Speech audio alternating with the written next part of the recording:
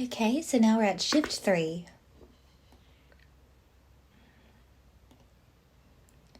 Note to players. Some characters speak and behave in ways that reflect real social harm.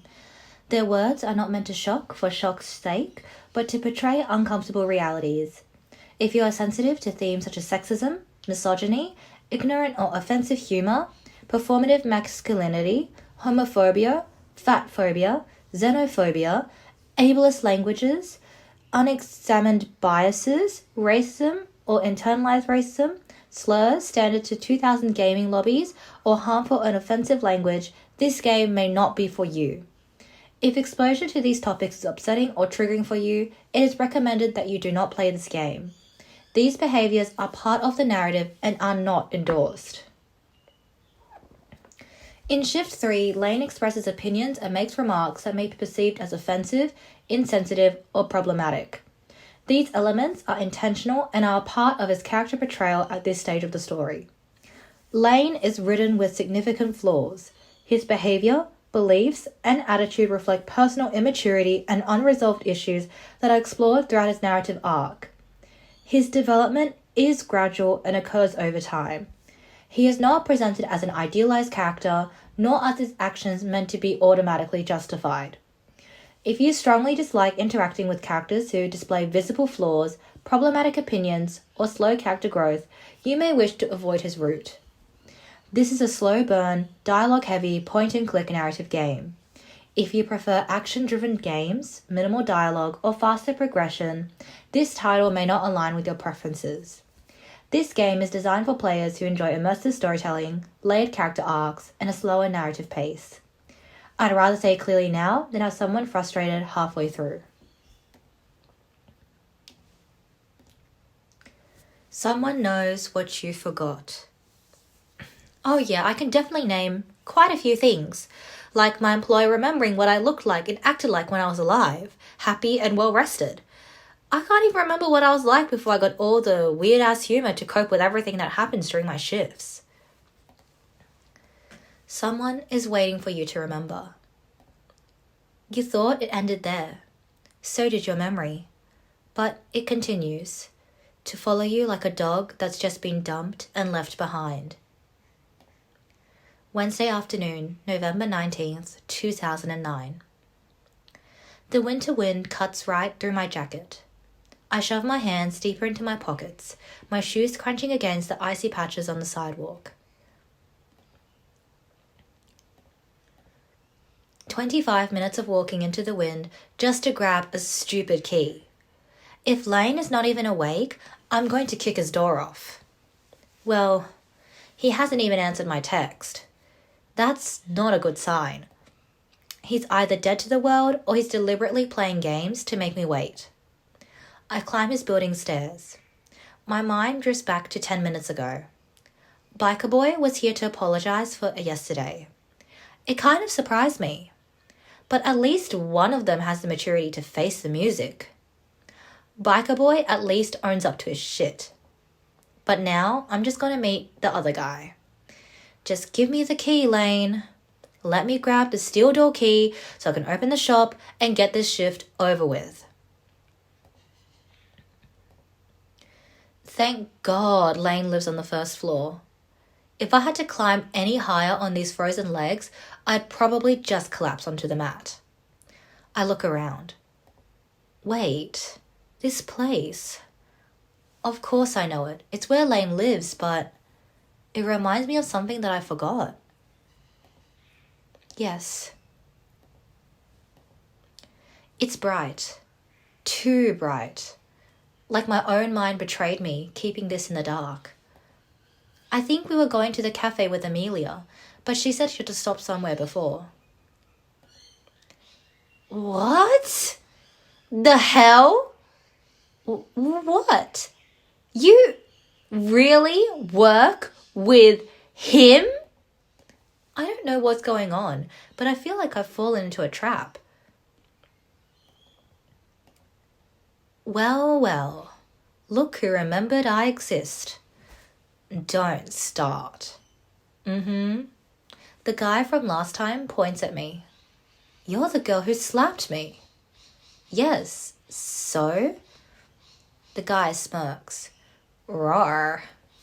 Stop that. You want an excuse to touch my face. I swallow and glance between them. You two, know each other? Amelia points a thumb his way, annoyance all over her face. He's my stupid little brother. What?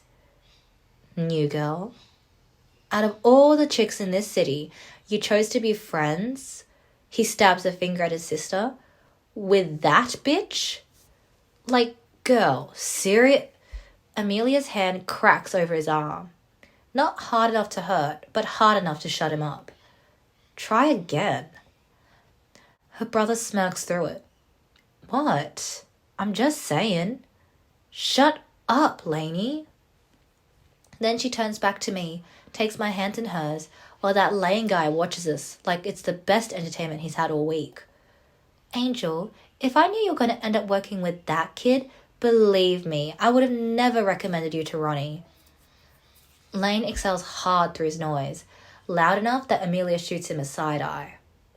It's okay, really. I meant it. A disappointment to the male species. And here we go. Some things never change. And some things never grow up. Lane's smile twitches, but he doesn't answer. Now Amelia presses my hands tighter, like there's something precious to her. You sure you want to keep working there, Angel? I hesitate before answering, glancing furtively at my new coworker who's currently waggling his eyebrows at me like a clown. Ugh. I can already tell he's going to be exhausting. I mean, I don't have many options. I told you last time, the money was worth it and... She gets it. He snaps his fingers. I like her. Amelia's head snaps towards him. Her voice drops flat and all venom. Don't talk over her. And stop flirting. It's embarrassing. God, why are men even allowed to speak? Lane's grin is crooked and way too proud of itself. What? Just saying, she's cute. His sister steps closer to me, like she's physically moving me out of his reach, one hand hovering just behind my shoulder. She's my friend and my neighbour. She levels him with a look colder than the weather outside. So, back off. I swallow. I could be anywhere else right now. But no, I'm here, caught between two siblings. Yeah? Well, she's my very pretty coworker now. They stare at each other, both wearing the same look in those icy blue eyes. That mix of disdain and I don't give a damn is something I know Amelia so well for. And I have a feeling her brother is an expert at it too. Seriously, it's like looking at the same person, just one's a guy and the other's a girl. Amelia folds her arms. She lives next to me. Lane leans back on the doorframe. She's stuck at work with me for 8 hours a day. You know what this conversation is low-key reminding me of? Like when Tamaki was crashing out that he spends less time with Haruhi, even though he has a big fat crush on her. Can you stop breathing? Jealousy's ugly on you, sis. What's wrong? No one's catcalled you this week? Fuck off. Oh, jeez. You talk so much. It's a miracle no one shoved something in your mouth to shove you up. Give your meat a good old rub. That's it. Nice and hot. Hot and spicy meat. Yeah, boy. I shift my weight, trying to step in. Okay, let's maybe not... Lane cuts me off again with a laugh. Easy, princess. Big sis can handle herself, can't she? I said, do not cut her off. Her brother opens his mouth, but stops when she turns to face him fully. Keep playing the man, Lane, if it makes you feel better. That shuts him up. Strange. I haven't known Lane for long, but he never struck me as the type to stay quiet. What were you saying, Angel? Oh, it's fine. You get offended at everything because you're too stupid to argue. It's not fine. He always tries to screw my friends. I'm not sure if I should feel reassured or more concerned. Not always. He pretends to think. Okay, yeah, maybe always. His eyes flick to me, but only the cute ones. Not these slutty little wannabes. I feel my face heat up before I can stop it. No one asked you. Don't be mad, Amy. Can't help it if your friends like hanging out with me more than you. She doesn't. She just hasn't figured you out yet. Lane raises one pierced brow. Figured me out? What's to figure? I'm great. Handsome. Always have been. Ask literally any girl in this city. He throws me a wink. They all love me. You're just lucky our family has nice genetics. Nice genetics? He gives her that slow up and down look. Pretty starts and ends at size 4, Amy. Amelia just stares at him like he's something gross stuck to a shoe. Ew. Straight men were a mistake.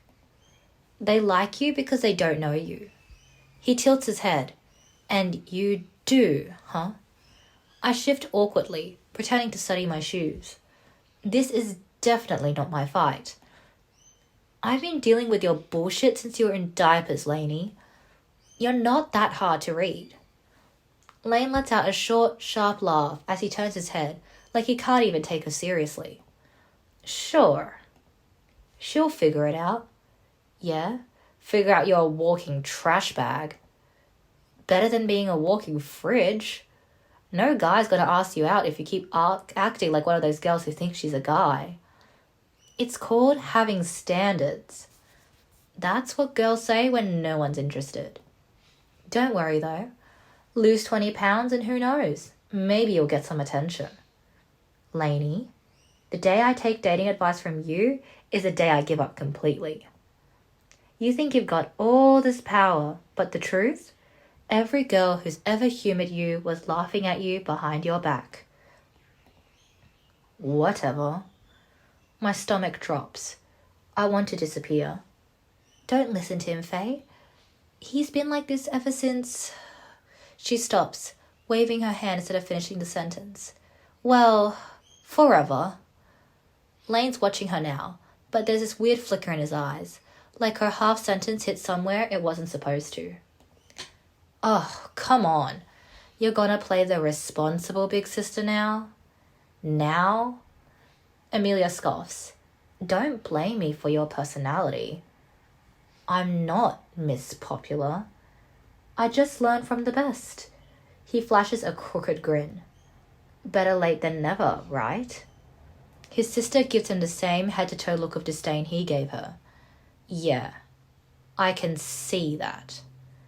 You're acting like we're 10 years apart. Considering your mental age? Lane shrugs like it's obvious. What can I say?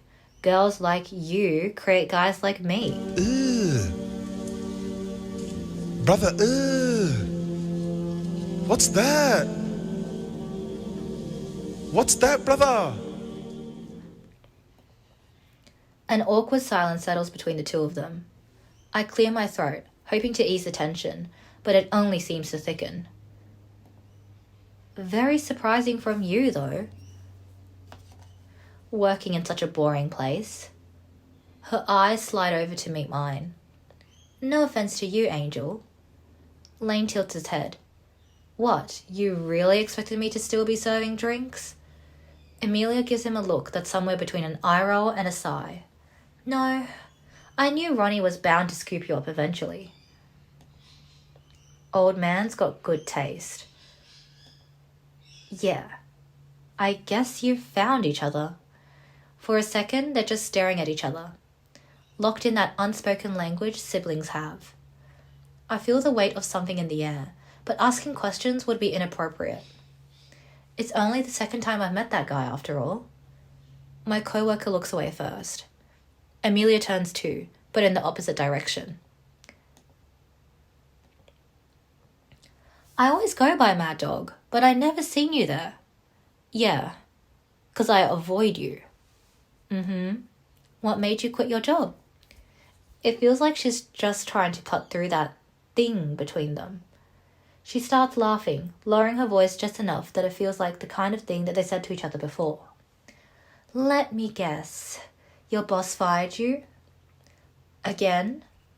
Lane's smirk falters, and for a second his eyes drop to the ground. He snorts. No, I quit on my own. Amelia flashes a smile that's way too sweet. Of course. It was boring, okay? Same crap every day. And the girls there weren't even hot. He shoots a lazy grin in my direction. At least now I've got a reason to show up every morning. What is he? Let's just say HR's gonna have to work overtime keeping me professional now. He blows me a kiss, and I don't respond. Some things speak for themselves. Amelia blinks slowly at him, and for a second, it's like she's looking right through Lane instead of at him. Right.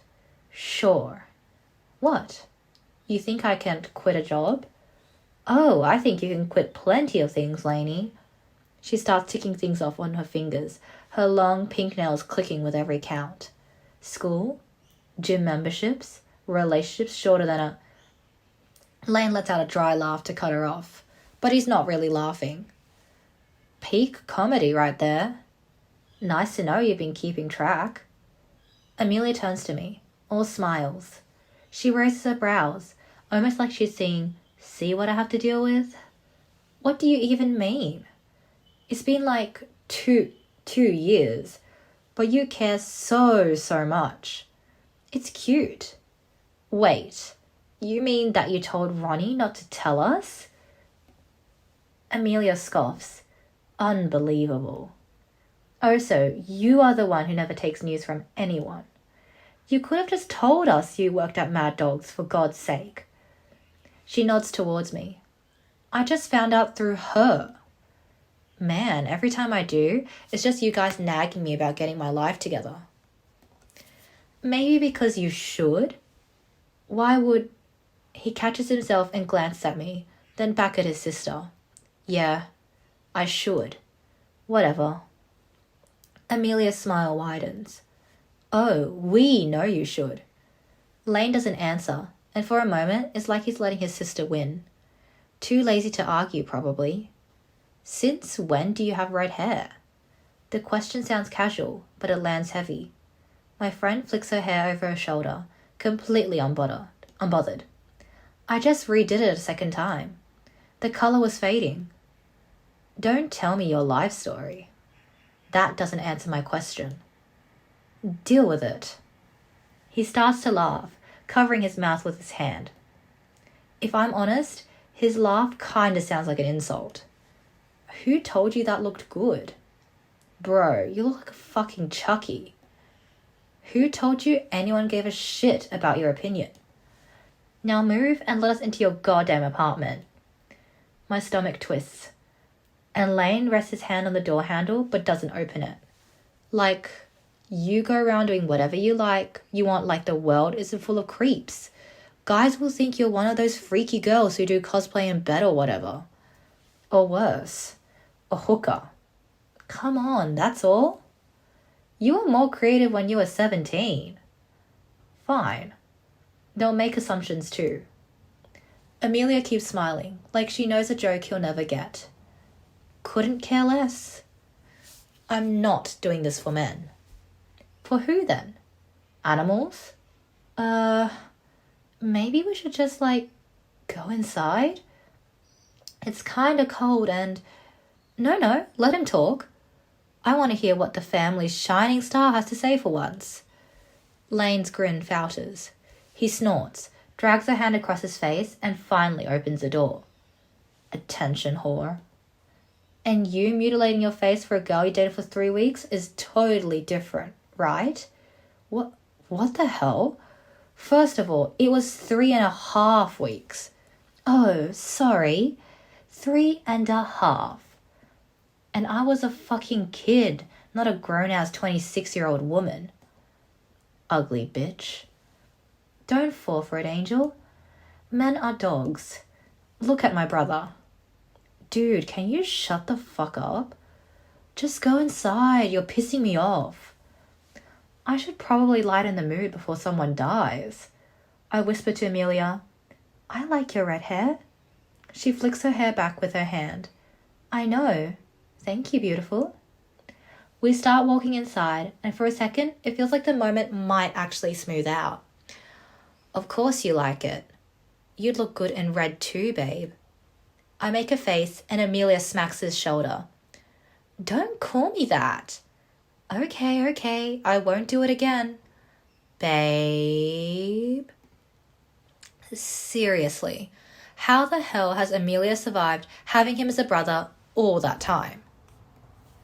Cut that crap, kid. She's smarter than you. Funnier than you. Way out of your league. An ugly smile spreads across Lane's face. What? I'm complimenting your friend. Like, yo, chill, sis. Not everything's oppression. You think you're so funny. 'Cause I am. And now all of the boys and all of the girls are begging to F-U-C-K. He jabs a finger at his sister. You. Amy. My jaw drops, and Amelia just stares at him, taking one slow step into the doorway, eyes flicking to a dead cactus on the counter. Without saying a word, she picks it up, then lets it fall. The pot hits the floor and cracks, sending dry dirt scattering across Lane's doorway. What the? Are you fucking serious? Amelia gasps dramatically, a hand on her chest. Oh no, so clumsy of me. What the fuck is wrong with you? Guess it's the consequences of women having smaller brains, right? I glance between them. Lane's mouth hangs open, then shuts. His jaw tightens like he bit down on the wrong thought. That was a plant. It was dead. It was my dead plant. I know. She reaches out and smacks the back of her brother's head. Now clean and shut up. Yo, he rubs his head. Stop that. Then stop whining. Is the floor gonna cry too? Seriously, how are you even friends with her? I stare at Amelia, then back at him. I don't really know what the right answer is supposed to be.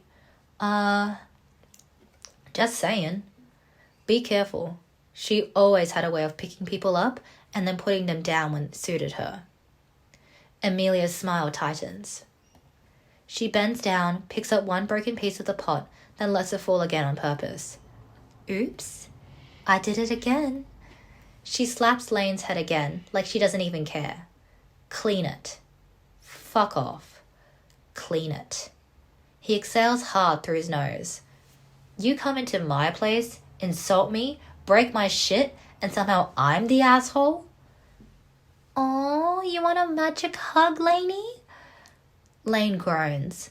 He grabs a little broom and crouches to sweep up the broken pieces, muttering something about boring girl shit. He looks angry, but not really just about the cactus. Maybe we could just clean it up and forget it? Yeah, maybe next time she doesn't redecorate. If I didn't love you, I wouldn't bother wasting my breath. You always gotta have the last word, huh? No. I just don't let your last word be something dumb. Shh. Amelia looks at me, cheerful all of a sudden. Hey, Faye. Lane's inviting us for coffee. I don't even have Shut up. She steps past him without another word, heel nudging dirt further inside. And Lane watches her go. He keeps cleaning, like if he stops, he might say something worse. But I'm still standing in the doorway for some reason, watching him clean. He feels it and looks up. What? Got something on my face, new girl? I shake my head, already embarrassed for being there. Nothing. Then take a step inside and follow Amelia inside before Lane could add anything else. Phew. So, Faye, how is it going so far? I don't remember that part well.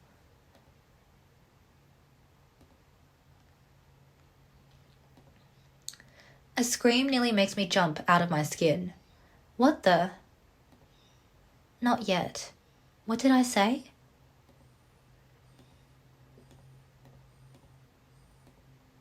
Faye?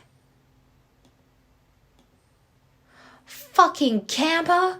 Bro, that's your job! I jerk my hand back like the door just barked at me. You have the sniper! Shoot the fucking sniper! What the fuck are you doing?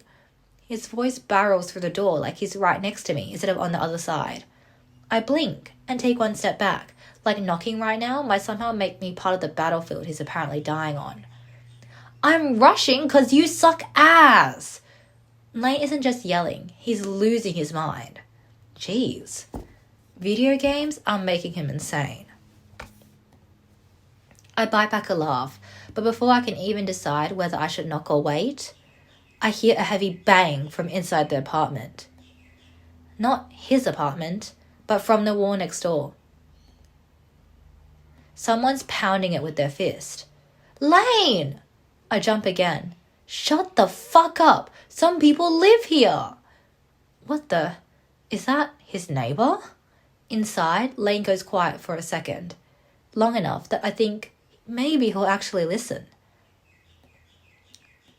I step closer to the door, but pause when I hear him muttering something, probably into his mic. Hang on, I got my fucking neighbour being a dick. I heard that! Yeah, sorry man. I didn't mean to bother you. But his neighbour doesn't stop. Another slam shakes the wall. You're always running your damn mouth like a maniac. You think anyone wants to hear that shit? Get a life and stop pretending video games are a job. Lane sighs loudly behind the door. Yo, alright, I said sorry. I'll keep it down. Bullshit you will, his neighbour snaps back. All you do is sit in there yelling like some teenager. You're pathetic. I awkwardly swallow, glancing around nervously and half expecting a door to crack open with someone else coming to see what's happening. But it's dead quiet except for Lane and the neighbour going at it. Man, maybe focus on your own life, yeah? Like, I don't know, your bitch wife sneaking around behind your back. I cover my mouth with my hand. Oh, my God. There's dead silence for a beat. Quiet shotgun sounds slip through the door, just barely audible. A second later, his neighbour slams the wall again, harder this time. You lie little shit. I'm calling the landlord. Do it. Like I give a fuck. You think I don't know what you're trying to do? You playboy piece of shit. I don't even know if I should knock right now. Or at all. Lane is screaming at his teammates, his neighbour, calling the guy's wife a whore. Oh my goodness, MC just wants to get a key and unfortunately she lands herself into a soap opera. Do I really want to insert myself into this right now? I'm still thinking until that dumbass just bursts out laughing. Man, do you hear girls moaning my name through the walls often? No? Then why the fuck would I lie about this? There's another bang. You're a fucking loser. Everybody knows it. Get a fucking job. I got a job, dickhead. 2 jobs, actually. Pissing you off and fucking your ex-wife. Which one you want me to focus on today? The man's roar shakes the wall. Come say that to my face, you little cunt. Yeah, come knock on my door, man. I'll beat your ass in the hallway in front of everyone and teabag you. Imagine we chose to knock on the door right then and there and he doesn't look and just assaults us. Just not in the way we want. There will be blood and pain, muscles will be clenched, but not in the way we want. At all. Pussy.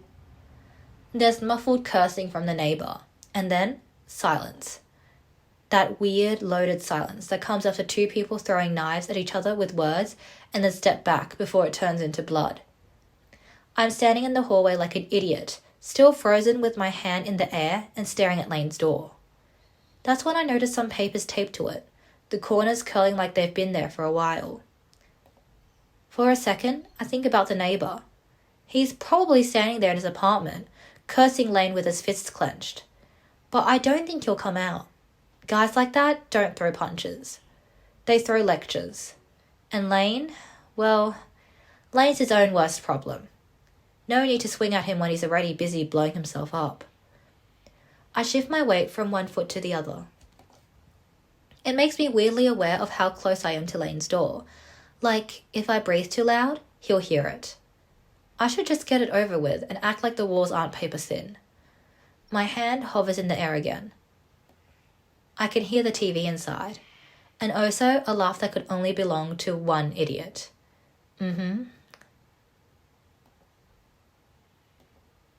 I knock twice and his laughter fades. Oh, for fuck's sake. There's a beat of silence that makes me want to knock again, but then I hear heavy footsteps. That heavy thud, thud, thud on the other side of the door. The door unlocks. You fucking dickhead, you think... He stops dead. We blink once at the same time, and then Lane slams the door shut in my face.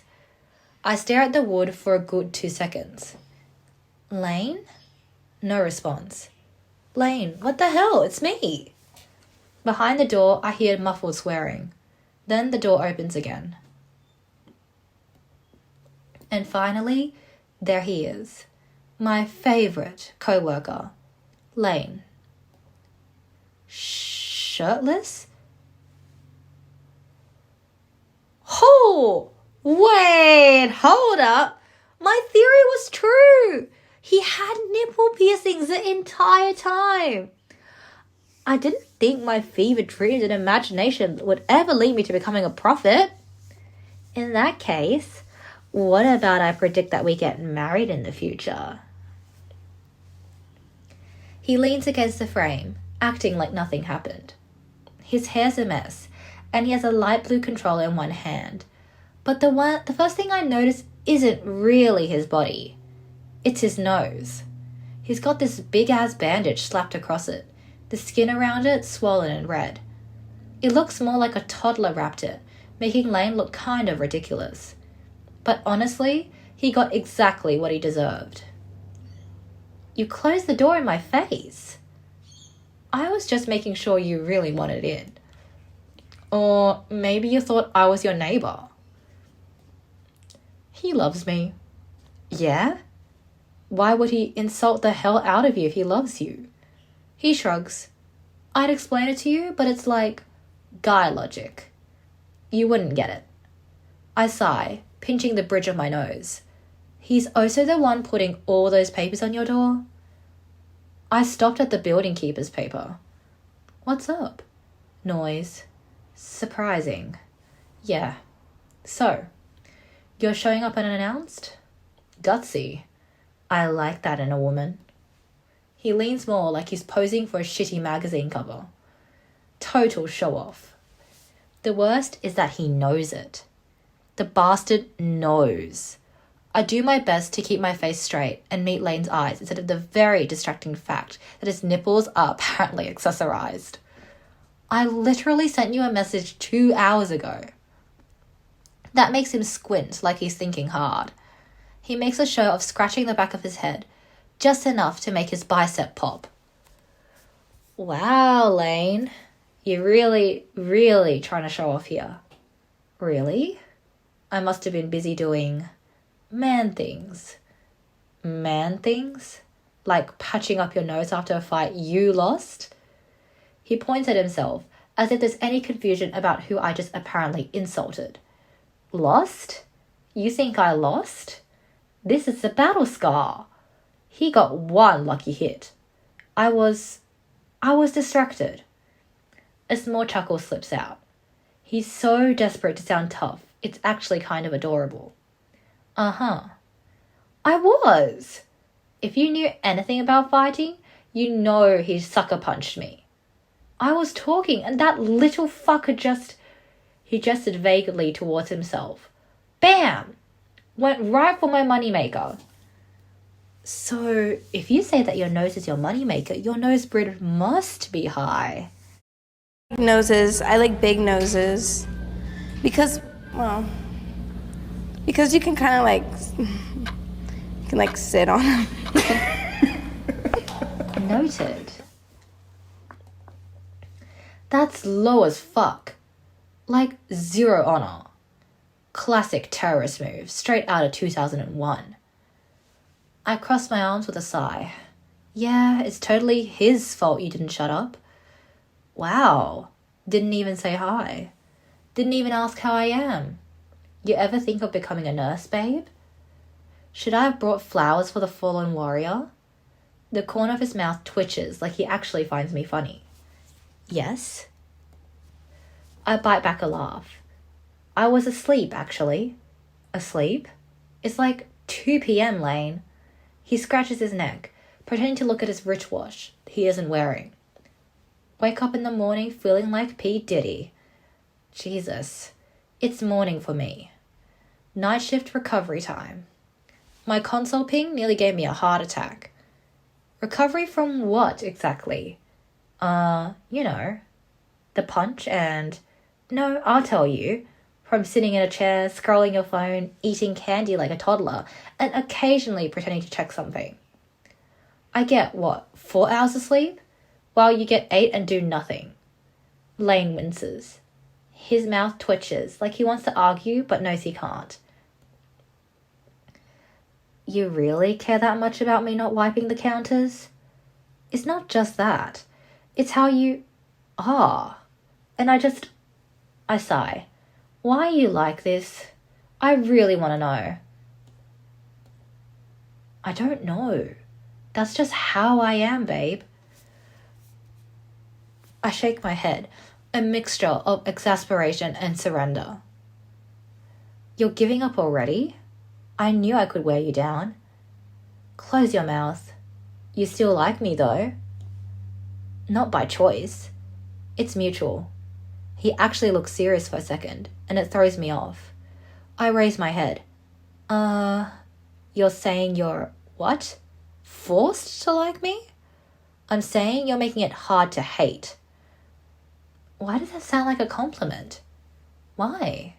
He stares at me for some endless seconds before pointing at me. Woman? Boobs. Boobs. Boobs. Never mind.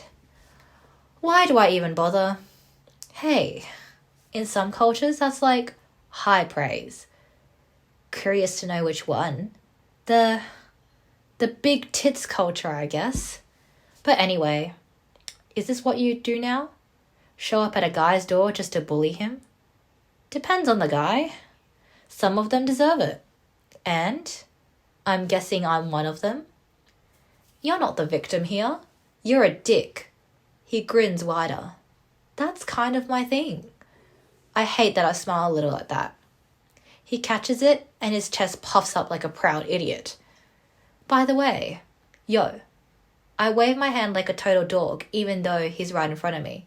Hey, so, what brings you to Casa de Lane? Did you come all this way to check on me? Make sure your man's still alive? My man? I mean, it's the kind of thing a good girlfriend would do. You wish. I came for the staff door's keys. That's it? That's it. He sighs dramatically, pretending to be heartbroken. And here I thought you finally realized you can't live without me. You can barely live with yourself, Lane. He laughs, an embarrassed snort that probably hurts. He winces and clutches his nose. Ow, fuck. Don't make me laugh, it's healing. Sure. I eye the way it's twice the size it should be. It's healing great. Oh, I got it. He points at me.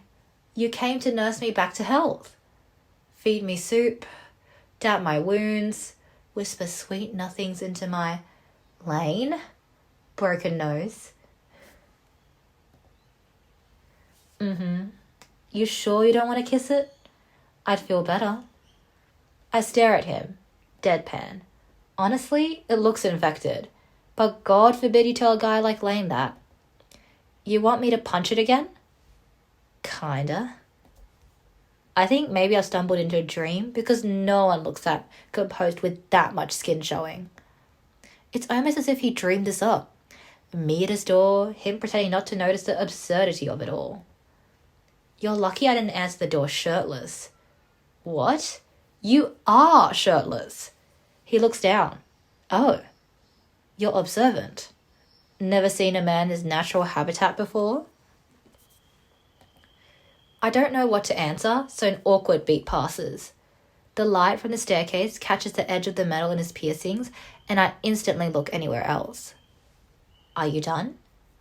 I could hear the smirk in his voice, even without looking at him.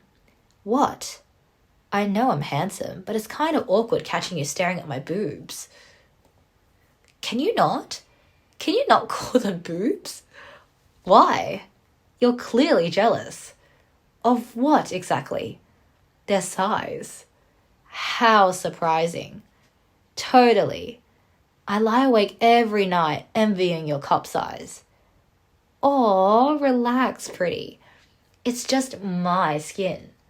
Nothing you haven't imagined before. I've never imagined that. That's just your brain protecting you from how into me you are. Shut up. The keys? Yeah, about that. Might have misplaced them. What do you mean misplaced? I have to open the store early today. I know. They're somewhere in there. He tilts his head towards the chaos behind him. Couch cushions, takeout boxes, controller cables, and a mountain of laundry. I sigh. Of course it had to happen. So I'll just look for them. I start taking a step, but he suddenly stops me by raising his hand. Whoa. Hold up, woman. What now? You can't come in. What? Why? Not without the password. Wow, we're really going back to being kids, huh? He's dead serious. Chin tilted up like some kind of gatekeeper to hell. Password? He nods. Password. Can't let suspicious strangers in without it. You lost your keys, Lane.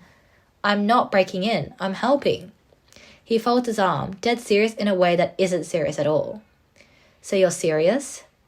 As a heart attack, baby. Obviously.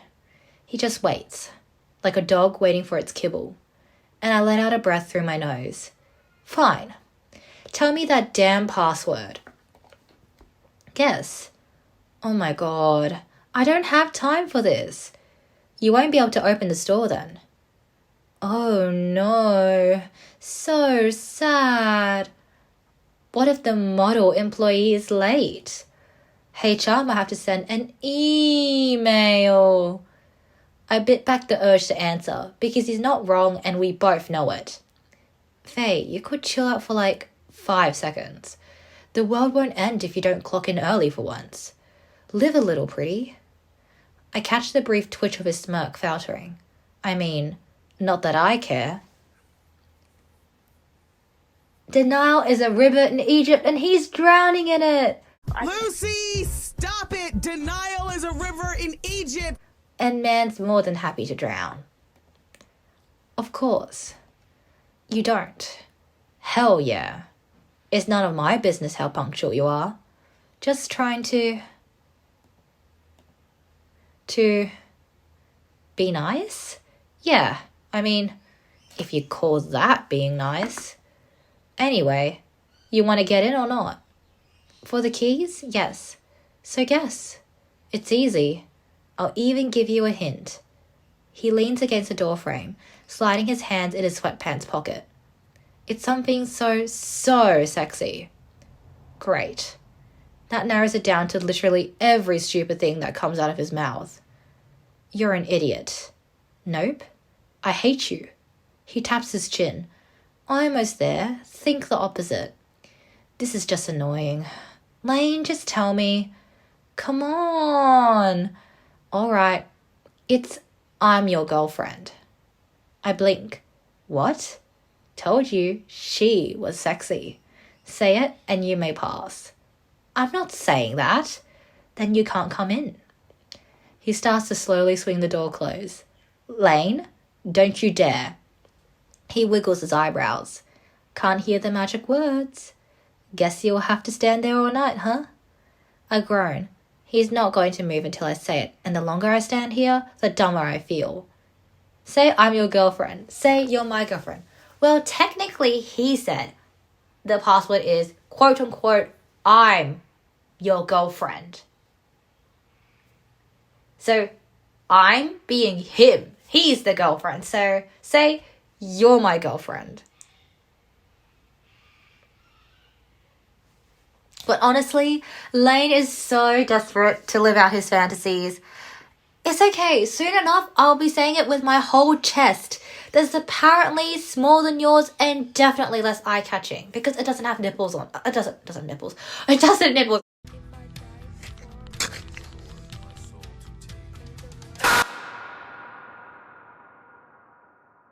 It doesn't have nipple piercings on it. Oh my god.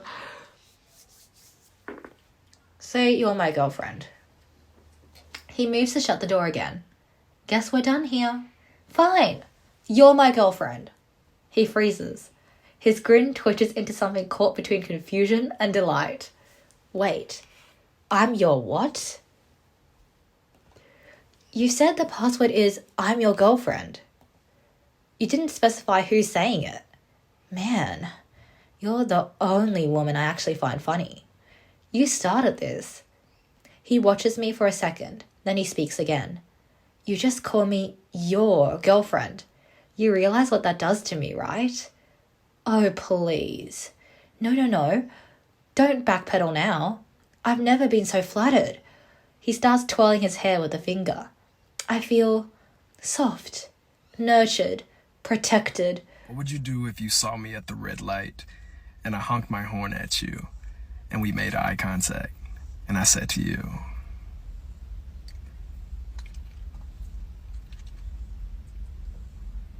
What's up, baby girl?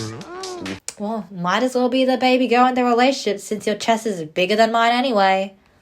And you're way prettier. God, I can never win. Is this what it's like to be the pretty one in the relationship?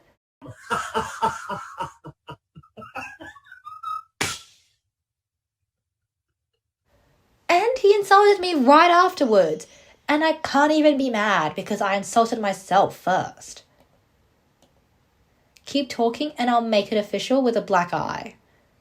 I like that in my man.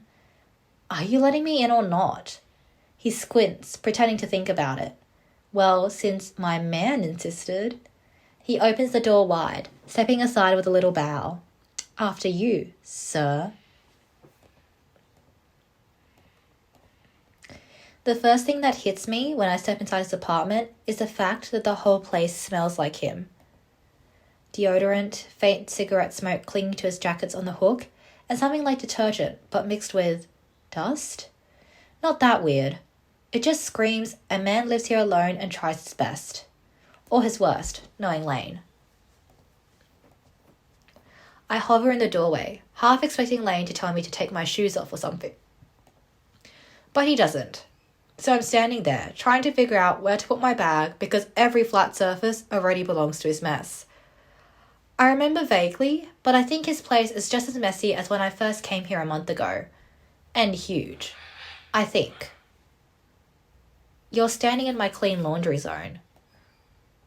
Don't move that pile. This place is a mess, but it's way bigger than my apartment. It looks better when you're in it though, he grins. You can clean it if you want. I shoot him a glare. Not your maid. Didn't say you were. Just saying, if you want to, I'm not stopping you. It's in your blood after all. It's your mess. You deal with it. You've seen worse at the store. Come on. Probably, but this one is huge.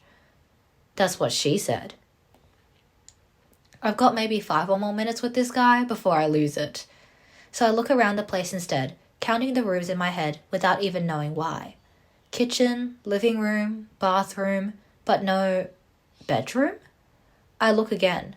Maybe the bed is hiding from me. You don't have a bedroom? This is my bedroom. You sleep on... what? I start laughing. Your couch? Yeah. Are you for real? That doesn't look very comfy. He smirks. I'm a guy. So what? You could still buy a bed now. You're an adult. I'd buy one if I had someone worth sharing it with. He gestures at himself with both hands. You don't expect someone like me to sleep alone forever anyway, right? Why wouldn't I expect that? You're the most annoying guy I know. He tips his chin up. But I'm handsome. That forgives everything. It's so stupid. I mean, he is stupid. Well, it fits you. What's that supposed to mean? I don't know. The couch? It feels like you. You know, lazy. Lane looks at me, something flickering behind his eyes. So, you're telling me you didn't already know this? Know what? Man, we literally had this conversation like a month ago. A month ago? When? He raises an eyebrow, his piercing catching the light. When you were here. It's like the first thing I said when you came with my sister. I don't remember that part. His face shifts as he watches me, like he can almost tell something's off, but he doesn't know what. Whatever. You probably weren't paying attention. You don't really listen to me anyway. See? Considerate. He's not making it obvious, but he doesn't want MC to feel bad, so he's just like, ugh, you know, it's because I'm annoying, so understandably, you wouldn't pay attention to me. You know? Excuse me? You cut me off every time I try to talk. Listening is literally the only option you give me. That's not true. It's extremely true. Pretty. Listen. Here we go again. I only cut you off when you've got nothing interesting to say. So basically, every time. He wiggles his eyebrows at me, like he's actually proud of that. Relax, Lane. I can handle being talked over. Cool for you. But don't get used to talking back. It looks weird on girls. Oh yeah? He nods. I just got a short attention span. You start talking about whatever girls talk about, I'm out. You literally talk more than me. Because I'm interesting. And I'm not? I mean, he sizes me up. You are, in some ways, but certainly not with that mouth of yours. I move closer, just enough to give him a nudge on the shoulder. Dickhead. He laughs while rubbing the spot. Be gentle with me. I bruise easily. Look at my nose. Should I ask Biker Boy to turn you into a smurf? His laugh dies halfway. Calling your nameless attack dog already? Yeah, great idea. Maybe he can finish the job and give me matching colours. He was pretty precise.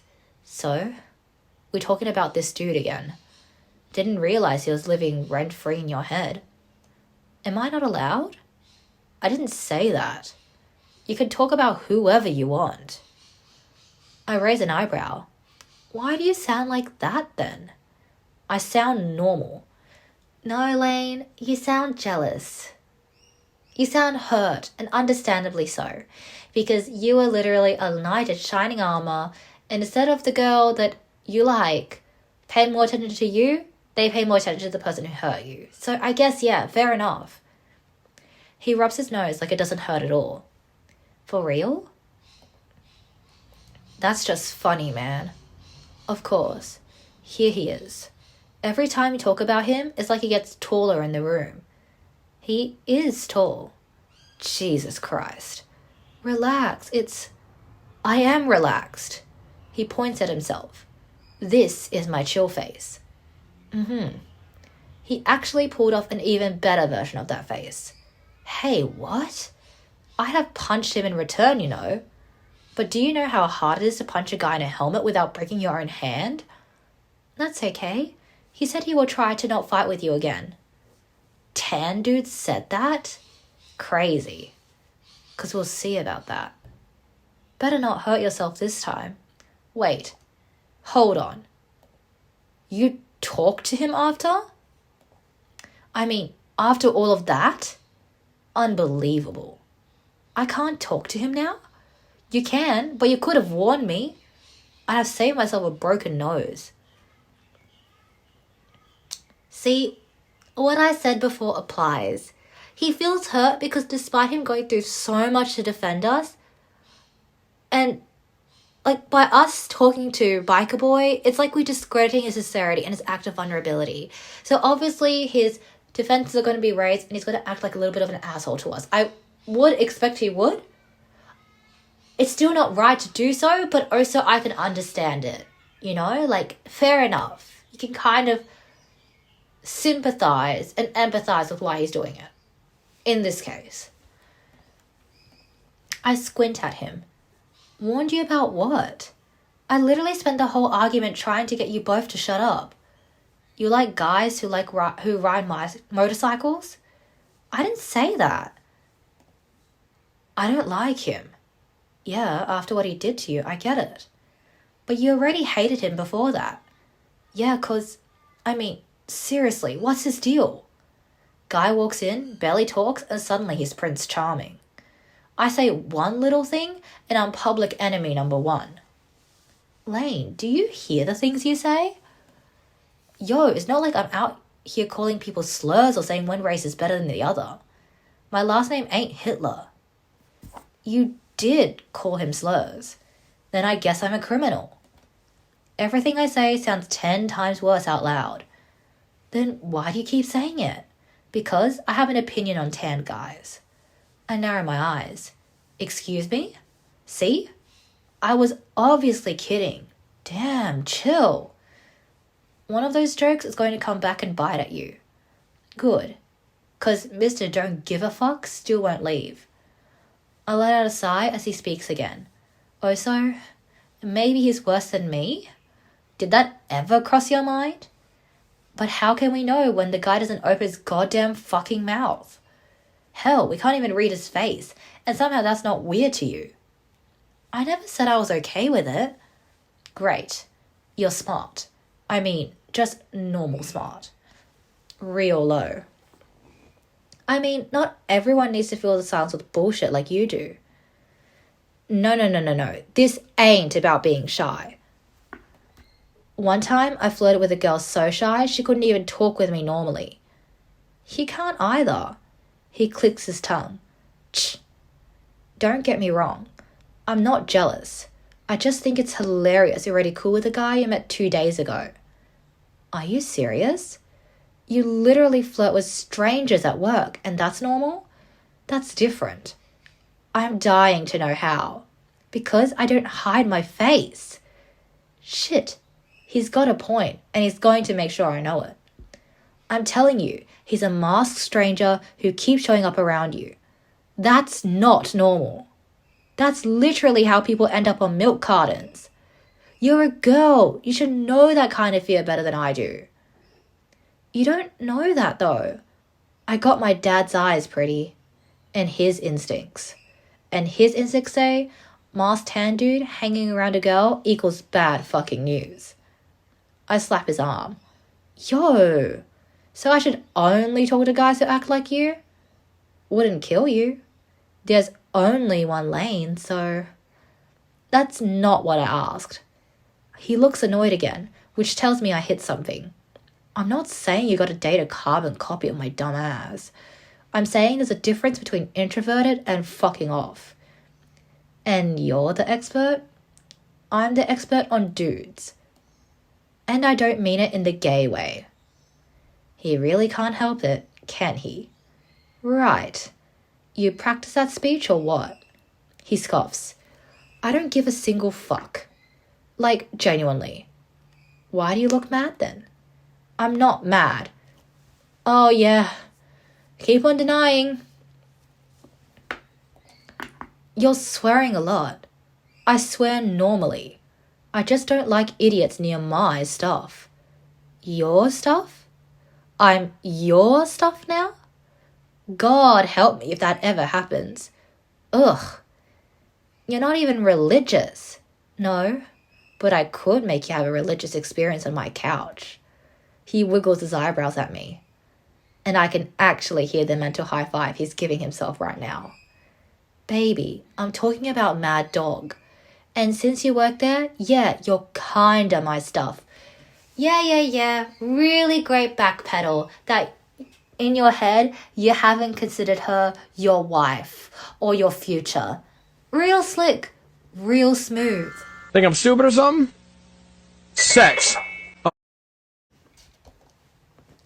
Since when does the whole store belong to you? I've been here the longest. Everyone else left. He can't even be bothered to work most days, and he's the one who stayed? That's unexpected coming from him. Baby, I wasn't trying to be a dick. I mean, okay, I was, but not for no reason. Your problem is that you're too nice.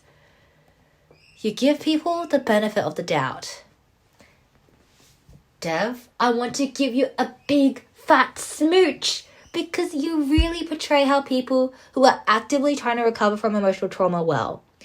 They genuinely don't want to see other people getting hurt in a way that they were hurt before, but they also don't want to let down their defenses and are bitter at their own past naivety.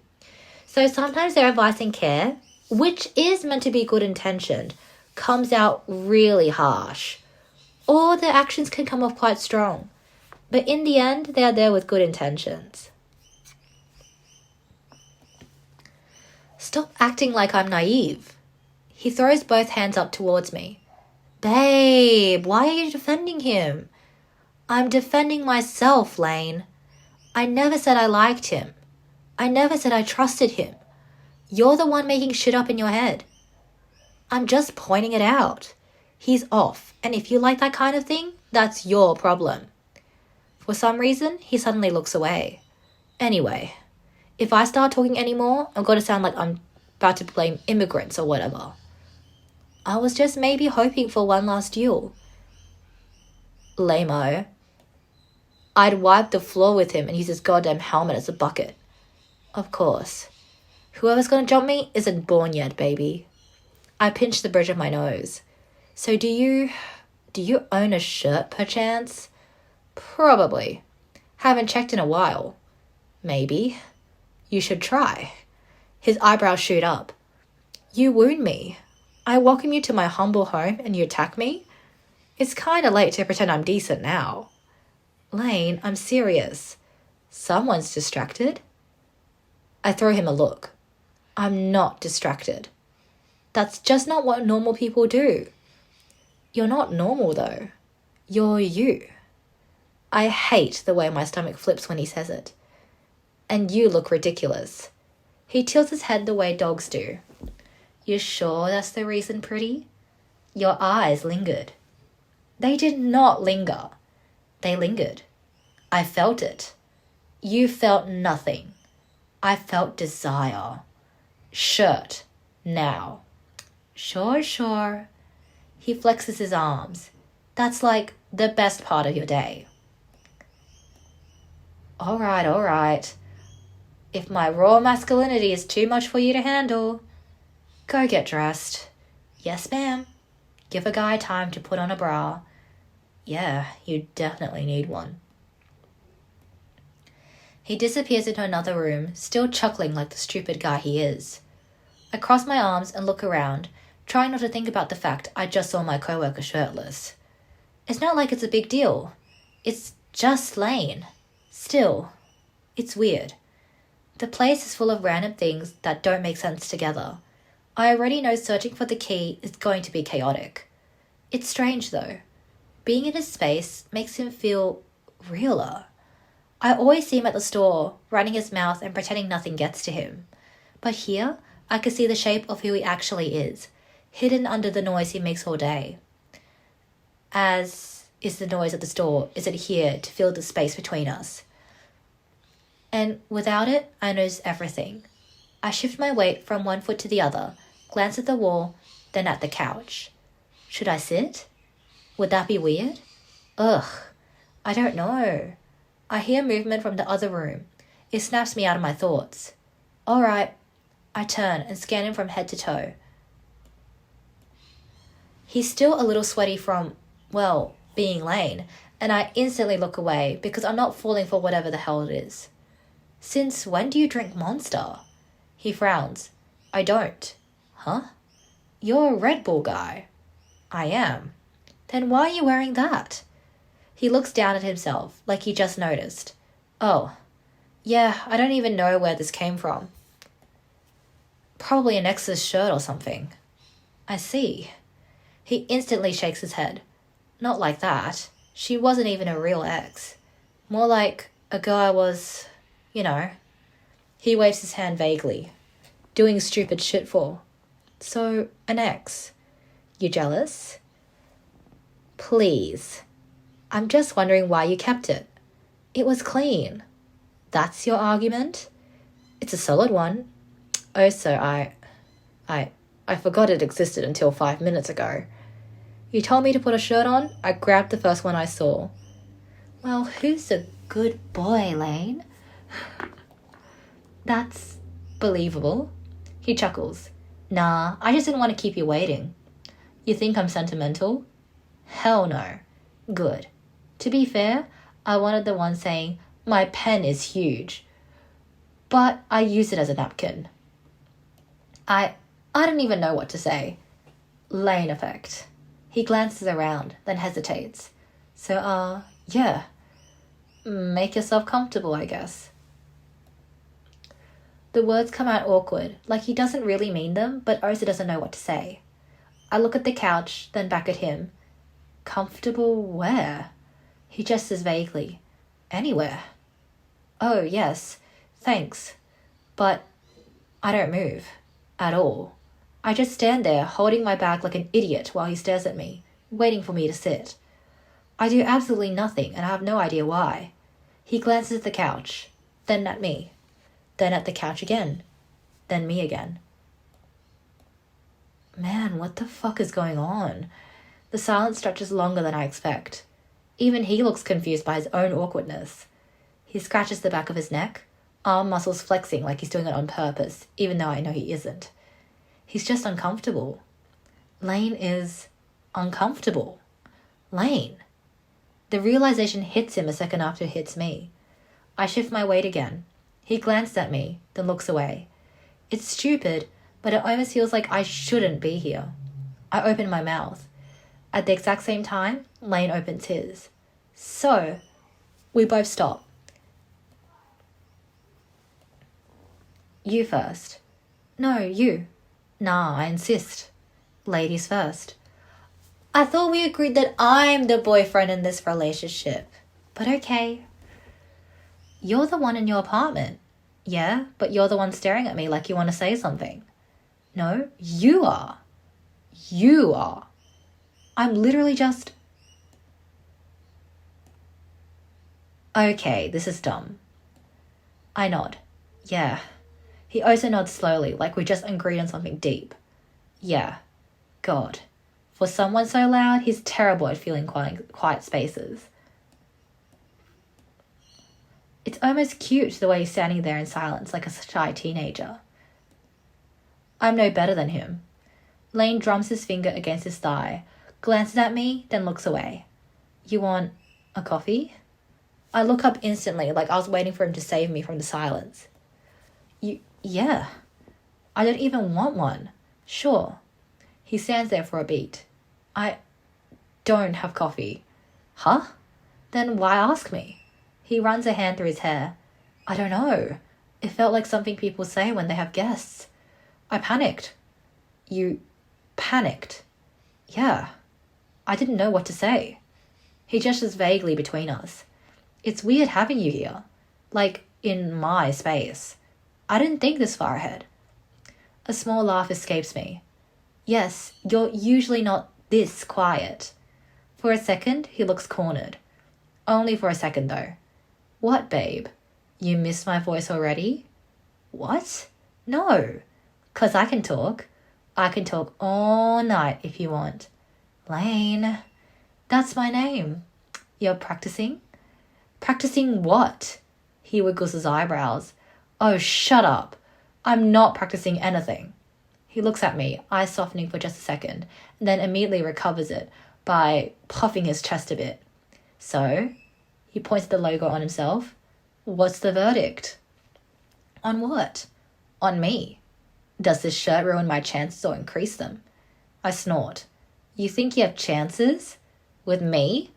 Especially with you. The question is how many? I think you're your own biggest crush. Come on. Chicks like you love confidence. Chicks. Sorry. Women. Beautiful women. Are you flirting with me? Obviously. It's either that or we stand here in silence and think about how close we are. I freeze for half a second.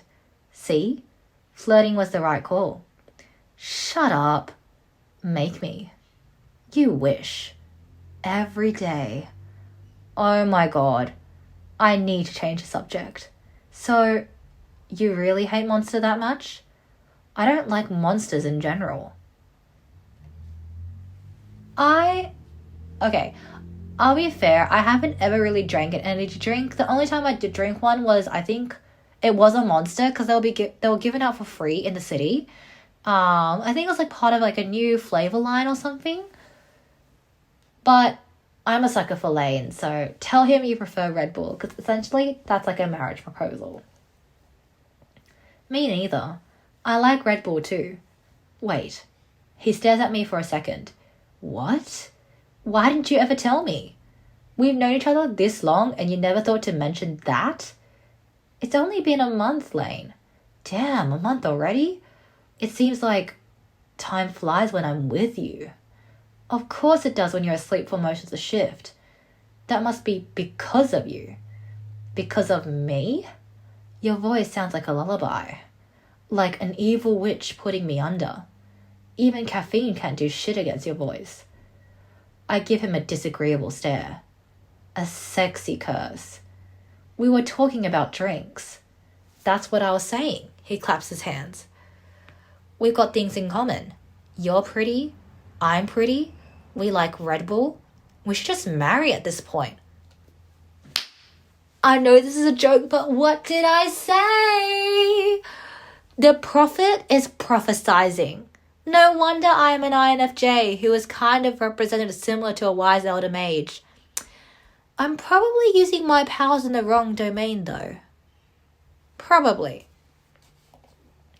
Slow down, cowboy. You'd hate being married to me. Obviously.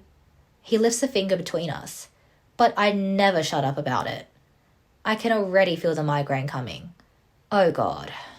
I'm planning the divorce then. Bold of you to assume I'd ever let you leave me. Trouble already? You just made me not want to be with you in the first place. His eyes narrow. Whoa, I was kidding. I was absolutely kidding. Yeah, you totally were. Because guys who are not interested in a girl would totally joke about being married together. Like, yeah, please leave if you want. I don't care. I was oh so kidding, Lane. He blinks at me for a second, like he needs to recalibrate, then laughs. Same. What's wrong with this man? Anyway, great joke exchange. He glances at the fridge, then back at me, pointing his thumb over his shoulder. So, I've got like a full stack.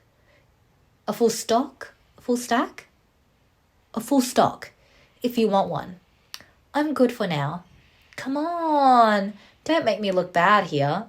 I don't have coffee, but this works just as well. Could be useful for this afternoon, you know. It's fine, really. But that's my coffee. I've got water. A smile tugs at the corner of my mouth. I think there might be half a soda. Lane, I'm good.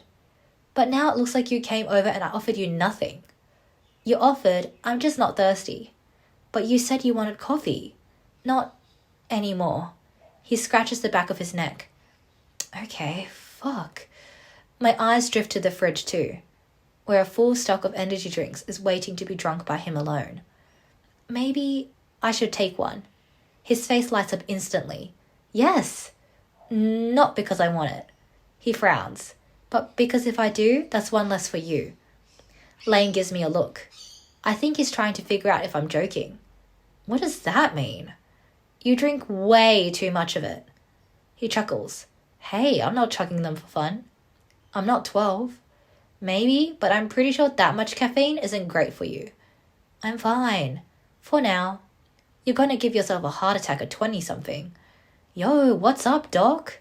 You gotta tell me to eat my vegetables? I'm serious. You could at least slow down. Okay. But if I start making better choices, I get a gold star from you. Can you not joke for 1 second? His jaw tightens like I just hit a nerve. So this is a lecture? What? Look, I can handle my own shit. I've been doing that for a while. I'm just concerned. That makes him scoff. Don't. How could I not be? It's the reason I work alone while you sleep at work. You don't sleep when you should. Even if I don't drink it, I stay up anyway. Literally everything keeps me awake. Everything? Who would have guessed? Guess what? He puts on his smirk like it's a mask. That women can be wrong just like the rest of us. I watch him for a second. What the hell just happened to him? It's like concern hit him harder than the worst insult ever could. That's new. You know, I was just saying it's not a great habit of yours. Nothing about me is great for me. But you still walked into my apartment, so clearly I'm doing something right. I give him a flat look. I guess so. Next thing you know, pretty, you'll be hanging out here every night on our days off, ruining my sleep schedule even more. You're already not sleeping. He grins. Yeah, but now I have company. I force myself to take a step forward, reminding myself why I came here in the first place. But of course, that idiot keeps talking. We'd be up all day and night. You, me, that bull on aluminium, talking. Probably. I roll my eyes. Yeah, that bull is probably your favorite worst enemy. What the hell do you even do staying up? He shrugs. Sometimes I just open the window, light a cigarette, and stare at the moon like an idiot. Or I watch stuff, play games, clean. He glances around. You've seen how well that works. Barely. At least you remember the most important thing about me. I'm flattered. Not hard when you crack a can every shift right in front of me. You even do the stupid ah sound after the first sip. Not related at all. I've lived with some people all my life and they can't remember shit about me. What do you mean? He nods down at his shirt. Who do you think gifted me that? I thought it belonged to your ex. I lied. Oh. Damn, you're way too easy to fool. I frown slightly. He probably doesn't even realize how mean that sounds. And you're easy to irritate. He doesn't answer. Instead, he jerks his chin towards the apartment. Anyway, you came for the key, right? Yes? Cool. Because I have absolutely no idea where it is. I sigh and take a step forward. Let me think. Move. I'll find the keys myself before you hurt yourself thinking. That makes him laugh. All right. He nudges aside as I start scanning his apartment. You know, I'd have loved helping you, baby. But you know me. I don't like doing all the work for a lady. Whatever you say. I'm really turned on by domestic women. Is there a turn-off button on this guy somewhere? I snap my fingers. Lane, move. Yes, ma'am. All right, keys. Let's see if you want to play hide and seek today. Okay, so it looks like we're time to navigate. Okay, so let's get exploring. You know, I just wonder whether we're able to unearth any, how do you say it, secrets or the past of Lane. Because, you know, sometimes when you clean a little too hard in your room or your apartment, you end up dragging up all those things that you completely forgot about, like those gifts from friends that you used to be friends with in the past, or the letters that you received, or gifts from an ex that you somewhat still miss, but not really. Yeah, let's see whatever we can find in Lane's apartment. It'll be super interesting. So, let's first look around here, I suppose. So we have here a dragon plushie, a little dragon plushie. It looks exactly like the kind of cheap prize you'd find crammed inside a carnival claw machine. Interesting. I wonder if it was like he did it when he was young, or like if it was like with one of his exes. Who knows? I don't know whether it's like purposely still here or, you know, it just got accidentally left here. And then we have his name tag here. Pretty nice. A stack of photos. Amy and Laney, our joy. 2nd of the 3rd, 1995. How good it once felt to be ordinary. Lane looks like a sweet kid here. You bet he was the kind of kid who'd probably cry if he dropped his ice cream or got picked last for a game. There's something gentle in his face. Hard to believe that sweet boy turned into this. Amelia looks stylish even as a kid. Always composed, already with that confidence that made her seem older than she was. There's a spark in her eyes. A spark you don't quite see anymore. Okay. Forever Young, 27th of the 9th, 2002. Oh, got a like asshole written on his face. That day when Lindsay found out you fucked her because of a dare. Happy birthday, man. Oh, okay. 03rd of the 07th, 1985. 2 months until we met you. Damn! The mom looks so pretty, what the hell? Don't be intimidated, Squidward. Try to imagine him in his underwear. Oh no, he's hot! Wow, she's so pretty, holy. Okay. And then we have Merry Christmas. Merry Christmas, sweetheart. I hope you're keeping warm. I saw in the news that it's been snowing a lot where you are. And not forgetting to eat properly. Don't just live on those awful frozen things again. I saw something on TV about young men your age not getting enough vegetables, and I thought, that's my son. The house feels too quiet without you and your sister here. I even made your favourite cakes, just in case you decide to surprise me. I ended up giving most of them to Miss Donnelly next door. She says hello, by the way, and still calls you that handsome boy with attitude. I've already decorated the house. I even found that old ornament you made in kindergarten, the little reindeer with the googly eyes. It's on the tree again, right in front. You'd laugh if you saw it's like how crooked it looks, but I thought you'd like knowing it's up anyway. And she gave him probably $150. That's a lot. No matter how far apart we are, love always finds its way home. I do hope you'll come this year, but if you're too busy, that's alright too, Lainey. If not, Happy New Year 2009, sweetie. Love, Mum. P.S. I put a little something in the envelope. It's not much, but it's from your old mother. P.P.S. And no tattoos, right? Well, I think that... I don't think he has any tattoos, from what I remember. Yeah, okay. So it looks like there's nothing else to explore here. Step outside. I don't think I'm going to step outside anytime soon. So... okay, so maybe let's explore around here. Oh, interesting. He really doesn't like bikers, hey. A well-used PlayStation 3. There are faint smears of grease on the casing, likely from eating while playing. Definitely gets a lot of use. Open the window. Ooh, cute little bird. A robin perches nearby. It watches the apartment for a moment. An ashtray rests just outside the window.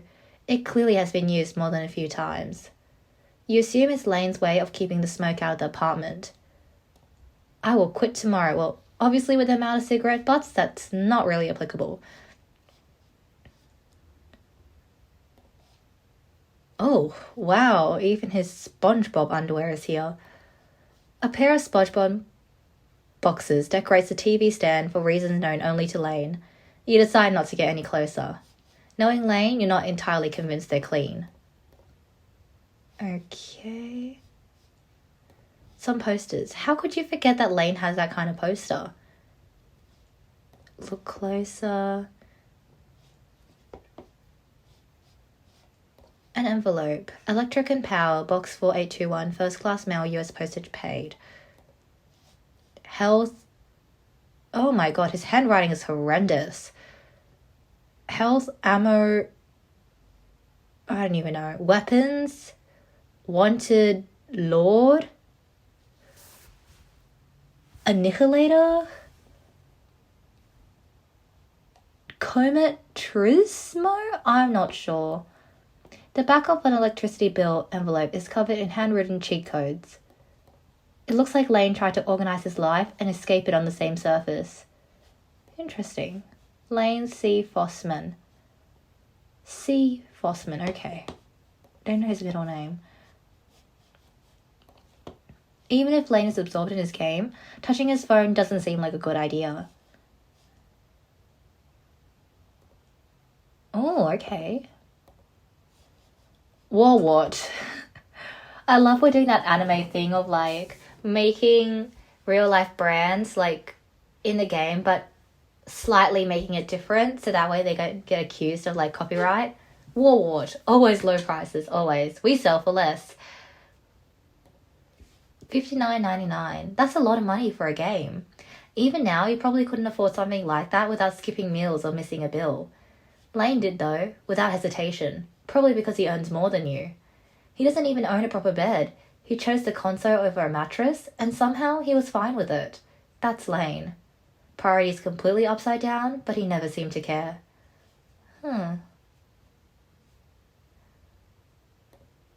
November 10th, 2009, midnight. Lane didn't just buy the game, he rushed out the very second it was released.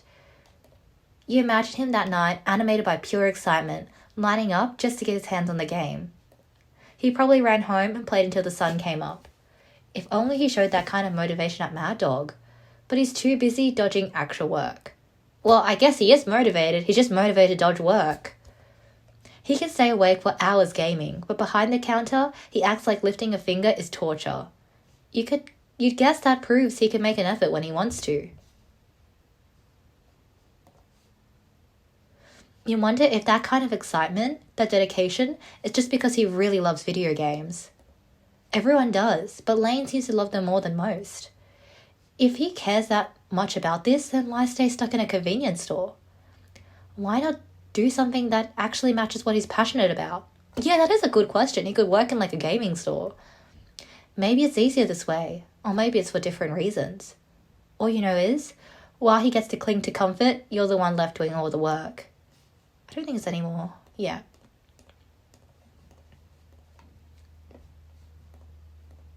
Alright, there's nothing on the back there. The CD holder is empty. Your eyes drift to the TV. On screen, something familiar catches your attention. The in-game environment matches the artwork printed inside the case. The missing disc isn't really missing at all. It's spinning in Lane's console right now. Okay. Okay.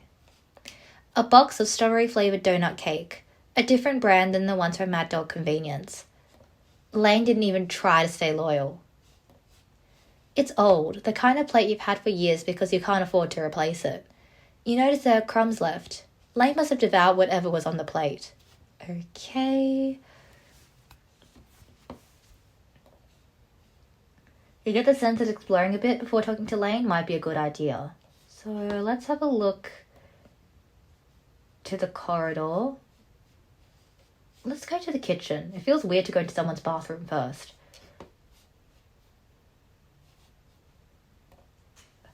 Okay.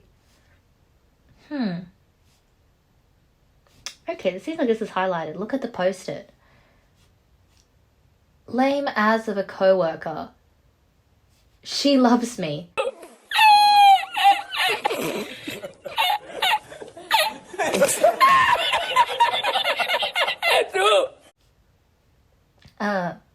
Price tag? I frown and lean a little closer. Maybe I walked past it already but didn't notice.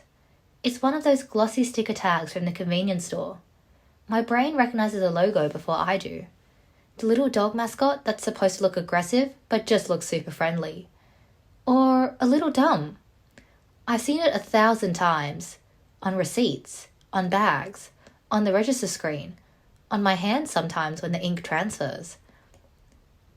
It's about Lane, obviously. I don't need to think hard about that part. And to add insult onto injury, apparently Lane is worth $0.00. Not even like 1 cent. He's negligible.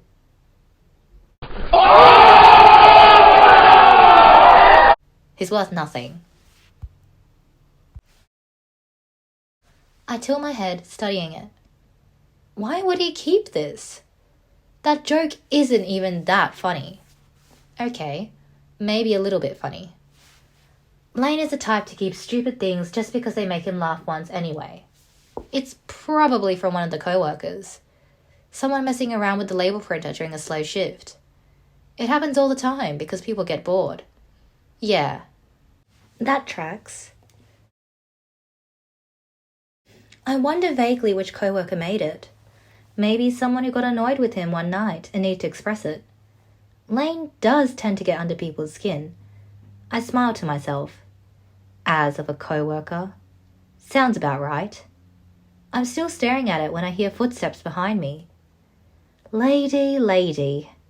Lane's voice fills the kitchen before I even turn around. What's going on here? You inspecting my walls now? I look over my shoulder. Just so you know, that's not where I hide the keys. So you're hiding them. Where are they? He doesn't answer right away. Instead, he walks past me like the question doesn't exist, goes straight to the fridge and opens it. In my pocket. Your pocket. I watch him grab the milk bottle. Yeah, that's what I said. He twists the cap off and lifts it straight to his mouth before taking a long sip. I can see his Adam's apple move. A little milk misses his mouth and runs down his jaw. Left one, specifically. He just basically asking us to grope him as we're feeling for the keys at this point. I swear to God. Like, Lane, just swallow down your pride and say, I really, really want you to touch me and I love you and have the biggest, fattest crush on you. Stop touching me. Please touch me. Please touch me. I feel so fluffy. Please touch me. Please touch me. I feel so fluffy. But I guess that's too much to ask for now. I need to be patient. Patience is a virtue. Oh my God, seriously? He keeps drinking. Lane. Finally, he lowers the bottle and wipes his mouth with the back of his hand. What? It's my milk. That doesn't make it better. Even if I live alone? I fail to see how that's relevant. He chuckles. What, you gonna tell me to sit when I pee too? Do you do that with everything? I continue, ignoring him. Like juice, soda? If it's mine, yeah. And if it's not? He grins and does the eyebrow thing. Then I make it mine. Any response would just encourage him. Don't worry, pretty. If you move in, I'll just buy a second bottle. Yours. I am not moving in. I said, if. I shake my head and look back at the wall, mostly so I don't have to look at him drinking like that again. My eyes land on the price tag. Lane eventually screws the cap back on and puts the milk away. What are you staring at anyway? That. He follows my gaze. What about it? What is that? He frowns. Seriously? Yeah? The price tag. Did one of your former coworkers make that? Huh. One of my current coworkers, actually. I'm your only coworker, Lane. Exactly. He points at the tag. You did that. What? No, I didn't. You printed it. On your first week at work. I don't even know what to think. I don't remember printing jokes on price tags. Well, that's what happened. You sure? Yeah. You're not mixing me up with someone else. He stares at me now, confused for real. Do you think I hang out with a lot of girls who print insults about me at work? But why would I do that? He shrugs. Because I pissed you off. Or it was late. Or because you were bored. Pick one. I don't remember it. At all. You don't remember saying it either? Saying what? He smirks despite himself. You called me lame and chucked the tag at me. He scratches the back of his neck. Guess I'm not as unforgettable as I thought. Weird. I nod, looking back at the wall. Okay, hold on. Are you messing with me? Because if this is a joke, it's not even a good one. All he gets is a stare. More habit than accusation. What about you? You messing with me? Yo, why would I lie? I don't know. You lie all the time. Yeah? About personal stuff. That alone convinced me. First, you forget I don't even have a bed. Which is weird because girls usually remember stuff like that, if you know what I mean. And now you're telling me this? Do you, just forget random stuff? Your brain goes nah and deletes it? I don't know. I wish mine did. I'd delete my exes. I almost smile. It's not funny, Lane. He opens his mouth, ready to throw something back, but stops himself. Yeah, I know. He keeps glancing at me, like he's checking if I'm still looking at it. I am. Just not the way he wants. He clears his throat. Does that happen a lot? Sometimes. Sometimes is not a great answer. What else? What do you mean, what else? What else did I forget? His smile falters for a split second. Okay, let's not do that. I mean, why do I keep forgetting things lately? People forget shit all the time, Faye. I forget where I park my car. I forget to text people back. I forget what day it is half the time. This doesn't mean anything. I mean, he sighs and rubs his face with his hands. It probably means something, but not like end of the world something. You're fine. Okay, this is really getting suspicious. I was saying before that Lane is the sort of person that would, as a result of his trauma, probably want to help out people going through similar things to him. But he would do it in an unconventional way. I feel like he is actively trying to prevent MC from thinking about her lapses in memory. And that is something that people with quite severe trauma go through. Certain parts of their memory just turn blank as their body tries to cope with getting rid of everything that reminds them of their previous hurt. And for some reason, I feel like Lane might have some sort of inkling as to what this trauma, that MC might have faced and forgotten than what he lets on the surface. There is certain parts that he doesn't know, like the fact that she is fearful of red, specifically red blood, but I'm just kind of I wonder if that's got something to do with the biker, that he has on that darts board, because the dart in particular is red. Nothing else in this apartment is red besides the dart. So I have a funny feeling that particular biker represented there is connected to MC and is also connected to Lane. There's something going on. All of them are definitely connected outside of her just being his coworker 1 month ago. I twist my fingers together. You don't usually forget parts of your life. I wish I could. Neither of us say anything for a moment. It sounds like a convenient superpower. Forget all the bad stuff and keep the good. Look, you're not weird, okay? Don't start thinking like that. I start to protest. I didn't say, I know. But people do that. And it's annoying as hell. If this memory thing gets worse, if he forgets something important, he hesitates. Someone will remind you. You? He immediately scoffs. No, God, no. But don't just, sit with it alone. That's the worst thing you could do. Yeah, this conversation is just convincing me more about my growing hunch. Weirdly, I don't feel like my brain is about to explode anymore. A relieved smile crosses my face, and I try not to care about the fact that he clearly does. And what if I forget that someone? He lets out a long sigh. Relax, woman. You don't even know who that someone is. And if you forgot, you forgot. It's not a big deal. I know, it just feels like one. You didn't forget the slap you gave me. Oh, that's true. See? It's just a stupid tag anyway, pretty. Why did you keep it then? He blinks. What? If it's just a stupid tag, why is it still here?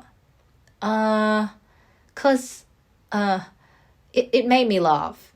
I mean, for once, a girl actually did something funny. Had to save it. I raise an eyebrow. People calling you lame makes you laugh? Now, Lane, I don't think that's you finding a girl funny for the first time, but because it's a gift that your crush gave you. Not really the most traditional gift, but it is something from your crush, and naturally, people treasure that. Yeah. It's like you keep it posted up there because it basically says an affirmation of she loves me, and it gives you the confidence to keep on flirting with her. You might as well just ask them to be your wife. Ask MC, ask me to be your wife. I will still say yes. Really? He shrugs. Yeah, that's the easiest joke anyone can make about you. So, you're telling me that joke didn't get old when you were 12? You should see the other stuff that makes me laugh. I fold my arms and bite back a smile. Or maybe you kept it because there's a big softie underneath there. Lane smirks instantly. He doesn't look embarrassed or offended. If anything, he looks pleased. Yeah, I frown at him. You don't even deny it? Why would I? I like my girl paying attention to me. That's not very macho of you. He grins wider. Good thing I don't live to impress men. His eyes slid over me deliberately. Besides, softies still fuck, you know. I promise I'll make memories you'll always remember. Keep dreaming. Oh, come on. That one was good. Keep practicing, you might get there by 2020. He taps his foot against the fridge like he's disappointed his joke didn't get a laugh. A softie indeed. It still doesn't explain why he kept the tag. He slowly lifts his head. It motivates me. To do what? To not be lame, yo. Shame on me because that one got me. Every morning I wake up, grab milk, see that, and I'm like, damn, gotta prove her wrong. That's a lie. Obviously, that's a lie. What isn't a lie is that you picked me to write about. So, he steps closer. It's basically the material proof that you love me. Oh? Ho. Oh. And I am not talking about the legendary Pokemon. Aha. Nice band. Oh my god. I give him a lazy look as he shrugs. I just like trophies. Trophies usually get displayed. He gestures around. It is displayed. To who? Me? I'm a narcissist. That's weird. Why? Because narcissists usually tell everyone. They don't just keep trophies to themselves.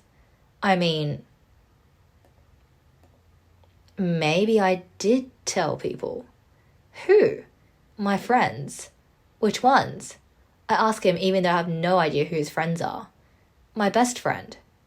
You just went from friends to friend. Silence stretches between us while he stares at me, replaying my words. He scratches his jaw. Him. Them. Same thing. That's not really the same thing. It sounds less like showing off and more like acting like a proud boyfriend already. Whoa. Slow down. I was joking. You joke a lot.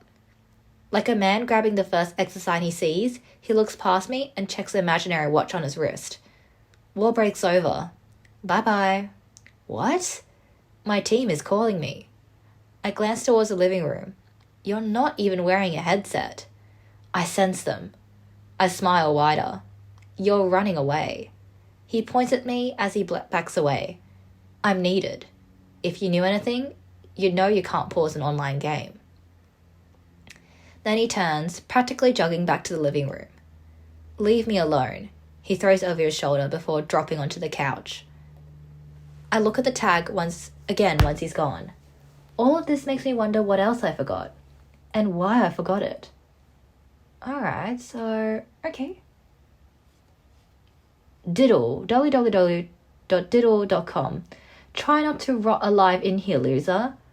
Buy chocolate for the Basker kids. Thank Mrs. B for the food. Wake up on time, dude. Don't be a dick and call mum back. Important. Buy Call of Duty. The paper is smooth with a faint pink tint. When you rub it, a sweet strawberry scent lifts off. Artificial, sweet, and kind of nostalgic. Okay. I'm guessing like that's Amy and Lane's shared piece of paper there. Did they live together at one point? I got no clue.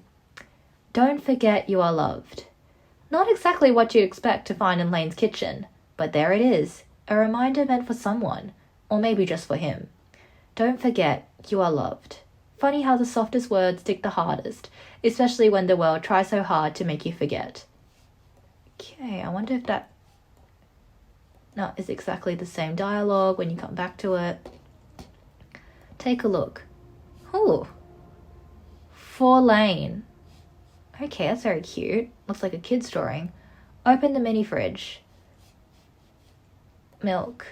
The bottle of milk is empty now, but he puts it back in the fridge anyway. It feels like a routine men learn without ever being taught. Surprise eggs. A couple of Star Wars surprise eggs are just sitting there like little treasures. Lane probably buys them for the toy as much as the chocolate. Ketchup packets. You honestly didn't picture Lane as the kind of person who keeps these. Apparently, everyone has their weird little quirks. Eggs. Proof that even Lane occasionally cooks, or at least intends to. He wasn't lying. It's like he's preparing for the apocalypse. Or just another night of video games instead of sleeping. You're not the best person to tell him anything, don't you think? Oh. The freezer is filled with random frozen meals. A few of them are clearly meant for kids. Okay. I think that's it. Yeah. Lane's sink looks empty. You feel like you should take inspiration from him. Check the table. A girly magazine. Horoscope of the week.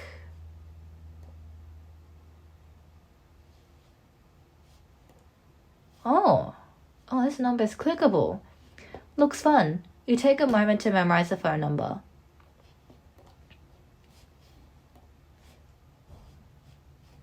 A dirty plate. Judging by the state of it, it's been here longer than yesterday.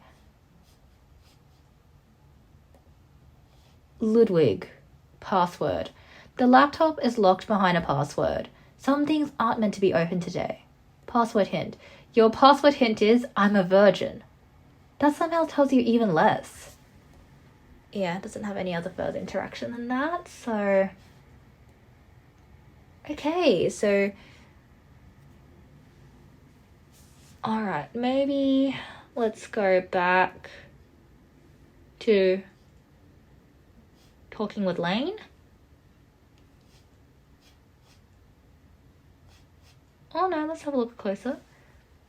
If Princess Bubblegum dies, you're next. A bright pink sticky note with a very specific threat written on it. You can think of exactly one person bold enough to threaten Lane over a goldfish named Princess Bubblegum. Princess Bubblegum.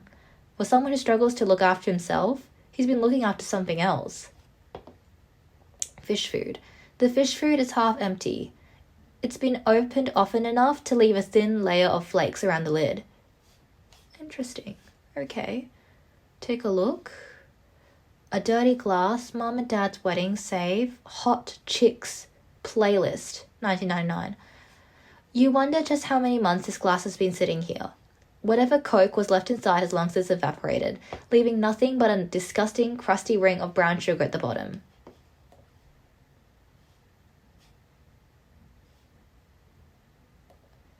His hair was shorter than it was now, and his jaw a little cleaner. He's younger here, but the attitude's still there in his eyes. It doesn't even look like a professional ID photo. His gaze is off to the side, and his lips pressed together under a tiny bandage on the corner of his mouth. Somehow, this got approved. You can't help wondering what happened that day, who he was glaring at, what made him look like he wanted to be anywhere else. And the bandage? You're not sure if it's from a fight, or just Lane being Lane. Maybe you should ask him. I find it interesting that all the time his middle name is always like blurred out. Lane doesn't live there anymore, but he never updated it. Maybe it's because changing it would mean admitting that part of his life is gone.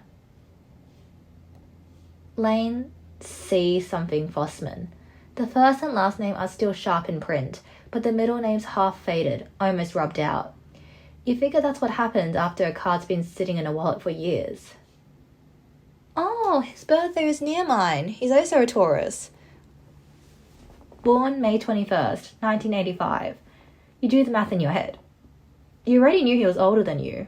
Not by much, but enough to make you wonder what he was like back then. His behaviour left no doubt about that. Eyes blue. His eyes were the first thing you noticed when you met him, that same angelic blue that suits Amelia so naturally.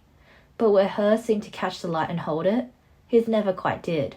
On her it was a glow, on him a sky left overcast. Hair black.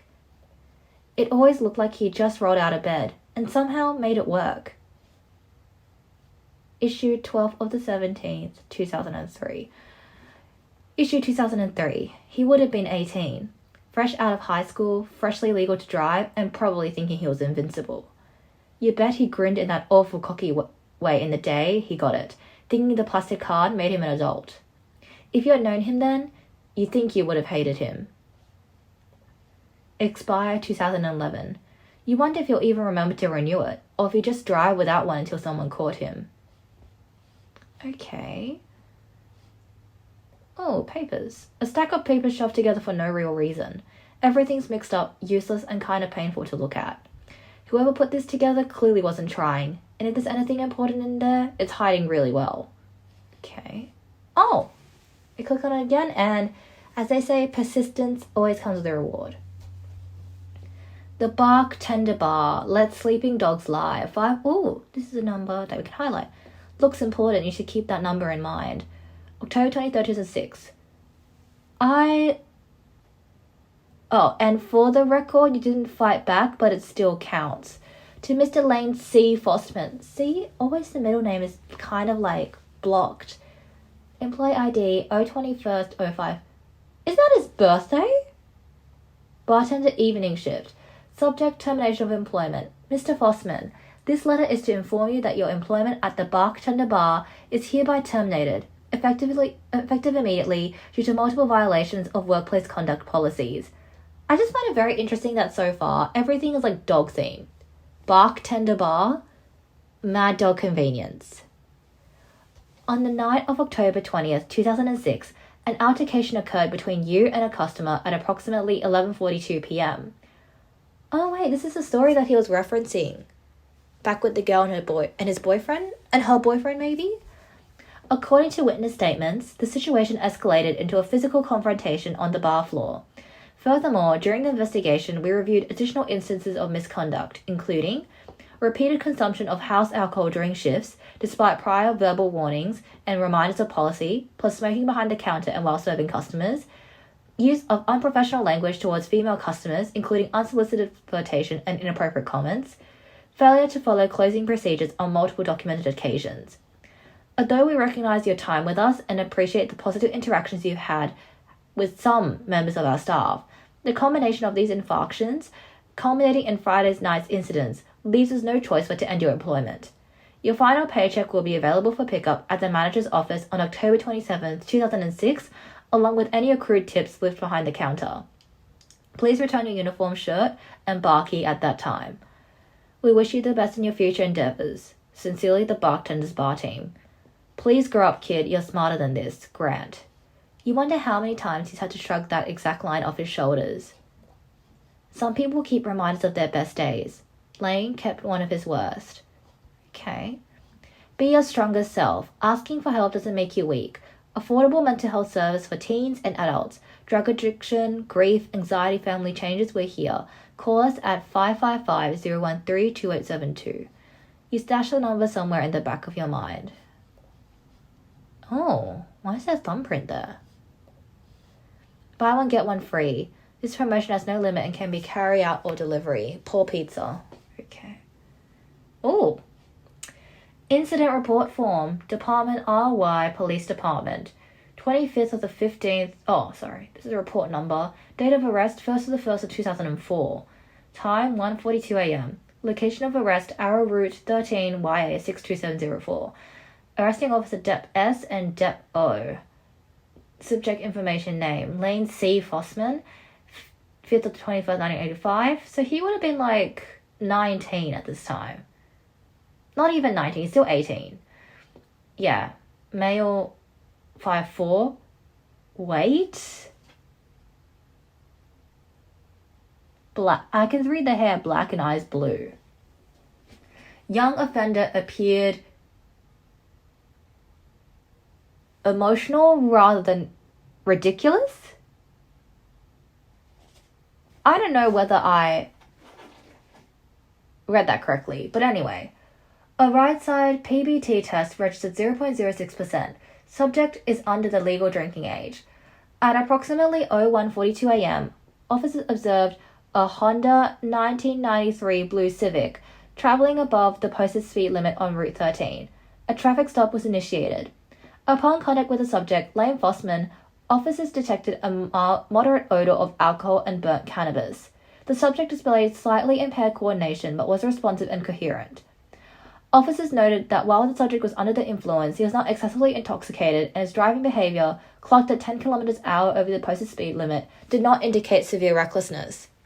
Initially, officers intended to issue a citation for minor speeding and driving under the influence, low level, and to contact a responsible party to escort the subject home, considering his young age and the New Year's context.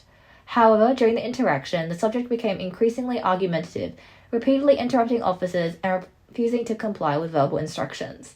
The situation escalated when the subject delivered a close-fist punch to Officer O. No severe injury was reported, but due to the assault and continued verbal hostility, officers placed the subject under arrest for obstruction, public disorder, and assault on a peace officer. The mugshot is almost impossible to take seriously. He was far more interested in looking rebellious and intelligent. Interesting. There's nothing else here. Okay. Let's talk to Lane. Feels weird to enter his bathroom without talking to him. I'm standing beside Lane, scanning the mess of his apartment when I realize I've circled the same pile of laundry 3 times. Lane, where are the keys? Move, move, move! He waves his hand in the air, not even looking at me. His eyes are locked onto the TV, and he grips his controller like it's life or death. Excuse me? He shifts dramatically to the edge of the couch, craning his neck just enough to see around me. You're kinda blocking the mini-map, pretty. I roll my eyes but shuffle a little to the side, crossing my arms. God, sorry. He leans back into his spot like nothing happened, but also like he didn't hear me at all. Bro, you're really gonna be that much of a pussy? He bursts out laughing. Okay, yeah. Say it again when you're not at the bottom of the scoreboard. Okay. I might as well be a piece of furniture. His game matters more right now. Can you just answer me? No? Ugh. His body suddenly jerks forward as if the shot pulled him in. Holy shit! No fucking way! 360 no scope! Loser, loser, loser. He finally finishes the round, tossing the controller onto the sofa. I already know he'll pick it back up in a couple of minutes. Fuck. Did you see that? That sounded impressive, I guess. Hell yeah, it was. I have the instincts for it. I'm a natural-born killer. Man, I'd suck myself if I could. Lane, that's kind of gay, but you know what? Let's just reframe it as self-love. Very intense and passionate self-love. Ew. It's just a game. Nah, you have no idea what the pressure is like back there. It's a bloodbath. Seriously? Honestly, if the military saw my KD ratio, they'd probably draft me straight into Spec Ops. Do they also accept respawns? Respawns? That'd be nice. Yeah, it'd make things way less stressful. True, but you get drafted as a spectator anyway. Someone's got to stay out of the line of fire, right? I roll my eyes. Funny. The keys, Lane. One sec. He snatches his controller back up. For real, though. Drop me in an actual desert, I'd have cleared it out by lunch. They'd recruit me just to ban me for being too good. Can you just answer me? Wait. For what? Shh. See? You can search in silence. Oh, that just pisses me off. Let me bug him more. Oh, no, okay. I'm guessing to return to the bathroom now? I don't know if I can find anything new. Not here. Certainly not here. That's the card. Ooh, a candle. Okay. That's something I didn't identify before. That's exactly the same. Okay. Living room. Don't think I'll find anything else. No. Oh, okay, the bird's still here.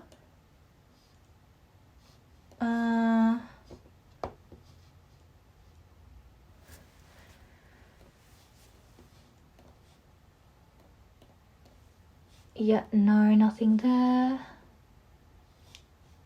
Okay.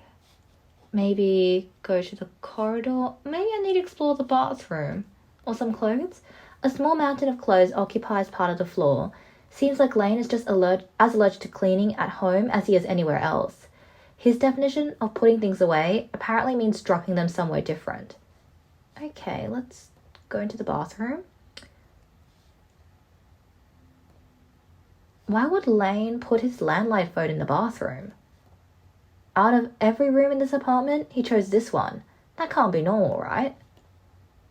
Okay. Let's have a look in here. A cabinet. Wait, what's that in the bathroom sink? Oh, okay. They really want us to draw attention to this. There's a towel half soaked in blood, twisted into itself. I freeze. My hand hovers in the air, inches away from the cotton fabric. Why is there so much of it? Did Lane get hurt? His nose? A sudden, violent wave of nausea hits me squarely in the chest, and my heart begins to hammer against my ribs. Wait, hold on. Breathe. I try to draw air into my lungs, but the bathroom suddenly feels microscopic. Why am I panicking? People get hurt. People bleed. I stare at the sink again, like maybe if I blink enough times, the red will disappear. Like it'll turn into rust, or hair dye, or anything else. My knees give out a fraction, and I have to slam my palm against the cold edge of the sink just to stay upright. Not here. Don't pass out here. I don't want Lane to see me like that. I can't let myself crash in his apartment. I tear my gaze away from the towel and force myself to look down at my hands. but it starts to seep out from beneath my fingernails. No, no, no. Where is it coming from? I'm not cut. I frantically rub my hands against my jeans to wipe it off, but it doesn't smear. It doesn't leave me. Someone is here. There's someone standing right behind this.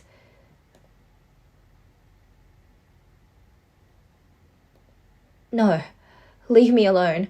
He's going to break it. If he taps any harder, the whole room is going to shatter. I collapse forward, crashing heavily onto the cold floor. Hey! Lane's voice cuts off when he sees me. What the fuck? Are you okay? I don't even look up. I'm fine. What happened? He drops to the floor so hard, his knees slam against the tile. Did you slip? Did you hit your head? No. Are you bleeding? No. Then what? Why are you on the floor? What's wrong, Faye? I try to answer, but my voice doesn't really come out anymore. So I lift a weak finger and manage to point at the sink. Oh. Oh, shit. He looks back at me immediately. Okay, hey. Don't look at it. That's my bad. I should have... Yeah. He gets up, grabs the towel without thinking, then immediately recoils like he forgets it's still wet. Fuck. Gross. He chucks it in the trash under the sink and slams the lid. And me, I'm still breathing too fast. Do you need water? I'll get you some. He takes one step, then stops. Or, wait, do I call someone? He grabs the landline off the heater, then freezes. Do I call 911?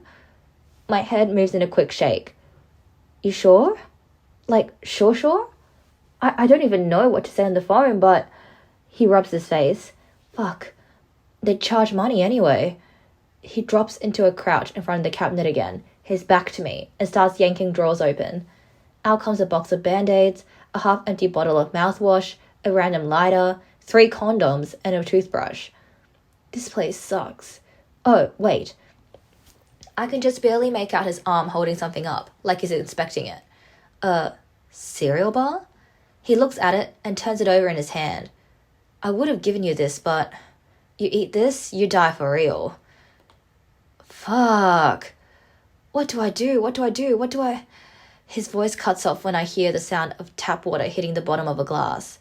A second later, I feel the warmth of him nearby, like he's crouched down in front of me again. Hey, Faye, drink this slowly, okay?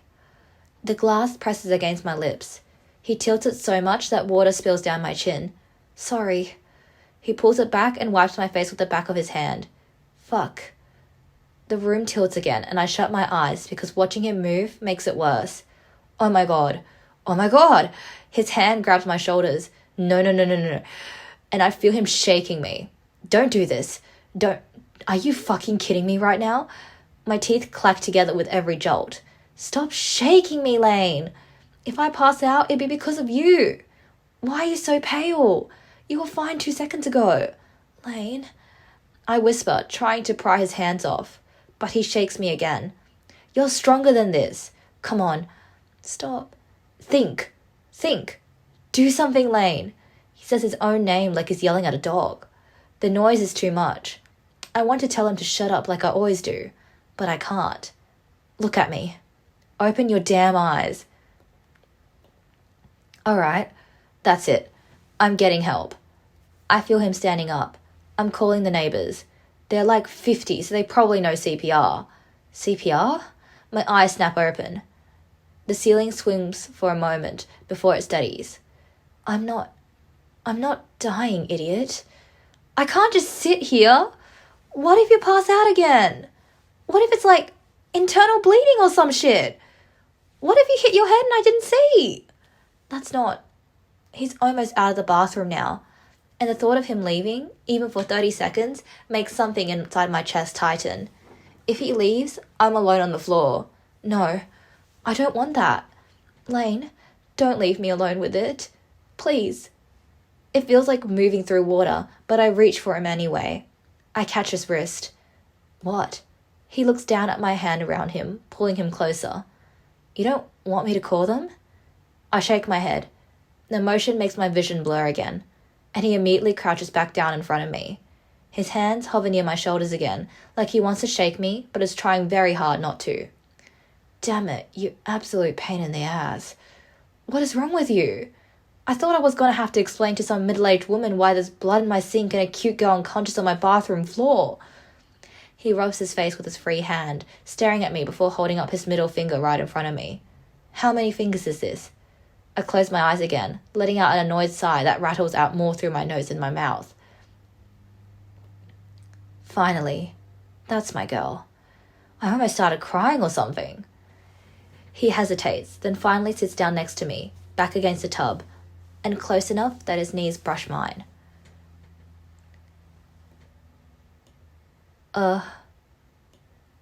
So, do you want to stay here for a bit? Wakey, wakey, wakey, wakey, it's time for school. Come on. Wake up, it's time for school. Come Okay, so if anyone is curious how to deal with people in a panic attack, the main reason why they are so in distress is because they are hyperventilating. So basically they're breathing at a rapid pace, and that means that they're breathing, like they're basically retaining more oxygen than carbon dioxide. So normally we consider carbon dioxide a bad thing, but you actually need a healthy amount in your bloodstream so that you're able to function. So because they have no carbon dioxide, it makes them have like these side effects like the swimming vision, getting pale, etc. So basically when someone is in a panic attack, what you want to do is sit them down on the floor just in case that they, start to fall, and just guide them through breathing exercises. Like you want them to focus on your voice and on breathing. Like inhale for 1, 2, 3, exhale for 1, 2, 3. And you do that for a bit of time and they'll be able to start feeling on a lot of their normal sensations back. And that alone allows them to feel more in control, and normally the anxiety decreases. This is something I do with a lot of my patients whenever they're having an anxiety attack. Some people find that just keep on doing those breathing exercises help. Some people find they like it when you progress to a different stage, proving that the sensations are back, like hold my hands, how do they feel? Are they warm? Are they hot? Are they cold? And using other sorts of tactile things. But if you don't have anything on you, the best thing is to let them breathe. If you have a paper bag, also do that. Like let them breathe into the paper bag so they can get enough carbon dioxide and not just have oxygen going in. So yeah, that was the education session done. So, do you want to stay here for a bit? I nod. Okay. I've had worse mornings, don't worry. I heard something weird in my headset and I thought you fell or something. At least you didn't. I mean, bathroom floors are slippery as hell, especially with hairspray on them. My mum used to make me wear socks with those rubber dots as a kid to avoid wiping out. He kicks the tile lightly with his heel. But it still happened. I hit my head once and she cried more than I did. She told everyone her Laney almost died. I think she just likes emergencies. Or maybe women are dramatic as hell. I open one weak eye to look at him. What? Oh, okay, so, man up, Faye. That's literally just red liquid. I can't even bring myself to be mad at him. If anything, his voice helps me stay grounded. Nah, I'm kidding. I hate when people say that to me, actually. 'Cause, what the fuck does that even mean? Grow another dick? Dude, I'm happy with mine. I huff a weak breath. Might be a laugh. Forget it. What I mean is, you're a girl, so it's totally fine. I mean, you're doing good. You didn't even scream or anything. My sister screams when she sees bugs and when she can't open the chocolate jar. So, I don't think you're being dramatic. So, low blood pressure's a thing? My aunt's got that too. Or maybe it's high, I don't even know. She faints all the time if she sees, the B word. Which is hilarious since my dad used to deal with that all the time. His head rests against the tub as his blue eyes squint at the ceiling. Between you and me, I suck at emergencies.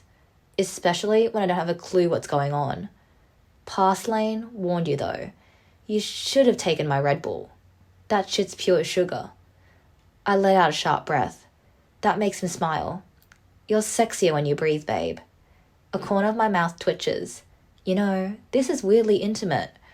Sitting on a bathroom floor with someone. That's like couple level shit. Or two drunk strangers at a party. Okay, bad example. Ignore the party one. You should... I nudge a t-shirt with my shoe. Really clean your bathroom. Hearing me speak again makes him smirk. There she is. You feeling better? I'm okay. Yeah? Yes. He studies me another second like he's trying to catch me lying. Good. Would have been awkward as hell if you puked on me. Well, if I puked conveniently on your pants, that means that we'll have to have assistance with you changing. And you know, we're in the bathroom, so things could escalate. Tight as a virgin, boy, don't get nervous. Tight. I'm here to serve you cause I'm a service. Right. I say pick by giving me CPR. I say pick by giving me CPR. Okay, I'm just kidding. I literally... Well, MC literally just had a panic attack. So there's no way we should be doing any frisky activity. Maybe I should have. Why? You trying to mark your territory or something? Baby, I'm yours. Talk less, Lane. I just didn't appreciate some things you said. He rubs his jaw, replaying his own words. I didn't say anything about... I swat his shoulder. Yo, okay, damn. I missed you, babe. I was gone for like 5 minutes. Longest 5 minutes of my life. Next time, just fall into my arms. My heart can't take it. I roll my eyes and push myself up a little straighter against the tub. That's when I notice his shoulder pressed to mine. His leg too. You're glued to me. In case you fall over again. Is that an excuse? He glances away. Yeah, I really should. What? This place is a mess. And I like those pants. Of course. What was that? On the towel? My blood. I know you're weird with that. My bad. Wait, what? I'm not some fuck-ass depressive cutting myself. Sorry to disappoint. I'm way too racist to have dark thoughts. Lane! Seriously, that's not funny. You're pathetic. It's a joke, not a dick. Don't take it so hard. Shut up. All right. Forgive me, O righteous one. I shall endure the wrath of your judgment. I sigh. My nose just started bleeding a little when I tried to heal it. A little? Just thinking about it makes me... He hovers his hand over my shoulder. You alright? Sit down. I'm already sitting, Lane. Yeah, but sit better. You look like me when I'm try-hard. I'll live. He nods, stretching his legs out, and bumps my foot lightly with his sock. You want to stay here a bit longer? Or you think you're good? Yes. Just give me a minute. Good. 'Cause the next step was slapping you. I huff. Relax, I don't hit women. I mean, not hard at least. But yeah, if you were actually dying, I would've, 'cause then I'd have to tell people how you died. That's annoying explaining that. Your team isn't waiting for you? Thought you couldn't pause an online game. It can wait. Whoa, a gamer guy saying that a game can wait for their girl? Wow. That's a bare minimum. My eyes flick to him. I mean, no, yeah, you're right. He starts standing up. I'm done dealing with you. Oh, yeah. Keep on being a tsun, Lane. I'm gonna play. Sit down, Lane. He lets himself drop back immediately like a dog at command. You didn't even do it properly. Your bandage. That's alright. I'm a big boy. I mean, after my nose, I realized I had to shave my face, and yeah, I cut myself by accident. You know, just another day where I fought myself and lost. So you just bled everywhere and left it? He winces. Okay, yeah, when you say it like that, I sound insane. But I look better clean-shaved. Can't have you staring at some caveman face all night at work. What? I was doing you a favor, basically. So really, this is kind of on you. On me? I repeat. Yep. If you weren't a girl, I wouldn't have bothered. I would have stayed ugly in peace. You still left the towel there. I didn't know you were coming over. Always on your phone, but not when it's important. And I didn't think you'd go digging in here. I'm looking for the staff door keys, so yeah, I'm digging since you won't tell me where they are. Because I don't know where they are. Also, I don't wake up thinking, what visual triggers does she have today? You're a dick. You're kind of dick. Gross. I was just tired and figured future me would deal with it. Well, future Lane almost made me puke. Future Lane sucks. Besides being an asshole, present Lane wasn't totally useless. He frowns. What? I didn't do anything special. You helped me think about something else. Dude, I was killing time. I just ran my mouth. Yeah, but talking kept me from passing out. You must still be in hallucination land. I didn't help you. Why is he acting like I accused him of something? Don't start thanking me because I didn't do it for gratitude. See, I said this before, so I'm not going to say it again. But I'll sound like a broken record, so I'm not going to repeat myself. And I definitely didn't do it to be useful. You panicked though. That gives me a hint. I didn't panic. Sure. A sharp sigh escapes him. Useful my ass. Any guy would have done the same for eyes like yours. You were yelling at yourself, so... He scoffs. That's between me and me. And you were on the floor looking like a dead body. What was I supposed to do? Google it? Why are you being such an ass? Because I was in a ranked match. Do you understand what that means? Wow, seriously? My headset's still on the couch and my team probably thought I rage quit. Fuck. You're saying that it's all because I fainted? Yes, which is extremely inconvenient timing, by the way. Do you know how much skill it takes to keep a ranked streak alive? I hate that I expect more from him, because he's exactly what he shows me. Are you for real? You couldn't have done it 10 minutes later? Or earlier? Or literally any other time? I didn't decide to faint.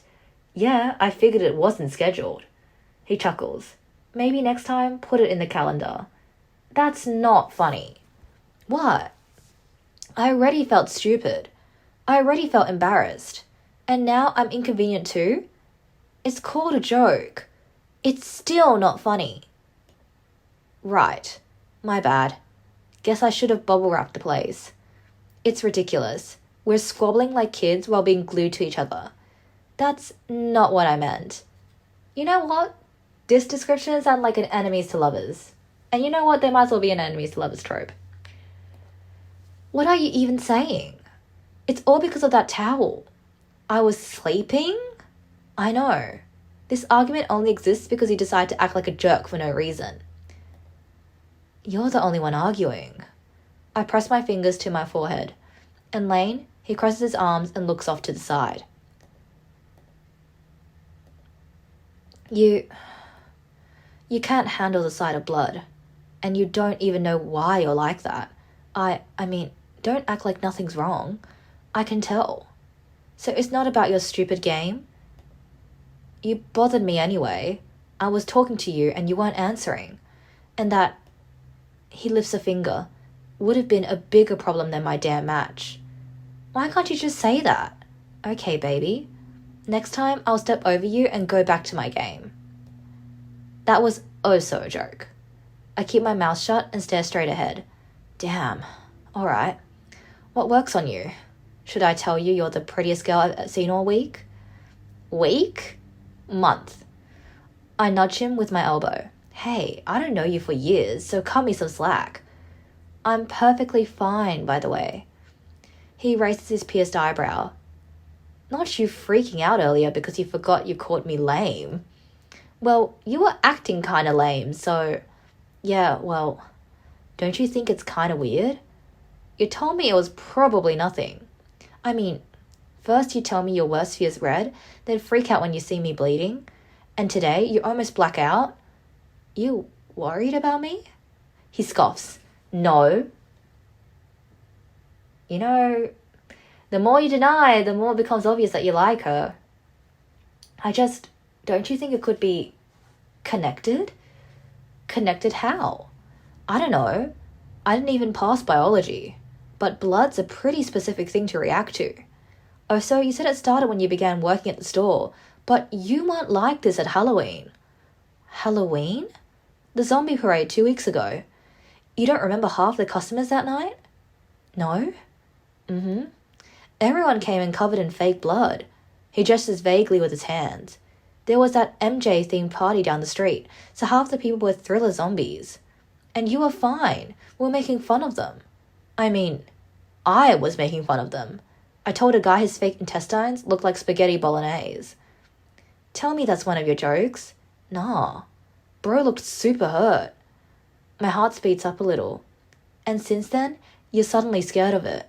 So, Officer Fossman has some questions. You don't remember the cause of the fear, right? No. You don't remember certain chunks of your past. Yeah. And you don't know why. I shake my head slowly. Then, something's changed. I frown. Nothing's changed. He wiggles his hands like he's weighing odds. 90% chance nothing. Maybe fake blood doesn't hit the same. But the timing's interesting. Why? Halloween, you're chill. Now it's November and suddenly you're fainting. He tilts his head, studying me. So, what happened in between, pretty? I look away. Nothing. 2 weeks isn't a long time. If something did happen, it didn't happen that long ago. Hell, what if it happened that night? He nudges my knee with his. Hey, princess. I didn't want to scare you. Maybe you just fainted real, you know, what? And your memory loss is completely unrelated, and I'm just building a 0911 level conspiracy theories. Oh, sorry, 0911 conspiracy theories. I've connected the two dots. You didn't connect shit, but I've connected them. That sounds more accurate. Women's brains really suck. I smack his thigh lightly. Okay. Officer Fossman will suspend the investigation for now. Yeah, so they traumatized me when I was a kid, but now I could totally survive a zombie apocalypse. What? I've played like 4 Resident Evils. Why are you telling me that? 'Cause this is thriller night, and no one's gonna save you from the beast about to strike. You're an idiot. Still, a weak smile forms on my face. I'm just trying to lighten the mood. I know. Thanks, Lane. He waves a hand. Yeah, whatever. I have another question. This is probably going to be dumb, but at least he'll stop talking about the past. How do you survive your period if you freak out this much over it? Oh my god. Your period. You know, when you, down there. How do you deal with that if a towel makes you almost die on my floor? My brain stalls, because he's serious, and that gets me. Okay, yeah, I'll stop with the red liquid. No, I mean, you seriously asked that? Yeah? You can't.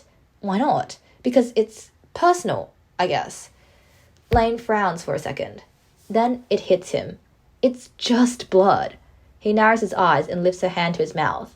Shit. That's alright. Okay. But I get it. You've got a blood phobia or something. So let's not talk about it if you don't wanna. Hemophobia. He squints at me. You have homophobia? Lane! I kick his thigh and we end up laughing at each other. Yo, relax, pretty. I just didn't think you'd take it as a taboo subject or whatever. I mean, it's just weird hearing you talking about it like it's nothing. You think I survived my house without hearing about periods every month? There was literally no mystery with those two. It was like being on Beast Gore. I pressed my lips together, trying to not smile and failing. Yeah, exactly. Half the planet deals with it and everyone's leaking somewhere anyway. He looks at the sink. I guess that's not the same. Blood is blood. You faint at mine, but you survive yours own every month. I know you were tough. It's different when it's your body. I figured. But still, you act like it's the apocalypse. I mean, if I peed red, I'd totally brag about it. Like a Sith lightsaber, that'd be sick. Only works when I'm hard, though. I nudge his foot weakly with mine. He nudges back. So, you don't freak out at that? No, I mean, not like this. Yeah, logic. But you know, if you're tired of bleeding every month, I got a very effective solution. I already know it's going to be awful. Don't. He leans back against the tub, spreading his legs a bit with a smirk. Let me be your boyfriend and I'll get you pregnant. What? I'm offering solutions. That's not a solution. It is biologically. I didn't pass, but I paid attention in class. Besides, I'm pretty sure that situation is how half the babies in this world start. Huh? 2 young people on a bathroom floor? Come on! Feels like the start of a really bad porno. I shove him again. Easy there, Jenna Jameson. We're not gonna paint the walls with white liquid. Stop. I'm only here because I'm looking for the keys. This is a work obligation, Lane. Yeah? Nothing's to do with wanting to see me? Absolutely not. Damn, you're mean. I shave for you, bleed for you, save you from cracking your skull open on my tile, and this is the respect I get? You could have lied to protect my feelings. You've been an asshole since the day I met you. I'm adapting. So you're saying you like this thing between us? I cross my arms and just stare at him, mostly because I don't know what to answer. That's not a no. But you know, I think I'll be alright if you don't like me. What? You want me to like you? Nah, I want you to hate me. As if I could, Lane. Turns me on. You're saying you prefer me annoyed? Kinda. Tell me I'm a jerk. You are a jerk. Yeah. Hate me more. I like that pretty face. My lips curl into a smile. You're way too, I don't know, too much of something. And somehow that makes you kind of hard to hate. He suddenly kicks his leg out in front of him, cracking his neck like he'd just finished a workout. Then leans back and stretches both arms over his head. Man, my back's killing me. Been sitting all weird on the couch and now this? His arm hovers slightly behind my shoulders now. Oh my god, Lane, you cutie patootie. Are you doing that thing where the guy, pretends he's casually stretching and then puts his arm over his crusher's shoulder? Oh my god. Man just talked about having sex with absolutely no shame to MC and having babies with her, and you're just putting an arm around her? Takes this much effort for him? Oh my god, he's so cute. Is he really pulling the same move every dumb guy in every dumb movie does? You're not subtle. I don't know what you're talking about. He cracks his knuckles and the pop echoes in my ears. Oh, sorry. Am I in your space? Lane, I know what you're doing. Fuck, my shoulders. Yeah, let him put his arm around you. I could lean away, but I don't. And I don't even know why. His arm lowers the rest of the way. It lands around my shoulders and I already feel the heat of his skin through my shirt. Oh, my god. Oh my god. Man puts his arm around MC's shoulder and, it's not like they're both naked while doing it. And he's blushing? This reminds me of the archetype of people who are really charismatic but actually have zero sexual experience or relationship experience. Obviously the former is not the case, but I guess Lane never really had a true good relationship. So he might as well be a beginner in being vulnerable and having someone actually accept his advances and actions without asking him to change his approach or pressuring him. Or at least making him feel like that they're only there to fuck him. It's weird how quickly my body adjusts. You good? I didn't say anything. Yeah, that's what's weird. I was kind of sure you were gonna shove me into the sink. I keep my eyes forward. Me too. Damn, didn't know I made you that nervous. I'm not nervous. I'm just still lightheaded. Don't blame the blood pressure, pretty. He leans his head back against the bathtub behind us, his shoulder pressing more firmly into mine now. You look better already. Thanks to me, I mean. That's weird. I was just thinking I'd look better if you moved. Don't lie to me. You had a clear exit window, and you chose not to take it. I slowly stare back at him. Guess we're both making choices. You're right, but you could move your arm anytime too. Why don't you? He scoffs, and his eyebrow pulls in for a second. I know he's thinking about taking it off, but he won't. His ego's too big for that. So instead, his arm settles heavier around my shoulders. I put my arm around girls all the time. You should see how hard my ex fell for me after this. Ex. So it didn't work that well then. He laughs and lightly taps my arm where it rests under his. I had to break up with her. She was getting too independent. Ugh. Cute try though. But if I wanted to move, I would. I just don't see the problem. Are you saying I'm a good armrest? Nah. You're terrible. I'm basically just occupying myself because I'm bored. I don't even bother arguing. I just sigh as he gestures vaguely with his free hand. I mean, you're cute, but I've dealt with cuter. And it's not like you're reacting anyway. How should I react? I don't know. Shove me? Call me gross? See? What did I say? I feel like this is the reason why a lot of fans, and at least for me, connect with Lane in some way, even if he says things that aren't really condoned in our society right now.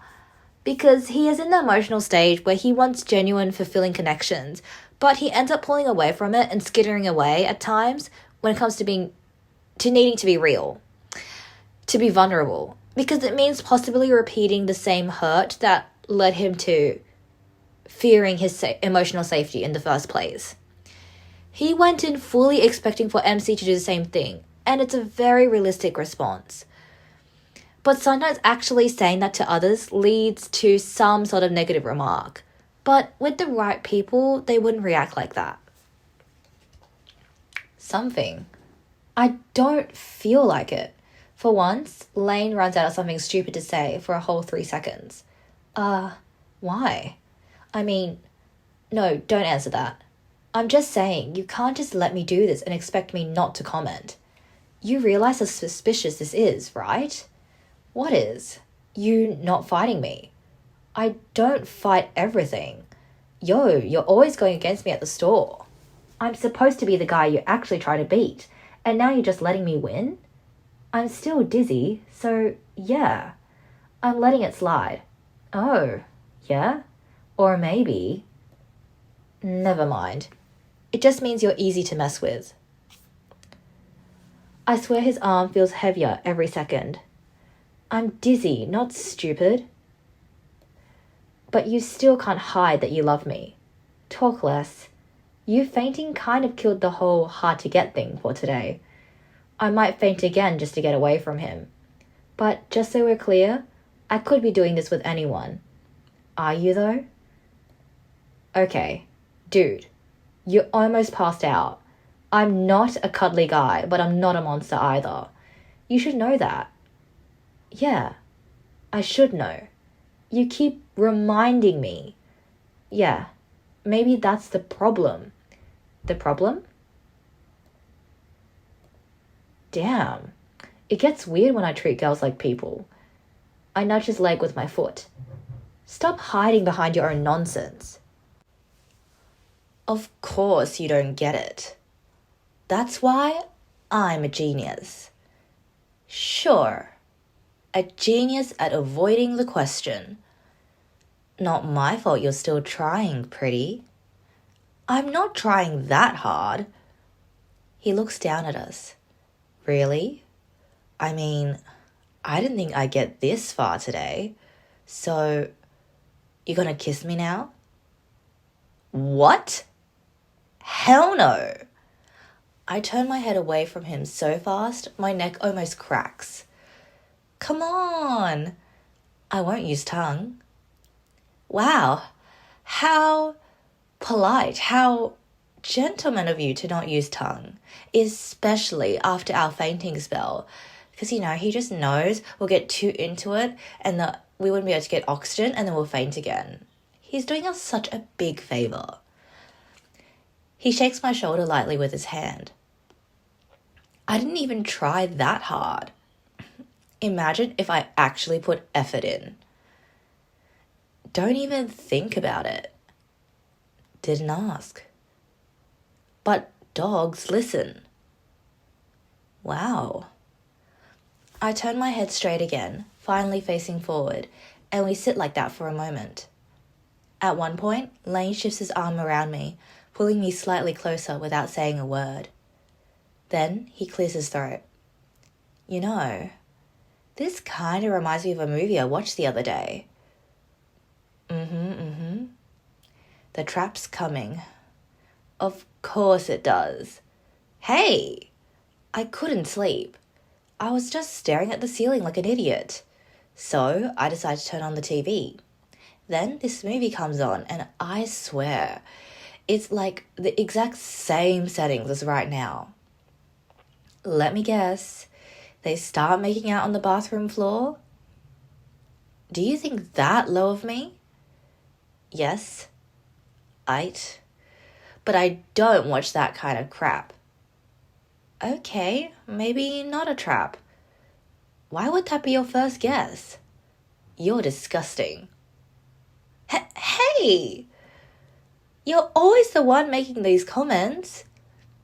I'm trying to talk cinema. Naughty girl. Ugh. I've spent too much time with him. I'm starting to think like him. So, in the movie, there's a couple. And they're sitting on the floor like this. He taps the tile with his free hand. I thought it was gonna be some cheesy romance scene. I mean, bro's got game. And the guy suddenly stands up. He points lazily towards the door. To lock the door. Okay, that sounds kinda... And then he kills her. I turn my head slowly. You really just compared this moment with me to that movie? Relax, I'm just talking the vibe. What vibe? The vibe of something getting impaled? I mean, she's getting impaled with a sharp object. Now, I don't want a sharp object to impale me, but if you use something like that's shaped kind of like a sausage, maybe, just maybe, I'll be happy to recreate the vibes of that movie. I'm going to use it every... She's doing it. Oh. Uh-huh. Oh my God, wow. No fucking problem. Wow.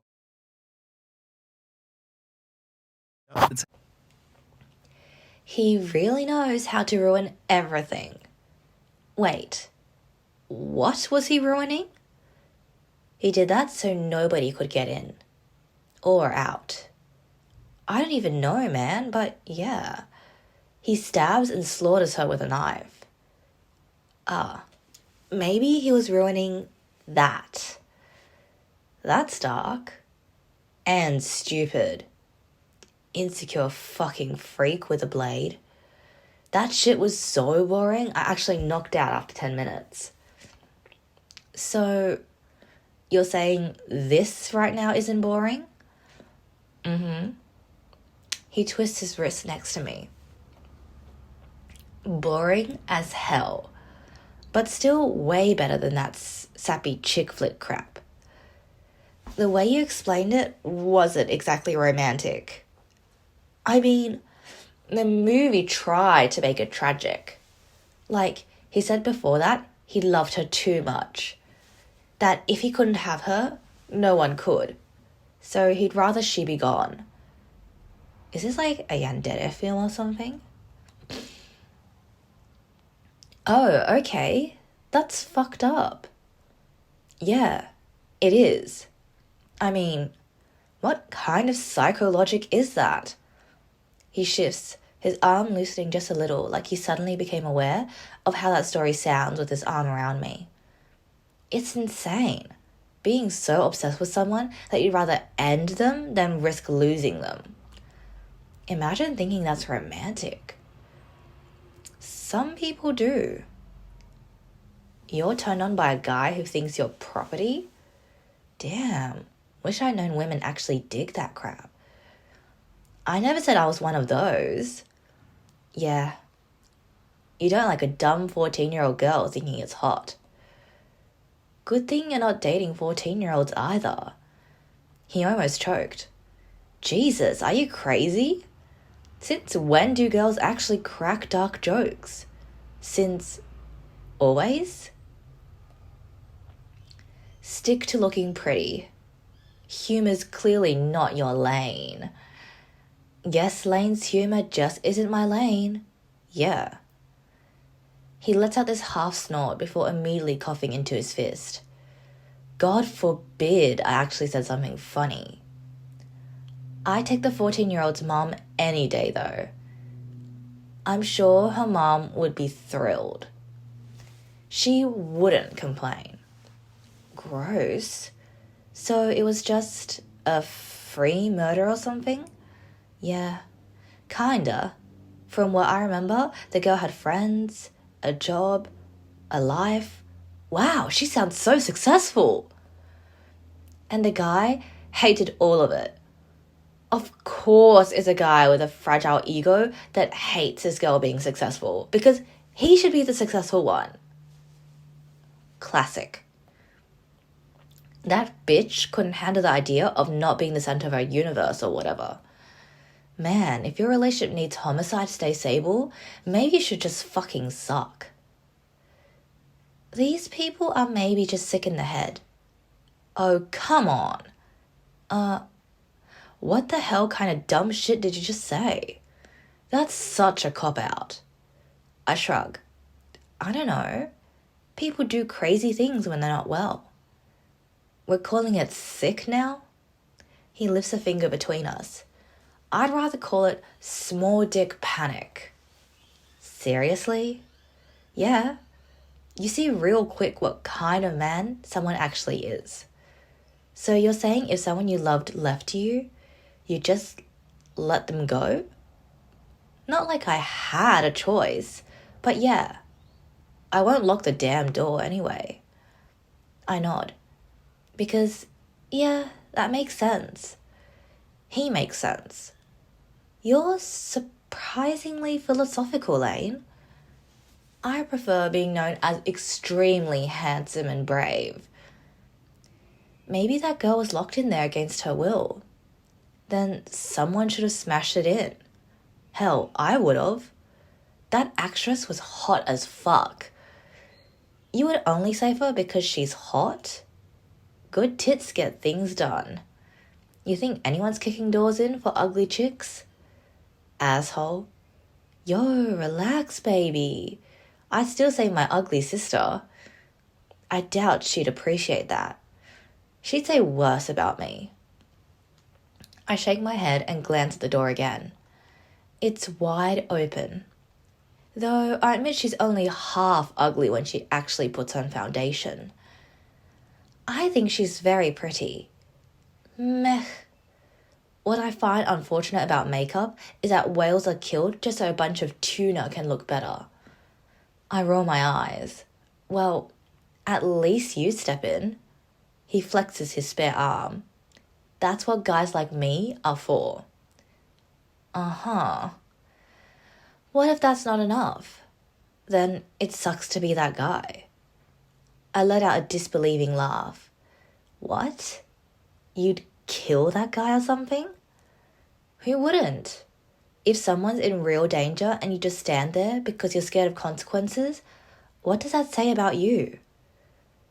That you don't want to be a murderer?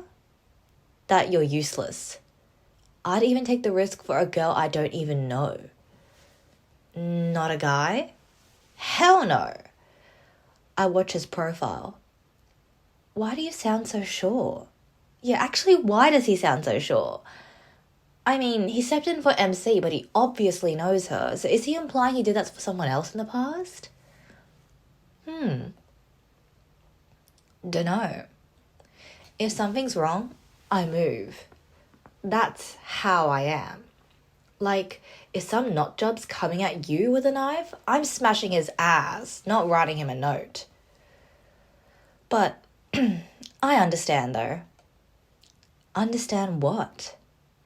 Grabbing a knife? You think I didn't want to kill that damn guy when my ex cheated on me? I mean, I am an asshole. But the worst thing I would have done is punch the guy. I raised an eyebrow at his bruised nose. Okay, bad example. But at least then I had someone to blame. I talked shit about him for a year or two. I don't remember. Yeah. Relax, big guy. You've never been in that situation. So, doesn't mean I'd freeze. I'm not the type who panics. Says the one who panicked when MC was on the floor and looking like she was about to pass out. But let's not talk about the past. Is he trying to impress me? And if you got hurt, you wouldn't. Yeah. You think I can't defend myself? He gives me a look. I mean, you can try. Hey! Babe, you almost passed out and you're questioning me? Questioning you is my second job. Not that I'm bragging, but men are stronger. If something goes down, I'm the one stepping in. So I just stand there? You get behind me. I'd cry in prison, but I'd look cool. You'd better not die trying. A smirk spreads across his face. Why? You'd miss the man of your dreams? I just don't want your death on my conscience. Tch. If this was high school, I'd already be telling my friends I pulled you. Right after that whole speech. Yeah. Not that I'm asking you to stay or anything, obviously. If you want to leave, the door's right there. I give him a flat look. Obviously. What? I have a brain unlike that psycho. If I wanted to take advantage, I would have done it when you were unconscious. Lane? He grins immediately. What the hell kind of thing is that to say? Jesus, look at your face. Thought you could handle dark jokes. Not coming from you. Friendship is magic. I can't with him. Don't worry. If I ever lock a door with you in here, it's for very different reasons. And you'll definitely be conscious. My mouth drops open. There he is. The only reason I'm still here. I take a deep breath, and for some reason, I feel lighter. Time slips by without me noticing, but I still have to find the keys. Reluctantly, I push myself up and shove Lane's arm. Move it. He looks up at me, staying on the floor. Rude. I liked being close to the best part of you. Your heart. I roll my eyes. Where are the keys? In my apartment. He's completely useless. I groan. Never mind. Get up. He just laughs for some reason I ignore. What? Can you say that to my dick instead? I'm out. He chuckles and pushes himself from the floor, stretches and glances at me with that infuriating smirk. Just kidding. Lane Jr.'s got a mind of his own. I rub my hand over my face, and Lane gives me an eyebrow wiggle before sauntering out of the bathroom. Tell me you love me. I open my mouth, but he's already in front of the TV. What the hell was that earlier? I was just... Let's not think about that.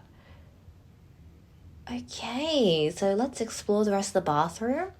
Oh, he's got a really cute Disney princess towel. A bath towel. A bath towel covered in Disney princesses. It's hard to decide what's more confusing. Lane owning it or Lane using it. Fair enough. Use a landline phone. Oh, okay. There's a few options here. Apparently I'm missing a number. Maybe I'll use the phone once I discovered all the numbers. Messy clothes pile. A pile of clothes tangled together on the floor. Feels like weeks of worn outfits just thrown there and ignored. Look closer. Okay. There's even a little Barbie Colgate too.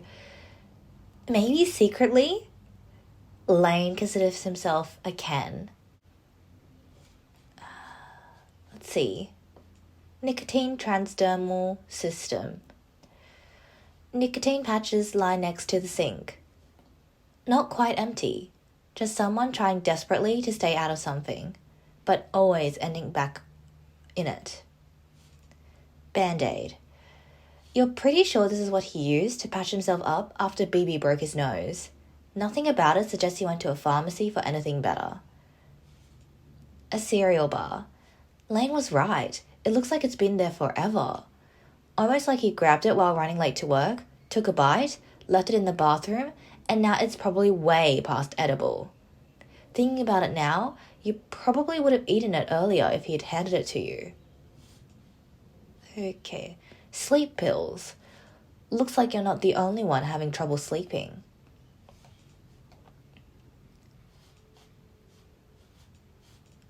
Okay, look inside the cabinet.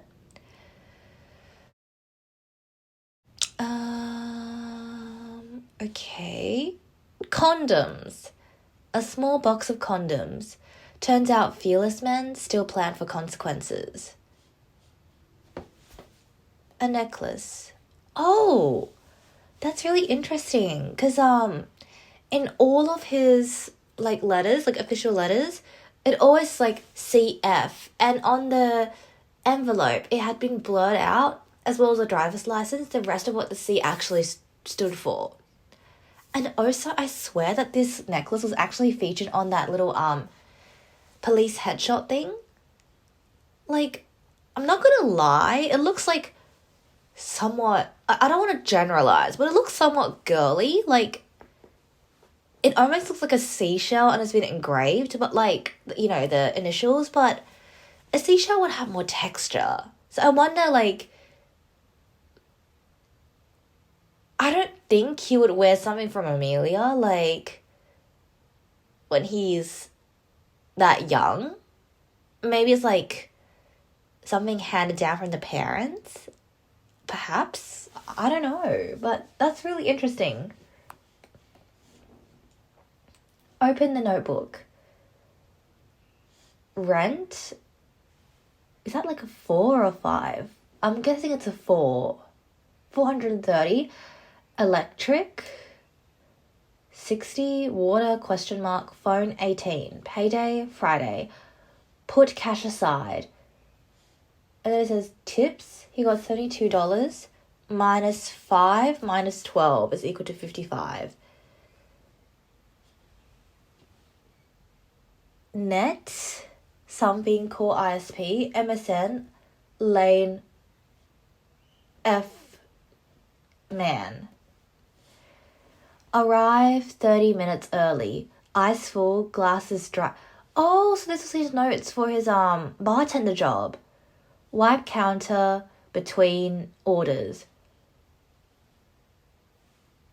Good night equals 80, shit night equals 30. I'm guessing in terms of tips. Smile, don't talk back, don't fuck customers.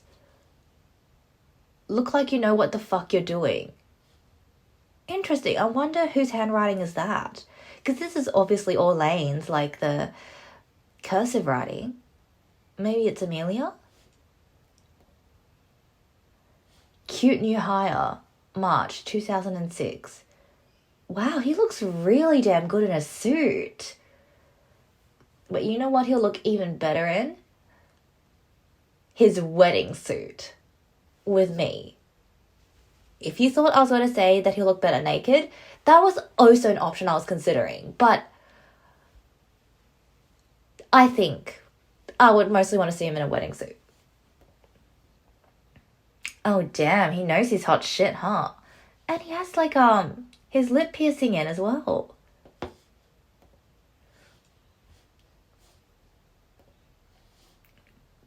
Grand. Oh, so this is all the different alcoholic drinks.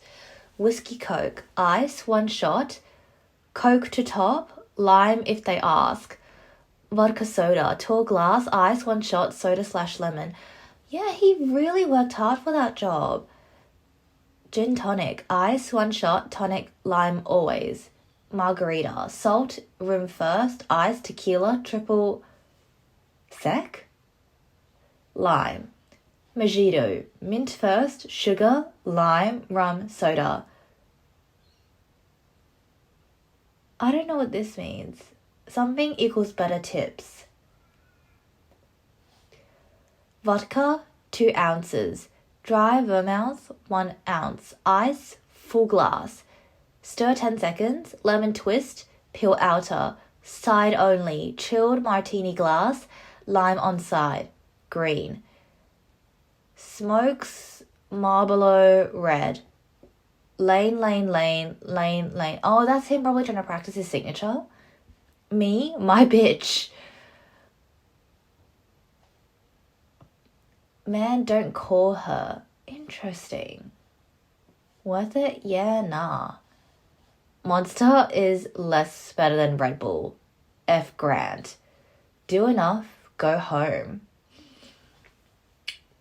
That's really interesting. I feel like Lane has a trend. It's like the first time he tries really hard, and because he gets hurt the first time round, then he'll not try hard the second time round. Like with the relationship, he tried really hard for that girl, and now he doesn't want to try like as hard and as sincerely as before.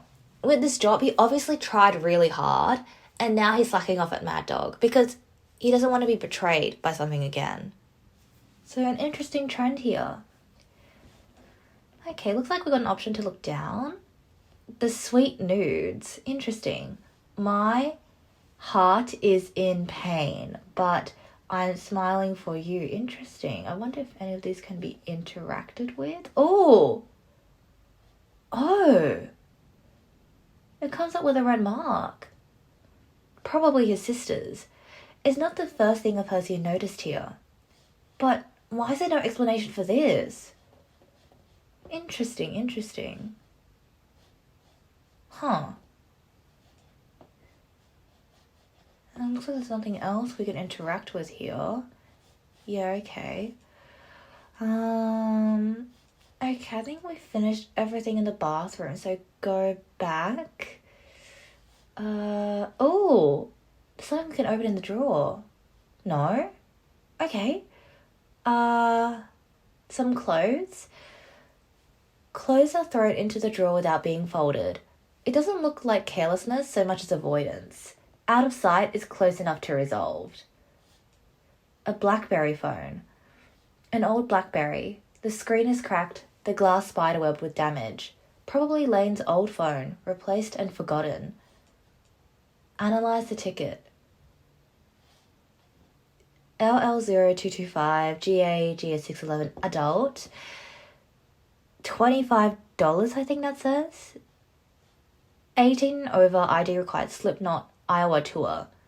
June 9th, 2001, 6 p.m. Slipknot, Iowa tour.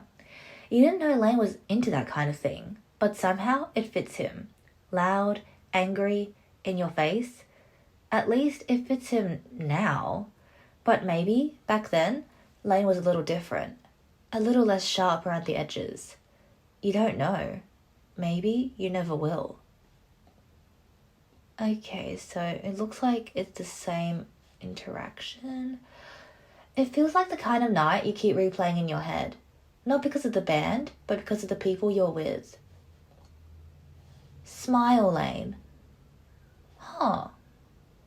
No, this looks more like Amelia's handwriting, actually. There's handwriting scrawled on the back. Smile Lane. The loops are delicate, and the ink is faint but still there. Definitely not his handwriting. It's too rounded, too girlish. Almost looks like Amelia's, actually. Maybe back then, the two of them were closer than they are now. Okay, interesting. So there's nothing else to interact with here, it looks like. You grab the door handle and pull. It barely moves. You know what? I'm tempted to try again. You try again, but it won't budge more than a tiny inch. You know what? Like as the Mad Dog title says, once it bites, it won't let go. So I'm going to keep on trying. It feels like something inside is jamming it, or like it's been shut for years and doesn't want to open now. You give it one more strong tug. It finally jerks forward and slides open. Ooh, is this a diary? Oh, it's a school photo. Even better, because you know, back then, whenever I felt really ashamed about some of my schooling stuff, I'll hide them all together in like a manila folder, and it'll contain things like my bad report cards. I think I only had maybe one when I was really struggling in school, and like other things, like I don't know what other things that I didn't really want to remember, like some assignments I weren't really proud of maybe? I'm not too sure, but yeah. It looks like Lane's old school folder, the kind students used to carry loose sheets of paper. Not sure why he kept it at his apartment. Maybe he just forgot about it. Oh, okay, there's nothing else. Ooh! Careless work, little to no effort. 11%. Whoa, okay. But it looks... Okay, I'm not sure whether this is like a... This is the exam paper or this is actually him typing up the assignment, but it looks official. Student disciplinary action form. Student name, Lane Fossman. First warning. Date and time of infraction, March 18th, 2002. Gymnasium. During PE class, Lane was involved in a physical altercation with another male student in the gymnasium bleachers. According to student statements, a verbal exchange occurred prior to the physical confrontation. 1 week suspension from March 18th to 22. Student is required to meet with the vice principal upon return. Parent/guardian 1. Mother. Parent/guardian 2. Oh, is this the father?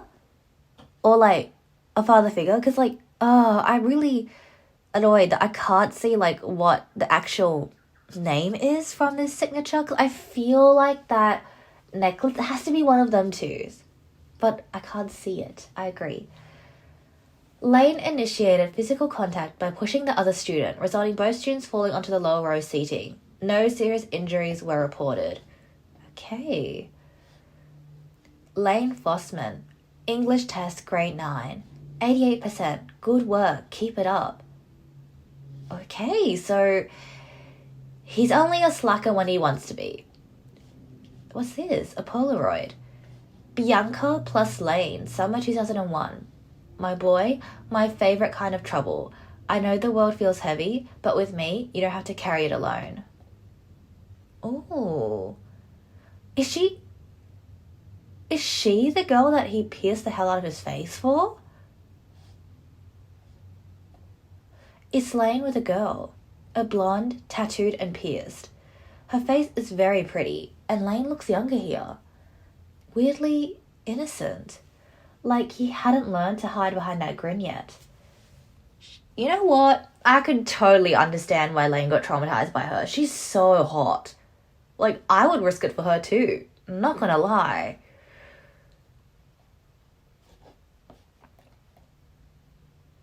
Interesting. Okay, so there's nothing else to interact with, I think. I don't think there's anything I missed here. Yeah, no, I didn't miss anything here. I certainly didn't miss that one. We just entered the bathroom. We finished the kitchen. Let's interact with Lane, maybe. You sure you're not gonna faint again?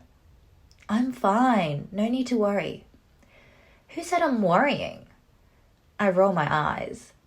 You're a real Prince, Lane. I know. Some girls faint because they see me. Not me. Alright, let's keep on interacting.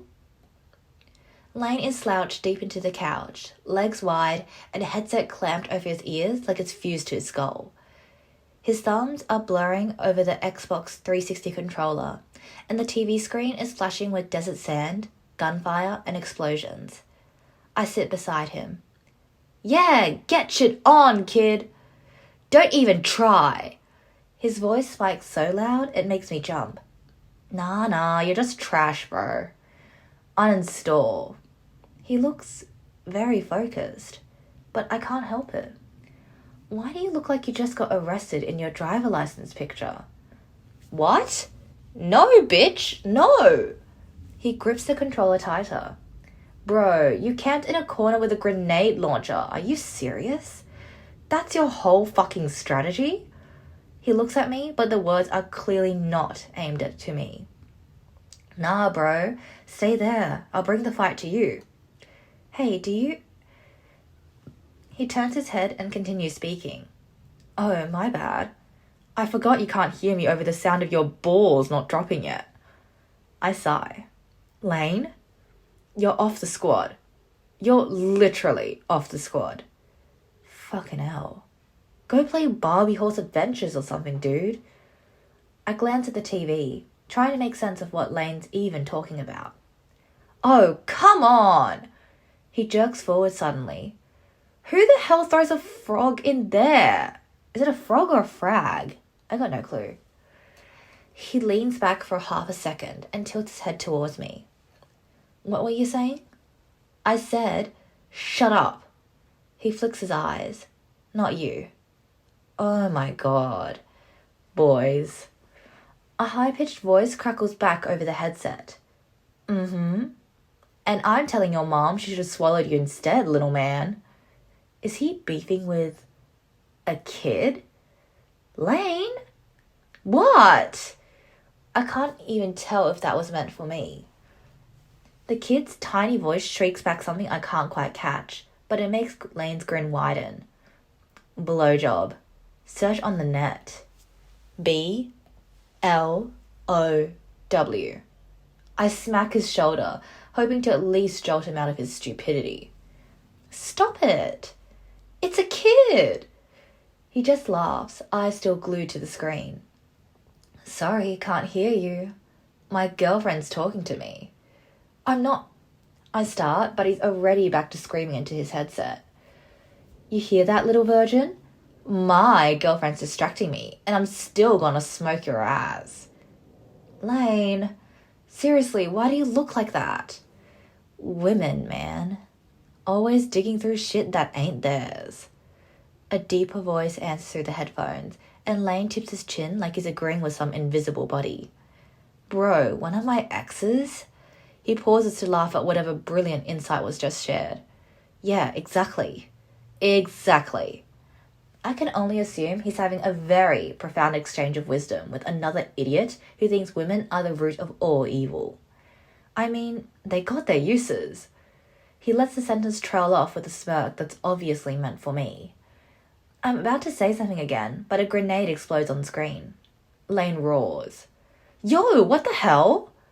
Bullshit! Are you even hearing me? Yeah. He mutters, but his eyes are darting between the minimap and some distant rooftop on screen. Something about my license? Yeah.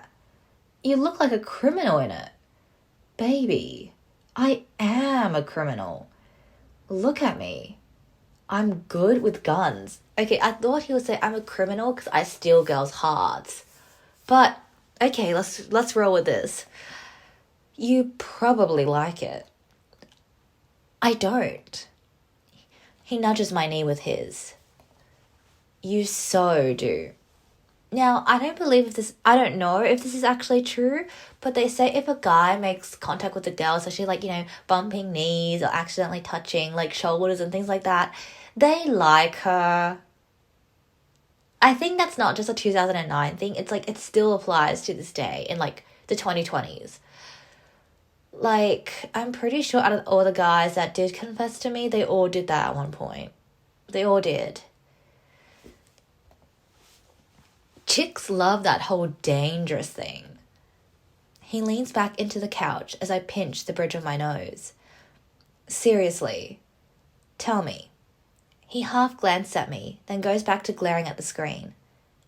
Why? You're jerking off to my photo or something? You wish. Actually, yeah, I do, babe. I'll tell you later. He's so annoying. So, still, I want a damn answer. Lane, tell me now. I'm not... Oh, you... Here we go again. No! No way you just knifed me. What? What is that range? What the fuck is that range? There's laughter through the headset. Lane freezes for half a second, then slumps back on the couch, exhaling through his nose like it's taking every ounce of willpower not to throw the controller. Bro, that fucking game is fucking broken, I swear to fucking God. I lean back, sighing loud on purpose. And without really meaning to, I end up watching him play. Man, you're 9. Your balls haven't even dropped yet. Go to school. You'll learn how to shoot. The mic crackles with whatever the kid's firing back, and Lane's leaning forward now, not angry, but alive in the way older brothers get when they found a sparring partner who actually can't hurt them. What's wrong? Is the controller too big for your little hands? New game? Servers are trash. Yeah, okay. Give me a week and I'll be wiping the floor with these little fuckers. Hey, it's cool, buddy. When I was your age, I used to get my ass kicked in those games too. I half smile despite myself. He's still trash talking, but there's something lighter in it now.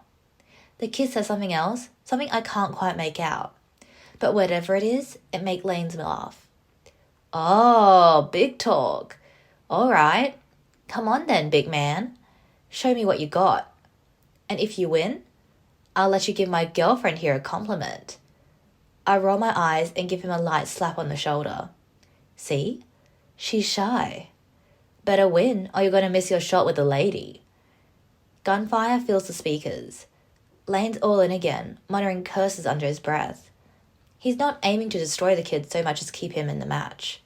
Like, it's not really about winning. The screen turns red, and Lane's jaws clenches when his kill cam plays. Fuck. Okay, fine. Whatever. GG. He leans back with a heavy sigh. I literally just got the game, alright? I don't know the maps yet. That's the only reason you got me. Cool? Cool. He finally completely glanced at me, smirking in that fake unbothered way that only means he's extremely bothered. Kid says you got a nice voice. I try not to laugh, but that only makes his smirk flatten into something sharper. Don't. Not all of us can sit around leveling up all day. I raise an eyebrow. That man is made of contradictions. From the headset, muffled voices bleed through. Enjoy it while it lasts, because I'm coming back for you, and when I do... A burst of static cuts him off as soon as someone talks. Whatever. Go do your homework. With a dramatic sigh, he finally hits pause and yanks the headset down around his neck. The room suddenly quieter, except for the faint hum of the Xbox menu music. He leans forward, resting his elbows on his knees, and rubs a hand down his face. I freaking hate this game. So, he peeks at me between his fingers. Are you going to tell me the story or what? He shrugs, then leans back into the couch like the weight of my question just slid right off him. What story? What story? The story about your driver's license photo. Driver's license? Huh. I don't even have a car. You literally have one. Really? Why are you like this? Oh, that story. Yeah, I remember. I wait, but he doesn't continue. Well, if you want a story, there's a prize. Of course. What did you expect, Faye? Oh my god. No, I'm serious. He sets the controller down with an exaggerated care and touches his cheek. One here. Then he raises one finger and taps it against his lips. One here. His hand drifts to the side of his neck and he tilts his head slightly. And one here. Wow, that's a really big price for one story. Goodness gracious. You're a fucking idiot. An idiot who's a story you really want to hear. You know, there are people in this world who can just answer a question without turning it into whatever this is. Yeah, but their name ain't Lane. My mouth is fighting a smile. Ooh, look at here. Oh, we're going to be doing something scandalous. Alrighty, a locked kiss him on the cheek. His blue eyes track me. They're lazy at first, then sharper when he realizes I'm not just laughing it off. What? You're actually thinking about it?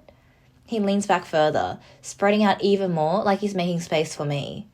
Or just making a show of how damn comfortable he is. Go on, princess. Earn your story. I let my gaze drop to the way he's sitting. He's ridiculous. And he knows it. His thigh is bouncing slightly, almost like he's the human equivalent of a come here gesture. I pretend to adjust how I'm sitting. But it's just an excuse to move a little closer to him. By the time my knee brushes the side of his leg, he's tense in that way Lane gets when he doesn't know if he's being messed with or seduced.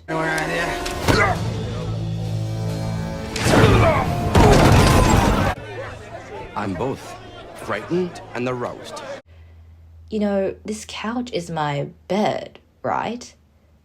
And he just smirks, but I know what he's thinking. And that doesn't scare me off. If anything, it makes my mouth curve.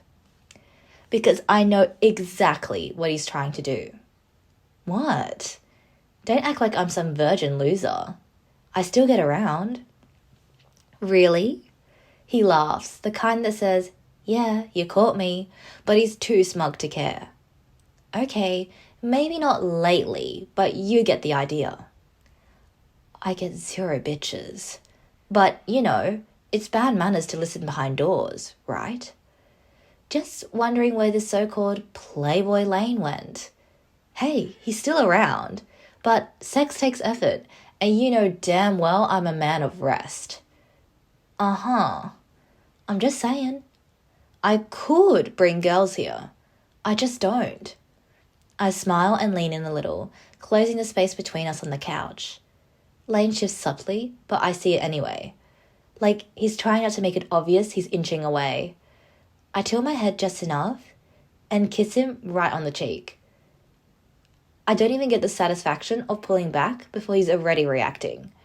His whole body goes stiff, then he lets out this half snort, half laugh, like he seriously can't believe I just did that. For once, Lane looks stunned.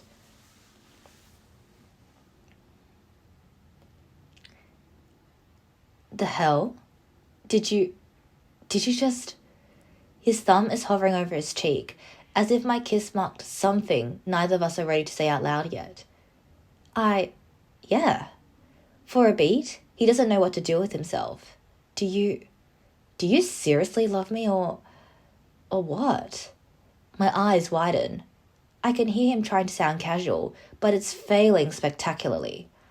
I don't know. I can't even finish. My voice cracks and I hate it. But that's all I can get out. It's the truth. Not a yes, not a no either.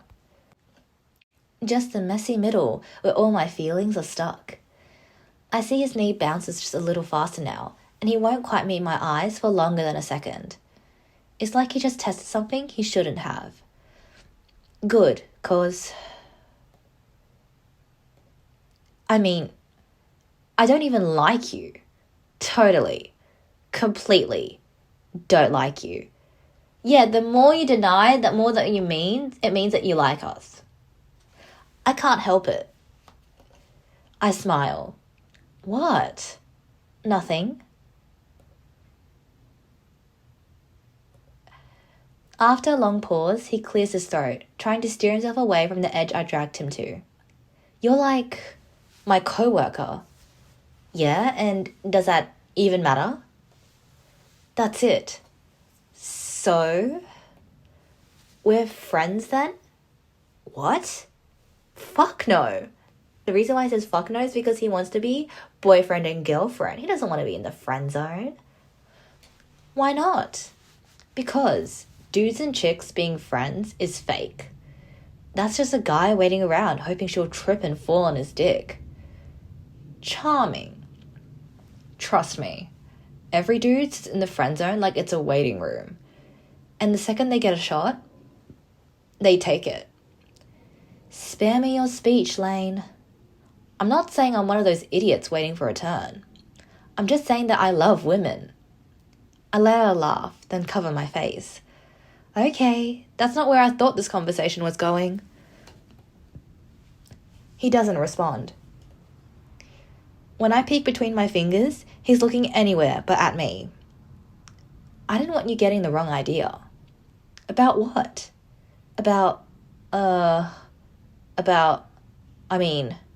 If you were ugly as shit, I'd accept being your friend.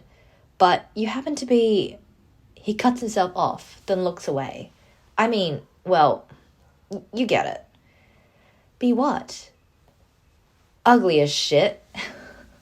You could just say we're pretty, Lane. You just said, you know what? Forget it. This whole conversation's stupid. It wasn't. You just made it stupid. I didn't. He points at me like I'm the problem. You kissed me. Yeah, and you asked for me to kiss you. Besides, tell me I'm wrong. But you don't kiss your friends, do you? I could feel my face heating up. It was a cheek kiss. And I groan. Look, it's not your fault. I'm objectively hard to resist. And just to be clear, if you do try something next time, I'll push you away. Thank God. He jabs a finger at me. But you'd marry me tomorrow if I asked. That's the difference between us. Oh, please. What? You started it, Mrs. Fossman. His last name makes me groan again. I bury my face in my hands to hide the heat rising in my cheeks while he cackles like an idiot. But don't worry, you'd still make a hot wife. Cook, clean, do the laundry. And I end up not hearing him anymore, too lost in my thoughts. Lane is full of bluster. He's bravado. He's every bit of the Lane Fossman act. But in those little cracks, I love seeing him be himself the most. Also, kissing me goodbye before I head off to work. That one is super important because Lane, he lets his hand fall on his chest. Oh, damn. You're right. I must be ovulating or something. God, this guy never stops. So, I tilt my head and mimic his exact weird angle in the picture. Why are you staring over here? Like this? What were you looking at? Your ass? I smack his thigh without hesitation, hard enough to make him flinch. Yo, I said nothing? Dog. He laughs, rubbing his leg, then slouches back against the couch cushions, his arms stretched behind me as he starts. I was looking at my mom. His mom? What? Why would you be looking at your mom like that? Because I was pissed off. The whole fucking day was a disaster. What day? God, I hate men and their inability to explain the stories clearly. Same day I passed the driving test. You chose to take that pic that day?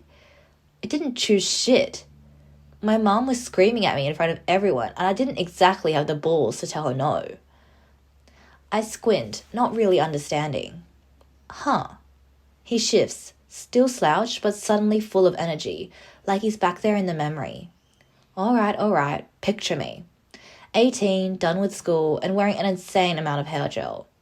All I've got is like $50 I've saved up for this driving test. And that damn woman's already on my ass about it. Like, Lane, don't fuck this up. Lane, this is the only thing you've ever been responsible for in your life. He let out a deep, exhausted sigh. Sure. Anyway, I'm sweating bullets already, because if I bomb this, it's game over. No license means no car. No car means no job. No job means no money. And no money means mom kicks me out and I end up on the streets. And God knows she would have done it. A very supportive family, you know. A grin spreads across his face as he picks up the controller again, using it now as a prop. Now, the exterminator dude. Weird as shit. Man walks in with these creepy-ass Jeffrey Dahmer glasses. I snort and shake my head. You drama queen. And he gets in the car, but doesn't even look at me. Just flips his little clipboard open and goes. Lane switches to the driest, most nasal voice imaginable. All right, Mr. Fussman, please start the vehicle and show me the basic controls. I'm like, yo, basic controls? As if I haven't been driving since I was fucking 10. Thank fuck my mom never knew, because she would have actually strangled me. You drove at 10? He shrugs. Yeah, my dad taught me. Anyway, I was a natural. So I'm sitting there looking at this dude like, bro, watch me ace this. I turn the car on, smooth as hell, point at all the controls and shit. And the guy looks at me like it's June and he heard about Michael Jackson. Then he goes, please pull out and merge with the traffic. Stay in your lane. I remember I turned to him and said, sir, I am Lane. This time, I burst out laughing. What? No, you didn't. He gives me a little smirk like he's proud he made me laugh. I did. I swear on my pierced dick I did. Oh my God. What? It's true. That is not funny, Mr. Fossman. Blah, blah, blah. Well, it was a little funny. Don't lie. Wait, you really have a piercing? Down there? Yeah. The royal jewel. I make a noise and he immediately smirks. Why so curious? Wanna see it? Wanna feel it? I don't mind offering my body to the pursuit of knowledge. We love men who support science. So, Lane, about those hypotheses I wanted to test. The two of them I mentioned earlier in the playthrough. Do you think you can, kindly donate your time to allow me to see the results? Lane! He throws his head back, laughing hard while slapping his knee like a cartoon character. Don't get all shocked. You brought it up. I'm not shocked. I'm concerned. Concerned you're gonna like it. I kick his leg as he continues. I only got it because I lost a bet anyway. A bet? That's so stupid. What kind of bet? He turns his head slowly towards me with that dumb smile that already pisses me off. Another day, baby. Why another? He lifts a hand and covers my mouth with 2 fingers. Shh. That's my dirty little secret. I smack his hand away. You haven't even taken a shower. Don't touch me. Wow. Well, I almost barked. What? He clears his throat. Never mind. Just to say everything's going perfect. I'm doing every turn exactly right, checking every mirror like I practice this shit in my sleep. And he's writing these little notes on his clipboard like, oh wow, this idiot's not a total fuck-up. Yeah, motherfucker, I know. Anyone with balls has this down. Doesn't seem required. We're almost done. We're rolling back towards the DMV, and then he claps his hands. This nice-ass car, shiny like someone polished it every morning with their dick, just cuts me off out of nowhere. The kind of shit rich dudes buy to cheat on their wives with 20-year-olds. It was like, I knew it was about to go to shit. What, because the car looks expensive? Yeah. Rich pricks buy these cars just to show off. I expected nothing less from him. But that wasn't the main issue.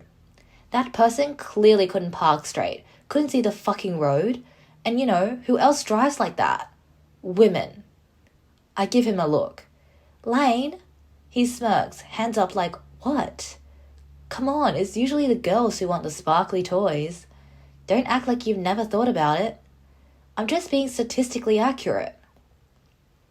I'm sure your driving is just as bad.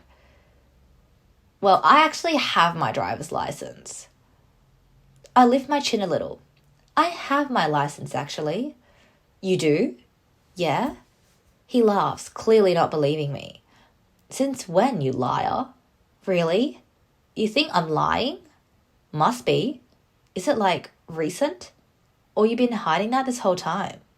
Nah, because people who have a license don't take the bus unless something went very wrong in their life. I'm not hiding it. How many tries? I nudge his leg with my foot. I pass my test, Lane. First try? I'm trying to remember, but he visibly takes it as hesitation. I knew it! What? How many? 2 or 3? Be honest. It doesn't even matter. It matters.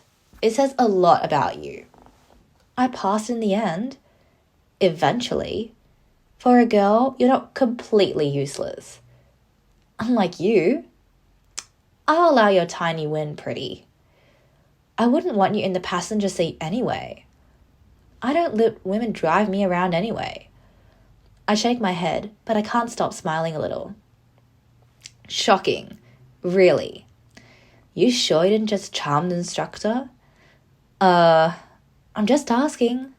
Wouldn't be the first time a girl got a little help. Do you ever think before you say stuff like that? You want honesty or no? I cross my arms. I pass the test like everyone else. Parallel parking, all that? Yes. No panic? No crying? Can you just shut up? He laughs, clearly enjoying this way too much. All right, calm down, Vine Diesel. I'm just surprised, that's all. I wonder why. 'Cause most girls I know drive like shit. And that was ironic. I know perfectly why, you idiot. He smiles at me. You're kinda cute when you're pissed. I mean, cute like a rabbit chihuahua. God, he's doing it on purpose. Besides, that's not even true. It is. Ask anyone. Or maybe you just notice it more when it's a woman. Duh. Nah. Bad driving is bad driving. And you guys don't crash cars, right? He shrugs. When we crash, it's because we're going fast, not because we're scared of turning left. That makes 0 sense. Yeah, okay, it doesn't.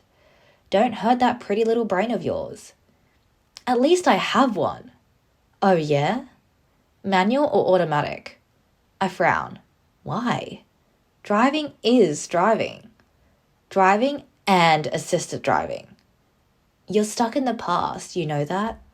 Everyone drives automatic now. It's not the 80s anymore. Yeah. That's what every bad driver says. Oh my god. What? You press a button and the car does everything for you. That's not skill. But it is driving. You still have to pay attention. You still have to react. In easy mode. I can drive. But can you drive? Are you seriously trying to get on my nerves? Yes. Real mature.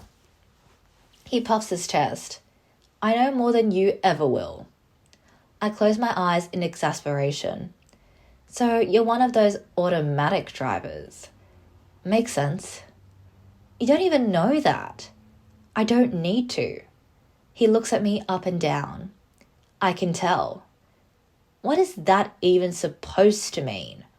It means I don't believe it until I see it. I don't have a car. How am I supposed to... Stay in the kitchen. Driving's every man's favorite offline game.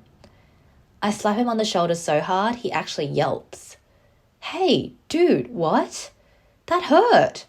Good. Fine, I get it. That wasn't even an insult. The kitchen's literally the best place in a house. I just meant you'd be a terrible driver. You don't even know how I drive. You don't drive. That's my point. I literally got my driver's license. Okay, but driving's like instinct. You either got it or you don't. And you hesitate too much. You'd be the type to freeze at a roundabout. Just sit there like, oh my God, they're all moving. What do I do? Meanwhile, everyone behind you is honking. I sigh. Okay. Lane points at me. Tell me I'm wrong. No, because my sister drives exactly like that. Amelia? It pains me to say this, really, but she's doing a great job keeping that stereotype alive. And you're doing a great job keeping another stereotype alive too. Well, not really a stereotype if you think about it. More like a pattern. Uh-huh. Women behind the wheel might as well be blindfolded. And look, she proved my point. You should have seen her. She failed her test twice, and my mom still kissed her ass. Couldn't even stop clean at a red light. I rode with her once. Dude, scariest ride of my life. I laughed despite myself. That sounds like her. Yeah? He sounds weirdly judgmental. What? Nothing.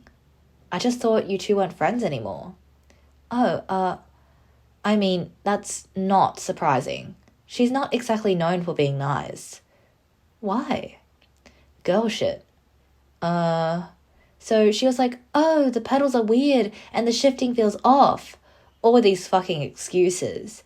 It wasn't even a stick shift, man. And of course, Mom's like, he lowers his voice to imitate his mother. Well, she's a girl. It's different for her. She'll get there.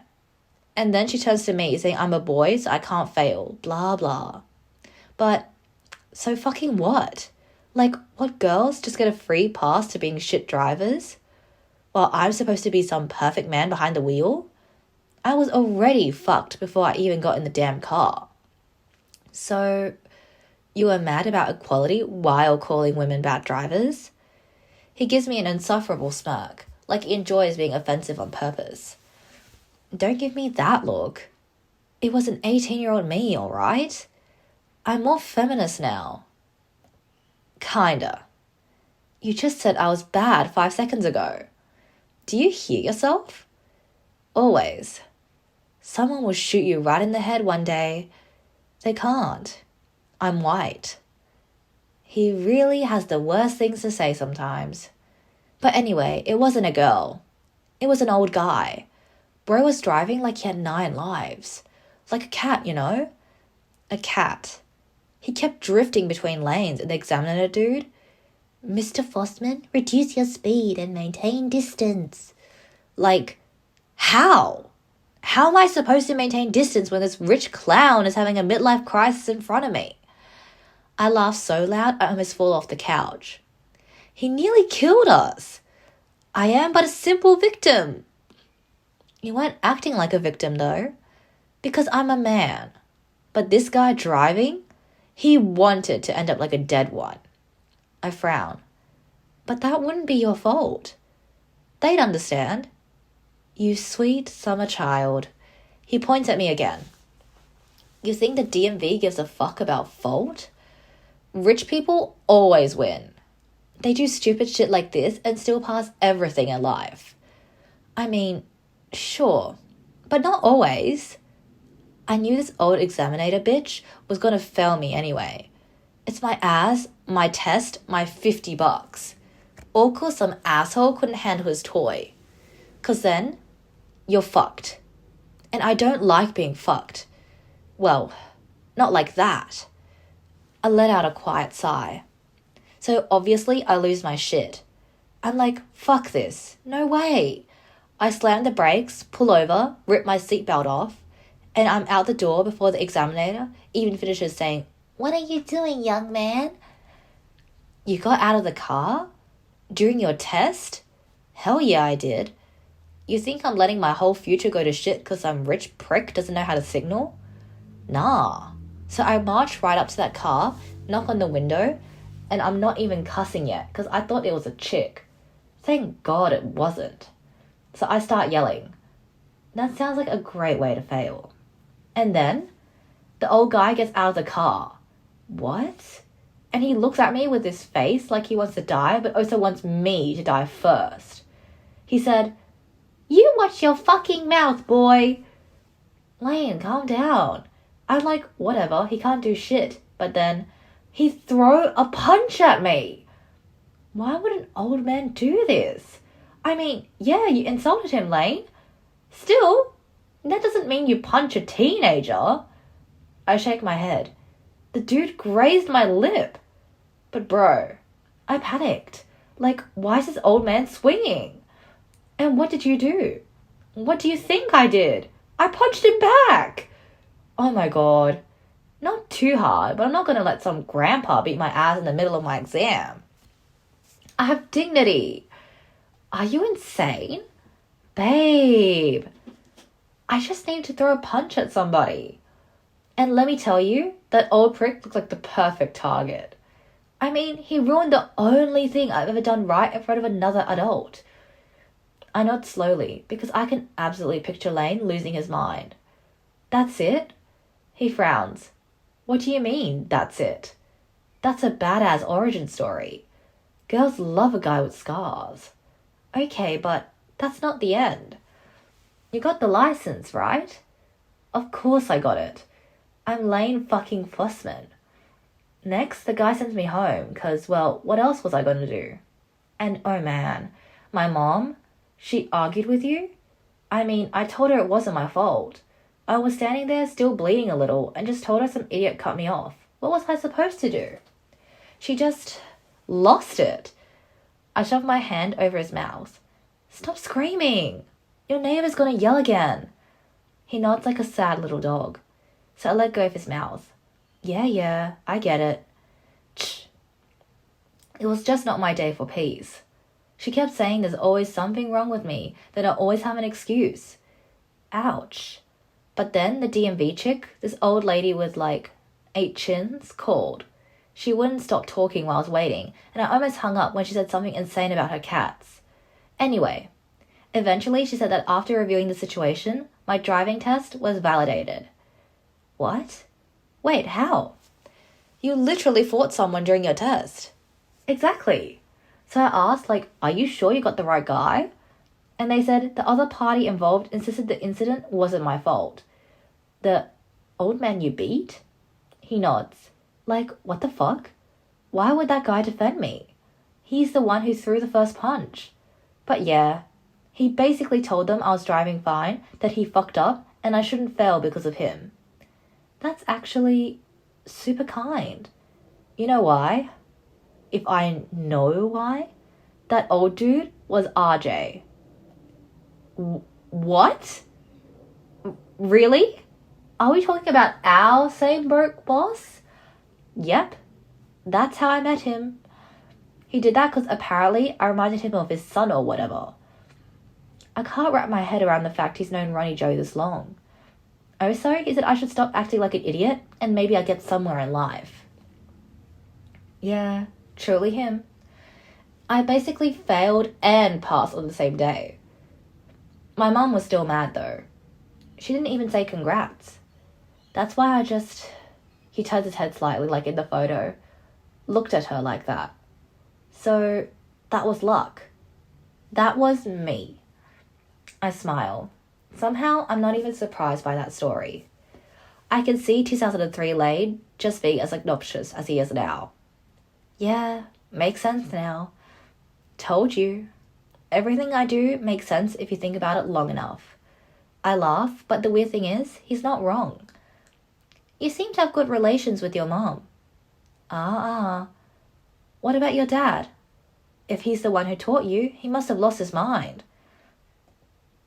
Yeah, I guess. He acted like every dad would have. But don't worry. One day I'll show you how perfectly I drive. That's your way of asking me out again? He lights up. Hell no. You think I waste my time like that? You're the one who just suggested it. I'm just messing with you. That's all. I've heard that one before. You call it messing around. I call it backpedaling. Nah, 'cause that means I actually care what you think. Such a macho answer. Baby, you wouldn't be smiling if you hated it. Wipe the smile and change the subject immediately. You got a lip piercing back then? Yeah. What a shame. Could have put it to good use on you. Ew. Bet that worked on so many girls. You have no idea. You ever kissed a guy with one? That's none of your business. He scoffs. Just saying. One of my girlfriends wouldn't even let me talk. He gestures vaguely towards his mouth. Pull me back in like I was oxygen or some shit. Oh, come on. His ex again? Is he trying to make me jealous on purpose? Ugh. Happy for you. Ask anyone. The piercing was doing half the work for me. Like a cheat code. Didn't even have to open my mouth. That's probably for the best. Shh. You're just jealous. Just like my old boss. Here we go again. Dude couldn't handle it because it was apparently unprofessional. Like I was out there robbing customers with my lip or something. Maybe you were. Only hearts. But I ended up removing it after I got fired. Why after? They didn't make you? Nah. I mean, yeah, they bitched about it, but that's all. So, just like that? He nods. Just like that. It did the job a little too well. And I needed peace more than I needed girls drooling over me. You'd have been one of them. Yeah. Must have been really hard for you. It was. Being this attractive is a burden. But you wouldn't know anything about that, right? I push his shoulder. Shut up. Slow down, pretty. You're telling me that if you'd seen me back then, you wouldn't have looked twice? I'd look. Yeah? To avoid you. You're such a hater. It's insane. You're giving me a lot to work with. You're the one to blame, talking about my piercing. You looked at my little baby face and went, "Aww." You weren't a baby. 15. That's basically illegal for you to be into. You were 18, you dumbass. You got a thing for younger guys now? What are you even talking about? Forget it. You wouldn't have liked me back then anyway. I'm like a level you couldn't reach. It's like this dude is talking to himself. You still got it? I'm better without it. And I don't need it. He wiggles his eyebrows at me. 'Cause now I pull better than ever. Are you flirting with me? Flirting with you is my second job, baby. I thought it was screwing your neighbor's ex-wife.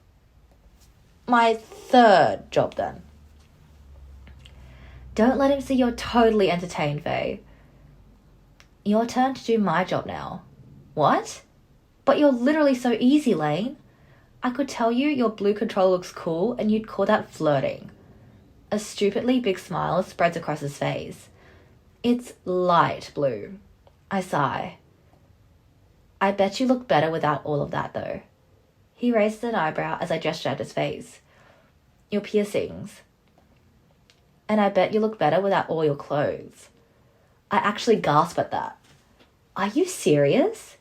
I'm complimenting you and you say that? That was a compliment. Unlike what you just said. Ugh. I wouldn't look better. I think you would. No. Okay. I mean, I'm already looking my best. Just don't need advices from you. You're not exactly a reference. I shove him again. Focus on your game. Yeah, this is more interesting. Focus on the key, pretty. Will you tell me where it is? Maybe if you stop talking. Asshole. Let's keep annoying him. Oh my god, bro. oil me up and fucking fuck me, because apparently I'm everybody's little prison wife in this game. I wander past Lane, picking up a stray can from the table. What's your zodiac sign? Oh, I'm guessing this is in relation to us finding Madame Jezebel's phone number. He snorts, leaning forward as he throws a grenade on screen. Handsome. Handsome? Handsome.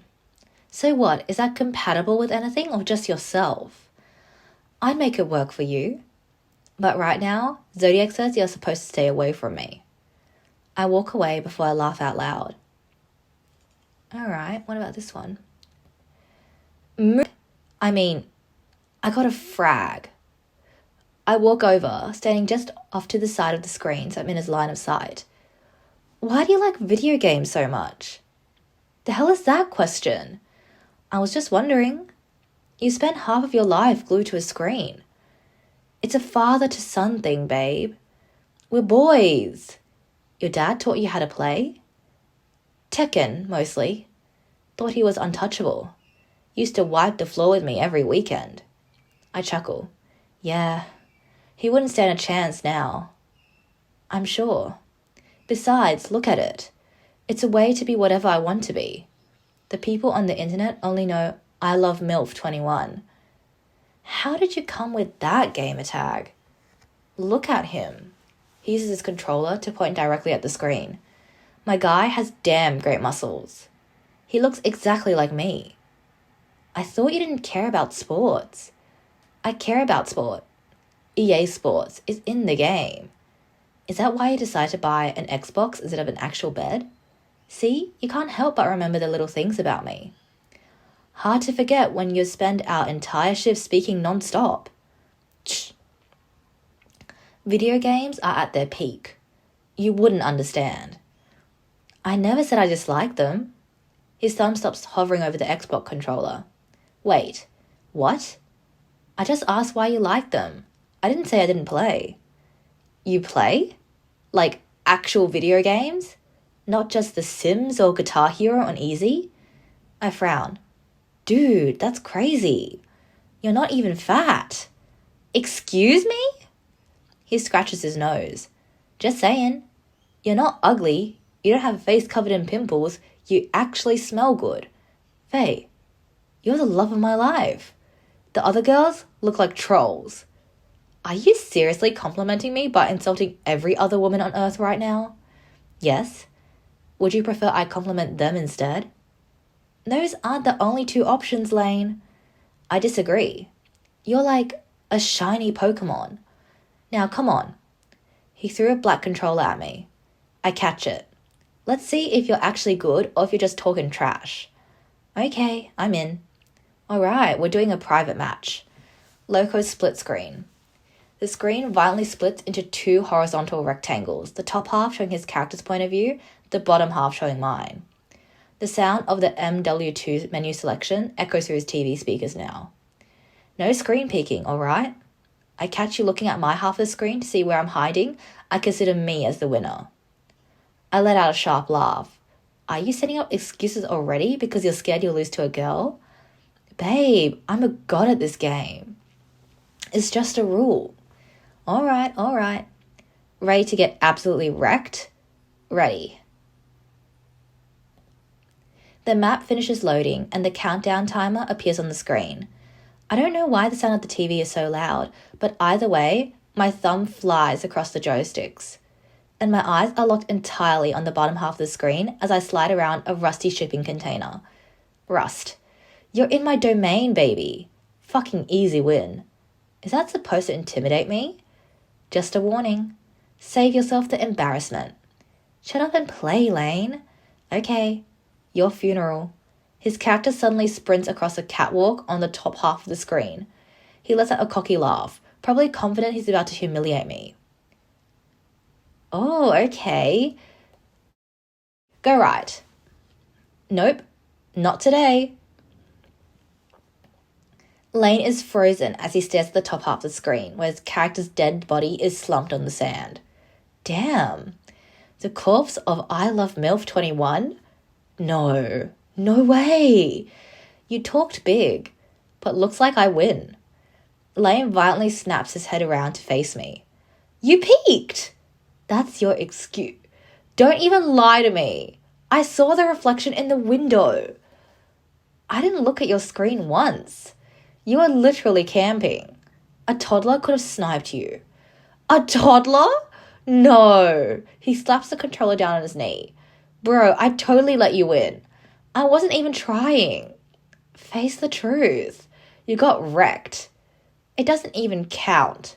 Pick up the controller right now. Round 2. Maybe next time. What? That's so funny. Talk to Lane. I glance at the screen, curious despite myself. Lane's username pops up in bright white letters on the TV. I love MILF21. I can't help it. I laugh.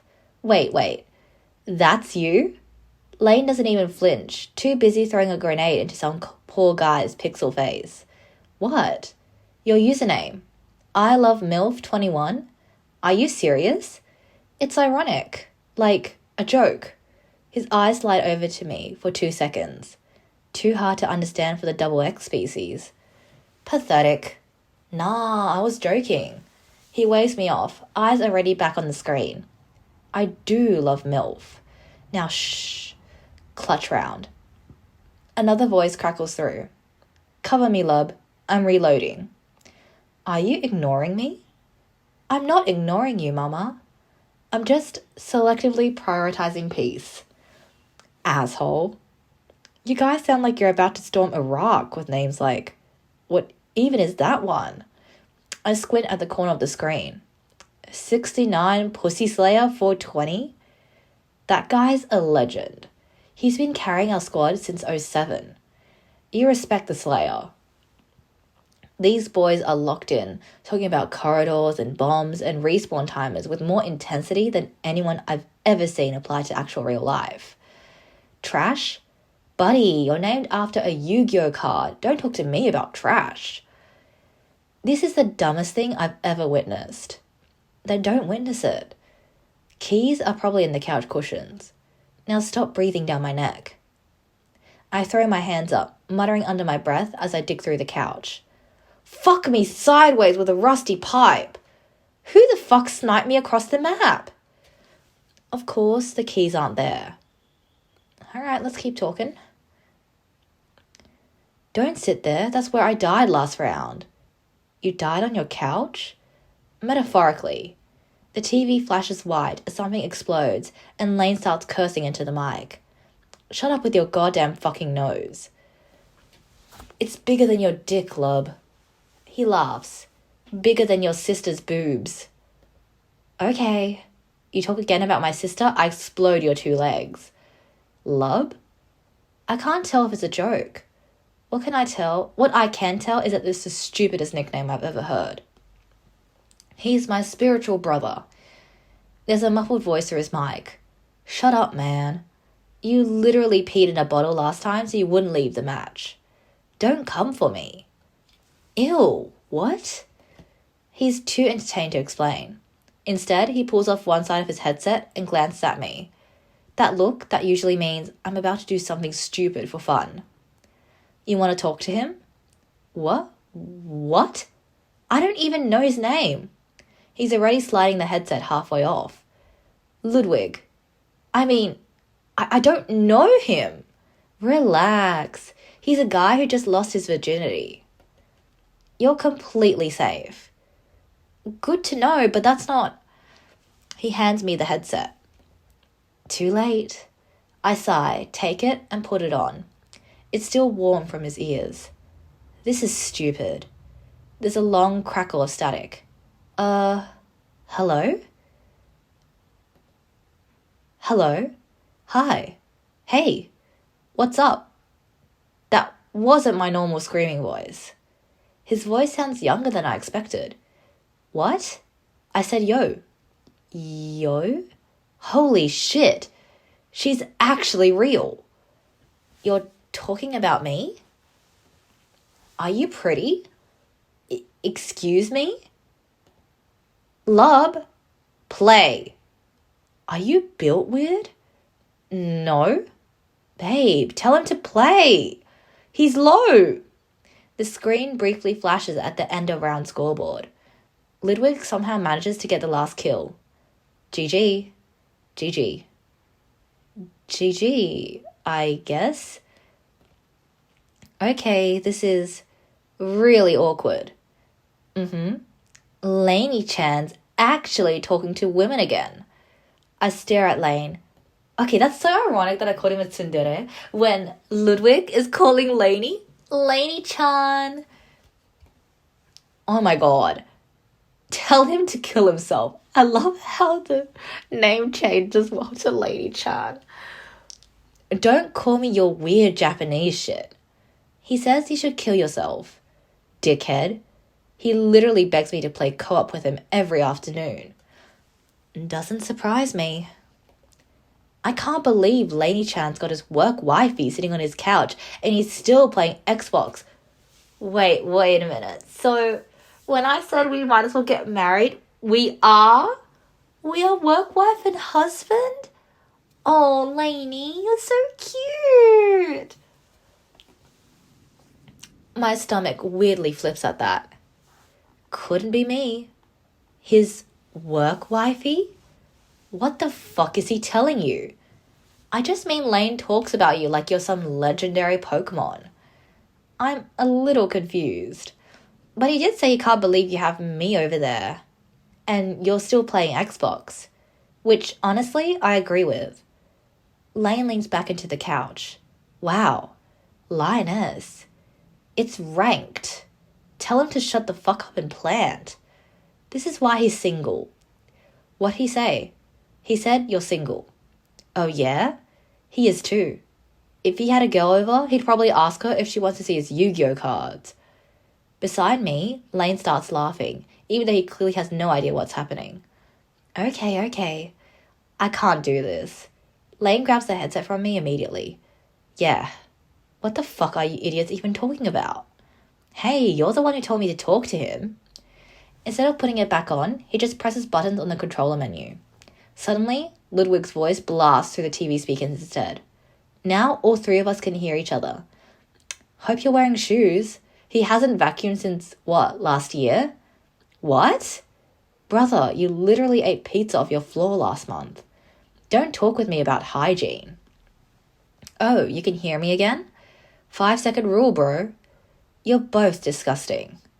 He's a no-life. I'm better than him. You're the guy who pisses in bottles, right? That was one time. You sent me pictures. Okay, 3 times. But it was a Warzone ranked night. I couldn't pause. Lane chuckles as I grimace. He's not even kidding, man. I'm starting to understand why none of you have girlfriends. I almost did once. He brags about kissing the girl who gave me a blowjob. Why would you say that out loud? Brother, video games are more important anyway. You guys are just nasty. It's gamer survival instinct. You wouldn't get it, Miss Convenience Store. You're right. I don't think I want to understand. Mr. Convenience Store did the same thing. I slowly look back at Lane. What? It was for a LAN party, you cocksucker. Dude, you were in a room marinating in gamer piss. Yo, shut your mouth, you little... Go back to watching your weird-ass anime porn and jerking off, you fucking goblin. Shut up, ho. Eat shit.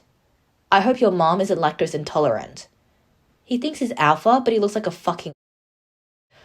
Oh my god, there is so much bad language in here. I think... Oh, okay. Choke on a dick. Can't choke on yours, that's for sure. As big as a newborn baby. Lane bursts out laughing, all his previous rage instantly evaporating as he slams his hand against his thigh. How can someone switch moods that fast? See? So immature. None of that sounded made up. Threatening me in front of your crush? Toxic motherfucker. She's not my crush. Hit a nerve there, did I? You didn't hit shit. Man folded instantly. Yo, stop talking out of your ass, lub.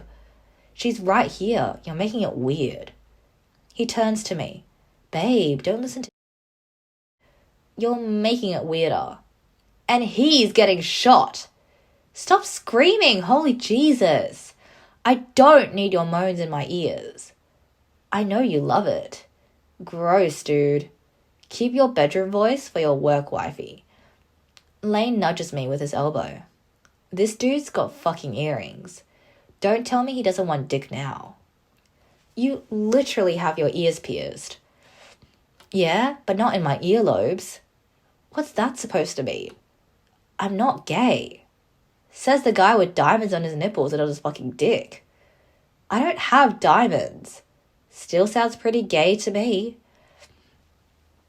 I don't really follow. Meh. Doesn't change the fact you're gay. You're gay as fuck. Your dick has DLC, brother. They both fold laughing. Fuck, I should have recorded that. Bro, with a girl mic too? That shit would have blown up. For real. You make YouTube videos? Hell yeah. I'll show you one day. The only time our videos ever get a lot of views is when I'm in them. The fans love me. What do you mean, ow, you fraud? It's my channel. Nah. Ask your old lady. Almost 1,000 followers. Don't know about yours. Okay, Harry Potter. It's Hedwig, no? Don't worry about it. Brother, I gotta piss. Yeah, loser. Don't do that in a bottle. Unlike some people, I use bathrooms. Ultra lol. Lane points at the TV. Don't lose. Then at me. Back in a minute, princess. Don't touch my controller. I wasn't going to touch it. I want to touch something else, Lane. And don't talk to Lub. As you can see, he's off his meds. I huff a laugh. Are you worried he's going to tell me something embarrassing? As if. I'm flawless. He winks and gets off the couch, already unbuttoning his jeans. The bathroom door clicks shut behind him, and in an incredibly heavy silence drops between us. I mean, without Lane here to scream and anchor the conversation, it's instantly obvious that Ludwig and I are complete strangers who have absolutely nothing in common. Neither of us says anything. A few seconds pass, then a few more. So, this is awkward again. Cool. I glance nervously at the bathroom door. Come on, Faye. If there's anyone in the world who actually knows what goes on in Lane's head, it's his best friend.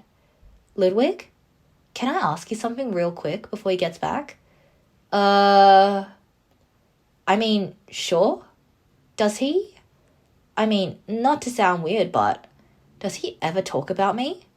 Like, when it's just you two? Why? No. I get why. I mean, he laughs for some reasons I ignore. Yeah, he talks about you. Really? What does he say? Nothing crazy. Most of the time, it's just work stories. Like, what? Dunno, like, that time you yelled at him because he emptied a whole bottle of cleanser in the toilet. Oh my god. Apparently, he was trying to help. Let's just say, every time we hop on Xbox, there's a decent chance you're going to come up. It's kind of weird, honestly. I feel like I already know you. Seriously? Dead serious. I didn't expect that. I thought he'd think I'm just an annoying chick. Actually, you annoy him. But the fact that he's letting you sit on his couch while he plays ranked match right now is like, wow. Dude's tanking his KD ratio for a girl. What else does he say? That's all. I smile despite myself. You're loyal. Look, Lane's work wifey. I'm not going to sit here and expose my brother. Fair? I understand. Why do you even call me that, by the way? At first, you were just the new girl. Then, one day, he started calling you his work wife. Wait, does that mean you don't actually know my name? Nope. And you never asked? I figured he'd get there eventually. It's Faye. Faye. That's way less funny than work wife. Glad to know where I rank. Of course he wouldn't go telling us bro our name. Like, what if Ludwig tried to stalk us on social media and get a face to his weakness? And also, like, having other guys perceive your crush. I think this is a common guy thing. Like, back then when I was in a relationship, it was the same too. Like, he wouldn't really tell people my real name. He would call me by, like, a nickname. And if, like, his mutual friends try to get my social media, he'll try to be like, nah, she's, like, a private person. Like, she doesn't really share her social media. So, this is just a guy thing, I think. Nah. Good to finally put a name to the law. I'll pretend I don't know it, though. Why? The bathroom door suddenly swings open. I'm back, bitch. Lane drops back on his spot on the couch. Did you wash your hands? And next question. Yo, about fucking time. You jerked off in there or what? I don't need to hide for that. Why? You hoping I'd invite you? Yes. Next time, babe. I feel like I shouldn't be here for this. What did you guys say? Nothing in particular. Lane squints at me. I was AFK. Start a game, brother. A new game starts. Plant A. Then come with me. Where the fuck are you going? All I know is I'm upstairs, listening to my Will Smith CD. Then I see all these flames going everywhere. You know what I'm saying? We hear some terrible beatboxing through the speakers. Lane joins him, and the two of them produce the worst beatboxing I've ever heard.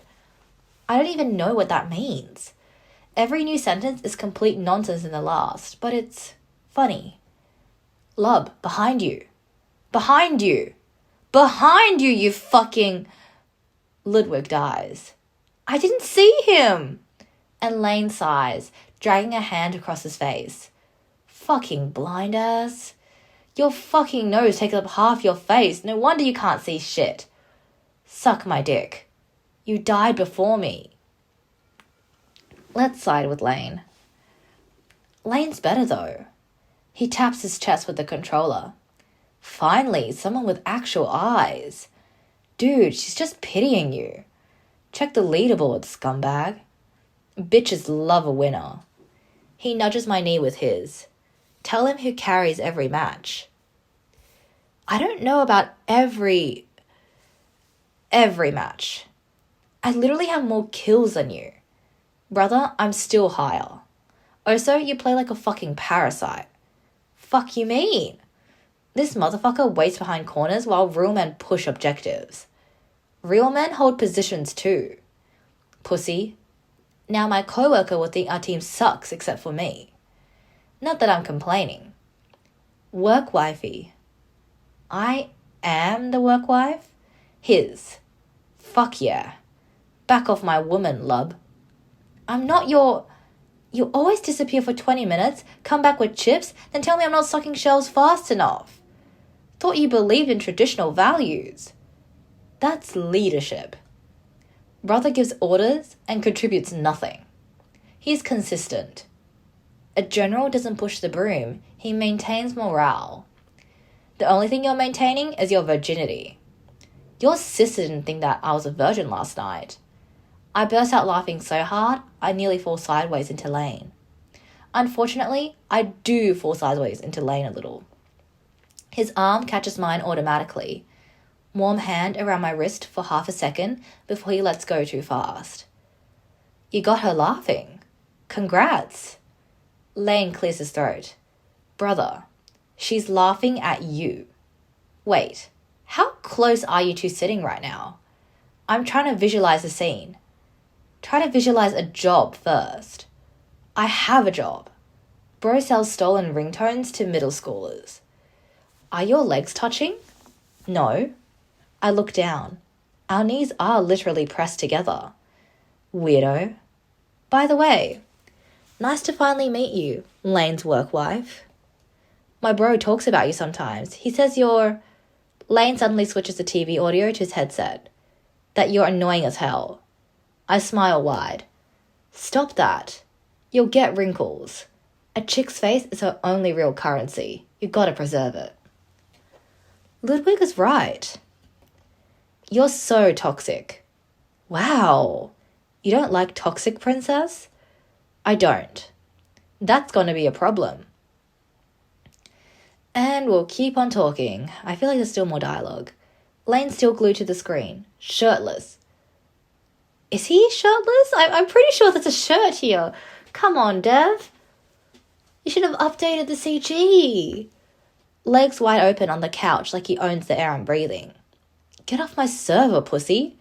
And he's still trash-talking some poor bastard online, completely oblivious to me leaning against the couch. For a second, I just study the way the TV glow hits his face, the outline of his stupid piercings catching the light. There's something burning behind his eyes. I felt it for as long as I've known him. He just hides it well. Maybe it's time I test him the way he tests me. Who's Bianca? The name slides out, and Lane's whole body jerks. His character on screen gets headshotted instantly, the kill cam flashing up while his eyes whip towards me, blue and wide like I'm the one who sniped him. The fuck? His voice cracks. He clears his throat and sits up straighter. Where the hell did you hear that name? Yeah, that name still gets to him. He stares back, waiting for me to crack, and when I don't, he lets out a laugh, tossing his controller onto the couch. What are you, CIA? You bugging my apartment now? Damn. He smirks, trying to turn it into something light. Why are you so obsessed with me? Girl, I want to know. I roll my eyes and smack his shoulder. I'm not obsessed. Yeah? I was just as hooked on my ex. But I swear, you got me worse. So it's true then. True what? Ain't shit true. I cross my arms. I just said her name, Lane. Look at you. You're freaking out. I'm not. He runs a hand down his face, groaning loud like I'm the one annoying him. You're unreal. You think just because you say some random girl's name, I'm gonna, what? Pour my little heart out to you? He leans back, spreading out on the couch again. Every dude's got an ex. And it doesn't mean shit. Why do you get that defensive then? His eyes widen, and his hands go up in that classic, what did I do move? Yo, what? I'm not being defensive. Clearly. You know what? You're like a fucking lawyer, cross-examining me in my own damn apartment. He looks me up and down. What's next? You gonna ask how big my dick is too, woman? I don't take the bait. I just want to understand you. That makes him freeze, his smirk fading away. He tilts his head back, runs a hand through his messy black hair, and fidgets with his nose ring like he forgot his nose is literally busted. It clearly hurts, but he keeps doing it, trying so hard to look unbothered. Well, it's huge. His character respawns on the screen, but he doesn't even touch the controller. Faye, you don't want to understand me. Trust me on that. I'm just a guy who got his dick wet way too young with someone way older, and yeah, maybe she fucked me up a little. So what? Every chick fucks a guy up eventually. You probably did it too. How much older? 19. My mouth falls open. But you told me you were 16? That's kinda... I wasn't some kid getting taken advantage of, if that's what you're thinking. I was, I don't know, a guy. And when you're a guy, you don't say no to that. He stays silent for a beat, going back to his game even though his character's already lying in a pool of pixelated blood on the screen. Though, if I were the older one and she was 16, that'd be weird as fuck. I stare at him, waiting for the part where he realizes how messed up that sounds. But he doesn't. It's not about gender. It was me. So it's fine. You are still a kid, Lane. 16-year-old guys are horny little monsters. And I got exactly what every other horny little monster wanted. I swear, every dude in school was jealous. Shit like that made you feel like you figured life out early. His blue eyes flick to me. And it's not like I don't wanted it. I just tilt my head. And he wiggles his fingers obscenely, grinning when I roll my eyes. Yeah, it was the first time I ever saw boobs that big outside a magazine. Thought I was gonna pass out. I cross my arms and give him a look. What? That me opening up, baby? Really? No. On the screen, his character respawns and gets killed immediately. You can joke all you want, but you really loved her. Man, I was a 16-year-old virgin. I mean, you ever seen a 16-year-old guy? We're pathetic. I was pathetic. I was failing half my classes, teachers hated my guts, I got suspended like every other week. She knew what the fuck she was doing. And I didn't have a clue. Silence. The only sound in the room is the chatter of gunfire from the game he's not even playing anymore. I don't really know what to say, so ask the only other thing that comes to mind. What happened? Nothing. Lane? What?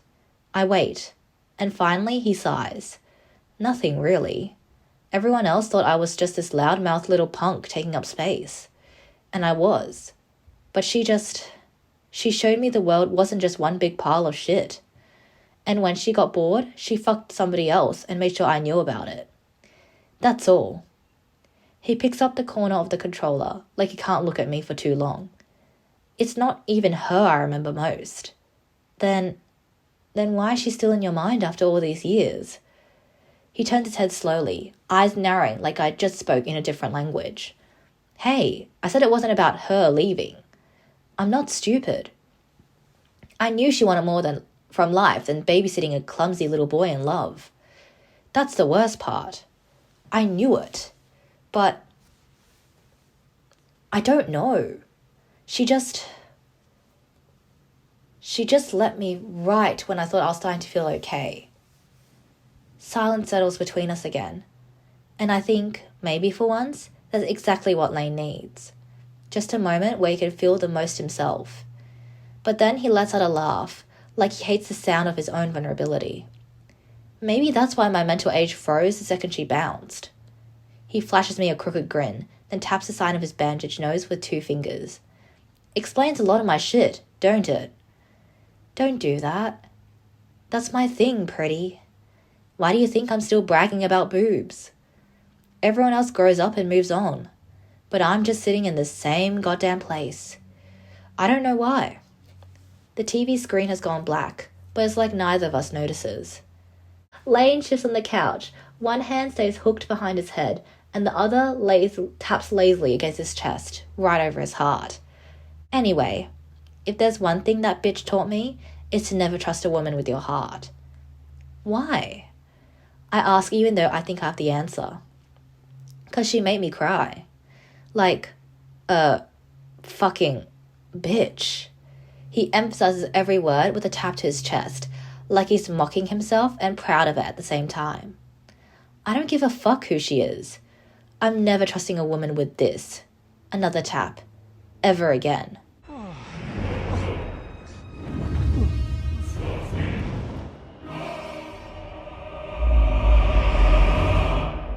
Boo. I cross my arms, trying not to smile. So what, you'll never trust me? That gets him. His grin spreads, pulling him right back into himself. Especially you. You're the one I'd be a complete idiot to hand my heart to. Ouch. I lift a hand to my chest, same way he always does. And then he jabs a finger in my direction. The biggest son of a bitch alive. King of the idiots. A clown. I watch him go off, trying not to smile and glance at him. Well, you already have the nose. Lane's hand shoots up to his nose, his palm half covering the bandage. Why the fuck are you smiling? I'm being serious here. It's just that, for someone who keeps insisting he doesn't care, you sound an awful lot like you do. His blue eyes narrow. What's that supposed to mean? Are you sure you're not the one in love with me, Lane? Have you... I had dreams that that you want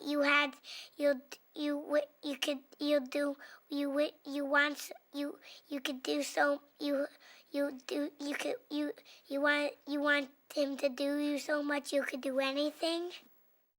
Have you lost your mind? Me? In love with you? That's the dumbest shit I ever heard. Is it? Yeah, it is. Okay. That wasn't the reaction I expected. Did I hit a nerve? His whole face twitches. You didn't hit shit. Well, I haven't heard no yet. He looks at me. That lazy blue-eyed stare like he's half asleep and too cool to care. No. It's flat. Weirdly flat, coming from a mouth that's usually all smirk. I just fold my arms, waiting. Maybe for him to laugh. Maybe for me to laugh. I don't really know. The fuck is that look? I have my reasons. Reasons? Yeah, reasons. Then I raise my eyebrows. What are your reasons? He pauses and groans, dropping his head back against the couch like I'm torturing him. You really want to do this right now? Well, you're not exactly credible if you don't explain. He groans again and drags a hand down his face. I can tell he's already lining up the next load of bullshit he's about to say. Women, he mumbles like that's supposed to be his whole argument, can't just let a guy have 5 seconds of peace. Coming from the guy who can't shut up for more than 5 seconds. He whips his head towards me. Guess that makes you the woman. He stares at me. I stare right back at him. The silence stretches between us. He's trying so hard to keep a straight face, and I'm doing the exact same thing. Suddenly, we both lose it at the same time. A laugh bubbles up in me before I can stop it, and his follows half a second later. Lane throws his head back, one hand clutching his abs like it physically hurts, and the other slapping his thigh. I've noticed it before, but his laugh is kind of cute, which is annoying because mine sounds absolutely hideous. Almost like a hyena. When we finally start to settle down, I glance over at him. He's still grinning like a fool, his chest rising and falling as he catches his breath. There are actual tears in his eyes, and somehow that just makes the blue look even clearer. Brighter. And stupidly beautiful. Fucking hell. Alright, pretty. You win. I'm all ears. He sits up straight, claps his hands, and points both index fingers at me. Reasons why Lane, he jabs a thumb into his own chest, will never be in love with you. I feel a weird little spark. Like maybe I'm actually looking forward to hearing this. Reason number 1. Can you glow when I touch you? What the hell are you even talking? He points across the room without even touching his head. 'Cause my boo can. Your boo? I follow his finger and to my absolute lack of surprise, find him staring at his Xbox 360. That beautiful bitch right there lights the fuck up when I press a button. And I'll die for it before I ever fall for you. You're actually comparing me to a piece of plastic. He opens his mouth in mock surprise. Holy shit. You're right. Not much difference from you. Plus, when I press a button, it lights up and makes noise. He winks. Same as you when I hit the right spot. A sharp smack echoes through the apartment as my hand connects with his cheek. Ow! He reels slightly, rubbing the spot, but his grin only widens. Baby, you're definitely not plastic. And you're definitely not right in the head.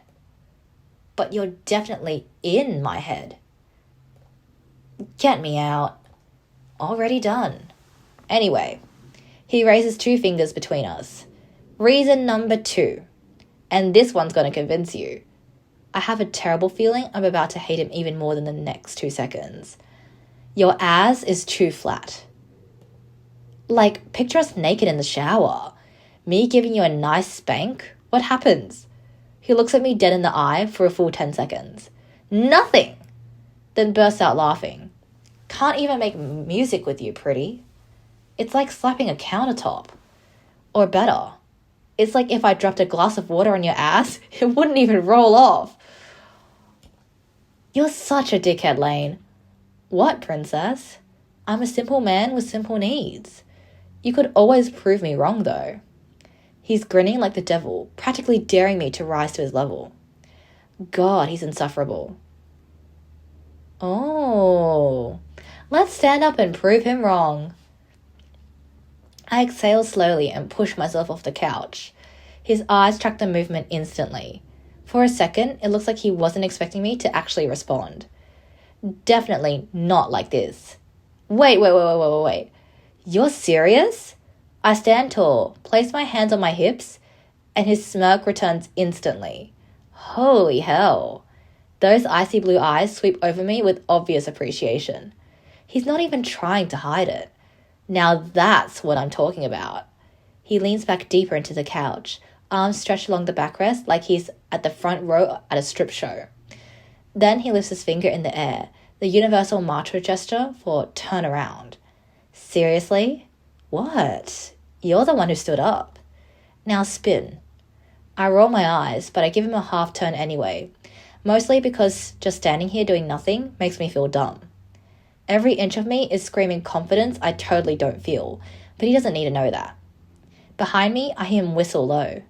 I glance over my shoulder just in time to see him holding up both hands, his thumbs and forefingers forming an imaginary frame as he measures. Needs work. Maybe 2 squats or 3. I shoot him a glare, then turn to face him fully. Excuse me? Oh, come on, pretty girl. I was about to say you were hella sexy.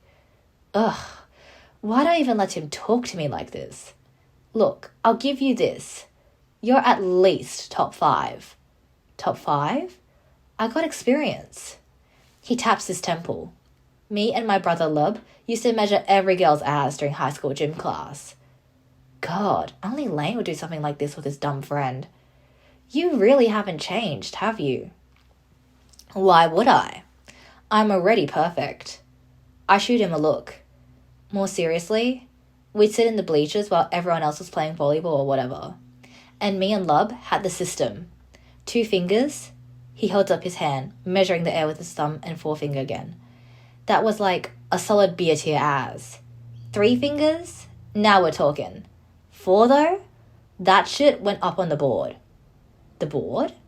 Ooh, yeah. Top 10 asses in school.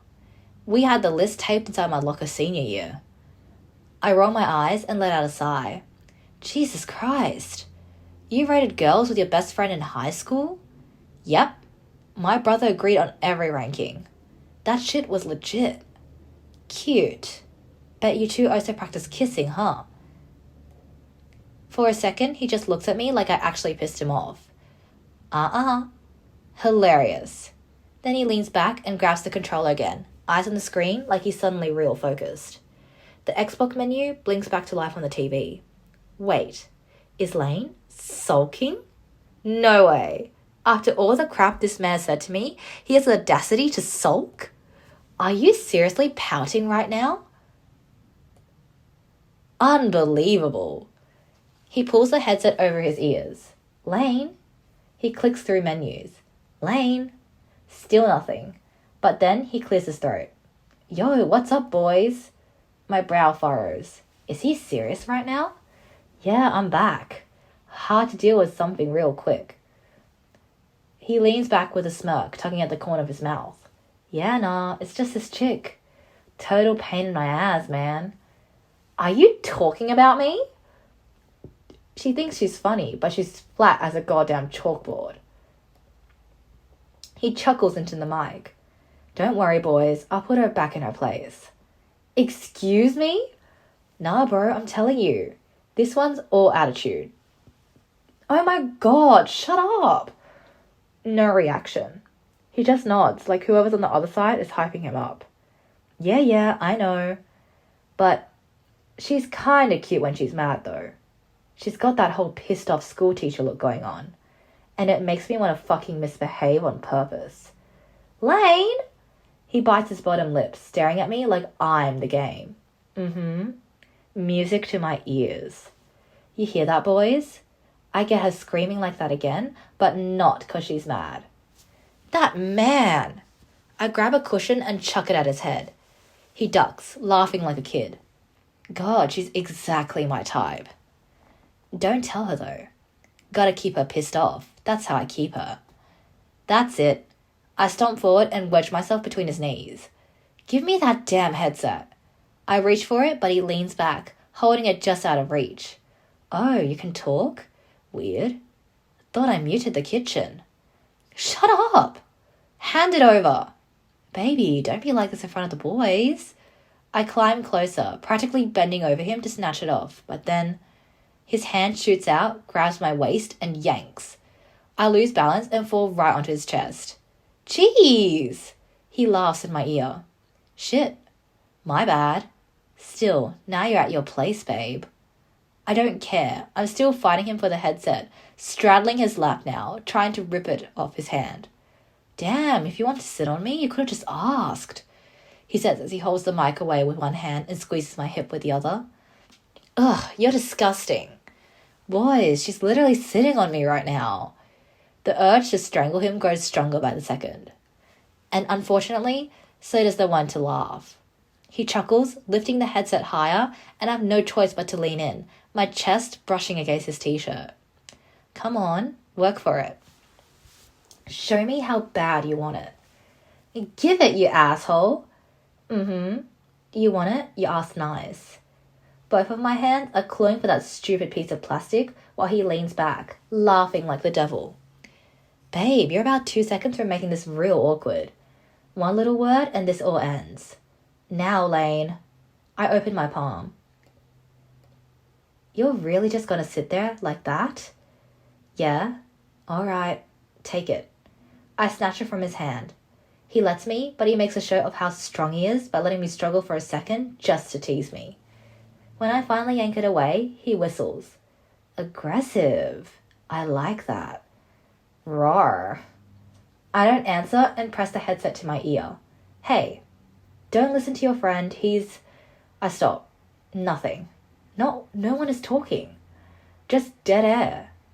There's no one. Took you long enough.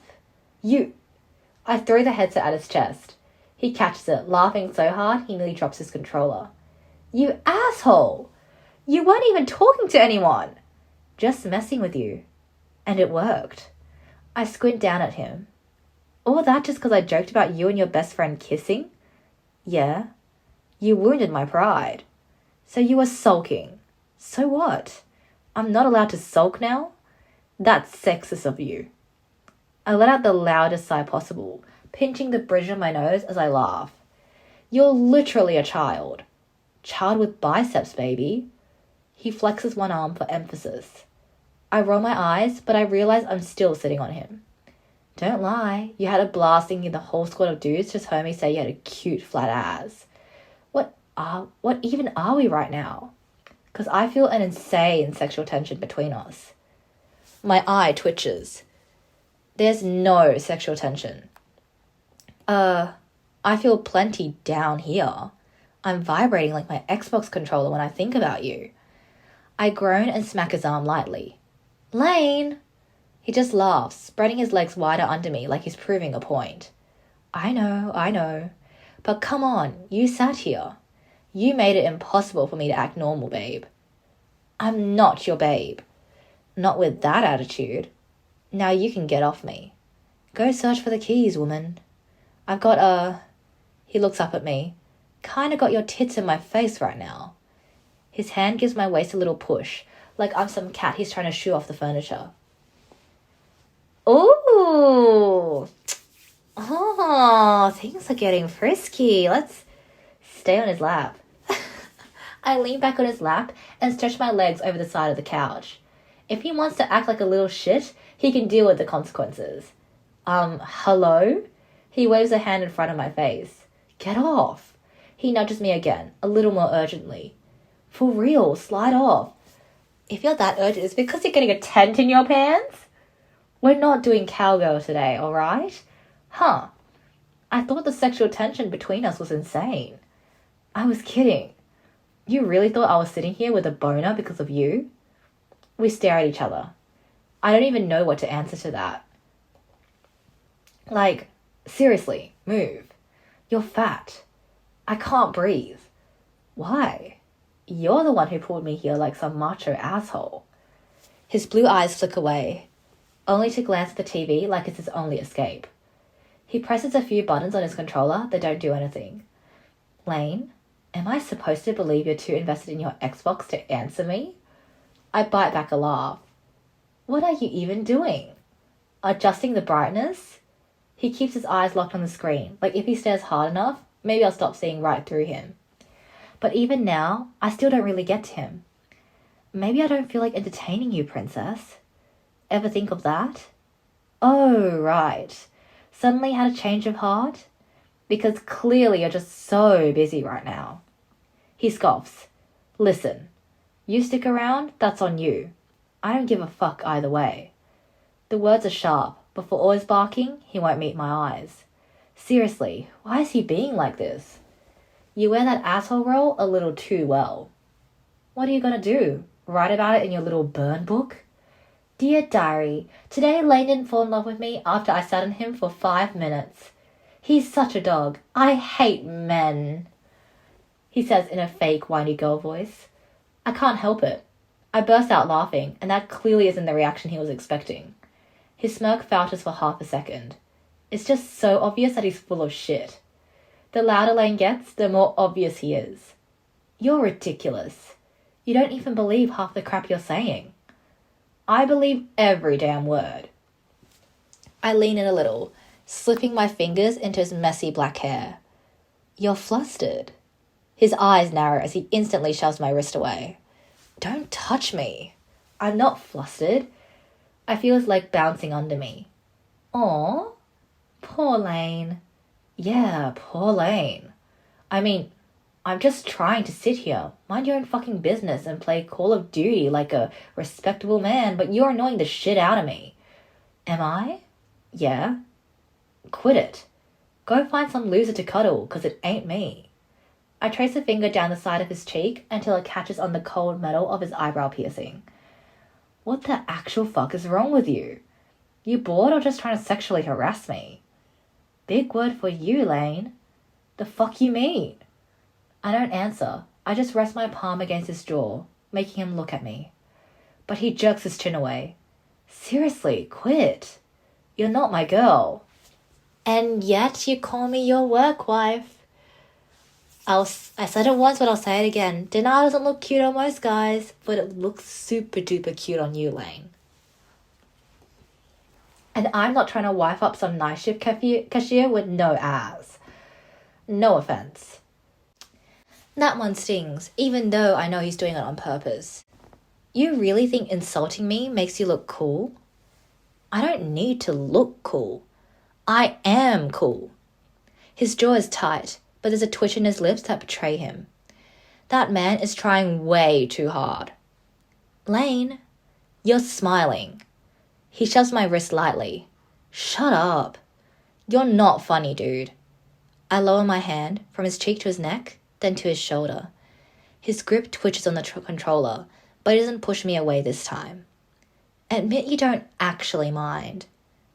I actually don't give a shit. Leave me alone. I should laugh it off, keep teasing him the way I was, but that thing he said earlier hasn't left my head. What's the matter, Lane? He exhales loudly. Nothing's the matter. You're just on my lap trying to get me pregnant or something. That's what the matter. I mean, I'm not ready to be a dad yet. Like, imagine me as a dad. That'd be fucked up. I don't even water my plants. I don't have plants anymore. Like, I had a cactus once and it died. Who the fuck does that? I don't even like holding babies. They're small and sticky. And what if I drop it? I'd totally drop it. You know what? You're giving a terrible lot of thought to being a father. Like, it just goes to show that Lane truly does want a genuine relationship. And he's also kind of self-aware enough to know that he's not in the emotional place for it right now. But I feel like maybe this is like a cheesy romance novel sort of line, but like if you meet someone that genuinely is right for you and you feel comfortable enough, people have the courage to try. They really will. And what would I even name it? LCV? Lane compressed version? Maybe I'd give it a strong name like XX Baby Slayer 777XX or Lane. What? My kid is going to come out swearing and drinking Red Bull at 3 months. So I'd tie it to the roof. Like a Christmas tree. I slide my hand up to catch his jaw, making him face me. He resists, of course, but I don't let go. Yo, the fuck are you doing? Are you gonna force a kiss? This is rape! I meant, you said you started feeling okay. So, why weren't you feeling okay when you were 16? He doesn't say anything at first, just stares back at me, buying himself time. No kiss? Answer the question. His ocean eyes shifting between mine and the wall behind me. What do you want me to say? Oh, boo-hoo, life was so mean to me? Yes? Tell me about it. What? I have nothing to tell you. I think you're lying. Yeah, well, nah. I don't know, man. He sighs, rubbing his nose ring with his thumb like he always does when he's embarrassed. Look, it just kind of sucks when you're young and no one gives a fuck about you, alright?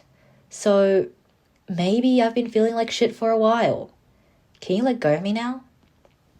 I let go. No one gave a fuck? What do you mean? Exactly what I said. Lane, what?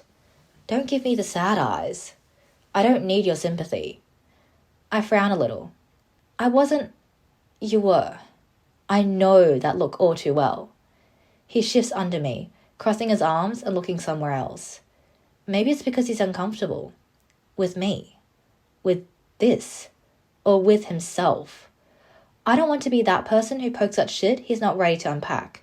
So I just sit there on his lap, feeling his knee bounce slightly under mine, like his body trying to leave, even if he's not. I consider getting off him, but... You want me to move? You do what you want.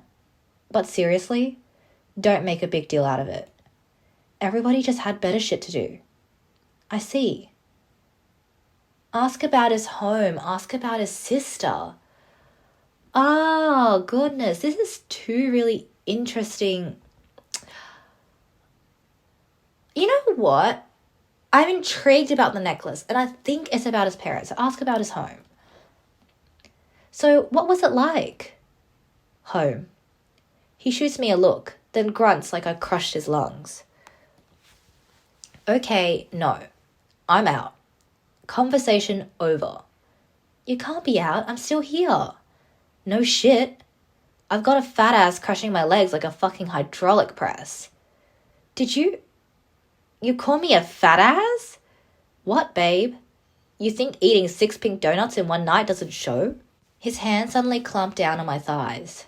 All that sugar's gone straight to storage. I slap his hands away with a scowl. You touch me like that again and I'll crush your fingers. Understood.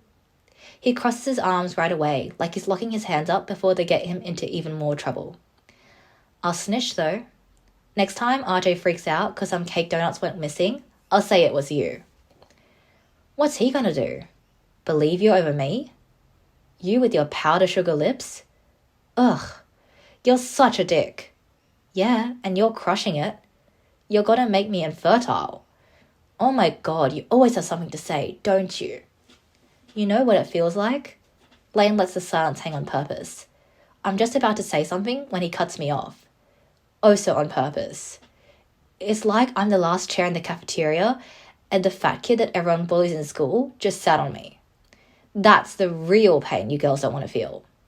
Having something this important crushed. I try to keep a straight face, but Lane's ridiculous dramatics make it impossible. He's such a cute little drama queen, Lane, when he gets all worked up like this. Sometimes I wonder if he's more entertained by his own antics than I am. Oh, poor you. The manliest man alive. But somehow you can't even get me off. Kind of feels like you like me here. What the hell? I'm literally telling you to leave. My house, my rules. You're not invited to make yourself comfortable. Besides, I'm a respectful guy. I don't touch chicks. I roll my eyes. Did he really forget the last 2 minutes? Oh, please. You're the one who dragged me here in the first place. Details. You're the one acting like I begged you to stay. You're annoying, Lane. And you're heavy, Faye. Guess I'll just let my dick slowly die under your big, giant thighs. I swat his chest, but he just smirks. Okay. I get off his lap and sit beside him. Finally, my legs were starting to go numb. We don't have to talk about it. What? Oh shit. I get it. That little okay voice. I frown. Yo, Lane's too fragile to talk about mommy and daddy. That's not what I said.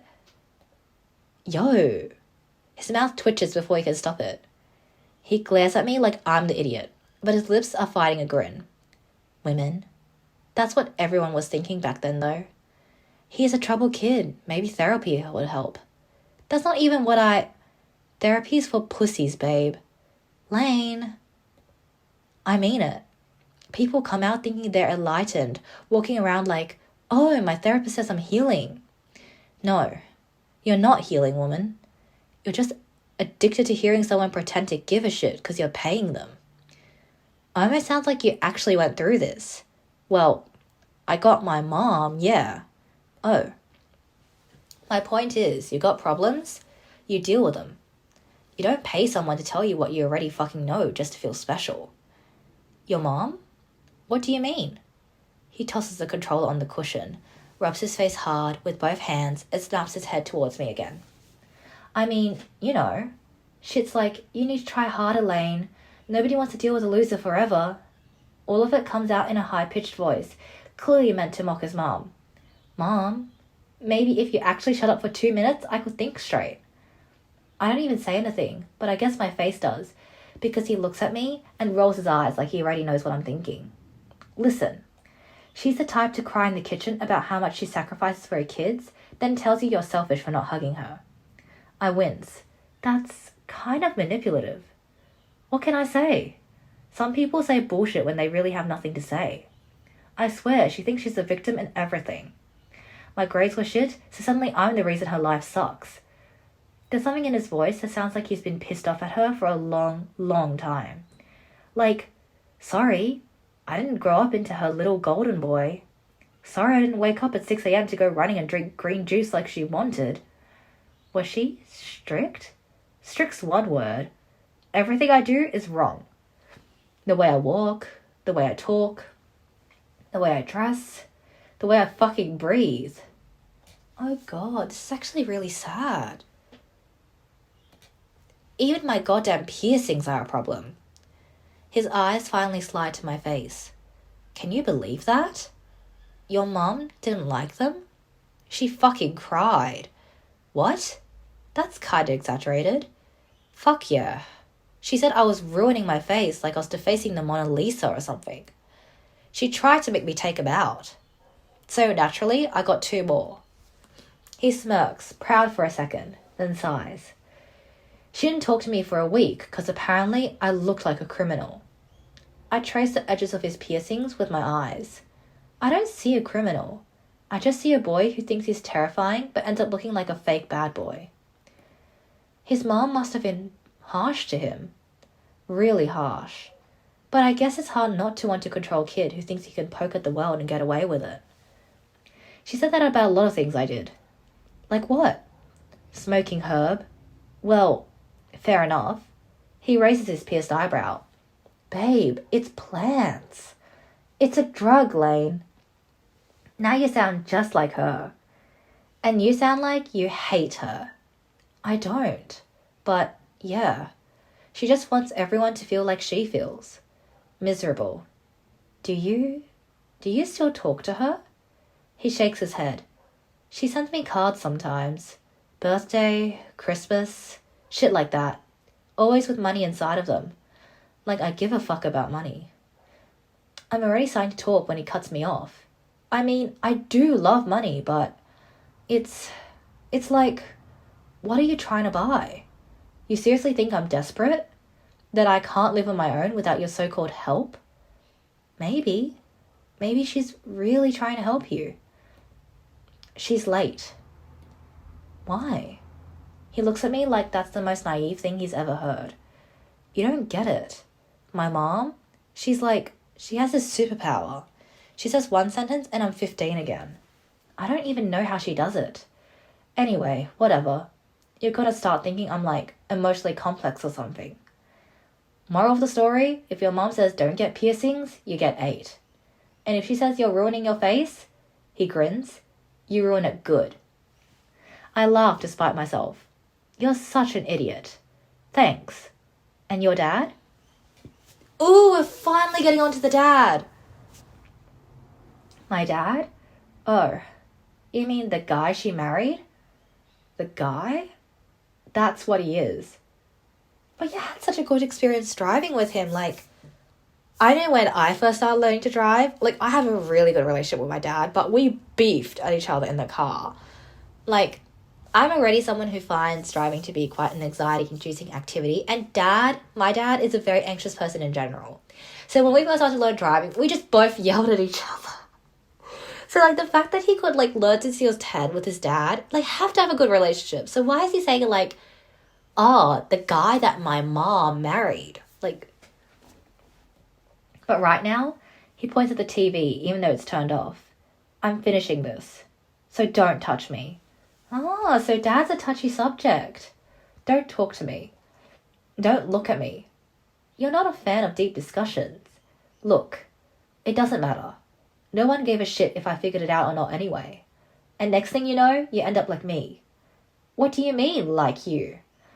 He gestures at himself with both hands. Come on, look at me. I do. The guy in front of me is exactly what he wants me to see. I am looking. Ta-da! That's me, the bad man with blue eyes. You already know, though. Mm-hmm. Oh, come on, I'm goddamn Lane, dude. Hot, charming, and extremely fuckable.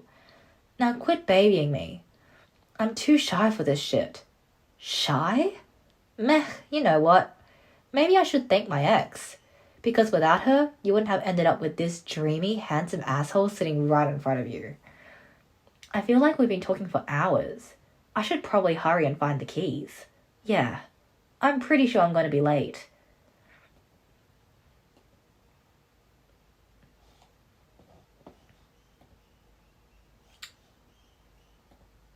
I keep coming back to the pile, thinking the key might still be buried there, even though I've searched it 3 times already. Okay, this isn't funny anymore. Did you see it? Lane? Nope. Did you hide it? No. That was too quick. Lane, tell me now. What? Why would I hide the key? I don't know, you tell me.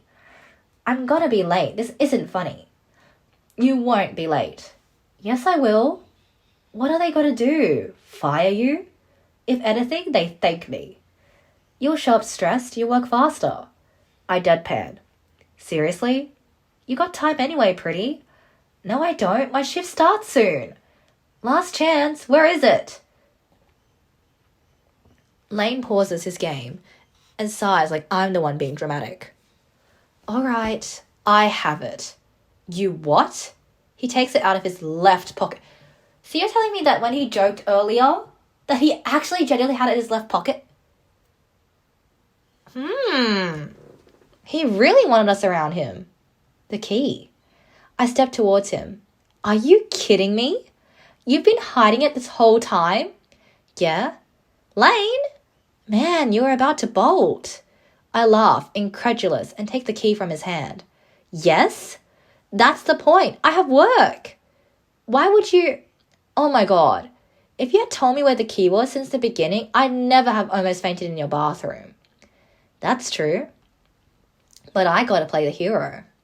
And you enjoyed staying with me, don't lie. I think you're more talking about yourself, Lane. You're enjoying that a lot. If I didn't know better, I'd say you're enjoying this way more than I was. What? No. Hell no. Then why hide the key? Babe, you mad you had to stick around with me for a little longer? Lane, If you wanted me to stay, you could have just said so, you know. Please, you think I care if you stay or not? Yes, I really do think you care. Because, like, you know, with how close you're getting to me on the bathroom floor and the couch, you are lucky that I think you're cute. No wonder Ludwig calls you Lane-chan. You're such a tsundere. I barely even noticed you were there. Must be why you were grinning like an idiot the whole time. I wasn't grinning. I don't need anyone hanging around. Especially you. It's not my fault you're clingy, alright? Me? Clingy? You're the one who trapped me here. I'd have left immediately if you just handed it over. Well, not even sure about that. You're acting like I planned this whole thing. I'm not that bored. Don't make me laugh. Impossible. Someone has to brighten up your boring day. I mean, do you even have somewhere better to be? Let me think. Oh, the store maybe? Babe, what? Do you even know how insulting that is? A store? Really? Is it more important than me? No, that's okay. Really, I wouldn't want to mess with your little career. Are you seriously jealous of a store? Don't be stupid. But I'm a human. I'm automatically more important than a building. Like, why stacking shelves beats hanging out with me? I can't believe I'm arguing with you about this right now. This isn't an argument, just like normal behavior you should have. I'm just saying that you can clock in tomorrow. But you don't get me every day. I'm not even going to try to unpack that.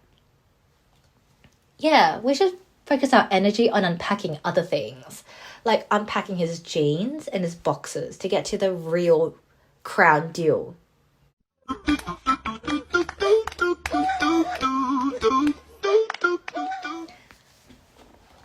Yeah, not that it's your business anyway. Shut up with your nonsense. I slipped my arms into my jacket and checked the time again. Shit, it's almost 3 p.m. Great, I'm late. You're not. Stop stressing. I am late, Lane. I lost like 40 minutes because of you. 10. Really? Okay, 40. But I didn't make you late. I delayed you. Whatever you call it, I'm still late. You started what? Like 20 minutes? Something like that. He nods. So, I slipped the key all the way to the bottom of my jeans pocket to make sure it doesn't fall out. I can drive you. What did you just say? I can drive you. I gotta go anyway. I just stare at him for a second. But you only work at night. Yeah, no kidding. Doesn't mean I just sit around all day doing nothing. Hard to believe. Seriously. No, I'm gonna leave you here to rot. Yes, seriously. I gotta grab snacks first. You know, to keep my energy up. Red Bull can't do all the work. So you're buying snacks. Yeah. Now. Yes. Since when do you plan ahead? He scoffs. I don't plan ahead. Exactly. I need stuff, okay? What? Nothing. I guess it's just a weird coincidence. A coincidence? You really think I planned my day around you or something? I was gonna go anyway, man. Of course you were. He crosses his arms defensively. I was. Or you just care. I don't. Why offering then? Doesn't mean I care. That man's stubborn. It kinda does. That means you care if I'm late. He lets out a pissed sigh. I care about my peace. I wouldn't want the super employee to get into trouble. Ronnie'd cry or some shit. You're the worst liar. You're like his favorite. I'm not. He likes you way more. Bullshit. You do everything right. So if you're in a bad mood, you won't. And you'll be annoying all night. Seriously? That's why you're offering? That's exactly why. Why would I make it harder for future Lane? You care a lot about this future Lane guy today. Maybe you should worry about present Lane a little. I mean, he's the one feeling bad. Holy motherfucking Jesus of Nazareth.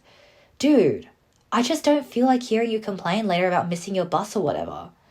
Leave me alone. Why is it so hard to him to admit such a simple thing? I let out a small laugh as he rolled his eyes. You know, you're such a woman sometimes. You can't just, leave shit alone? Like you're trying to? I call it like I see it, alright? Besides, my door wasn't locked. You could have left any time. But you know the staff's door's locked. He freezes for a second and starts tapping his fingers on his sweatpants. It's, take it or don't. He heads towards the door. I'm leaving. Oh, Big Bad Lane, running scared? Then stops dead. Okay, man. You want to be late or not? He's lucky I'm in a hurry. Poking at him is way too funny.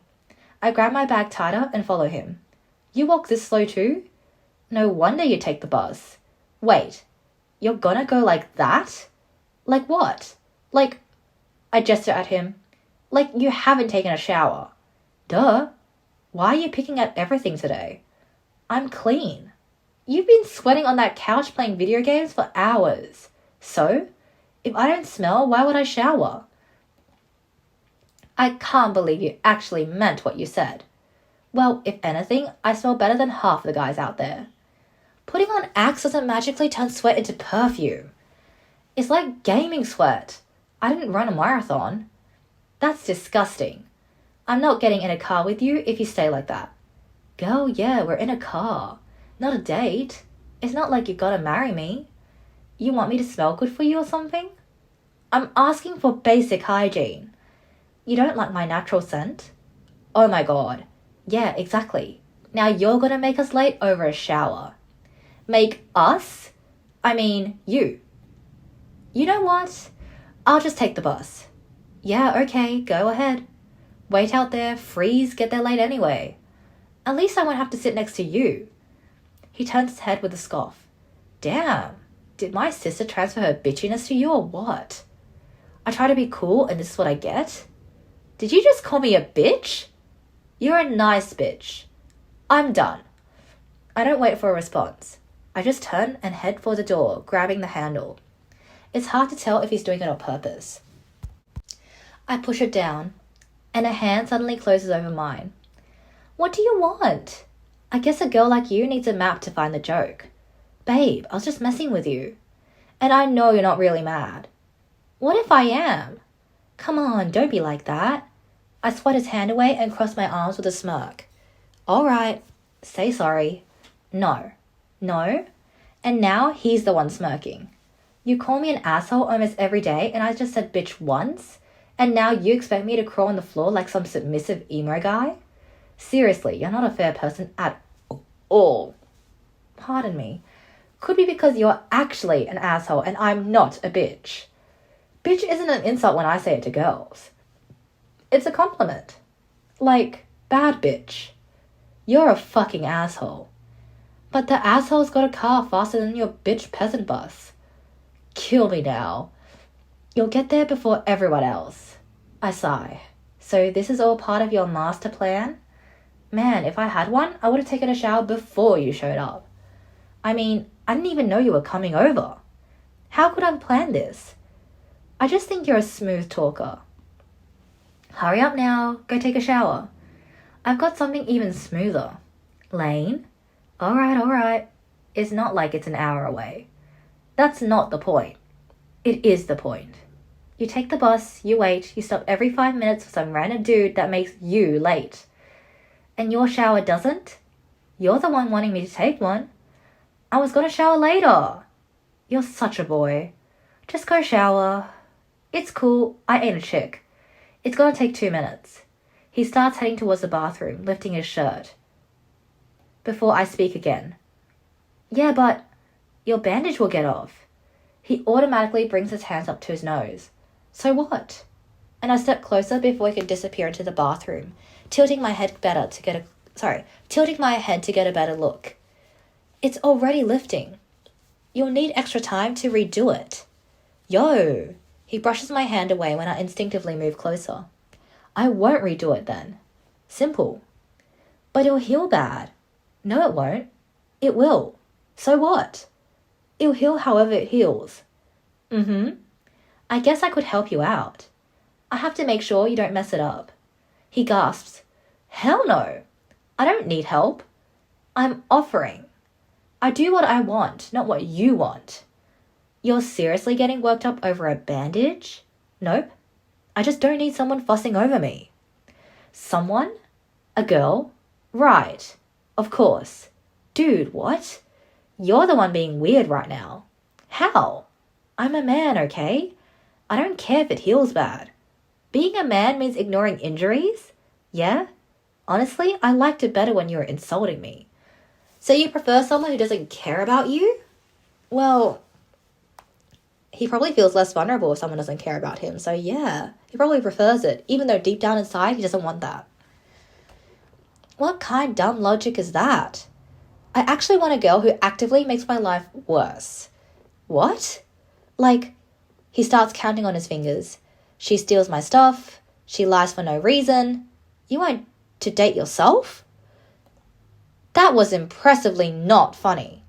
I wasn't trying to make you laugh. Difference between her and me is, I want bad lies. Like, I ask where she was and she's like, the moon. And I'm supposed to just deal with that. Okay? He squints slightly. It looks like he's digging through his memory. She keys my car in a creative way. I don't know. Maybe she writes something insulting. I let out a laugh. She cancels plans last minute. Another finger goes up. She fights me in public over nothing. Like we're at a store and suddenly she's mad I picked up the wrong brand of cereal and embarrasses me in front of strangers. That's how you know it's real. He nods to himself. Yeah, that's the kind of relationship I'm looking for. That just sounds like drama. You can't even handle me arguing with you. He lifts a finger just an inch from my face. Plus, if she ruins my life, I don't have to do it myself. He's really being lazy and avoiding all forms of accountability. In all domains of life. He doesn't even want to fuck up his own life. You're lazy to the bone, aren't you? He blows me a kiss before taking a step back. It won't take long. Yeah, you said that. You think I'm going to sit there conditioning my hair or something? Your hair needs it, yeah. Don't feminize me. It doesn't need anything. He points at me. You're just jealous. All that shampoo and crap while I get perfect hair with one freaking bottle of Axe 8-in-1. Can you stop talking and just start with washing first? You coming with me? Someone's got to deal with that greasy mess of yours. I instinctively put my hands through my hair. You know, you must be the first girl I've met who doesn't fuss over that. Saves time. If I touch it, am I going to get stuck? Shut up, Lane. Wow, sensitive. You still look good, don't worry. From a distance. He just can't compliment us without adding a tail on to protect his pride. I smack his arm. Yo, you want me to lie to you or what? That's not as bad as forgetting to wash your whole body. So now, take a shower. Right, okay. I like my girls a little nasty anyway. Moron. He finally steps inside the room. I frown slightly and look towards the drawers around me. They're untouched. And in his bathroom, there's only dirty laundry. Wait, Lane. He stops, sighing like I'm already annoying him, and turns his head just enough. What again? I know I'm a chatterbox, but it also looks like you don't actually want to take that damn shower. You're not seriously putting that Monster Energy t-shirt on again, right? Dude, I just put it on? Please tell me you're joking. He shrugs. It's not like someone else wore it. And it's been like 40 minutes. It didn't even have time to get dirty. I hate everything you just said. It makes sense. Clean body plus clean shirt equals still clean. That shirt is not clean. Like your hair. I can see myself in it. I exhale sharply through my nose. Keep talking and see what happens to your so-called perfect hair. Yo, that's kinky. My t-shirt's just pre-warmed. I feel like I'm starting to get nauseous. Do you do this every day? Wait, don't answer that. I don't want to know. That makes him smile. I seriously don't understand how any girl dated you. You're next. Oh yeah? Yep. What's the problem if we sweat together? I just feel like I learned something about you I didn't need to know. Yeah, well, stick with me long enough and you'll learn the rest too. He winks at me. Take a clean shirt. I can dress myself, thanks. This is why your sister yells at you, isn't it? He rolls his eyes. You're not my mother, damn. I'm not ruining a clean shirt for no reason. It's not a waste. It is. You girls like wasting water. That's literally defeats the whole purpose of the shower.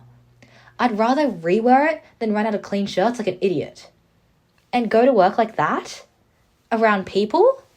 Babe, RJ's not going to sniff me at the door. How about the customers when you actually dare to handle the registers? You checking me out that hard? No? I watched you sweat in that. Okay, so you want me shirtless at work instead? I can do that. Not understanding on purpose. Why is he such a pain? Yes, please. Seriously? So you can catch a cold and you stay away from me for a week? All right, pretty. But you come shirtless with me then. Gender equality. Okay, I'll let you wear a bra. A swimsuit? I rub my eyes, already exhausted by him. Can you just stop talking for 1 second? You're the one making a big deal out of nothing. I'm making a big deal? I'm the one who's late right now and we keep losing time because of you. We could already be on the road. He lets out a short laugh, pointing at himself. Because of me? You're the one who started this. Oh wow, we're having a couple spat. I was literally about to take a shower. With a dirty shirt. It's not dirty. Oh my god. You stopped me. You started this whole thing about my shirt. Now suddenly it's my fault you're late? Yes? How? Because if you had just not hidden my key, I would already be gone. That was earlier. This is new. It's the same problem. It's fine. It's not fine. It's fine. We both stopped for a second, just looking at each other.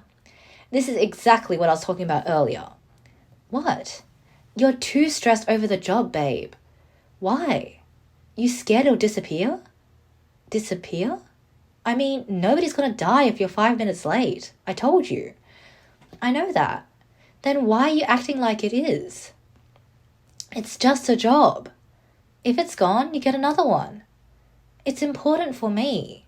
He frowns. I don't know. It just is. Damn. That damn store's really more important than me. So that's why you never chill? Come on, babe. Lean into the Lane vibe. I cross my arms. That's why you'll wear your apron. My apron? Why the fuck would I wear my apron? Why do you think? I don't know. That's why I'm asking. We were literally talking about the store? You're gonna work with me to make up for my time you wasted. He stares at me like I've lost my mind. You come late, you disappear, you do whatever you want. Like you said, I have no time to chill. Yo, wait. Hold on. I'm driving you to the store. That's it. Where you're also gonna help. I'm not clocking in on your shift. What is this, slavery? It is today. I don't even start until tonight. Which means you're free. Dude, I'm not free. Oh yeah? What are you doing? He points at the TV. Killing children. I shake my head. You don't understand how hard it is to not go back to that couch right now instead of taking a shower. And now you're asking me to stay there? You wanted to be a part of this, remember? A quick click of his tongue follows his frustrated sigh. I'm not putting on that stupid apron in the middle of the day. It's not stupid, it's your job. It's your job right now. And you are going to help me do it. Why would I do that? Because you owe me. I don't owe you shit. You do. For yesterday. For today. For all the times you slack and leave me alone cleaning the floor. He looks away for a second, trying to find an exit. That's being a fair person, right? Dropping you off is already enough. I'll even wait for your shift to end. Is he negotiating? You? I'll sit in the car, play on my phone, whatever. You're not even gonna do that. But I could. I shake my head, almost smiling despite myself. How about I come inside for 5 minutes? No. 10 minutes? No. 50? You're coming in, period. He groans, dragging his hand down his face. Why are you like this? Why are you like this? This is exactly why I don't do favours usually. I should have just let you take your bus, honestly. What a prick. He seriously considers driving me to work as a favour? You're acting like I begged you to drive me. It was your idea. The worst idea of my entire life. Worse than when I tried to jump over a fence on my bike and ate dog shit in front of everyone. I roll my eyes. Your name tag. Clip it on your apron. But this isn't legal. Like you suddenly care about what's legal. Listen, you drag me in there, I'm just gonna slow you down. You seem like the type of girl who likes doing everything herself, no? Then don't slow me down and hurry up. He puts a hand over his heart.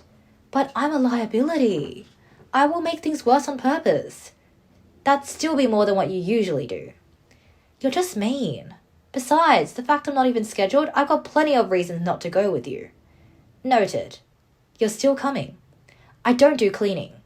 You got hands, don't you? So why am I involved in this? You ditched me last month. And nothing exploded, right? He's not confused. He's just being difficult. And I don't have time for this attitude. Ooh! Let's pull this card. Ask Lane to come for you. Lane, just come with me today. Hell no. I already told you. He points behind me. I'm staying right here on this couch. But I'm asking you to come anyway. For me. For you? He stares at me, before bursting out laughing. Holy shit. Oh, Lane, please come to work with me. I need my big strong man to hold my hand while I stuff the chips. Are you serious? Yeah. You're lucky I'm incredibly attractive. Otherwise, this will be weird as fuck. I just look at him, managing the flattest stare I can give. What? I'm just telling it like it is. I asked you nicely. Babe, I'm not some pathetic soft ass that's gonna melt because you use your puppy dog voice, alright? Like, what makes you think you have that kind of power over me? We do. Like, we told you to go to the shower, and even though you didn't want to shower, you were planning to do it anyway, because we told you to. And you immediately grabbed a shirt, because we told you to grab a shirt and put it on. We have a lot of power over you. We hang out, we talk shit, but you don't own my afternoon. Well, you basically made us own it with the fact that you hid the keys to keep us in your house for longer. It was a compliment. I actually wanted your company. He flinches slightly. Yo, not at all. You need me there. You don't want me. It's the same thing. Why do you care if I come? I'd rather have you there than not. It's not like you're doing anything here. I'm playing. Lane, you can play later. Weirdo.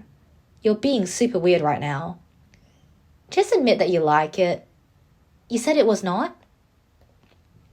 You lonely or something? I'm not? Then go find someone else to waste 5 hours with. Seriously? You're such an asshole. He chuckles. Bro, who the hell do you think you are? I'm your work wife, that's who I am. You seriously think I'm dropping everything because you asked nicely? And also the love of your life. I didn't say you had to. I thought you'd be happy if I asked. Lane just stares at me. He looks like he wants to answer immediately, but the words still in his throat. Happy? Are you out of your mind? Why would I be happy that you're turning this into some chick drama? You think I want the responsibility of you hoping things about me? Nobody's asking you to take responsibility for me. Yeah? Go manipulate somebody else. I'm not falling for that bullshit. I choke on air.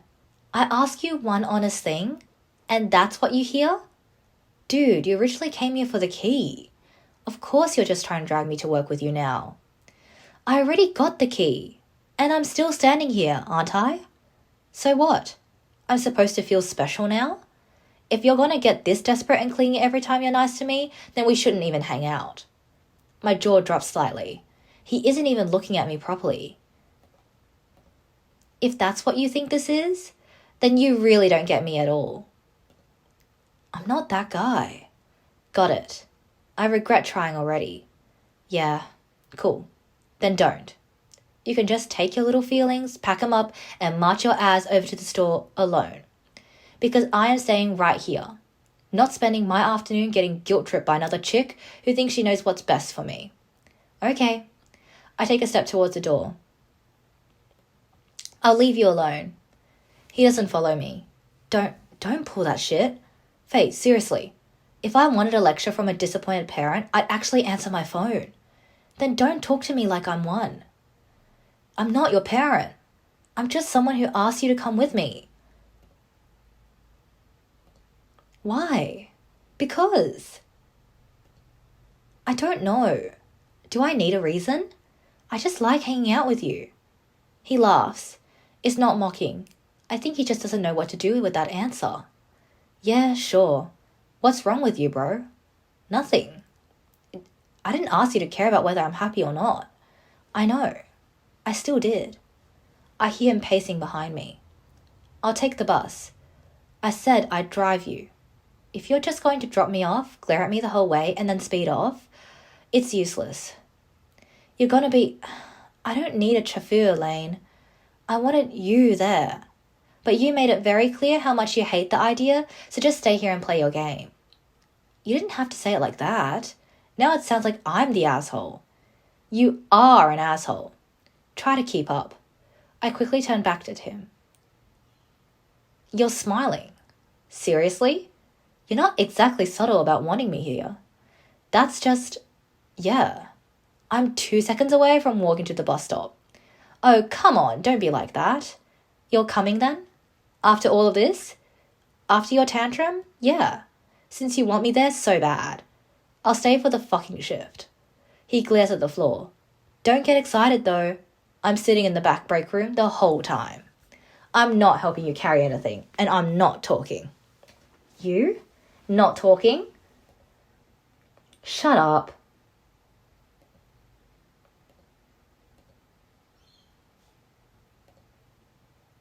And all I'm saying is, the physics don't add up, babe. It's a scam. I step out of his car and slam the door, then drag in a breath that actually feels like oxygen instead of whatever Lane's been filling the car with 20 minutes. If the car flips, you want to be thrown clear. Being strapped to a seat is basically just choosing to be in a metal coffin. It's common sense. Are you for real? There are literally decades of crash test data that prove you're wrong. Yeah, according to who? You can make that stuff say anything if you throw money at it. I sigh. My uncle's friend's cousin survived a wreck specifically because he wasn't wearing one. He flew through the windshield and landed in a soft patch of grass. Now, imagine if he was buckled in. He's just lucky he isn't a ghost. Look, I get it. You like rules. I know you feel like you're right, but in the real world, that's not how it works. No, you're right. Can we go now? Mm-hmm. This is why I like debating with you. I keep walking towards the alley. Lane's still in my peripheral vision. I can tell he's weirdly excited for whatever reason. Probably not the shift. It's cute that you're worried about me. Seatbelt or not, I don't really care what you do. That sounded like you care a little. He shrugs nonchalantly. Pretty sure I matter more to you than you do to me. Oh, right. That's why you stood there until I buckled mine before we left. Oh, that's so cute. Yo. He gestures at me like it's obvious. That's cause you're female. You don't need protection the same way I do. That's the dumbest thing you've said so far. Most major car accidents are caused by men. You know why? Because we're the ones actually driving. Are you going to give me the women can't drive speech again? I quicken my pace. I'm not listening to you. Yo, wait, hold up. Don't just walk off. I'm just saying. Since you're not going to be the one causing the pile-up, the seatbelt is basically just a fashion accessory for you. I wasn't even the one driving. I only made you put it on so the pigs wouldn't have an excuse to pull me over. I was protecting my precious car. And also your precious cargo, which is me. He gives me a look I can only describe as annoying. Besides, even if we did hit something, you're so small you'd probably just slide under the dashboard anyway. Me? I'm too much of a man. I wave him off, not even bothering to look back at him. I think you just like arguing. No, I like being right. Forget what I said. You like the sound of your own voice. You'd argue with a wall if you thought it would disagree with you. I hear him jog a few steps to catch up. When I glance over, he's wearing the most punchable grin I've ever seen. It's practically glowing with the pride of a kid who just won a gold medal. I see how it is. You can't actually debunk my points, so you just go for that shitty defense. It's okay to lose, babe. Most dudes wouldn't even take the time to educate you. This guy just disagrees to disagree and keeps talking endlessly. Yo, did you hear me? Yes.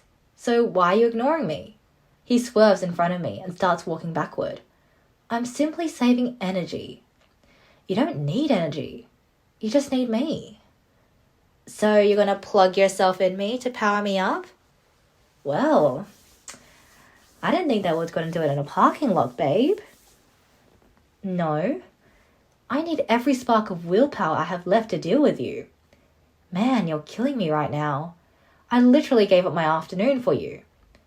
You owe me at least 1 whole week of afternoons, Lane. I'll pencil it in. Ugh, he obviously won't. He stops dead in his tracks, squinting at the storefront. Damn, I can't believe I'm seeing that depressing ass store in the daylight. He's right. That's a bit weird. Mad Dog Convenience is never supposed to look like this. The afternoon sun hits the windows, making the walls glow in a way we never see during our usual 10 p.m. starts. The last time I saw the store like this was... I don't even remember. No offense, but you also look way less dead during the day. Night shifts got me thinking you looked worse than you actually do. You know, you could just say we're pretty. Thanks. You're welcome. You went from a hard pass to passable. His grin widens as the sunlight glints off the still damp strands of his hair. Seeing you work a shift you hate is the real win. Shh. I'm not doing this every day, so don't get used to it. Oh, I didn't even notice it stopped. The rain. Wow. What? You unexpectedly showed up and it stops raining. He looks up at the sky. Yeah? I have that effect. On the weather? On everything, babe. Everything. And apparently on someone too. The store is so lucky to have you. Bro, you ever gonna be nice to me or what? He gestures upwards. I literally just fixed your day. The rain's gone, the sun's out, and you've got the best view in the zip code right here in front of you. That has nothing to do with you. You don't know that. I roll my eyes. Besides, I'm not your bro. Aw, you're gonna cry over words? It's a gender-neutral bro. I'm a girl. Barely. I stare at him with pure disbelief. He looks me up and down, completely unbothered by the glare. Prophet?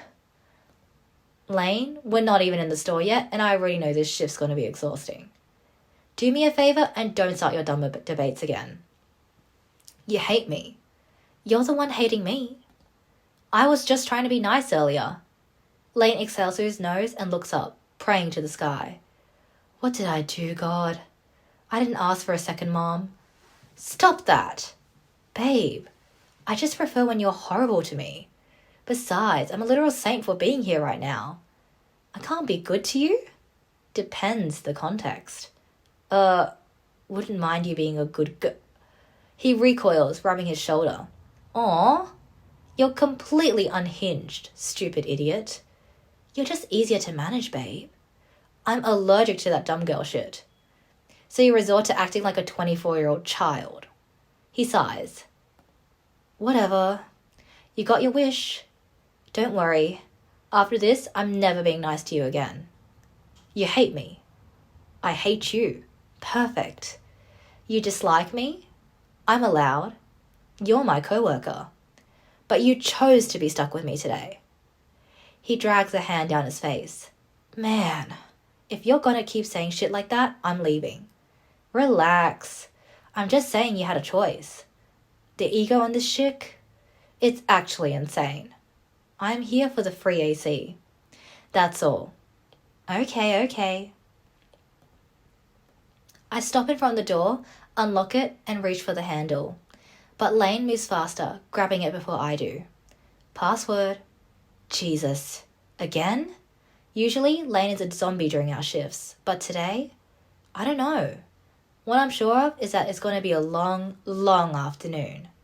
Just kidding. Why are you suddenly so hyperactive? No reason. I'm just so ready to watch you clean the toilets. He lets me pass, but he gives me an annoying nudge with his elbow as I walk by. The heavy metal door groans as we step inside, slamming shut behind us and cutting off the afternoon sun. I instinctively glance around the aisles. Oh, come on. You've got to be kidding me. What did the morning shift even do? Damn. He lets out a low whistle, stepping over a crushed soda can. Looks like a bomb went off in here. It's disgusting. I don't even want to know what the washroom looks like if the front of the store is this bad. Yeah, I ain't touching a mop till tonight. No, you will. Look, babe.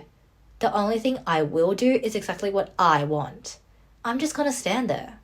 And if you start bossing me around, I'm leaving. You didn't even have a choice coming here. You don't have one now. Oh yeah?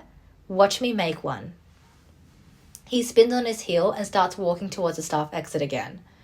I just lean against the sticky counter and check my fingernails. We have to clock in and do the handover first. I guess I'll deal with the floors later tonight when the rush dies down. For now, I just need to survive being in the same 5-foot radius as Lane. You know what? I'm staying. I got nothing better to do. He reaches the counter and immediately hops up, sitting on the edge of the laminate where we're supposed to bag groceries. I sigh. Get off the counter, Lane. Yo, I've got the Y chromosome. I'm the lead on this shift. You're the one who listens to me. Woman. I ignore him and reach for my apron. It's wrinkled and smells vaguely of the industrial strength lemon cleaner we use. Stocker of shelves, bringer of snacks. I pull the apron over my head, trying to straighten the fabric. Me, man. Me hungry. Then get the knot tied, tugging it tight enough that I wish it were around his neck instead. Woo, man. I let out a heavy sigh. Angry housewife cleans the kitchen. Does the woman need a snack? If you say that word one more time, I will personally make sure you stop speaking for the rest of the day. Whoa. He points at me. Woman is threatening me. Lane. He lets out a sharp, hyena-like giggle, leaning on the counter so he can look down on me. You look so cute. I actually hate this uniform. Still works on you though. World's better with you in it. Are you going to go beep, beep, beep at the register now? Probably. Now, since you're supposedly the lead, why don't you do the opening? Go and lock the front doors and flip the signs so we can actually get customers. I don't know. Can you make me a sandwich first? Kinda weird watching you mess with the register while I'm starving over here. He wants me to laugh. But more than that, he wants me to argue so he can tell me I have no sense of humour. Starve then. He chuckles. All right, motor oil. Seriously? He starts wandering down aisle 1, his hands stuffed deep into his pockets. Faye, unwashed version. Do you realise I'm cleaner than you right now? Me, Lane Fossman, nastiest gamer alive. Bringing him here may have been a mistake. It just means you've finally showered. Doors. It's not even 4:10. It's not like there's a line outside. He stops in front of the snack section, his eyes scanning the shelves with the intensity of a hunter. Look at these glazed donuts. Damn. What damn? Reminds me of my ex. Which one? You think I remember names? Come on, princess. I only remember yours. Don't try using a cheesy line on me. Why not? I was too much sugar for that chick anyway. You really expect that to work? Didn't say today. I groan. Don't roar at me. I'm just giving the lady what she wants. Keeps you warm in this freezing store, doesn't it? I'd rather have a heater. Hey, you're the one who asked which ex. Wanted to make sure you're top of the list, right? Not hard when your standards don't seem particularly high. There they are. He doesn't respond.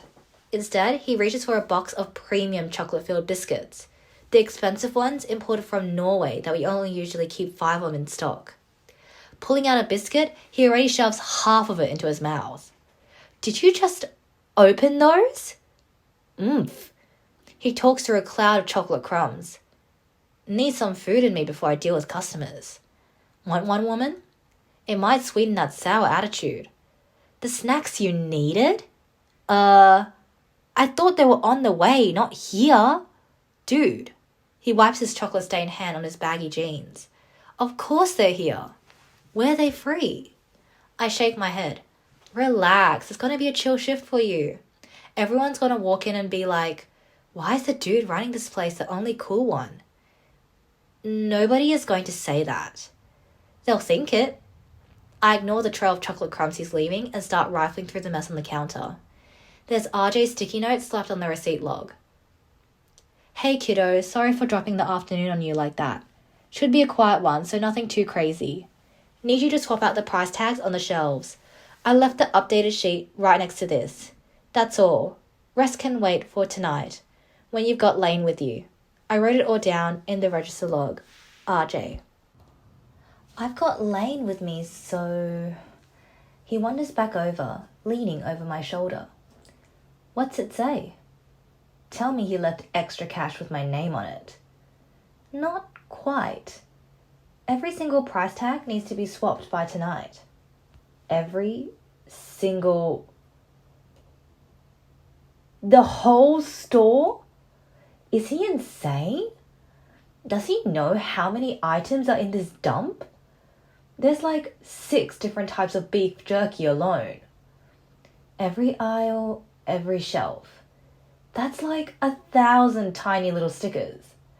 Give me that. He snatches the neon yellow sticky note out of my hand and holds it 2 inches from his face. It's like watching his soul leave his body and head straight for the exit he's not allowed to use. No fucking way. It's just price tags, Lane. If you stop complaining and start peeling, we might actually finish before the night. This is a literal gulag. He drops the note onto the counter and turns to me. And let me tell you, I'd rather die, yo. Shut up, yo. And pick up the scraper. Actually, now that I think about it, this feels like a one-person job. You feel wrong. Nah, you were supposed to be alone. This is why the old man put you on this shift. He knows you got the patient for it. Doesn't mean he made a smart move. You really questioning your boss now? If we both do it, we're just gonna get in each other's way. Too many cooks in the kitchen, you know. He nods to himself. You're right, King Lane. Go take care of the register. Then starts to climb over the counter, probably already planning which stool he's going to rot in for the next 6 hours. But I reach out and snag him by the back of his collar, jerking him backwards. You know what? At this point, MC might as well give him a collar just to wear. He always says, I'd bark for you, baby, so why not put the man on a leash? And you know what? He might like it so much that he'll keep it in the bedroom as well. Yo! He turns his head as much as his neck allows. Man, what the fuck? Chill out, mommy. See? And he calls us mommy. I clocked in on business. I'm a dad, I'm a husband. You're not getting it, it's not clocking to you. It's not clocking to you that I'm standing on business, is it? I saw him. I knew Lane would be a fan of the BDSM community. You aren't staying up front. You're gonna scare off the customers. I'm the face of the store today, alright?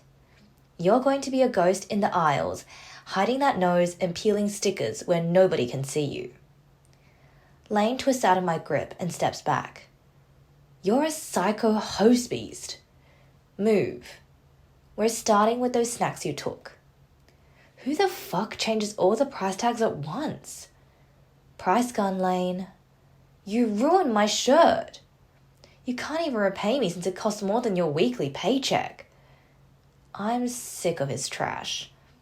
This feels like forcing a kid to do homework he doesn't want to do. Look, babe, I can't deprive the ladies of the city of my presence just because you're jealous and want me all to yourself.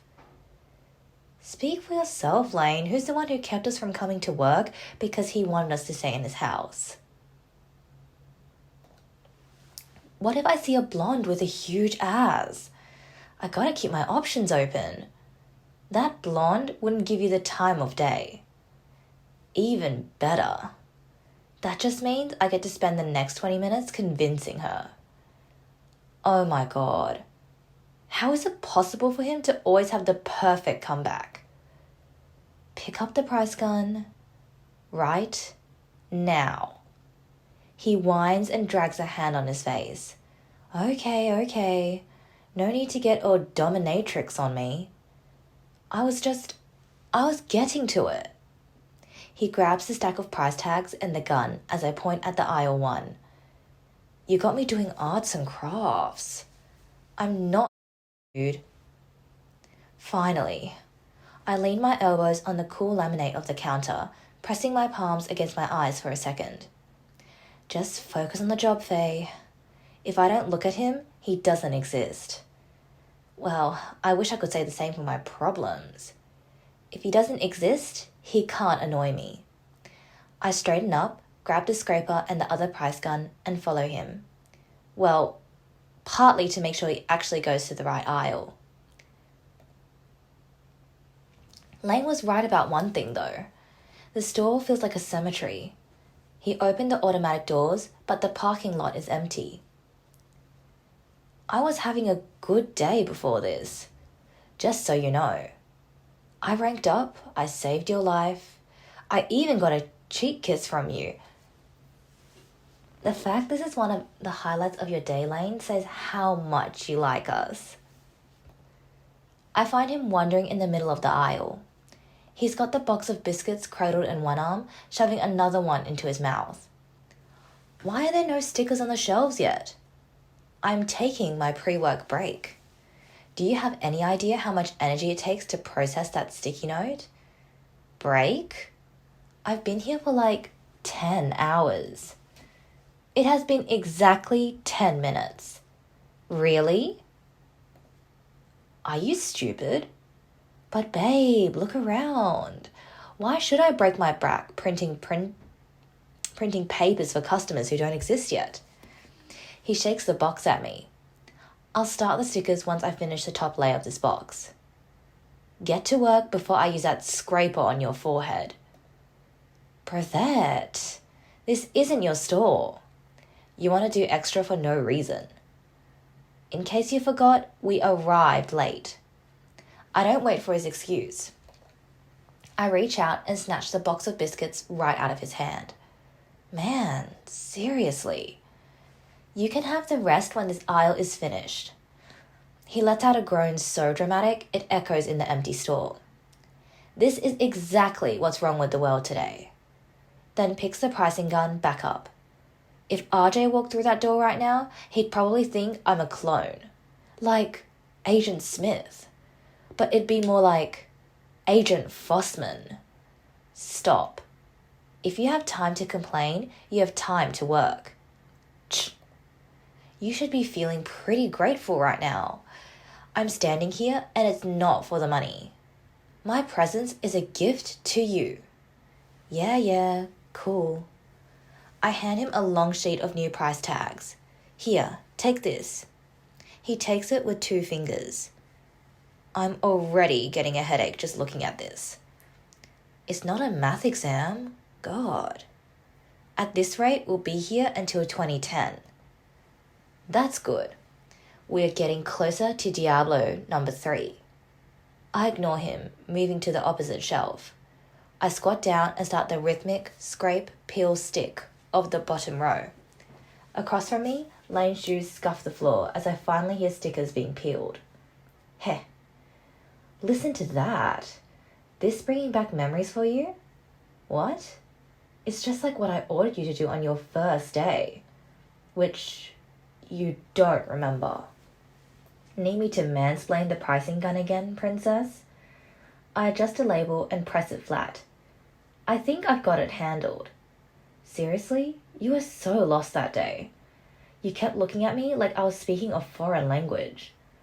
You were speaking a foreign language called nonsense. And I wasn't lost. Just wondering how an idiot like you managed to even get hired here.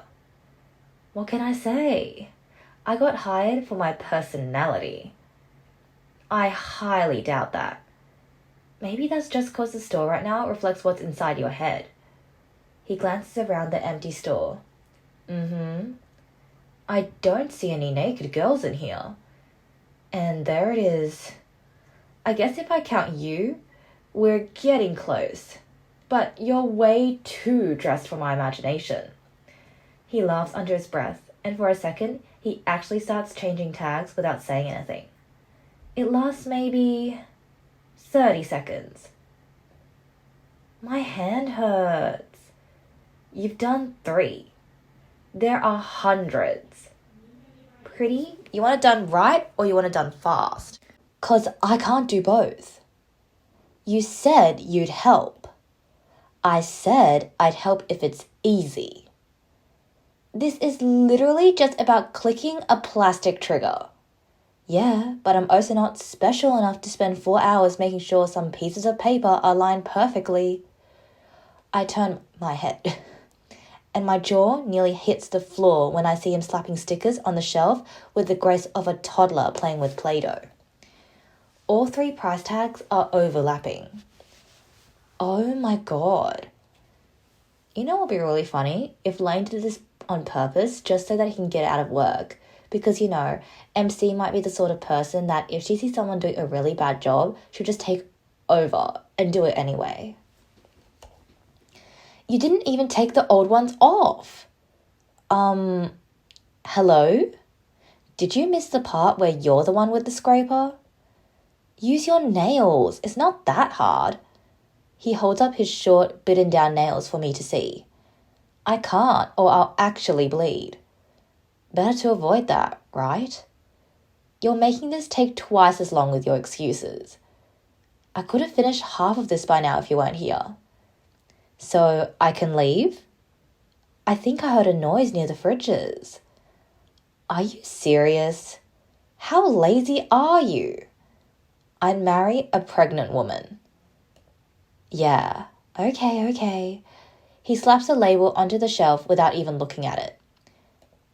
This isn't how I pictured us spending time together. I think, like what he was saying before, he pictures the two of us naked in the stockroom. And this time round, the sticky stuff on the floor isn't going to be from soda. It's going to be from some sort of whipped cream, but a bit more liquid. Yeah. Let's leave it at that description. Kinda disappointed, not gonna lie. Too bad for you. I prefer doing my job. Lame. Lane. Lame. I sigh and scan the barcode, waiting for the machine to catch up. That's when I see him looking at the long stretch of perfect updated tags I've already finished. Wow, you really do all this by yourself? Every time RJ leaves a list, you just do it? That's kinda boring. Someone has to, Lane. If I didn't, the store would fall apart. You've been dealing with this for a month and didn't say anything? I always ask you to help. I was hoping you'd figure it out. Damn, you got a load of faith in me. Personally, I'd lose my mind. Respect, though. Focus now. I am focused. Can't have you finish before me and make me look bad. Please, you're not even good at pretending to work. I just like letting girls win every now and then. And just like that, Silence falls between us. I turn back to the shelves, peeling off the old price tags one by one. It's exhausting. I try to keep my head down, but I can't help it. I glance up to see what he's doing. He's moving at a snail's pace, peeling a tag, staring at it for a few seconds, then pressing it onto the shelf. But I notice something else. Every time I look over, he's already looking back.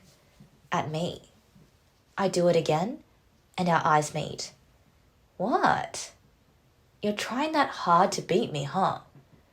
I don't have to try. I'm already 3 shelves ahead. It's not a competition if the other person isn't even playing. I am.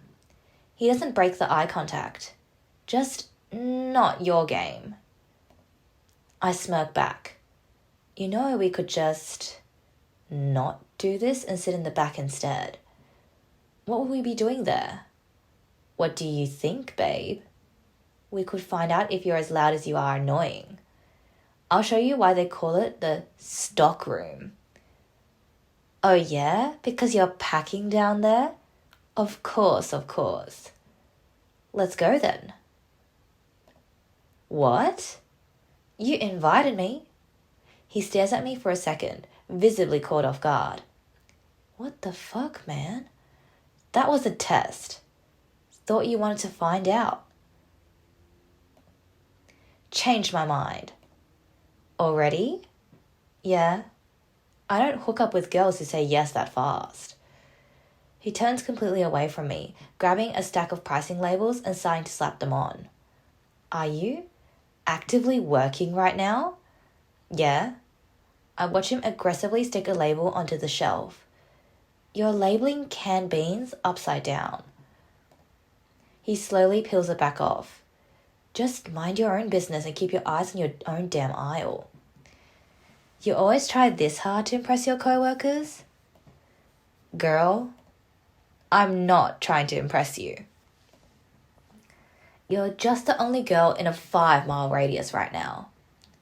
If it was any other chick, I'd be saying the exact same shit to her. Wow, so not original, Lane. You really are an asshole, aren't you? I am, so stop talking to me.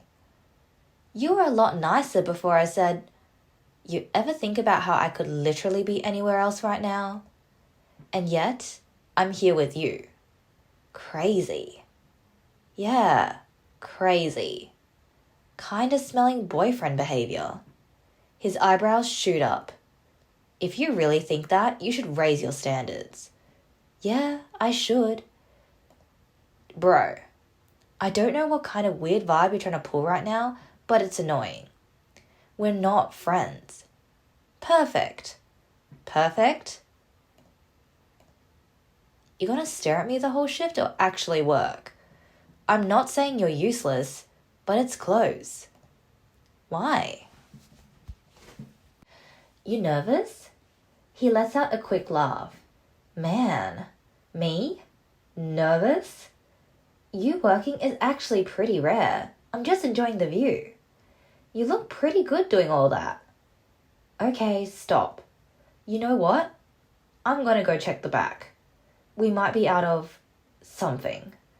Still don't want me to come with you? No. Stay here, brother. He drops his half-empty box of pricing labels onto the bottom shelf, spins on his heel, and fast walks down the aisle away from me. Are you serious? He shoots me the middle finger without looking back and disappears.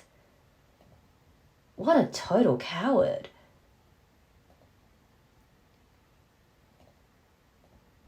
Night shift.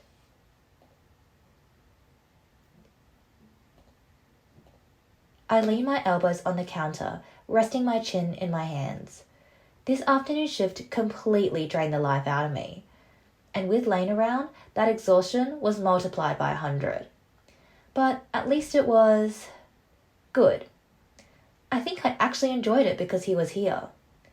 I hear the automatic doors open and I straighten up automatically too. Oh wow, biker boy. We haven't seen you in ages, it feels like. It's biker boy. Well then again, the last time that we saw him, he punched Lane, so I mean, I wouldn't be excited to greet the guy that punched the love of my life, I suppose. Oh, hello. Evening. How are you tonight? Do you need something? I don't need anything. So, are you here to see me? Wow, biker boy, I'm loyal, but if you give me a good enough incentive, I might reconsider like my subscription to monogamy and go for polyamory. I'm not ditching Lane, that's not going to happen. Then why are you here? I chuckle. Wanted to see me again? Yes. Oh wow, that is so direct. That's so different to Lane, my god. I feel like I've been so deprived of like honest, direct flirtations that I don't even know what to do with myself. I apologize for the inconvenience. Again. An inconvenience? Honestly, you should see him today.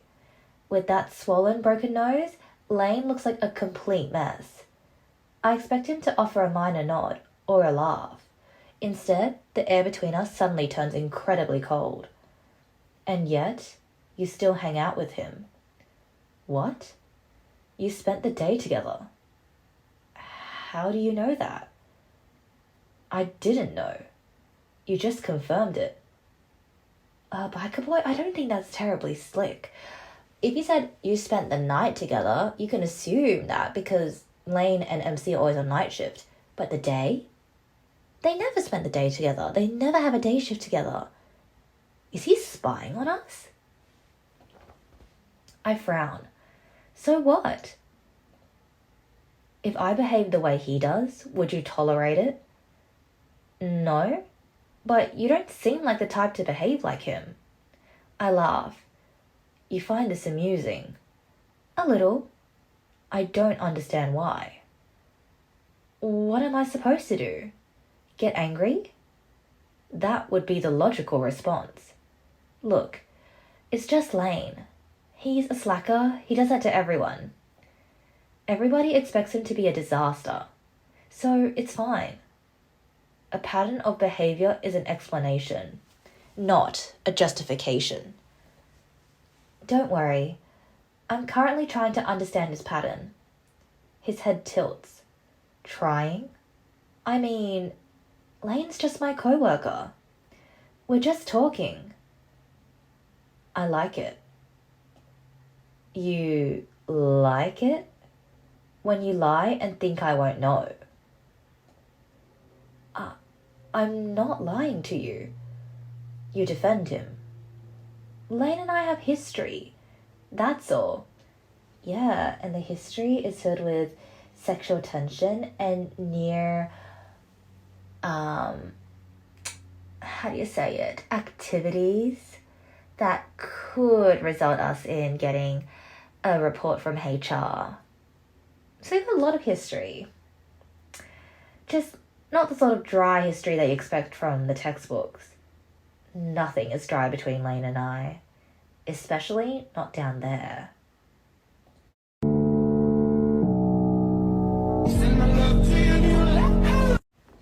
Yes, I understand.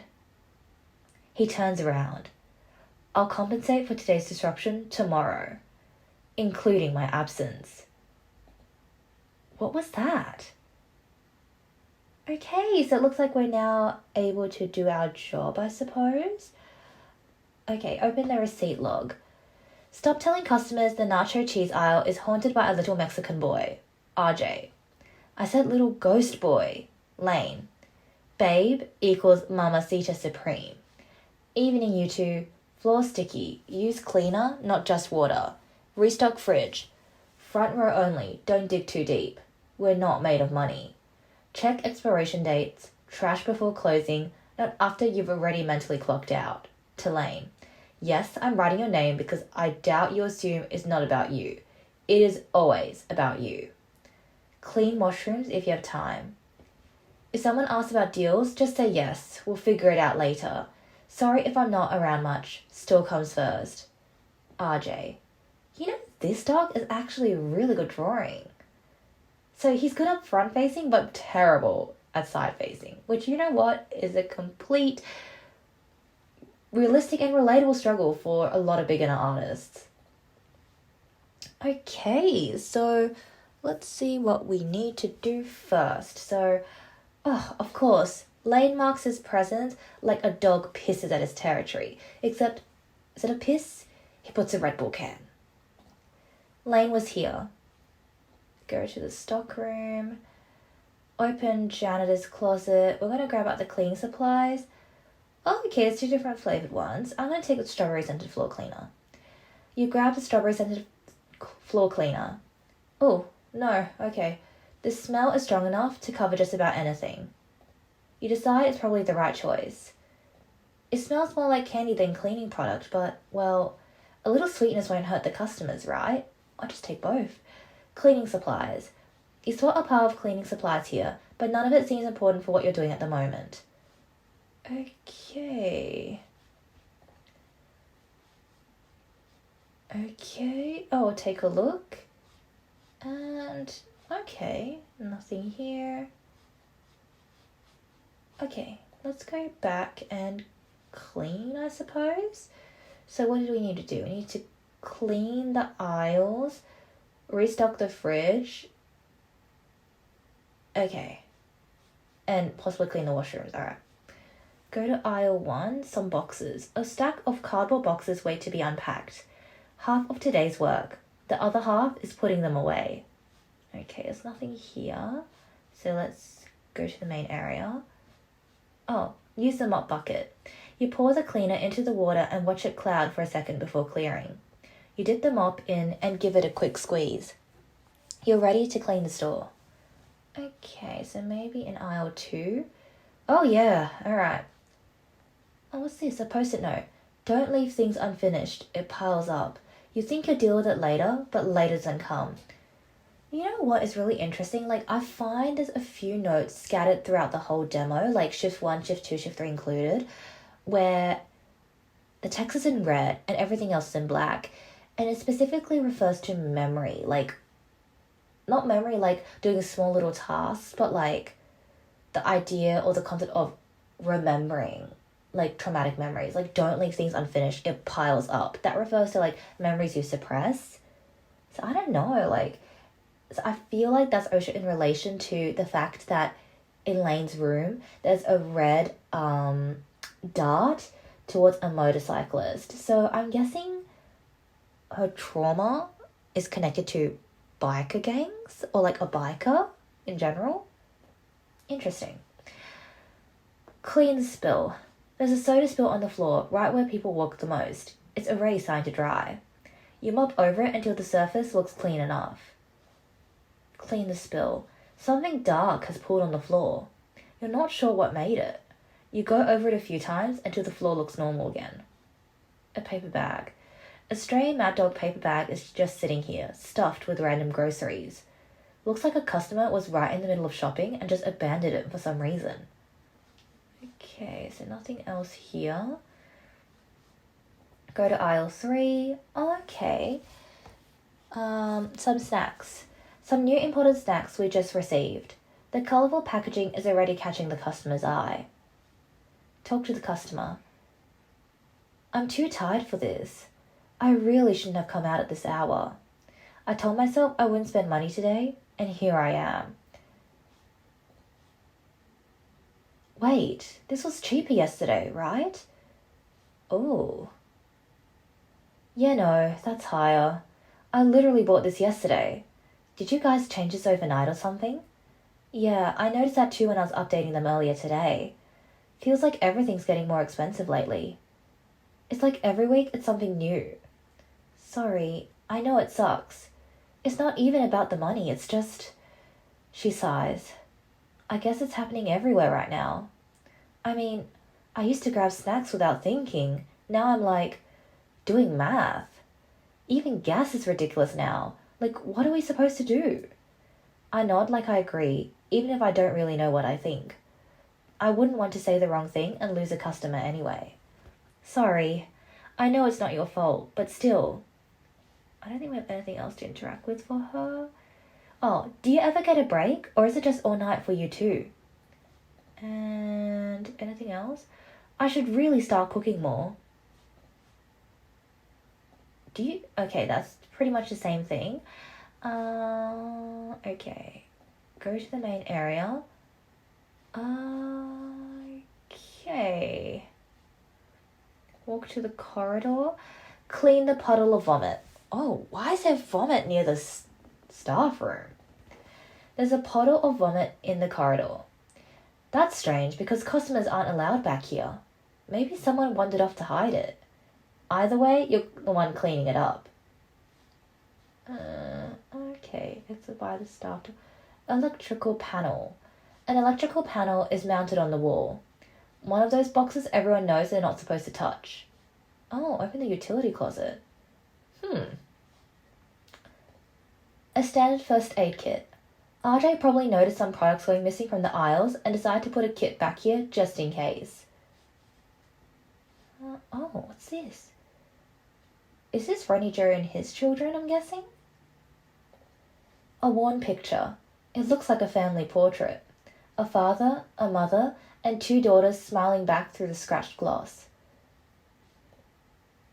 Okay, it doesn't have any update. A box of rat poison sits in the closet. Some deaths happen quietly enough that nobody thinks to mourn them. And that's pretty much it for that. Okay.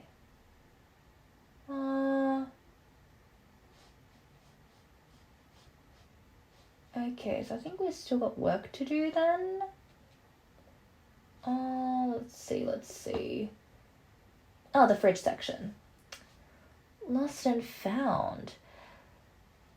Okay, so what do we have in here? A piece of blue polycarbonate.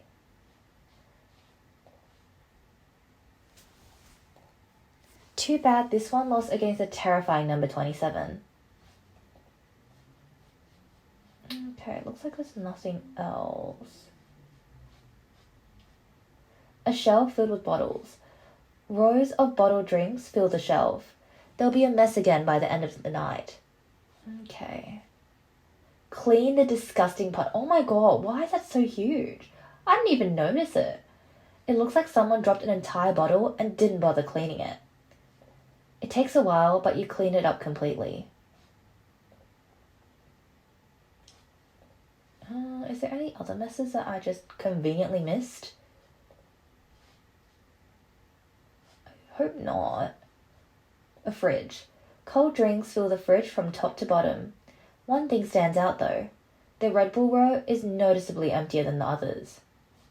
I wonder if it's because of Lane. Restock the fridges. Seems like there's work to do here. I grab another crate and start restocking the fridges, counting every bottle to make sure everything is in order. At least this part of the job doesn't involve thinking. Just as I reach for another bottle, a shadow falls over me. Or rather, it walks past me, throwing a smirk my way. Lane. I don't know what the hell he's doing, but he's pacing behind me. And it makes it hard to concentrate and count at the same time. You gotta keep breathing on my neck, or you need something. I'm not breathing on you. You literally are. He leans in closer on purpose. Now I am. I elbow him lightly. You nervous? You've walked past me 5 times. You're kind of the nervous one. I work here. I'm allowed to move. Besides, I wasn't pacing. I was looking at the lower shelves. Now, I don't think the shelves you're referring to is the drinks, but rather on the human body. I keep facing the bottles, not looking at him. You're gonna tell me how bad I organized everything? Nah, I was gonna say the view is spectacular. And my prediction is proven right. What are you talking about? That badonkadonk. Oh my god, man doesn't even have the courage to call it the ass. But then again, he barely paid attention to geography class, so goodness gracious, of course he wouldn't know the legitimate terms.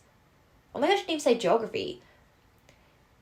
He probably didn't pay attention to biology classes. But then again, I'll think for Lane, he would be interested in biology, like specifically in the reproductive section? I don't know. He doesn't even pretend to hide it. His eyes unashamedly drift downward before snapping right back to my face. Look all you want. It's the closest you'll ever get to it. Who? Who what? Who asked? I want it. He makes gang signs with his hands. I'll get it. I roll my eyes and grab another six-pack. But I think, without this loud mouth of his, this place would be completely mind-numbing. Babe. Hey. Babe. Oh my god, what? You just disappeared for 10 minutes. You noticed? Amazing. No, I just noticed the shift suddenly became boring. He slings an arm around my shoulders. Look at this growth! He was just blushing in the bathroom, putting his arm around our shoulder in shift 2 after a whole lot of feeling out the waters. And now look at him, doing it as if he's a natural. We love character growth. You're lucky you're so pretty, baby. I immediately shove his arm off me. Get off. No appreciation for compliments. I bet you say that to every other girl. Yeah, but it's your turn to hear it now. Ugh. I busy myself with the fridges instead of answering, lining up bottles and cans. Hey, what do you want? No one ever gave me the how to talk to women speech. I'm improvising. I can see that. But it works. I'm keeping you entertained while you clean, organize, handle the register. I hate this job. But the job loves you. And since I'm part of the job, guess what? Lane, I just want a quiet shift. With our faces, impossible. Your face is just blocking my view. Your face wants to kiss mine. I keep feeling the fridges. Paying attention to him would only just encourage him. You know what? I mean, I usually try to preserve things and keep them intact. But if you really insist and say that you won't move your face unless a force collides into it, it's gonna be my lips locking onto yours. Or to make your poor nose bleed from a different form of trauma. My chest. Lane is very much a boob guy, right? So yeah, I think he'll definitely bust a vein in his nose, but not due to the impact. It's due to the psychological impact. By the way, I only act like this with fictional men. So real men, don't expect me to be like this. This guy is like a dog. One look and it's over. Babe, you look hotter if you smile. Smile to me. No. You're mean when you're working. I kind of like it. What do you want? I gesture towards the cleaning cart. Because if you're so desperate to hang out, grab the trash bag and make yourself useful. He groans. I came here to observe, not participate. Told you I'm really turned on by domestic women. Then leave. Oh, so you don't want my help now? You just said, ugh.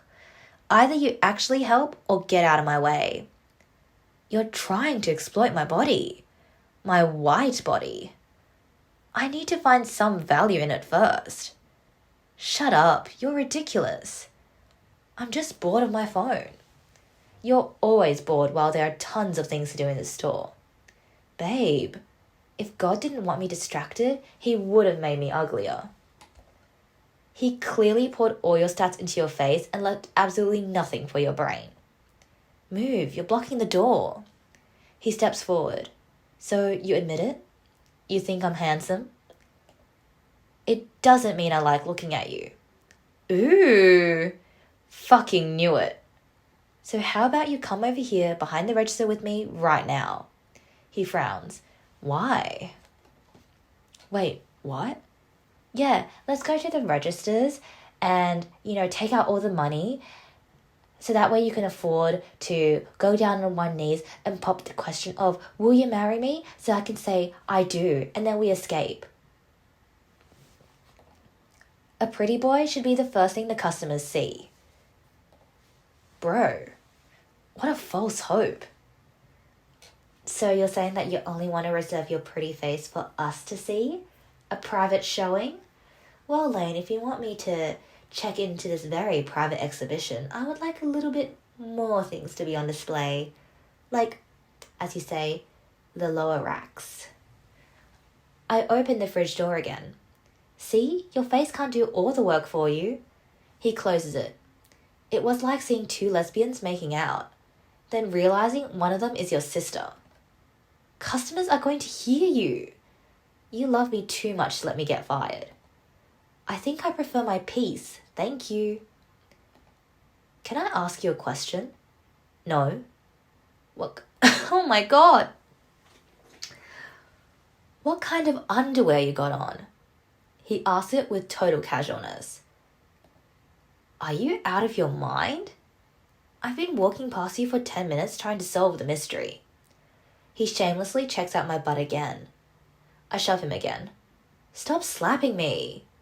What the fuck are you doing? I'm just trying to picture it. Picture what? You. The situation. And that's what you got from the whole conversation? Yeah. Just wanted to know that part. But now you're avoiding the question. I'm not answering that. Get lost. String then. Lane? Has to be. You don't look like the grandma panties type. You're disgusting. Yeah. And now I'm picturing you in a thong. If my eyes were guns, his corpse would be lying on the floor. Keep looking at me like you want to kill me, baby. It's a massive turn on. I don't even waste the energy answering him. Instead, I take the frozen bottle from the fridge and shove it flat against the center of his chest. Cold! Ah, shit, stop! Stop talking about my underwear. But I'm a guy.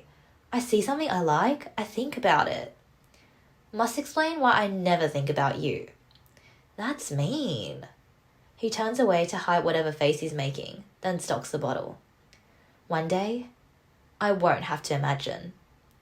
Shut up and help. I just put one in the fridge? That's the bare minimum. Pretty girl. Minimum's my specialty. Ugh. Now come on, less talking, more stocking. He taps an invisible watch on his wrist. Daddy needs his break in 10 minutes. Daddy's gotta wait. I completely lost count. Thanks a lot, Lane.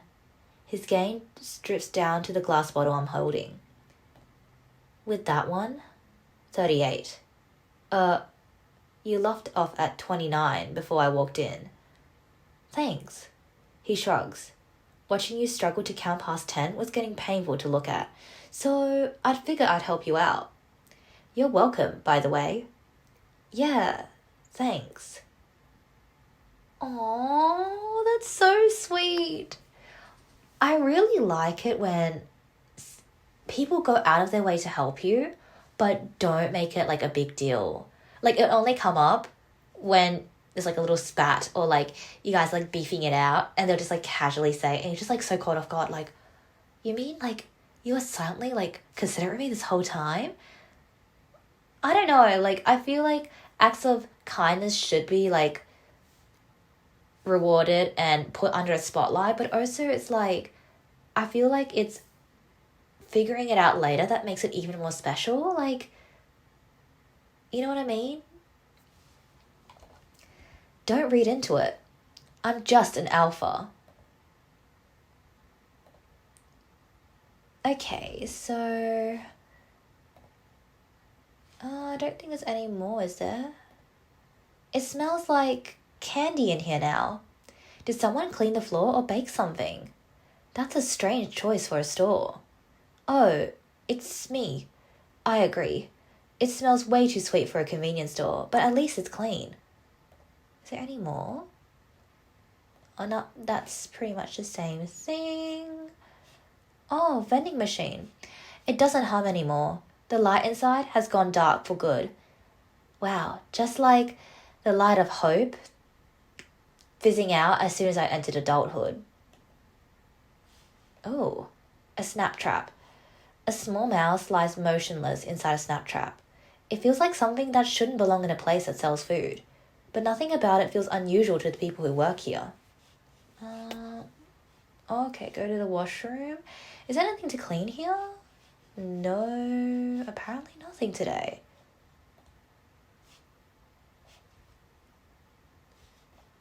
Okay. I don't think this... Okay, looks like... Slacker Lane. Lane. I was about to say Zane because of the Z, there. Lazy Lane. What a double L, huh? I see Lane standing up, slumped against the metal shelves. His head is tipped forward, his chin almost on his chest, and his hair falling into his face. One arm is bent awkwardly, and the other is pressed against a stock of soda crates, like he was holding himself upright and forgot why. He's asleep. Finding him napping here isn't surprising. What is how I step closer without meaning to, just to look at him. I'm close enough that if he leaned forward even an inch, he'd bump into me. You know what, maybe we should pull like a Sleeping Beauty and give him a kiss. Just give him a little smooch to wake him up. I'm sure it'll feel like a dream for him, and definitely not the start of a nightmare. He looks younger like this, as if the world's finally stopped pulling at him for a minute. Prettier too. I mean, definitely prettier when he's not talking. Just a guy standing there, exhausted enough to fall asleep in a dirty place like this. How long has he been like this? How tired do you have to be to fall asleep standing up? Guess staying up gaming all week finally caught up with him. One of his shoulders slips a little, and he shifts his weight without waking, forehead bumping softly against the metal shelf. I should leave him alone, but I can't lift half the shift by myself. Lane? Nothing. I lightly tap his arm with the back of my fingers. He's warmer than the metal shelf he's leaning on. Lane? He shifts immediately. What? What the fuck? For half a second, he looks genuinely lost, like a kid who fell asleep in class and got caught on by the teacher. Oh. It's just you. Shouldn't I be a dream for you to wake up to? Your work wife? Goodness gracious, how unappreciative. Just me? I thought it was RJ or something. You were asleep. Nah, I was resting my eyes. He yawns wide mid-sentence, covering his mouth only at the last second. When he drops his hand, he notices me still staring. What? I'm a hard-working man. The only thing that you're hard-working is sleeping and slacking on the job. You would pounce on any opportunity. You'll be taking incentive to be lazy. That's the only thing that you're hard-working for. But yeah, I guess it applies. You are hard-working, but just not in the domains that anyone wishes for. A hard-working man usually works. Hey, I helped you the whole day. I smile. I restocked a whole aisle by myself, so I need your help again now. Not bad for a girl. I nudged his shoe with mine. You know, you told me earlier that everything keeps you awake. Did I? Yes. Damn. I sound deep. The pills can't though. Don't tell me you took a sleeping pill? He looks at me. Not exactly. So why are you always sleeping here? You interrogating me now? I shrug. I'm just saying. If everything keeps you awake, this place should be a nightmare. He looks around the stockroom. Yeah. Then he exhales through his nose and smirks. Maybe your voice is just boring as hell. Puts a man right to sleep. You can just say our voice is dreamy, man. Not like as if we're a droning lecturer who causes you to fall asleep in class. If you want me to not just be your work wife and your legal wife, you better sweeten up your words. Excuse me? Did you just say that I'm... He cuts me off with a laugh, confirming it. You should really work on that. I shove his arm lightly as he smiles. So, yeah, this wasn't exhaustion. This was boredom. You good? Why wouldn't I be? You fell asleep standing up. So? Worried about me now, babe? That's just not really usual. People do that in the army. You were never in the army. That makes him laugh a little. True. I lean against the shelf, right beside him. Weirdly enough, it's comfortable. Okay, break time. This is actually kind of relaxing. Yeah? It must be exhausting being that pretty all day. I roll my eyes. Meanwhile, you look pretty tired. Everyone's tired. You're always tired. Shit. Did my mom send you or something? I'm fine. I just didn't sleep much. I wasn't trying to... I know. You're just checking. Is that bad? He shrugs. It's pointless. Why? Because if something's wrong, it's my problem, not yours.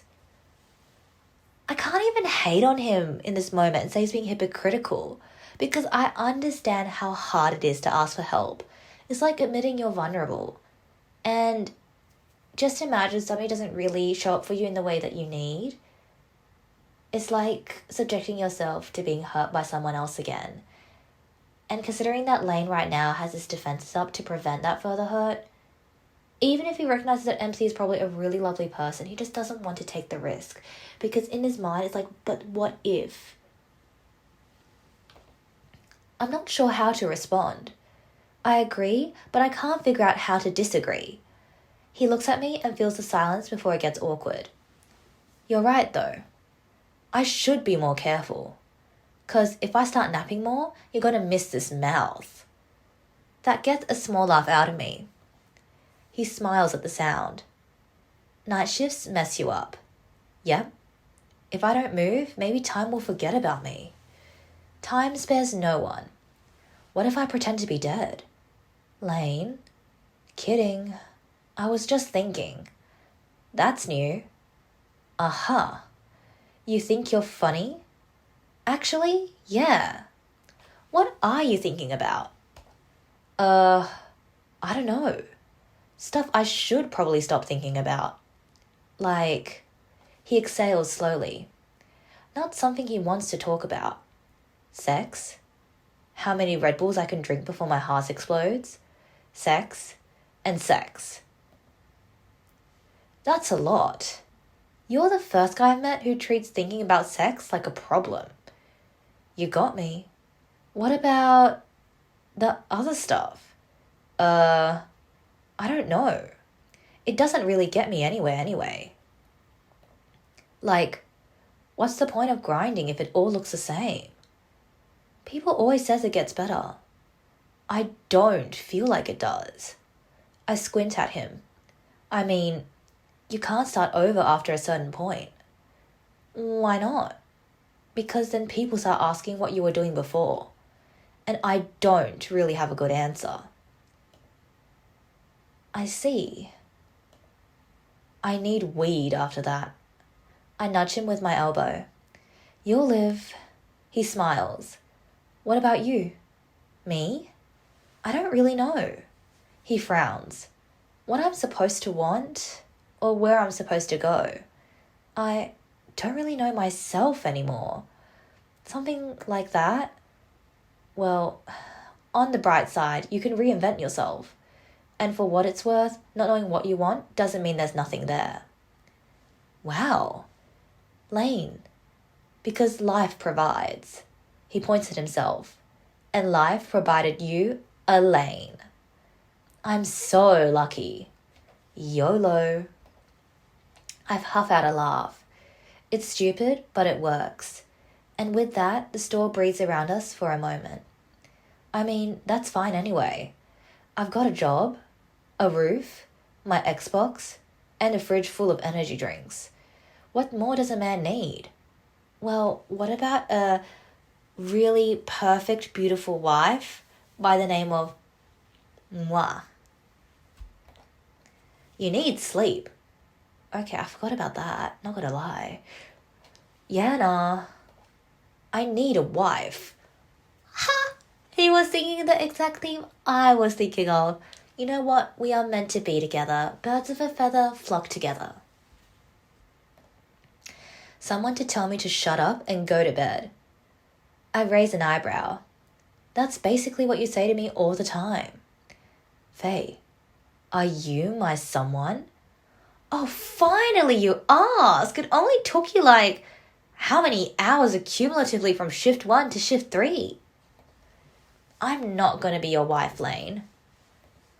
You wouldn't last a month with me anyway. 1 month? You're generous. Lane chuckles softly, then lifts a hand to hide his smile. I'm the best man you'll ever meet. That's the problem. Oh yeah? Yep, you'd lose your mind. With you? Totally. I mean, with marriage. You'd be a good wife for someone else though. What? You don't believe in marriage now? Now? I never believed in that shit. You promise things you can't guarantee. Some people take it seriously. Not women. I gasp. Oh, here we go again. So now this is about women? It's always about women. Look at RJ. Old man does everything right, works himself to death, keeps the place alive, but he still ends up sleeping on a couch. You don't actually know what goes on in his marriage. He tilts his head slightly towards me, his blue eyes sparkling with mischief. What? You know something? I'm not a snitch, pretty. But let's be honest. If RJ's miserable, it's mostly his wife's fault. He'd even lose his store without me. I sigh loudly. I can't hide my irritation. What? You're kind of being an asshole right now. Yeah? Yeah. Look, I just don't see the point. And I'm not saying RJ's perfect. He's a mess, but still, he doesn't deserve to come home to silence. So, you're basically saying you'd never marry anyone? I'm doing women a favor. Good to know you're such a saint. Doesn't mean I'd never do it. Oh? I'd ruin my life for the right girl. That's almost sweet. He groans, running a hand over his face. Don't say that. Maybe playing the dickhead doesn't help your case, Lane. He raises an eyebrow and leans back. If you ever do get married, don't invite me. Oh no, this is such a painful interaction to watch. Oh my god.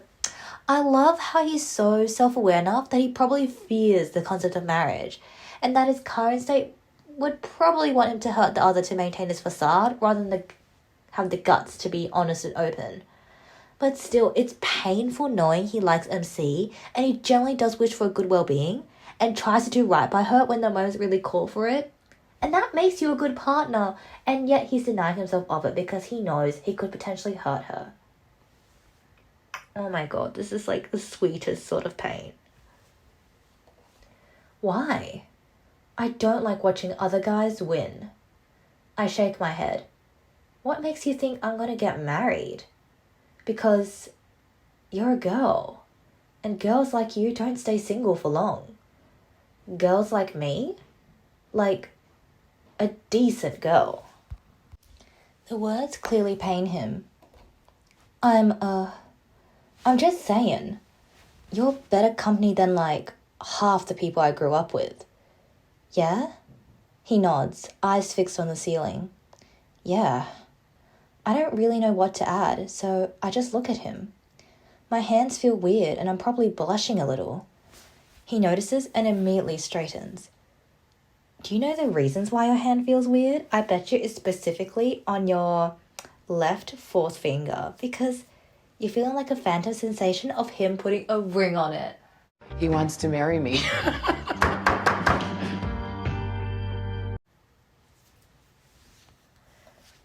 He notices and immediately straightens. I mean, that's not hard. The bar's real low. Most of them were idiots. I'm not saying you're special or anything. just a bit less annoying. I should be offended, but I'm not. Thanks, Lane. See? He points at me like he's caught me in something. That? Yeah. Like, he shrugs but doesn't explain. If you're stuck in a store all night with someone, might as well be someone tolerable.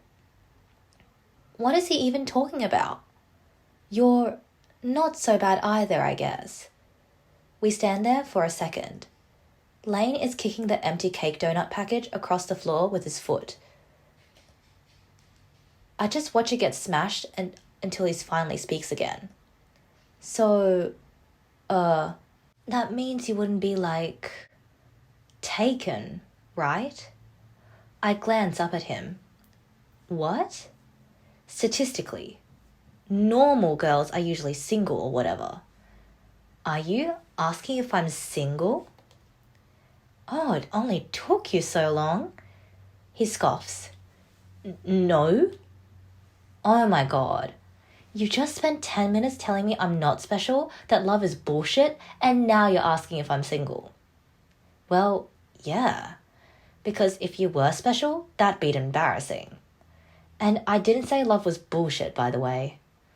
That logic makes no sense. It does to me. He starts rubbing his jaw mindlessly. I just realized. I never asked if you were, you know. I wait. He waits. Okay, so you're just gonna let me hang like that? You need confirmation? Yes. His honesty surprises me. Why? Because, a girl lied to me once. I mean, he waves a hand.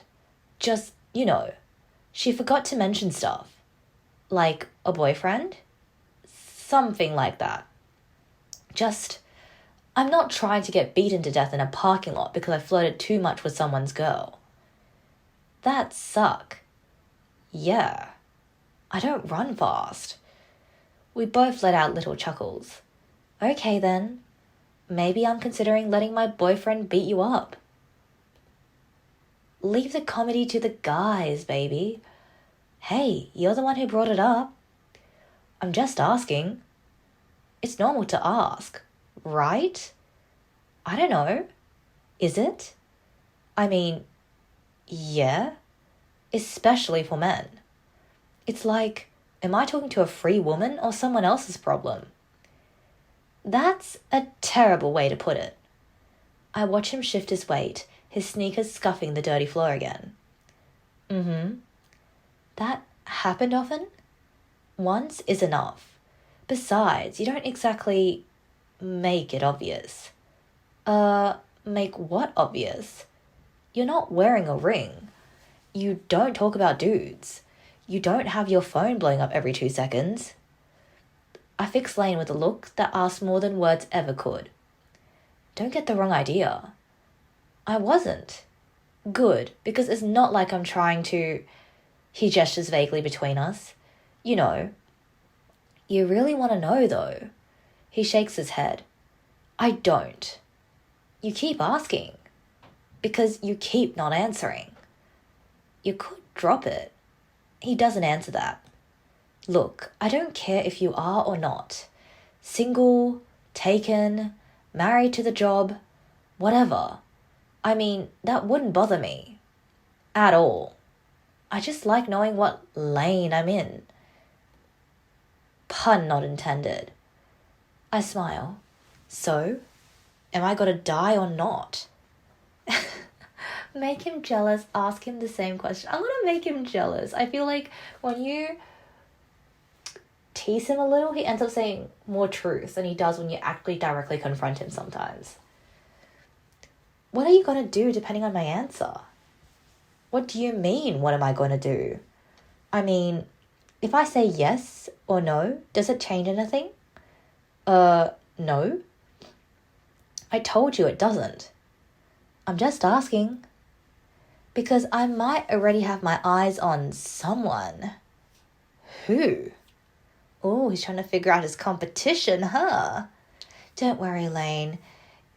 Out of all the people lining up for me, there's only one that I would take, and it's you. I barely finish the sentence before he reacts. I mean, not that I care. I'm just curious. That's great, honestly. Love that for you. You do? Of course I do. Why wouldn't I? You're allowed to have a life, you know. I'm not the jealous type. Why did you ask who then? So I know who to avoid. Out of politeness. Also, I don't want to risk getting my ass clapped. Because you're totally not gay and totally not bi, but the research suggests that you possibly are. Lane, caring about respect? So, is this person from here? Oh, by the way, if you're not understanding what I meant by the research shows that you probably are, I referenced like a particular research article in my last video with Shift 1 and Shift 2 update, where kind of I was like predicting whether Lane had nipple piercings. And there was actual legitimate research to show certain characteristics associated with people who choose to get piercings in intimate areas. And I think the common traits were that they are less ethnically diverse, they're typically younger, they had sexual intercourse at a young age, and they typically are like bisexual or gay. That's what I remember. Don't quote me on this, but I'll throw up the research here.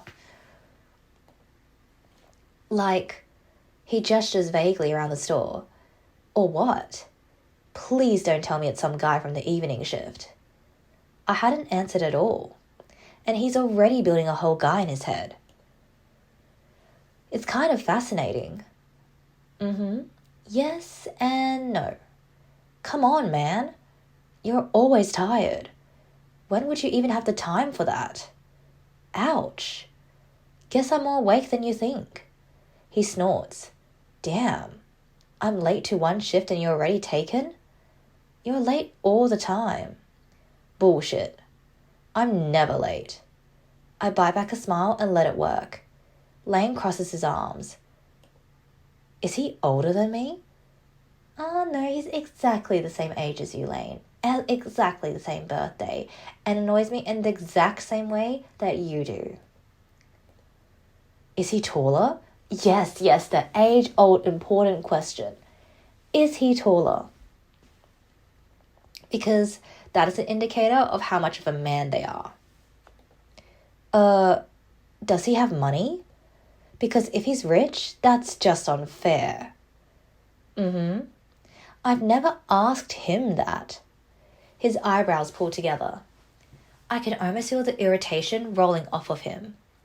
Whoever my imaginary boyfriend is, Lane already hates him.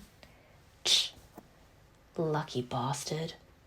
If he's got to rely on money, that already says enough. You care about that? No. Why would I care? Do whatever the hell you want. I'm not saying you shouldn't like him. I'm just saying, like, aim higher. Yeah? Like, for someone like you? Why do you seem weirdly bothered about this? No reason. I give him a look. Yo, I don't give a shit who you fuck, alright? It's none of my business. I grin at that. Then stop acting like it is. I'm acting like I don't want to look like an idiot NPC flirting with a girl who's already busy warming someone else's bed. Better than warming yours, I guess. I don't have a bed. Exactly. He exhales through his nose. So, what? Can I still say dumb shit to you, or is that off limits now? Depends on how jealous he is. What? And I can tell you, he's extremely jealous. Kind of sexist too. Sexism doesn't exist. That's just being a guy. I call it equality. That's exactly what he says. Yeah? Well, sounds like he's compensating. For what? For being mediocre. Interesting. A smirk tugs at my cheek. I'm enjoying your concern. Concern? Babe, look at me. Look at me and see how much I don't care. Well, I don't see any of that. You care. Plenty. Yeah, I see it. I'm just saying you could do worse. Not better? Let's not get crazy. You females got a fucking radar for it. And that's why I'm attracted to problematic men, specifically those who are possibly a little emotionally constipated. Like you. What do you even mean? A radar? He makes air quotes with 2 fingers, mimicking a girl's voice. Oh, look, this guy looks like he'd treat me like a whore. Perfect. Let's ruin my life for 6 months and then blame it all on men. Like, yeah, no shit. You keep picking the worst ones. Takes one to know one, I guess. Apparently, annoyance is doing a better job than sleep. Why there's a guy all of a sudden? You don't think that's possible? Is it that tan dude? What? No. He looks at me up and down. Yeah, good luck to him. He's gonna need it. You're kind of a lot. That guy. I'm speechless, but it's still hilarious. But I think whoever it is has shitty timing. Why's that? Because if you're fucking around, you might start slacking. And guess he has to pick up the slack? That's your concern? Because if I remember correctly, you're the one who slacks all the time. He bites his lip. Damn. So he knows you like this? Or is he just getting the nice version? You're an ass. I just feel sorry for the guy. I can barely keep up with you. I hope he's more patient than me. Sure. I'm the one who's going to need a nap after being around him. You seem to manage. He clicks his tongue. That's different. I work with you, so I don't have a choice. Ouch. Again. If he's so interesting, why is he not here right now? I don't know. He scoffs. You don't know? I mean, you don't just accidentally get someone's attention. He's definitely trying a little bit. Trying? To fuck you. I widen my eyes, pretending to be shocked. He doesn't even realize I made that up. What? That's how guys think, pretty. Especially when they see you in that stupid uniform. I feel like this is a reflection of his inner mind. He must think that we look so sexy in that black apron. But you know what? As much as I like to delude myself, I can never, ever, ever live up to the icon that is that girl who was wearing I don't know, was it like a Pizza Hut black uniform? But she tied it and the way that it showed her figure, it was like... You brings the corsets, Bill brings his inches. No one wants a waist over 9 inches. So what the makeup contains lead poison. At least your complexion will bring all the boys in. Ignore the... Show-stopping. Damn. Bold of you to speak for everyone. I'm basically the average dude. I know how this goes. You just don't seem like the type to fall for bullshit. Usually. So if you're just a guy, you're trying to fuck me too? He chokes on air. The hell? Since when do girls talk like that? I'm not that guy. Shit, you make me sound awful. You're doing fine on your own. Okay, maybe 10%. I deadpan. 10? Yeah? 'Cause you're 90% off-putting. Of course. Nah, I mean, come on. You're attractive, we get along, we're almost the same age. I'd be lying if I said the thought never crossed my mind. And any guy who says otherwise is gay. I roll my eyes. You say that like it's an insult. Well, if someone called me gay, I'd take it as one. Why though? I don't know. Go call any dude out there gay and see how fast he swings. It's a word. Why does it break your fragile man ego? is also a word. I groan. That's literally not the same thing. Honestly, your attitude is borderline homophobic. Yo, that's a low blow. How can I be homophobic when I sometimes put on lip balm?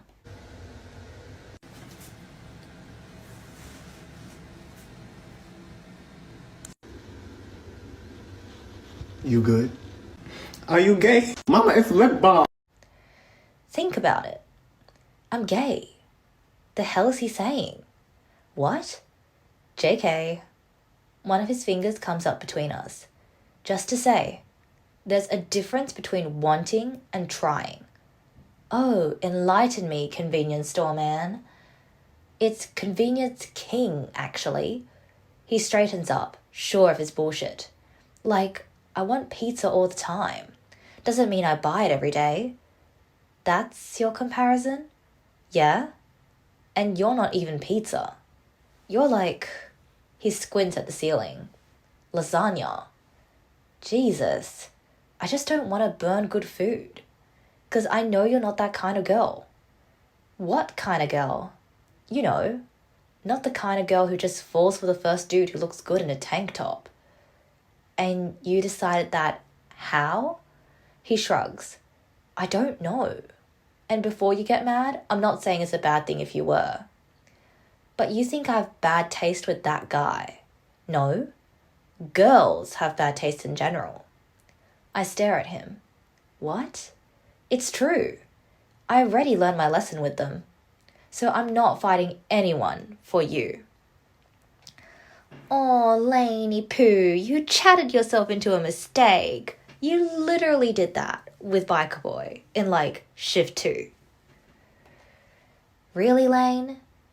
I wonder how that swollen nose magically appeared on your face then. His hand flies to his face as his eyes narrow. He's actually so cute here. He's so adorable. Oh my god. Mom, I want him. Why is he fictional?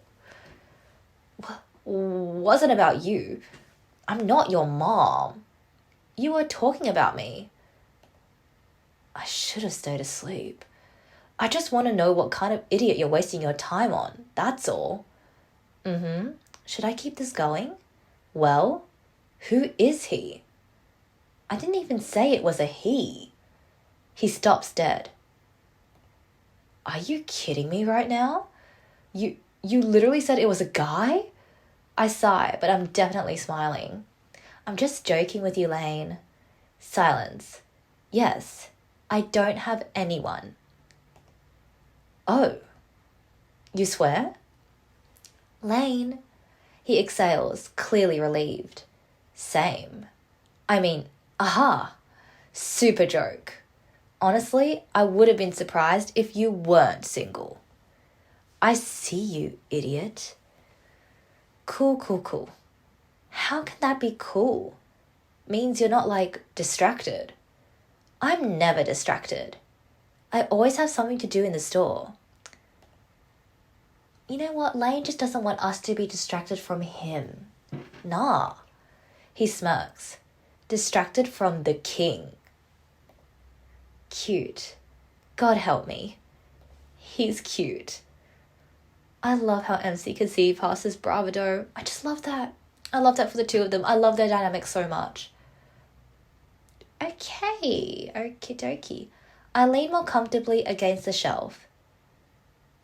So what's the deal then? You just out here alone, breaking hearts, or what? I'm not breaking anything. Unfortunately. Unfortunately? Damn. Women are heartless. That just means my life is boring. Nah, it's not. You have me. You can't be bored with me. Right. But I have constant back pains and headaches. He rubs his entire face. Shit. There's one thing I'm still curious about. I should ask him. You've known me for a month. Why ask now? What do you mean? I mean, you could have asked me if I'm single any time. It wasn't my business. What? That changed? He stiffens. Hell no. You're just a coworker. We talk because we're stuck together. I don't know. Was just asking.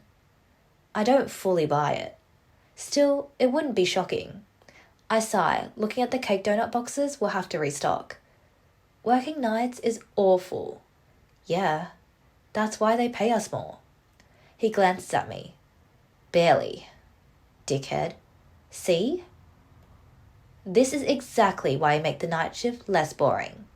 His blue eyes narrow instantly. When you're not being completely dumb. What? You're fucked up. He points at me. That's how you scare men away. I'm scaring you right now? Yeah, you're making my skin crawl. Yeah, from the discomfort of feeling all the blood rush to certain parts of your face, specifically your cheeks, and making you blush. He looks away, shaking his head like a wet dog. Wait, I didn't realize what I said was... Are you blushing? I'm not. I'm just warm. You are warm in a short sleeve shirt with the AC turned on in the store. There's nothing warm here. He gestures around. This place has no air.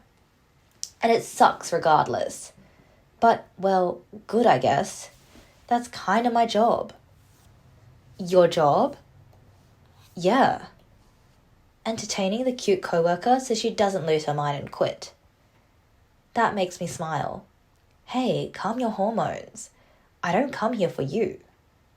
I didn't say you did. We're just here 'cause we need the money. But, yeah. I mean, we're single, we're hanging out together. Feels like a sign. A sign of what? More like our chance to finally not suck at dating. I don't remember agreeing that I sucked. You're perfect, beautiful. It's just the guys around you that suck.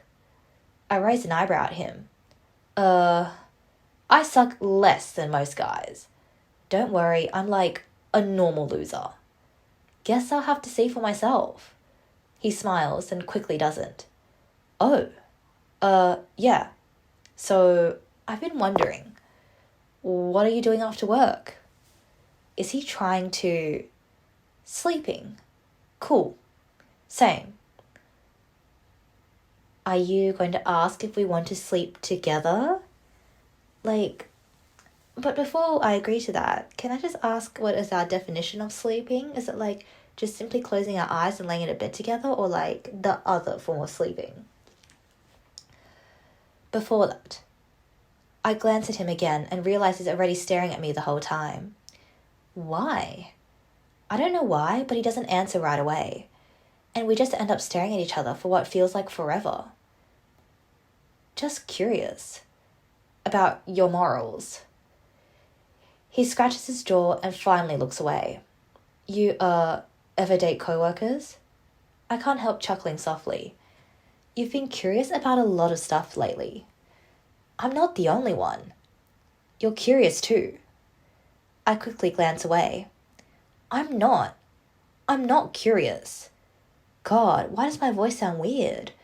So, since you're so in love with me, you'd think that'd be weird? Like, some girls are into it. Some freak out.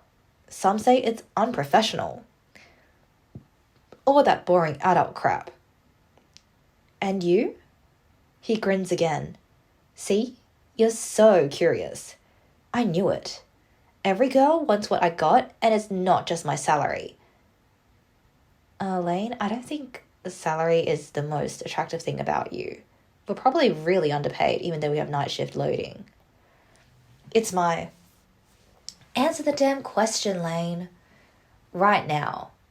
His smirk falters, and his pupils dilate so much that his blue eyes nearly turn completely black. I'm starting having a problem I can't fix in public. What? I mean, he wipes his whole face with his hand, his eyes dropping to the floor. I mean, yeah, depends on the coworker, I guess. Fucking hell. I'm your only one during night shifts. I'm not saying I would with you specifically. I'm asking if you would with someone. Depends on the coworker. He bites his lip. Let me give you 5 beautiful children. I'm like super ready right now. Save it. I like my Lane quiet sometimes. Also, you should maybe start by not being so scared to ask me out. Yo, first of all, I'm no pussy, alright? I'm not your Lane. And I never said I asked you out. Just, look, let's say you're hanging out with a guy from work. He's not ugly or anything. Actually, he's pretty hot. And humble. And this guy maybe asked you to hang out. What would you say? Is that what this is? No. I'm suggesting a possibility. You and a coworker. Like, I'm picturing it and it's not weird. You and me? Who else would I be asking? RJ? You're not exactly asking. Yeah, well, I only go out with him to drink beers anyway. I'm not trying to date you, alright? You asked if I had someone, now you're asking me out, and you tell me you're not trying anything? I'm asking if you'd hang out outside of work. That doesn't mean dating. So, totally platonic? What? Plankton? The little green guy from SpongeBob? What's he got to do with anything? It just means hanging out as friends. Yo, no. I don't waste time being buddy-buddy with pretty girls. I just snort and stare at him. Well, okay, maybe I'm... Yeah, but don't get ideas. It's not a we're gonna fuck tonight date, alright? I didn't even agree. You scared to be seen with me? I literally work with you. I get it. You like what you see. That's why I won't take you to a fancy restaurant, since I'm already the whole meal. I don't usually date girls like you, but maybe I'll make an exception. Wow, you're so humble. I know. What's the plan then? Since we finish at like 6:30 a.m., maybe I can buy you breakfast, coffee, and maybe something sweet. Unless you're one of those girls counting calories, of course. Asshole. Relax. You're fine. He looks down, staring like a dog seeing a steak. Everything's exactly where it should be. Eyes up. His blue's eyes wander up to the ceiling. Can birds land on them? Can you stop staring at my chest? I try. Idiot. Look, it's just me liking you enough to want to be awake longer. And yeah, you're hot. Which helps. I'm not going to pretend I'm here for your personality first. So, would you maybe want to go with me?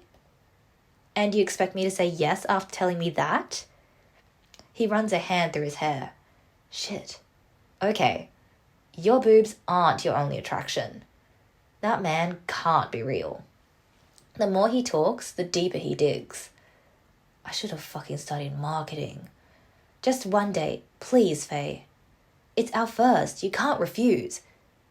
Did we just forget about the stockroom date we had? And I'm the man, so it's on me. All you have to do is show up and look, well, prettier than that.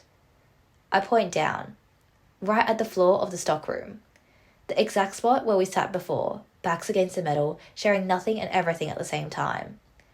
Didn't we already have a date here? That doesn't count. Why not? You literally called it a date. We were working. Were we? I was working. What, working hard at slacking off? What do you even mean, Lane? We literally sat there for 30 minutes. He sizes me up. Working on my future, baby. I smile despite myself. So, let's have another one somewhere else. Not that it has to be special. I still didn't say yes. I saw what I wanted. I'm just asking for an hour. Maybe 2. I'll even let you yap about your girly stuff. You can escape whenever. I look like an asshole, but I'm actually great at listening. My conversations with you prove otherwise. Only when I'm naked. Lane, come on. You're telling me a pretty girl like you don't want to sit in a plastic booth with a pretty boy like me while the sun comes up? Let's do this. Admit you want to go. Yeah, I'd like that. Took you long enough to ask. He looks genuinely surprised. He was probably expecting me to roll my eyes or laugh in his face or give him some sarcastic deflection he could easily hit back. Instead, the casual ease of my answer just hangs there between us. You'd like that? Yeah? Did you steal some of my weed while I was sleeping? I'm not high, you idiot. I just think hanging out with you outside of this depressing store might actually be fun. He rolls his eyes. She thinks I'm a good time. You're a hard one. But not all the time. Jesus Christ. Faye, I was just talking about how you'd be hotter if your boobs were on your face. Like, what is your deal today?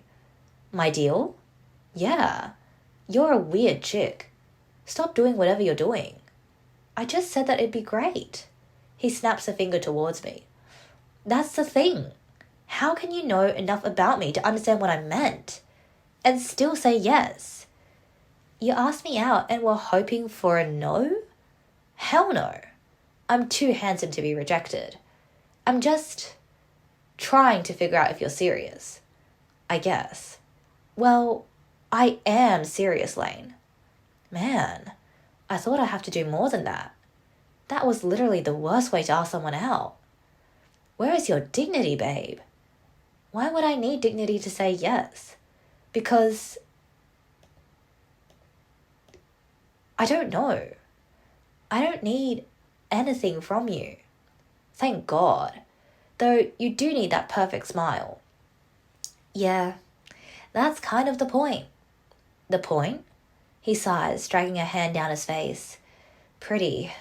I like you less when you get sentimental. Don't do that shit. So don't like me less. Problem solved. He takes a peek at me through his fingers. Disney Channel dialogue. The hate meter just spiked into the red. Right. Yeah, right. I'm gonna text some other chick right in front of you.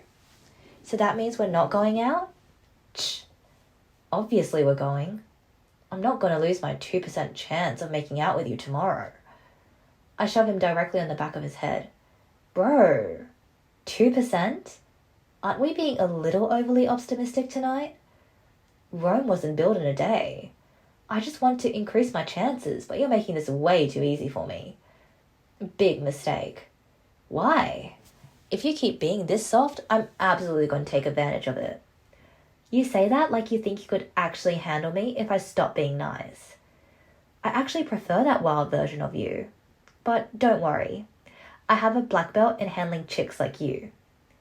So what is your big master plan? I'll take you out, I'll buy you some greasy diner food, and then I'll totally make out with you in the back of my car. And he mimics a gun with his fingers and shoots at me. Boom. The very next day, I'll break up with you over a text message. I'm not the one for you, babe. You're setting yourself up for a disappointment with this whole honesty bullshit. Women. Are you quite finished? I will be. You're disgusting. I'm just giving you a reality check. Now, too bad. You accepted to be stuck with me. I can always backpedal. If you're going to be this insufferable, I'll just stay here. You can't. That's a violation of the bro code, yo. Then you're stuck with me, too. I'll make you wait on purpose. Asshole. Well, let's be entirely clear. This isn't a date. You said it was one 5 minutes ago. No. This is me doing charity work for a lonely coworker who clearly has a massive crush on me. Are you sure you're not holding a mirror up to yourself, Lane? You're begging for it. I'll take pity on you. So don't go putting on perfume or try to hold my hand, alright? I'll keep my hands to myself. Good. Because I'm a delicate flower, babe. Me too. So you better keep yours to yourself. He looks at me up and down. You're asking me the impossible. Good to know. I'll make sure to hold you to that later then. Yo. What the fuck? Slow down. Fucking slow down, babe. You're the one who started this.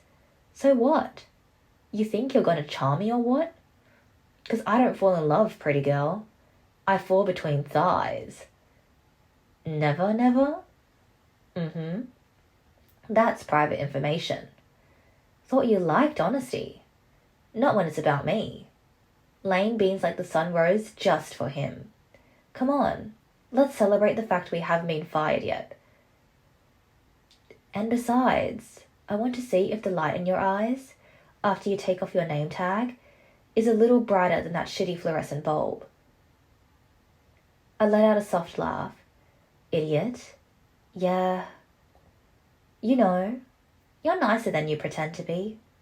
He gives me that "did you just insult me" look. Damn. Guess I'll have to try harder to disappoint you. Good luck with that. You're already setting the bar pretty low. His eyes soften for a second. The bar's staying right where it is. I wouldn't want to ruin your expectations. I'm sure. Now come on. You gonna stand there all night, or are you actually gonna work? I don't remember you getting up without my help. Yep. As he passes me, he bumps my shoulder lightly with his. So if I fall asleep again, that's on you. I shove the door open. Work. Now. All right. Lead the way, ma'am. Interesting. Ooh, okay. Oh, okay. Talk to the customer. I wonder why there's a young boy here at this hour. Sup. Welcome. It's the kid with the backwards cap. He's often here in the evening, usually with a loud group of friends. Why does it smell like a literal bowl of fruitiza freezes in here? Is that strawberry? It's just the floor cleaner. I wanted to change tonight. Yo, that's dope. Smells like a milkshake shop. Way better than that clinical hospital smell from last week. Low-key, I could hang out in here more often now. Glad it meets your high standards. I feel like I should be buying candy instead of whatever I come for. He looks behind his shoulder. But nah. You need help finding something? Yeah. I'm looking for the, beverage section? But like the premium stuff, you know? Cold drinks? Sodas and beers are in the refrigerator section over there. Oh, thank you. I raise an eyebrow. That stuff still requires a birthday that doesn't start with the 1990s. Yeah? Obviously. I know that. Don't mess up. The teenager places a dusty six-pack of cheap beer onto the counter. He slides it towards me with far more confidence than his face can support. I'm just getting these for tonight. Mm-hmm.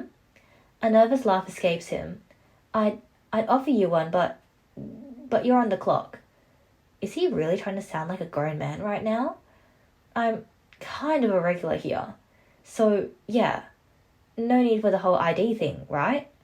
I've actually been 21 for like a long time now. I reach out my hand. Your ID? No. Why? You know why. You're buying alcohol. He glances quickly behind him. Hypothetically speaking, what if I forgot it? I wouldn't sell you these. What if I'm 21? Then you'll still be 21 after you go get your ID. He scratches the back of his neck. Why are your hands shaking? Are you scared of getting caught by the manager? Shaking? I'm not shaking. Put the beers back, young man. But my friends are literally waiting outside right now. If I walk out of here empty-handed, I'm literally never going to hear the end of it. I'm sorry, but no ID means no sale. Unless your friends are over 21 and standing right behind you with a valid driver's license, these beers aren't leaving the store. I can't risk my job because you don't want to look bad in front of them. Please, come on.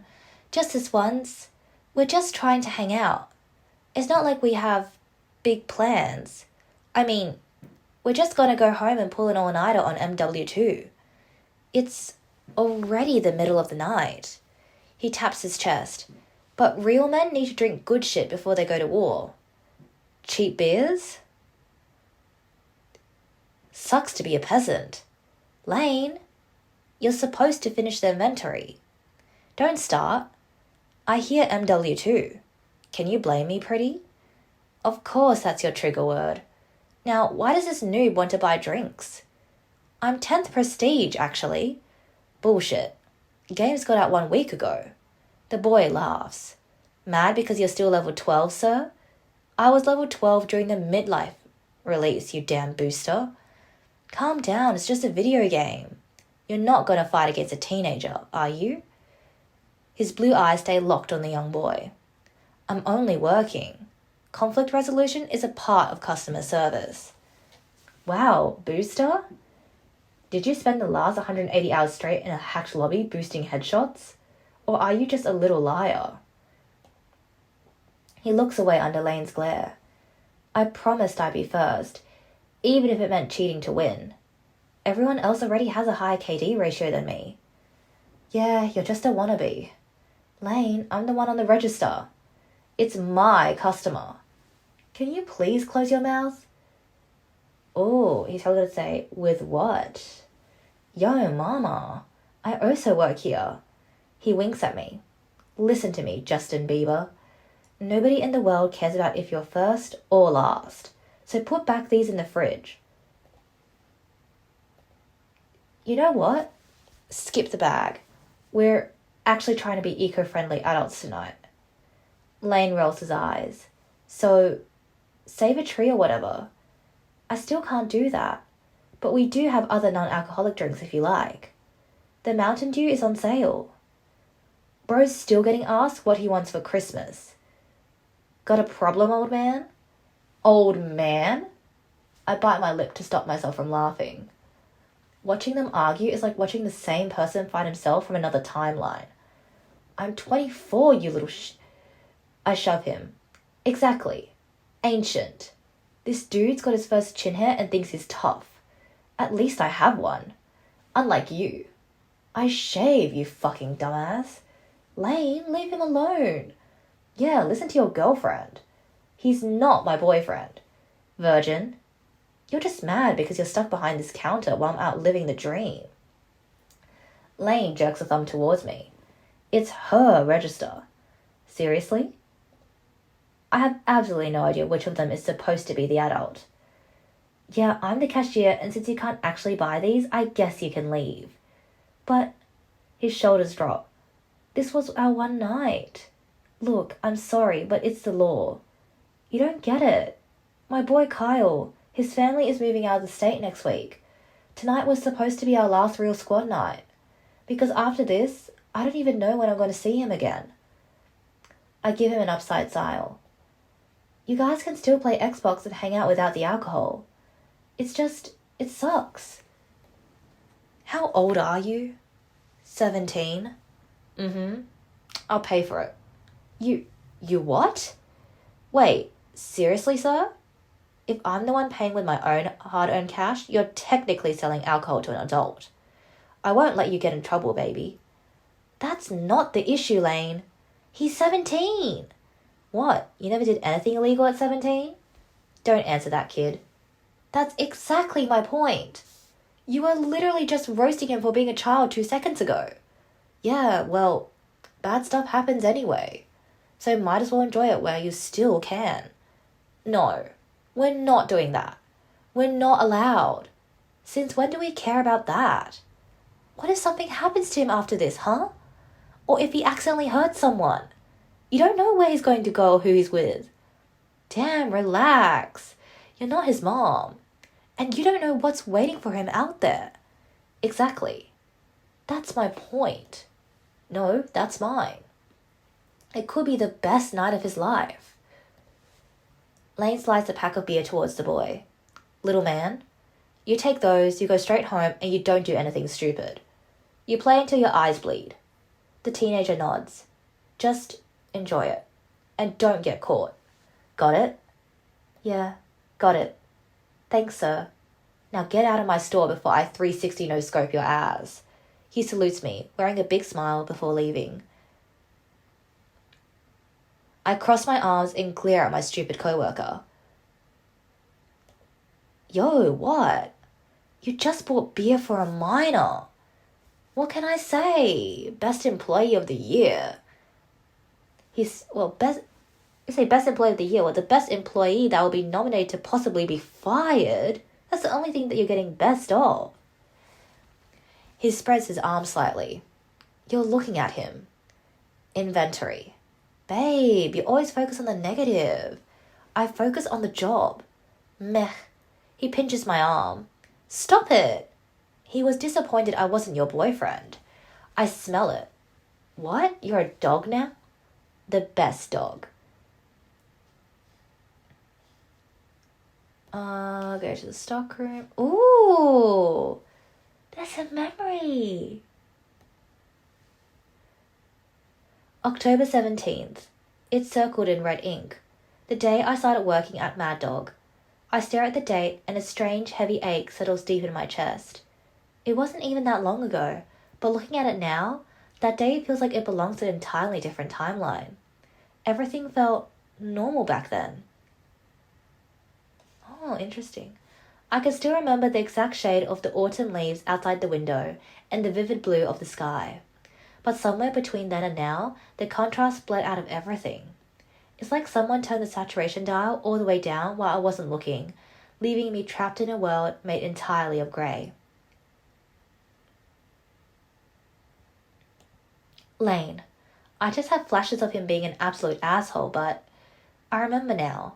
Yes, I actually remember. Oh, we're getting colour! Shit! It's 9:57 p.m. 3 minutes early, which feels like either responsible or insanely desperate. I walk carefully between the aisles until I get to the register. Behind the counter, there's a guy. He's sitting on a stool with his shoes on the counter, one leg crossed over the other, scrolling on his phone with one hand and drinking a squint. Red Bull? And eating cheese chips? Is that even allowed? But judging by his apron, he must be an employee. I step closer. Hello? The guy looks up slowly. I can say he's annoyingly good looking. Piercings, messy dark hair, icy blue eyes. They look like the exact same shade as Amelia's, but winter instead of sky. I hear a low whistle from him, even at this distance. Wow. Yo, didn't see you there. I'm literally standing in front of him. Hi, I repeat. He swings one foot off the counter, but leaves the other up. You need help finding something, or are you just here to make my shift better? What? He gestures vaguely towards the shelves. Snacks, smokes, energy drinks are 2 for $3. Or I could recommend something. I'm good, thanks. His eyes flick down and back up again. So what brings you in at this fine hour? Is that your professional greeting? I could also say, welcome in, if you want that version. He straightens slightly. Welcome in, cute creature. This is my first day, and I'm already being called cute by a guy with his shoes on the counter. I'm not here to buy anything. I'm here for my shift. What? You're the new girl? I nod. Damn. Okay. Looks like the meat delivery's coming tonight, just as expected. RJ's really stepping up the inventory. Did this guy just treat me as if I were a merchandise? Excuse me? Meh. He stands up properly now, dragging his stool back with his foot. He's taller than I expected, and his name's apparently Lane. You assumed I was a customer? Yeah, 'cause why would a pretty girl like you bother working here? If you were, like, ugly or chubby, I'd understand. Who says stuff like that out loud? I can't believe people like him exist. Boss really said let's put a princess in the graveyard shift.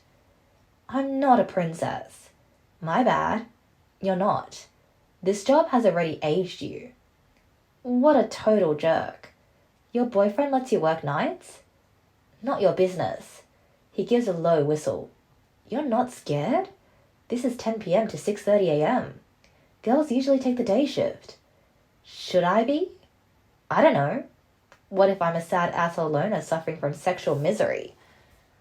Are you? He smiles at me and wipes one hand on his jeans, holding it out toward me. Lane. I already know since it's written right there on the tag. Still, I hesitate. He looks and sounds like trouble, but it's my first day, so I've got to stay polite, even if he clearly isn't. I'm mostly reluctant because that hand is probably greasy from the chips. Ew. But I shake it anyway, and his eyes drop to my hand. He turns it slightly with his, inspecting it like it's an object he's considering buying. Man, feels like I'm about to hear, I'll break a nail every 5 minutes. No? Relax. I'm not going to make you carry beer cases. I'm not a monster. You got a name, or am I just calling you New Girl? Faye. Alright, New Girl. Somehow that annoys me more than the meat delivery comment. I have a name. I'll learn it if you last. Is he for real? You don't want to know your future last name? And he's cheesy as well. No thanks. Just kidding. I don't mix work and girls. Me neither. I'm here to work. So can we... It'd be my pleasure. But you're still holding my hand. I let go right away, and I'm not even trying to hide that I'm already brushing my hand on my pants. Aprons are down there. He crouches, opens a cabinet without really looking, and starts digging through a pile of black aprons. Should be a clean one, I think. Finally, he pulls one out, shakes it, and tosses it lightly towards me. I catch it awkwardly and start putting it on. Thanks, I guess. Try not to make it look like a crop top. I wasn't planning to. Dickhead. I mean, wouldn't have minded if you did. He starts opening drawers now, sets a name tag on the counter, and slides it towards me.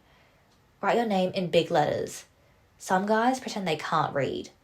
Why would they? They will. He grabs a marker and hands it to me. Trust me. I nod. Okay. Don't get too attached to it, though. Huh? He leans against the counter while I write. So, you worked retail before? Food service? I shake my head. Man, you sure RJ didn't hire you for decoration? Excuse me? How old are you? And you're asking a woman her age? Your dad really didn't teach you cavalry. I think it's going to be chivalry or cavalry. I'm not certain. He grabs the marker from my hand the second I finish writing. Then, reach for a random clipboard and pen from somewhere on the counter. Do you really have a boyfriend? That's not job-related? It could be. Jealous types show up and cause problems. I'm not answering that. He rolls his eyes. Height? I glare at him. Just checking if you can reach the top shelf, or if I'll have to do everything for little Miss New Girl. I can. Without climbing? Yes? In those shoes? What's wrong with my shoes? They're funny looking. He takes the words right out of my mouth. You're not even writing any of this down. Photographic memory. You'll live nearby? I frown. Yes? How nearby? Should I be honest or... Is that detail really that important? It is if you're going to be late. I'm not trying to be a creep, yo. He doesn't exactly look like the type to be on time. But, well, if he actually shows up when he's supposed to, that's probably the only decent thing about him so far. And I definitely don't feel like standing here wondering if you got kidnapped or something. You think I'm going to get kidnapped on the way to work? Yeah? You look... kidnappable. There's no way this guy's older than 20. I won't be, and I can handle myself. He raises his eyebrow, the pierced one, as he scoffs. You got a gun in that tiny purse? Seriously? This is America. Everyone's packing. I'm just making sure I don't get taken out by you. Think I need one with you around? He lets out a dry laugh. Safety'd still be on. I open my mouth, stunned, as he hums thoughtfully, looking down at his clipboard. He scribbles something while angling the clipboard away from me. If he really is, what's he even writing? He tilts the clipboard just enough for me to see, then pulls it back. Wait. Scribbling fast across the tap, the pen is then tapped against his lip as he looks up at me. Tell me if it's accurate. New Girl. something. Another feminist. Attitude problem, does not appreciate male hardship, no gun, possibly kidnappable. My jaw drops. It looks like a bored middle schooler vandalized the clipboard. You're writing my employee profile on a used sheet? I care about the planet. That is not accurate at all. And has opinion. That's not what this is. Alright, anything you'd like adjusted before I finalize? I stare at him in disbelief. Good. Paperwork done. You're not taking this seriously. I don't need to. Why? He shrugs. Statistically speaking, you won't make it 2 weeks. So I'm not about to craft a detailed employee file just for you to quit when someone yells about a return policy. You're terrible at motivating people. I'm not motivating you. Clearly. He exhales with obvious boredom. Have you ever worked a register? Used a POS system? I know how to use a computer. Not the same as surfing on Facebook at home. He gestures with one hand. Come here. I do. Not like I have much choice. He moves to the screen and taps it with the pen. You scan. It beeps. If it doesn't beep, you scan again. You'll use your own code eventually. For now, use mine. Alright. And don't mess it up. Because if you do, it's my ass. I won't. Aight. The panic button's right here. And don't worry, you could take your time. He sizes me up. Math isn't for everyone. I got this. Thanks. He studies me like he's deeply skeptical of my mathematical abilities. Do you? Yes, He cuts me off by pointing at the aisles near the fridge. These shelves? When stuff looks empty, you pull from the back. He demonstrates with the lighter display on the counter, lazily but correctly. Face everything forward. Makes it look full even when it's not. I nod. He acts like a teenager who accidentally got handed keys to a store. But he knows where everything is. He knows how to run the register. He just doesn't take any of it seriously. It's easy. Nobody expects much from this place anyway. Smile and nod. And when you quit, just tell RJ in advance so I'm not stuck. Thanks for the concern, but I'm not quitting anytime soon. He waves me off and points at my waist. Tie it tighter. You'll trip on it. I obey despite myself and tie the apron tighter around my waist. Next time, you gotta wear white. It's the uniform. I look down on myself. Shit. So now I look like I couldn't even be bothered to check the dress code. This guy's already convinced I'm quitting, and now he's probably thinking I didn't prepare either. Did we just not realize he's wearing a blue and red shirt? Why didn't anyone tell me that? Dunno. What did he say? One thing is very clear already. RJ absolutely hired me out of desperation.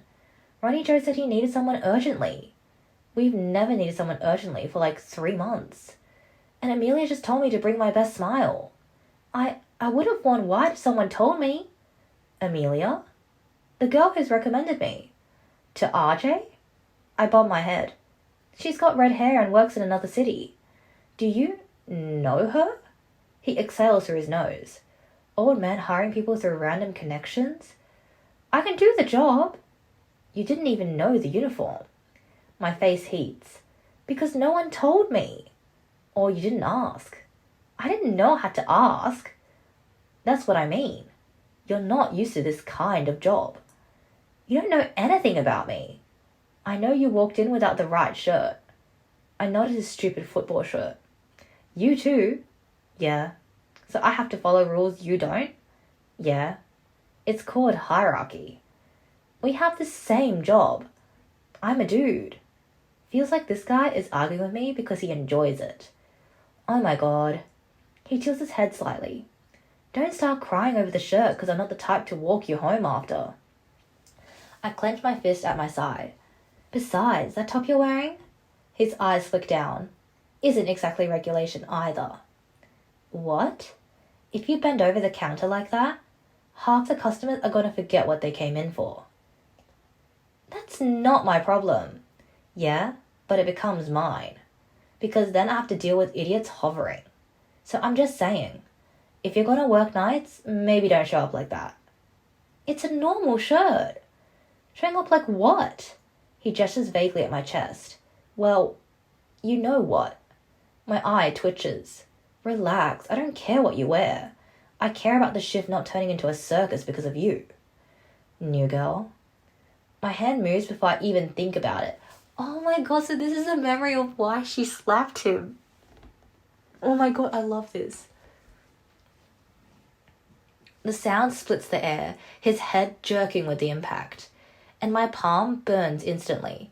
I just slapped him. I just slapped someone who works here. On my first day. I step back. What do I even say? Sorry? He deserved that. The guy slowly turns his head back towards me. Yo, and touches his cheek lightly. What was that? You just slapped me? I'm sorry. No, I'm not sorry. I mean, yes? A smile spreads across his face, wider than the smirk he's been wearing until then. For what? You crossed a line, and I have a name. Okay. Okay? Okay. I didn't expect that. I'll just go then. It's fine. I shouldn't have done that. I'll tell Ronnie Joe I overreacted. It's my fault. I shouldn't have. I take off my name tag and start walking towards the shelves. At least Amelia's gonna be proud. Hey, wait. New girl. I stop. You're already giving up the job? I just slapped you? Mm-hmm. He pushes off the counter and walks a few steps closer. If this is you on day 1, I'm scared of week 2. What? For the first time since I walked in, he doesn't look bored. He looks awake? But don't make it a habit, because I can't slap women back. You're not mad? You think I can't handle a slap? If I was actually offended, you know. I honestly don't care if you're offended. He rubs his jaw again. Yeah, I know. You know? I was just saying. If some creep makes a comment and you get uncomfortable, I'll be the bad guy for not controlling the environment. I hate that I don't have a quick answer. So when I tell you to stand up straight and not give weirdos a reason, I'm protecting myself. Not the employees? My paycheck mostly. Seriously? Am I wrong? That doesn't justify you commenting on my body. He sighs heavily. I didn't comment on your body. I commented on male stupidity. He really thinks he's making some deep point right now. Shit, you've got a hell of a right hook. Imagine telling people we met over a slap. First impressions matter. Yeah, that's why I'd hate to think you're violent just because I didn't agree with you. Women, you know. You didn't disagree, you were being an ass. Tomato, tomato. Geez, come on. Every love story starts somewhere. I deadpan. Yeah, whatever he wants. I'll stay. Long enough that he has to use my name. He can keep his stupid statistics. I'll be the exception. So, yeah, we'll be the exception by marrying him. Oh yeah. He gestures behind him without turning his head. Stock's in there with cleaning supplies and all that shit. Then he moves 2 steps to the right and points again. Washroom's back there. You'll get very familiar with that. Familiar? You're gonna clean it. I'm what? Is that a joke? No. I take hygiene seriously. With these greasy hands? Women are naturally good at cleaning, right? I'm not cleaning your toilet. Our toilet. Your toilet. Refusing a direct order? You're not my boss. I take out my phone. I will ask Ronnie Joe myself what I should do. Go ahead. He's probably asleep. That's probably true. I'm your boss for the night. I groan and push past him, grabbing the cleaning bucket just to prove a point. You're really doing it? You told me to. He studies me for a second longer, then bursts out laughing. Shit. He steps forward and takes the mop gently from my hands. I've got this. Then he walks toward the small printer near the register and taps the little price gun. You're printing price tags. What is wrong with that guy? Wow, so he actually did more work before MC showed up? He's gotten lazy, he's gotten comfortable. You punch in the item code. You double-check the price on the screen before printing. It spits out the price. You stick it on the shelf. Piece of cake. He hands me a small roll of sticker paper. But try not to mess up the decimal. I'll repeat it slow if you need. I grab the little machine from his hand. I'm not stupid. We'll see. I look down at my hand. You think I can't carry heavy boxes? You look like you complain about splinters. I would not. New girl. Those boxes in the back weigh more than you. And I don't need you throwing your back out on day one just to prove me you can be independent. So you gave me the easy job? The girl job? The girl's job would have been cleaning the toilets. My dad just taught me cavalry. I shot him a look. Everyone loves stickers. Stick them straight, all right? He's messing with me. Still, better than working myself to death. You don't look like the type to care about crooked stickers. Yeah? What do I look like? Your type? A dick. The complete opposite. He laughs. I just care about RJ yelling at me. Why would he yell at you? I'm the one printing them. That's the thing about working with girls. So if you screw that up, he points to the washroom. I'll have you mopping like a real one. I have a question. Oh boy. Here we go. Long question or short question? Are you like this with everyone? Like what? Kinda risky, but after that slap, I don't think you would mind much. An asshole. An asshole? And here I thought I was being nice. Almost had me fooled. I treat everyone like garbage regardless of their gender. Damn, equality. As long as they've got a nice rack. How would guys have a nice rack? Why? Would you want some special treatment? I glance at the label printer, the mop, the delivery boxes, and back at him. I talk crap. That's how I talk. Doesn't mean I think you've got your brain in your ass. You keep implying I have. He puts a hand on his chest. I try my best to hide it. I'm a respectful guy. That's not what you keep showing. That was before I knew you were mine. Yours? His smirk spreads on his face. My coworker, obviously. What were you thinking? He hands me a small stack of item codes scribbled on paper. Start with aisle 1. I nod, and as I walk away, I can't help glancing back. The blue eyes guy already back on his stool with his feet up on the counter. Unbelievable. He shifts on his stool, perfectly comfortable doing absolutely nothing. He could be stocking, helping, or at least pretend. Instead, I'm the only one currently doing anything. That's where people put their groceries. I'm just wondering, we have the scene where there's a story behind why she made the sticker with lame. He sighs and finally lowers his feet like he's doing me a favor. All right, boss lady. By the way, if a male customer comes in, don't smile too much. My friend told me to... Your friend probably works behind a desk. She doesn't know shit. Weirdos tend to wander around this time. I stick the first label onto a shelf. Are you mourning me? No. But if he tries to be funny, I won't laugh. He nods approvingly. And maybe don't slap them like you did me. I stop mid-motion. What if the customer's actually just buying something? Then sell it to him. I'm not saying all men are weird. Still wondering in which category you are. He gives me a look over the rim of the can. What if it's a woman? If a woman starts grabbing your ass, I'll reconsider my worldview.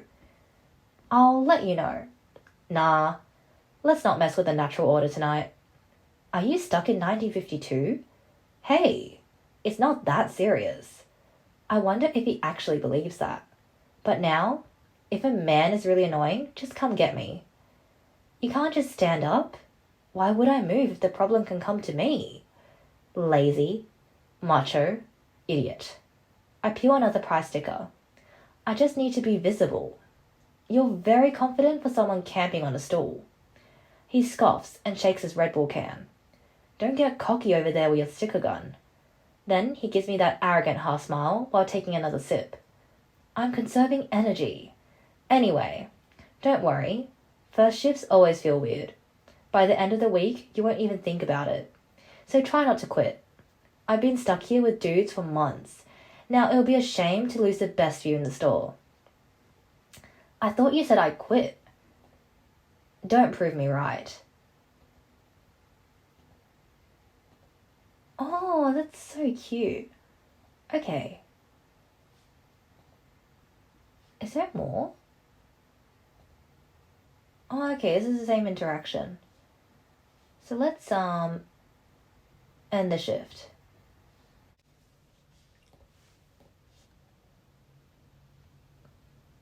By the time the shift finally crossed an end, my head is throbbing with heavy ache. I slide behind the counter and open the cash drawer.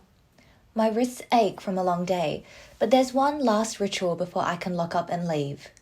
1, 2, 3, 7, 11, 20. Oh. Oh my god. Wait a minute. It's turned blue again like in her past memories, so I'm guessing this is a connection to the time before? What? Well, look at this. And it's red, the color she fears. Shit. The girl from the convenience store. What? Where did you... For someone so intimidating, he has cat ears. Oh my god. It's reminding me of that song that used to trend, like...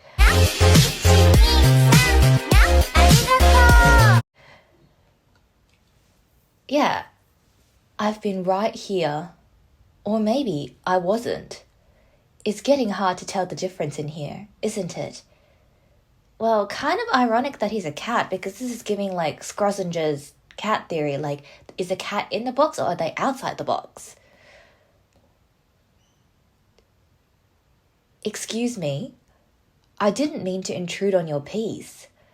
I'll clean the mess. Are you buying something? Just these. I look down. There's a single salted peanuts packet on the counter. We don't carry these. If we don't sell them, why are they here? Because your store used to sell those. I think you must have made a mistake. We don't have this brand in our inventory. Then beep it, and we'll see. My hand moves on its own, dragging the phantom packet across the red laser of the scanner. It registered. How the hell did it register? See? Even the machine remembers. So why don't you? I don't know what you're talking about. I'm talking about the salted peanuts. Obviously. That will be $1.29. They have too much sodium. I'll give myself a stroke before I hit 30. Probably. The static is really loud today, don't you think? The static? There's no TV in here. It's not coming from a TV. Your brain just couldn't carry the weight of me anymore, could it? That's fine. If you won't come back on your own,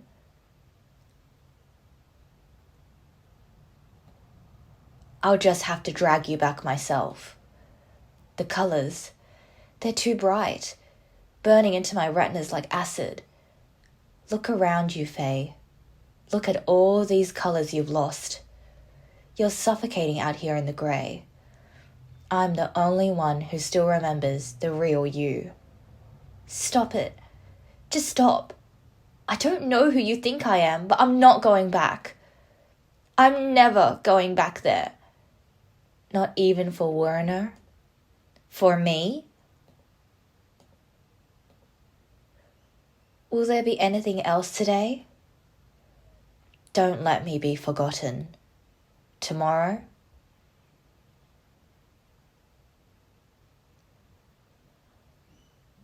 Oh, I find it really interesting for Werner and then for me. Now, I'm not really sure whether that means like they're the same person or whether he meant like not for me, not even for Werner, or whether he means like for Werner and then he's saying for me, like to make it more personal instead of his name. Like, I'm not really sure.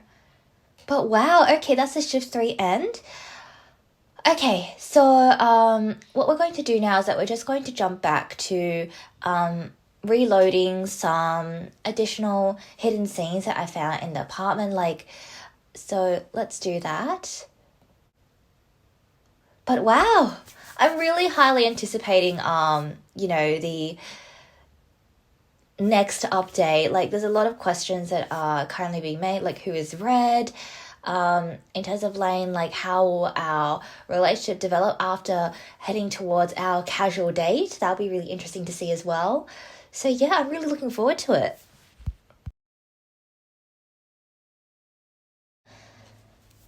Even Amelia? I don't like where this conversation is going.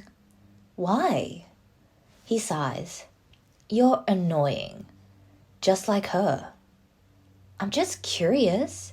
But you know what, Lane? Thank you for comparing me to an icon like Amelia. Like, that really boosts my self-confidence.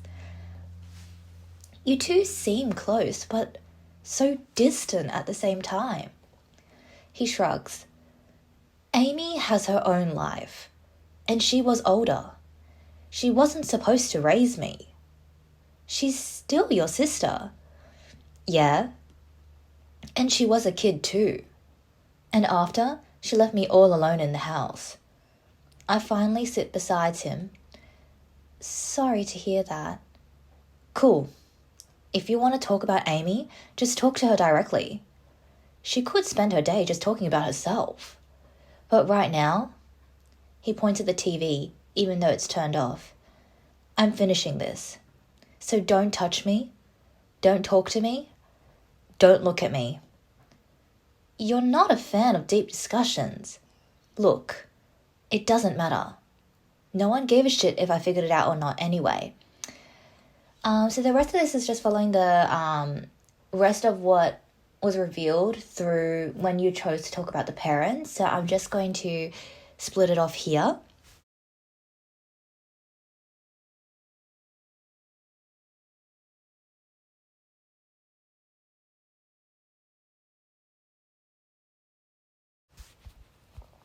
Okay, so if you're interested in finding out about the father's picture, what we need to do is that we need to go to the fishbowl, and if we click onto here, there's actually like the option to see a picture.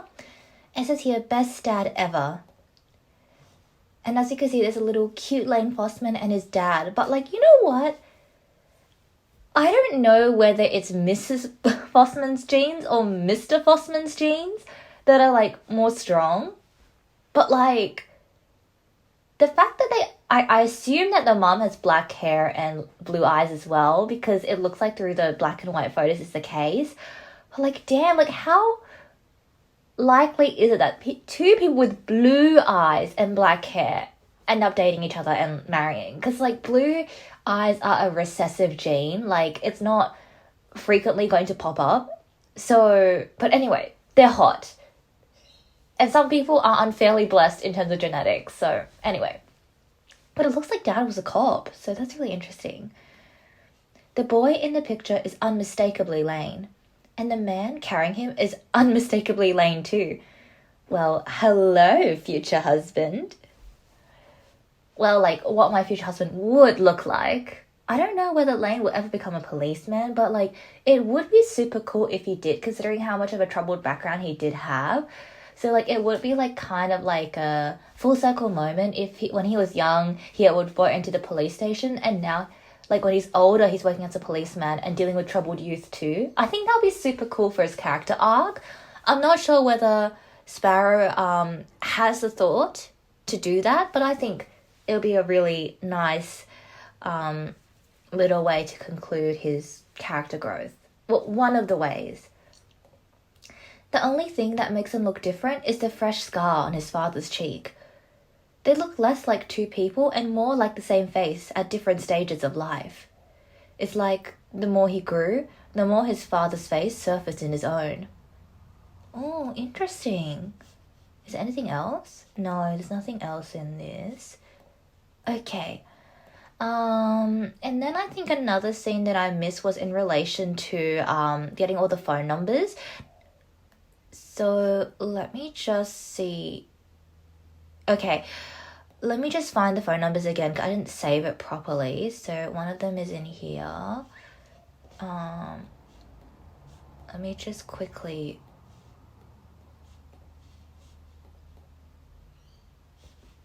Okay, so that's 3 of them. And the way to find the missing number, so there's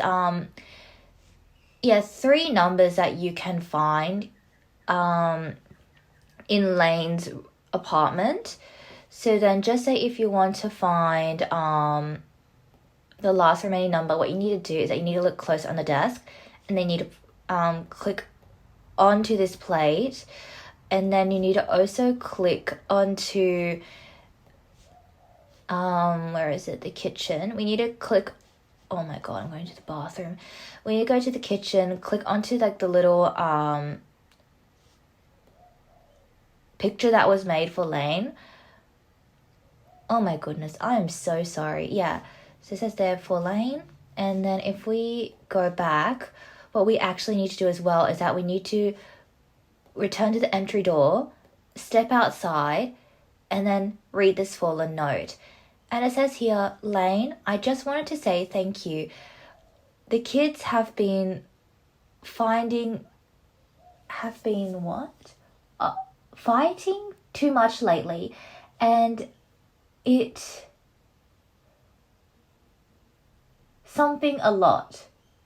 helps a lot. You don't have to do this. I know it probably causes you problems, but it means the world to them. I wish I could have left you some money, but things are tight now, so I made cookies instead. I hope that's okay. Your neighbour upstairs. Oh my god. So I work in the hospital as a nurse, as you know, and I have come to realise that the stereotype that doctors' handwritings are bad doesn't just apply to doctors. Like, even for my fellow nurses, sometimes I'm like reading some of their like handwriting on some physical papers, because we haven't fully transitioned all our forms onto the electronic, and I'm literally squinting and trying to figure it out, like what is actually being written on that piece of paper. Because, you know, some of them are like legal documents, and they're just kind of like, if I misinterpret this incorrectly, I could say the wrong thing to the patient and they can sue me, you know, like they can have a complaint against me. And Mrs. handwriting, or Mrs.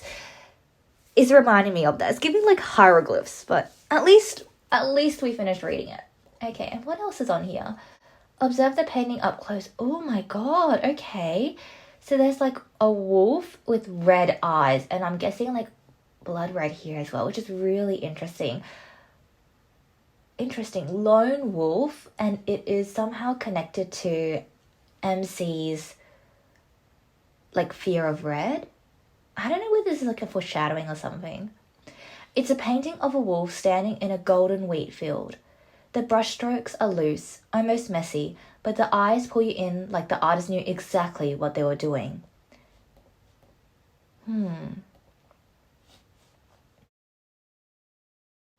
A sticky note. Thank you, Lane. Thank you, Lane. Mom made me write it. Oh, that's so cute. A sheet of paper. Mr. Fossman, I regret to inform you that I've received multiple complaints from the other residents regarding noise. Please understand this is not a personal reproach, but I'm obliged to pass along their concerns. I kindly ask that you lower the volume during late hours to avoid further escalation. I know you mean no harm, and I appreciate your cooperation. The building keeper. Wait a minute. Didn't the neighbor upstairs say that it's like her children's fault? Like, causes you problems, but it means the world to them. And they've been like fighting a lot. Because, like, on late hours, Lane is outside with MC doing what? So is he covering their ass?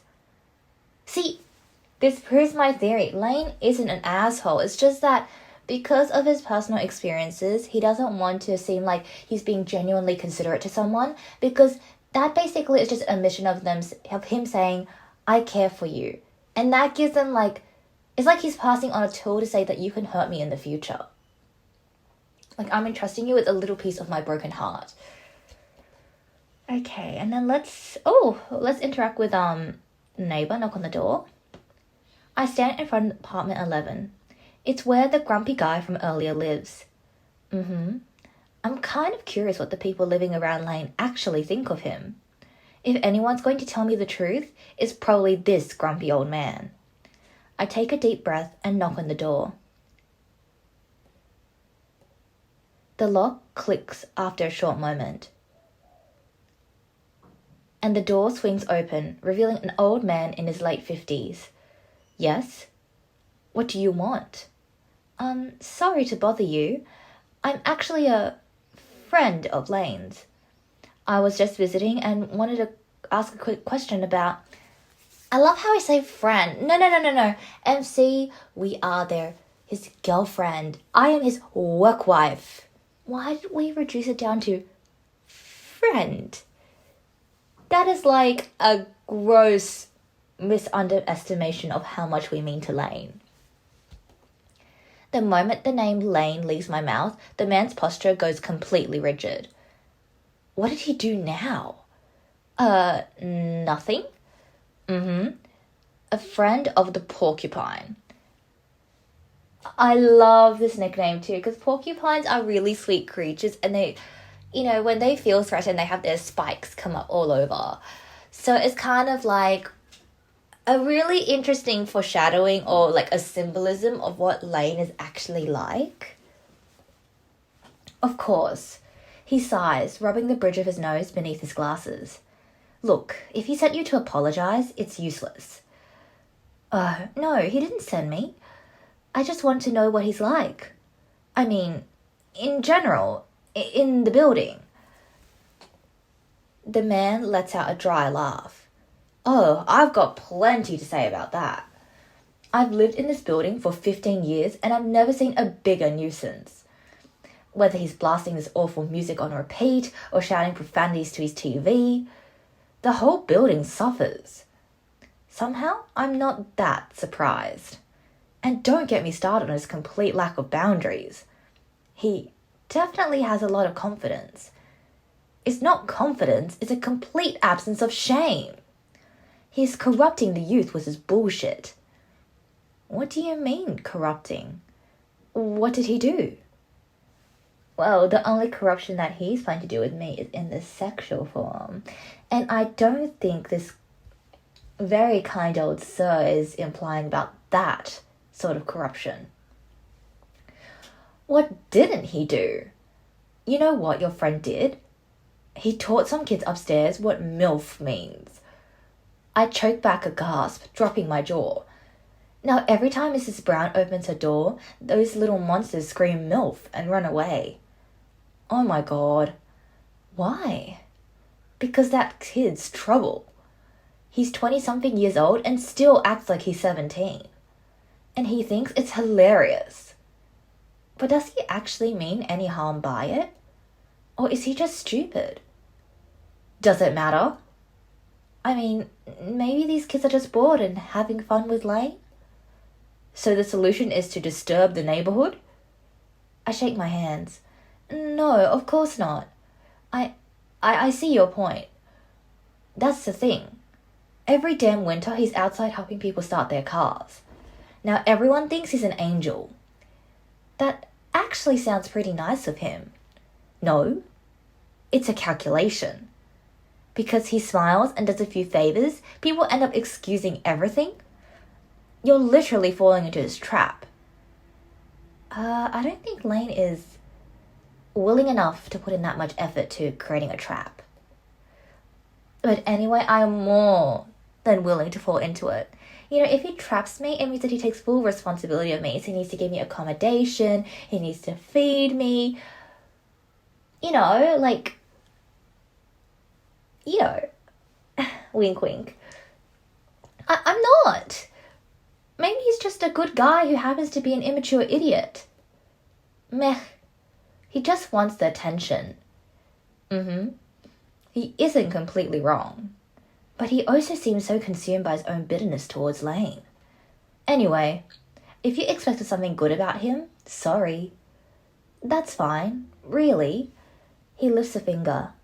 But be careful with him. Careful? I know his type. Probably sells drugs. He'll end up in jail eventually. The guy can barely organize his own life. I don't think he could ever be a criminal. Why am I even standing here to talk about him? Sorry, I didn't want to bother you. Have a great day. He gives me a nod and the door slams shut right in my face. I think this man needs to get something off his chest.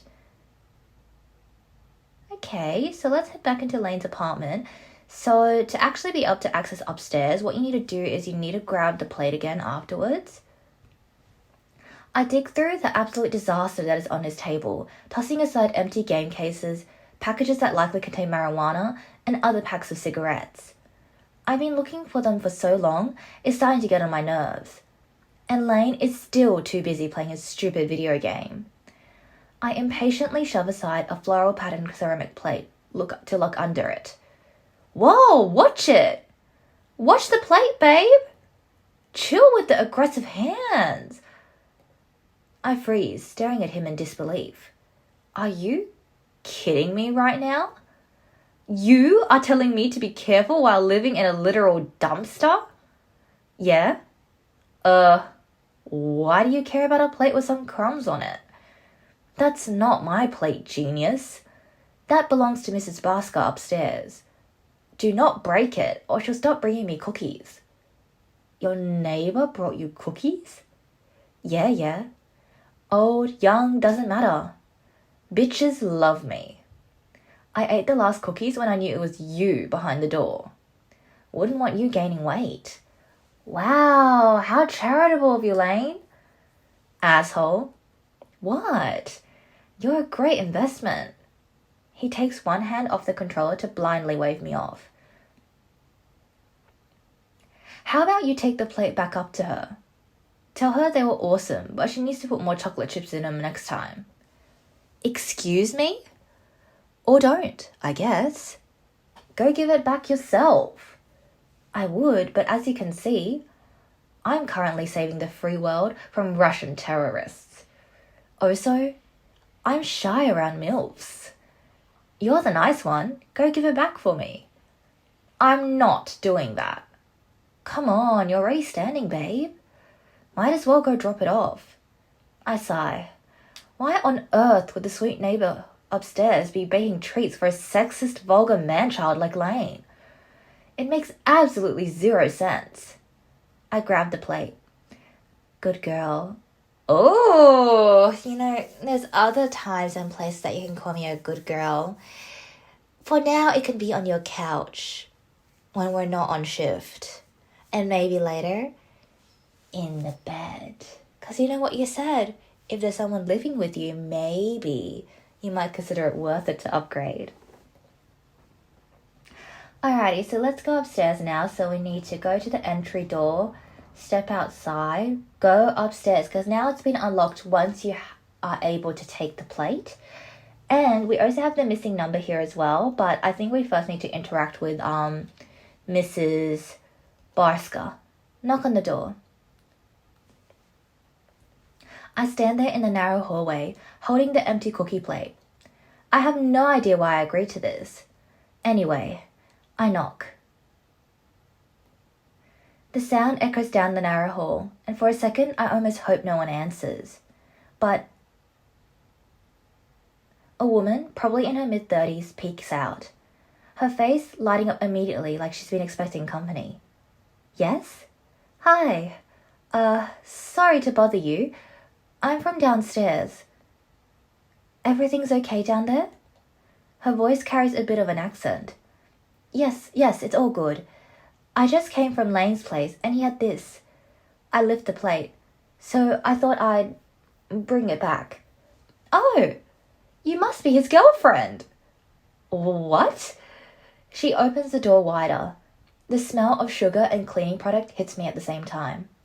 No, I'm just, I work with him at Mad Dog Convenience.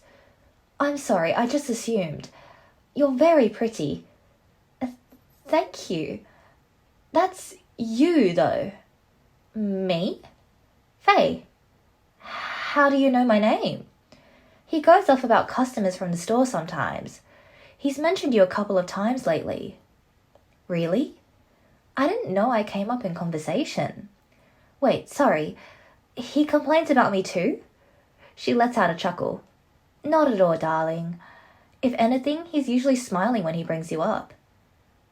What? What exactly does he say? Neighborhood secret. Oh, I love how Lane has such nice people in his life. First, Love doesn't out him for how much he likes her, and now Mrs. Basker. Like, come on! So cute.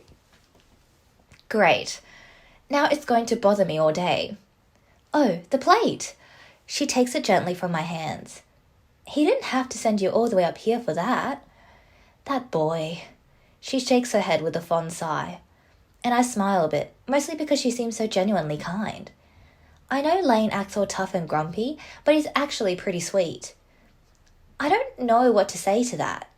I mean, Lane and sweet in the same sentence? The guy who just asked me to be his delivery girl because he's too lazy to walk upstairs? Please tell him I'm sorry about the noise. The neighbours keep complaining, but it's just the boys. They get excited when he's around, but you know, kids. The boys? My 2 sons. Her smile falters just a little. I'm on my own with them. Oh, that must be a lot to handle on your own. You're very strong. It is. But we manage, don't worry. I don't really have anyone around, and work keeps me away most of the time.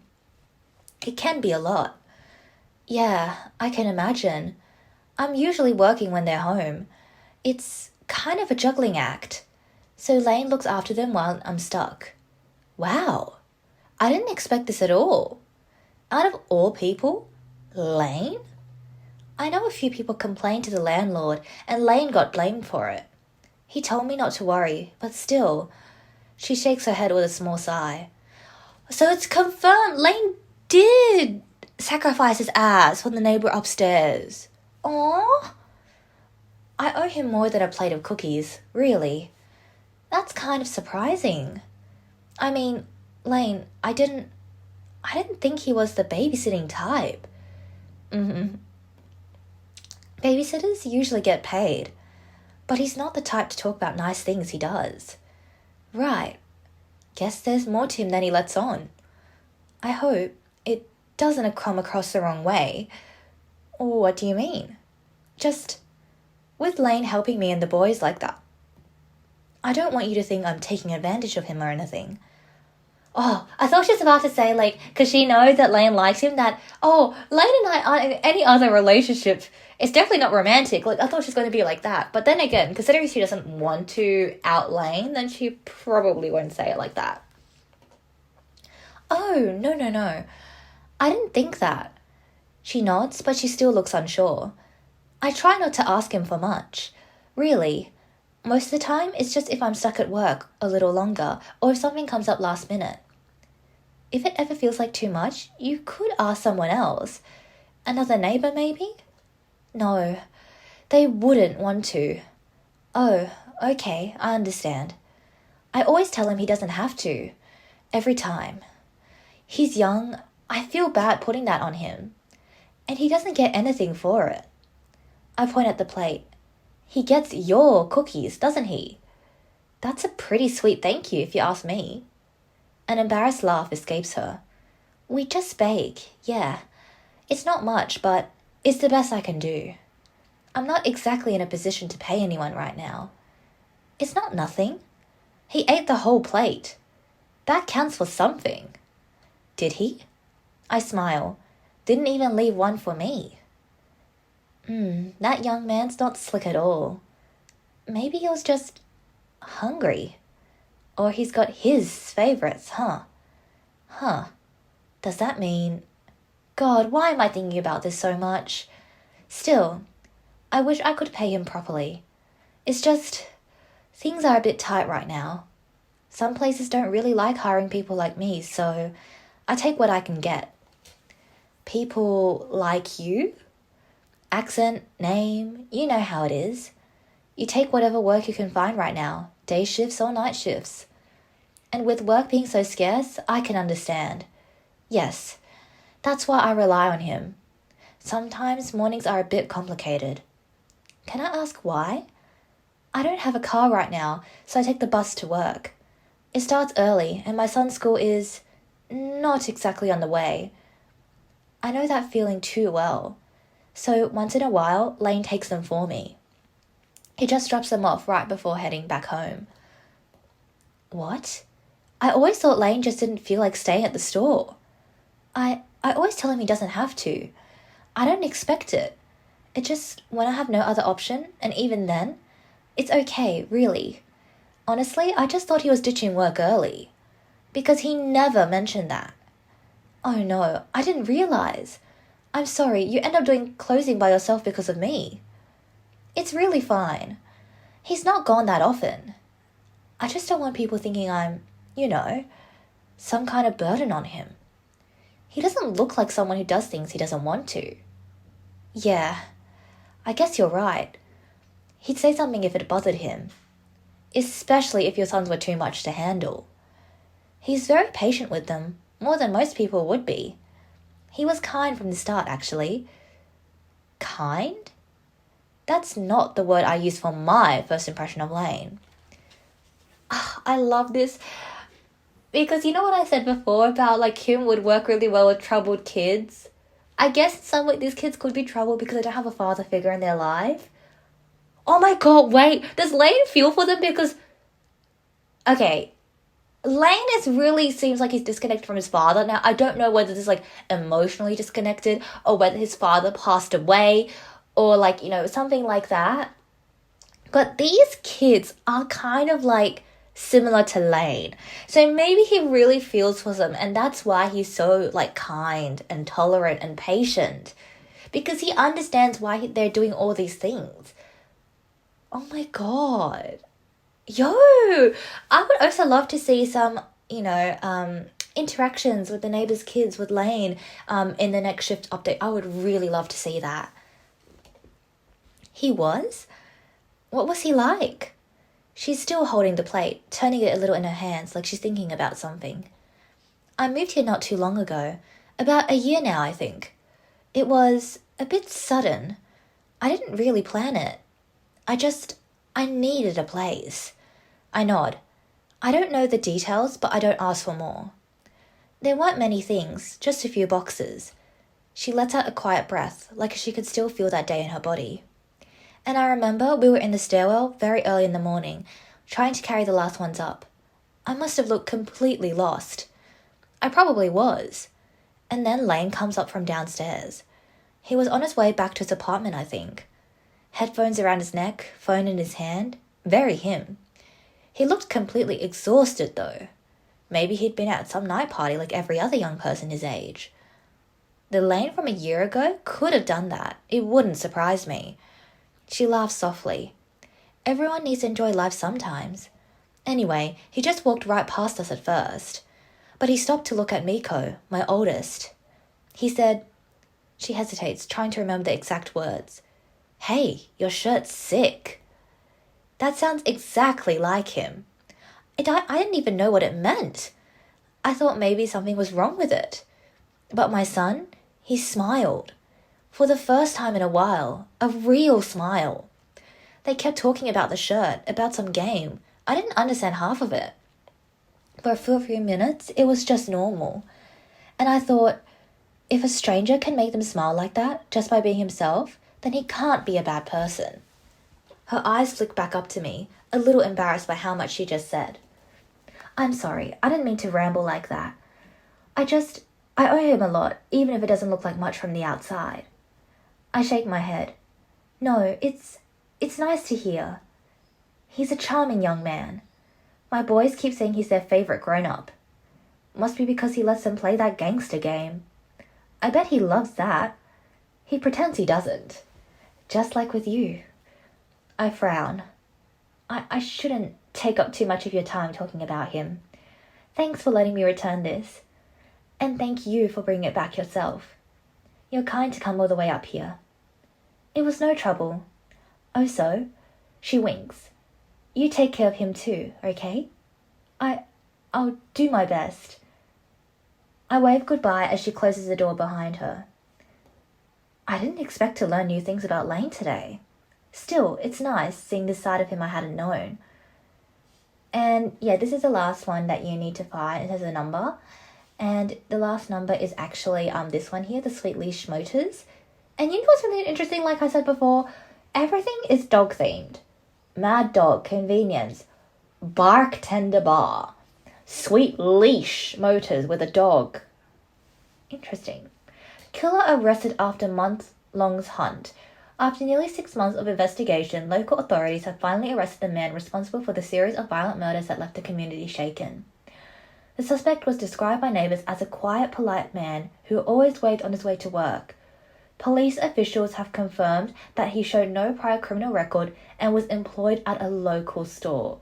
It's always the ones you least expect. A local store. There was one name, like, scribbled out on the Mad Dog Convenience shift board. I don't know whether it's this guy, but Lane never described him as a man who always waved on his way to work, but turns out it wasn't BB. For once, the news actually contains good news. Okay. Sweet Leash Motors. Some garage a few blocks from here. The name sounds harmless and kinda cute, but the logo looks like it wants to bite your hand off. Okay, so that's the end. Yeah, I don't think this... Oh, get ready for the heat no matter how cold it feels right now. Some girl in a bright pink bikini smiling like it's July, even though it's freezing outside. You catch yourself thinking Lane would probably make some stupid comment about it. And that's pretty much it. A vending machine. A vending machine sits in the corridor, pressed against the wall. It still works, but only just enough for no one to bother replacing it. Okay, so then if we head back downstairs and into the bathroom.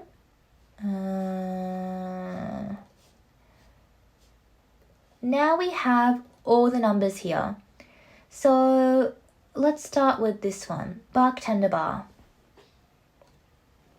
I lean on the radiator and look at the phone. Why am I even doing this? Whatever. I breathe in and dial. The line clicks weirdly. There's a long silent pause, like no one's going to bother picking up. But suddenly, hello, Bartender Bar. Do you need a reservation? A girl's voice. I really wasn't ready for how fast she talks. One thing I can say is that she sounds young and bored. And also like she's chewing gum. I clear my throat. No, not really. I answer, already hearing how stupid this is. Sorry, I actually had a question. About someone who might still work there and... No, sir. The bathrooms are to the left. Do you not see the giant sign? Jesus. Is there an issue with your drink, or do you have a complaint you'd like to file or something? Shit. Of course she'd assume that. My face heats up. This is already humiliating. No, not a complaint. My mouth suddenly dries up, and I have to swallow. I wanted to know if someone named Grant still works there. I think he was the manager. I wince internally. I sound like a weirdo asking about a guy no one probably remembers. I grip the phone tighter, and when she speaks again, she sounds a little suspicious. May I ask why? Ugh. If I say the wrong thing, she's probably going to hang up or tell me Grant is busy and never let him talk to me. She's too professional to be rude, but not professional enough to hide the fact she's judging me hard. Look, it's nothing bad. I just wanted to ask him about someone who used to work there a few years ago. Another pause. She exhales sharply through her nose like she's definitely rolling her eyes. Right. Okay. Who exactly? This is about a man named Lane. Are you familiar with that name? There's a dead pause. I can feel the phone getting warm against my ear. Sorry? I mumble. I wanted to know if anyone there remembered a bartender named Lane. She forgets the professional voice in half a second. Are you serious right now? It's just, wow. Okay, that's not the name I expected to hear. I can hear her move around, probably stepping away from customers or the bar. Lane's like, that Lane? Black hair, piercings, blue eyes? Lane Fossman? I just kind of nod, even though she can't see me.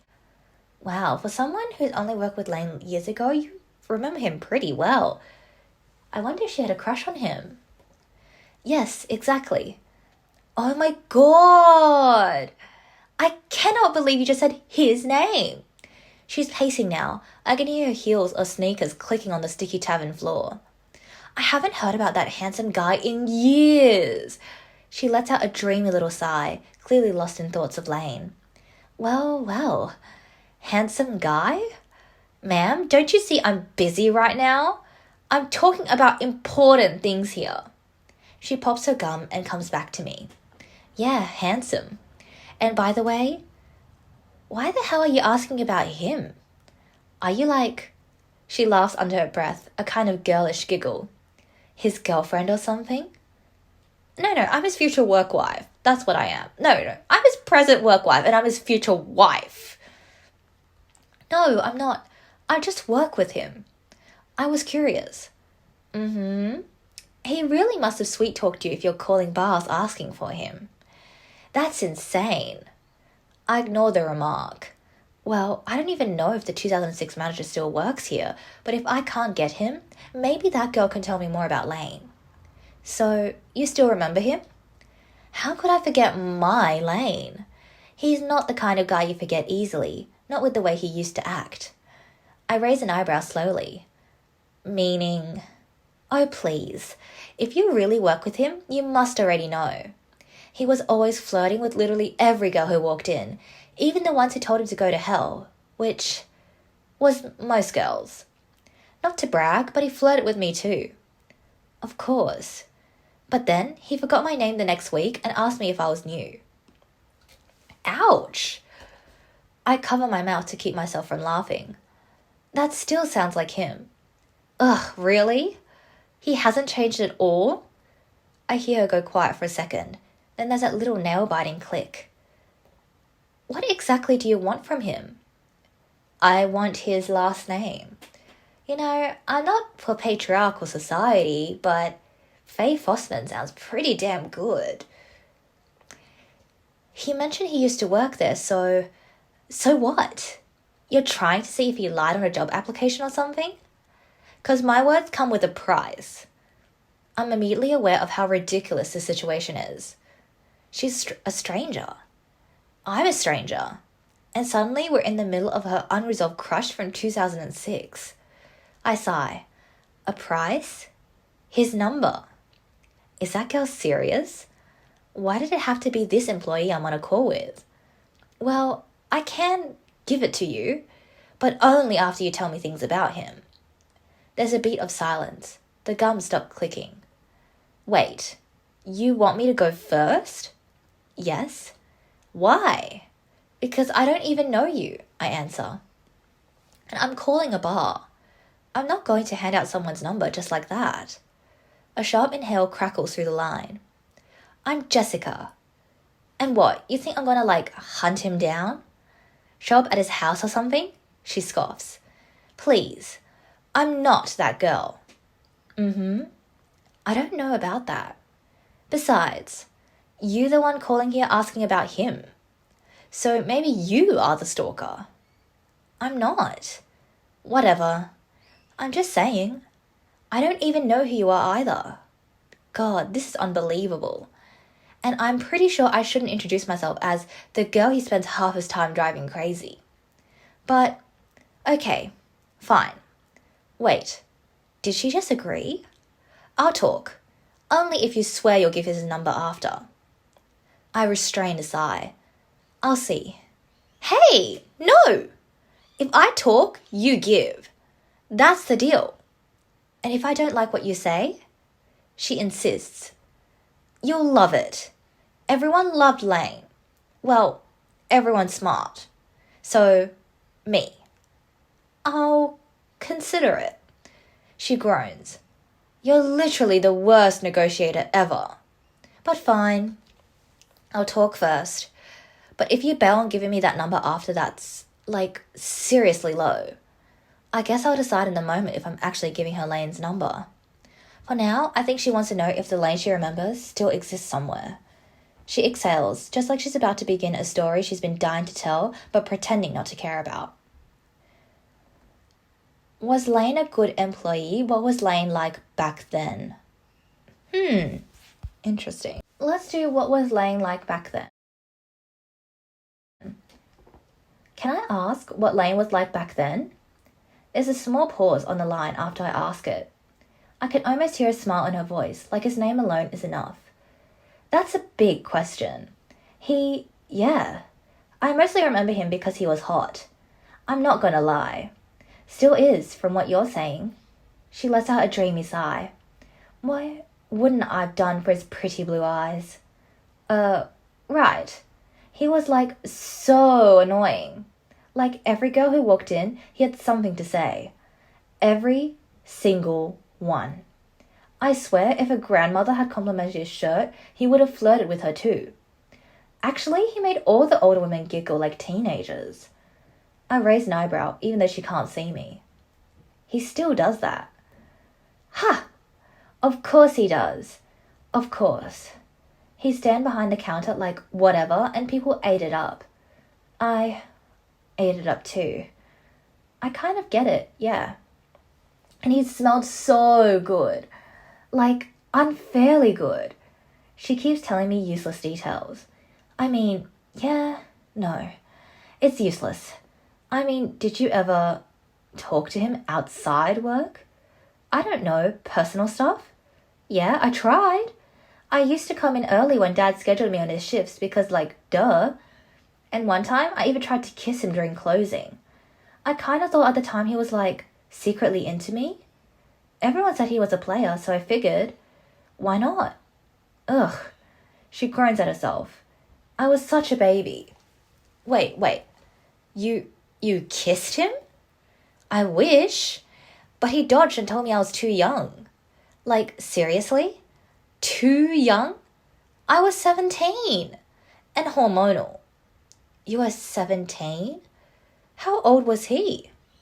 Almost 18, jeez. Wait a minute. He dated Bianca when he was 17. He was almost 18. Maybe he didn't want to feel like he was dating on a younger person. But, like, he's not legal. He's not of legal age yet, so they're both minors, technically. So maybe he dodged her because he was still with Bianca? I don't know.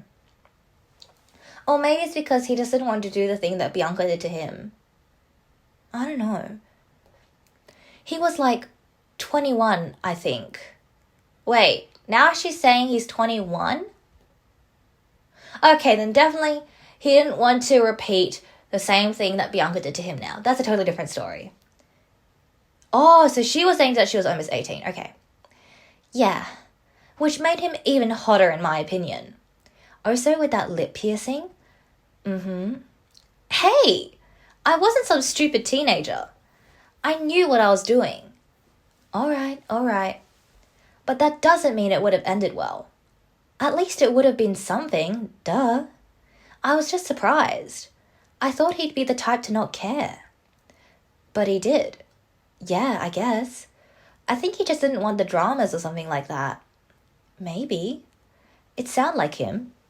Just the kind of guy who'd ruin your life and then apologize with a smile you forgive instantly. Always looking for something new. I didn't really know him, to be honest. He was just a flirty hot coworker. Nothing more to say. I see. So, he worked there for long? A few months? Something like that. I don't remember exactly. It was, forever ago. Well, not that long ago, actually. 3 years or something. I lean my shoulder against the wall and let her ramble because she's giving me more than I expected. I mean, we're kind of both connected by a man neither of us fully understands. Anyway, that's how I remember him. I could be wrong. I mean, he was just one of those guys, that's all.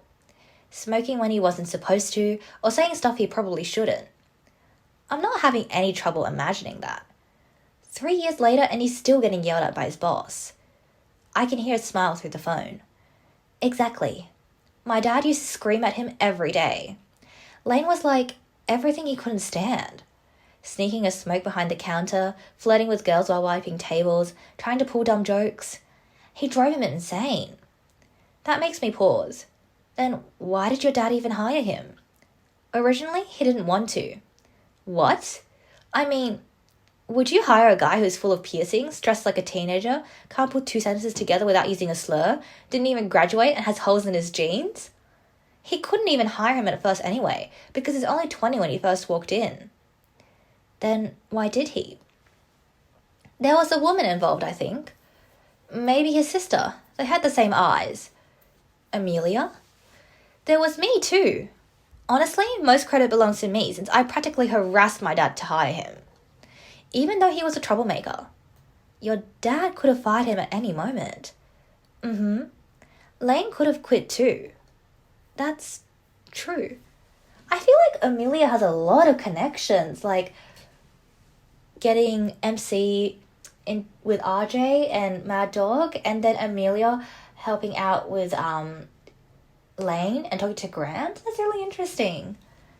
I wonder what she does for her job, for her to be so well connected. Honestly, I think my dad just found him irritating. Sometimes I thought he kept Lane around just so he had somebody to yell at. Lane getting yelled at?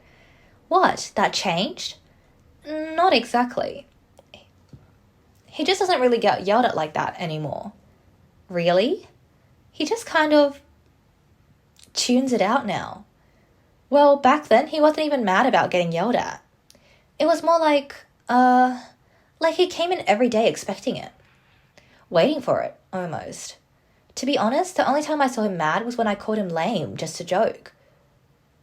Oh, we're so special.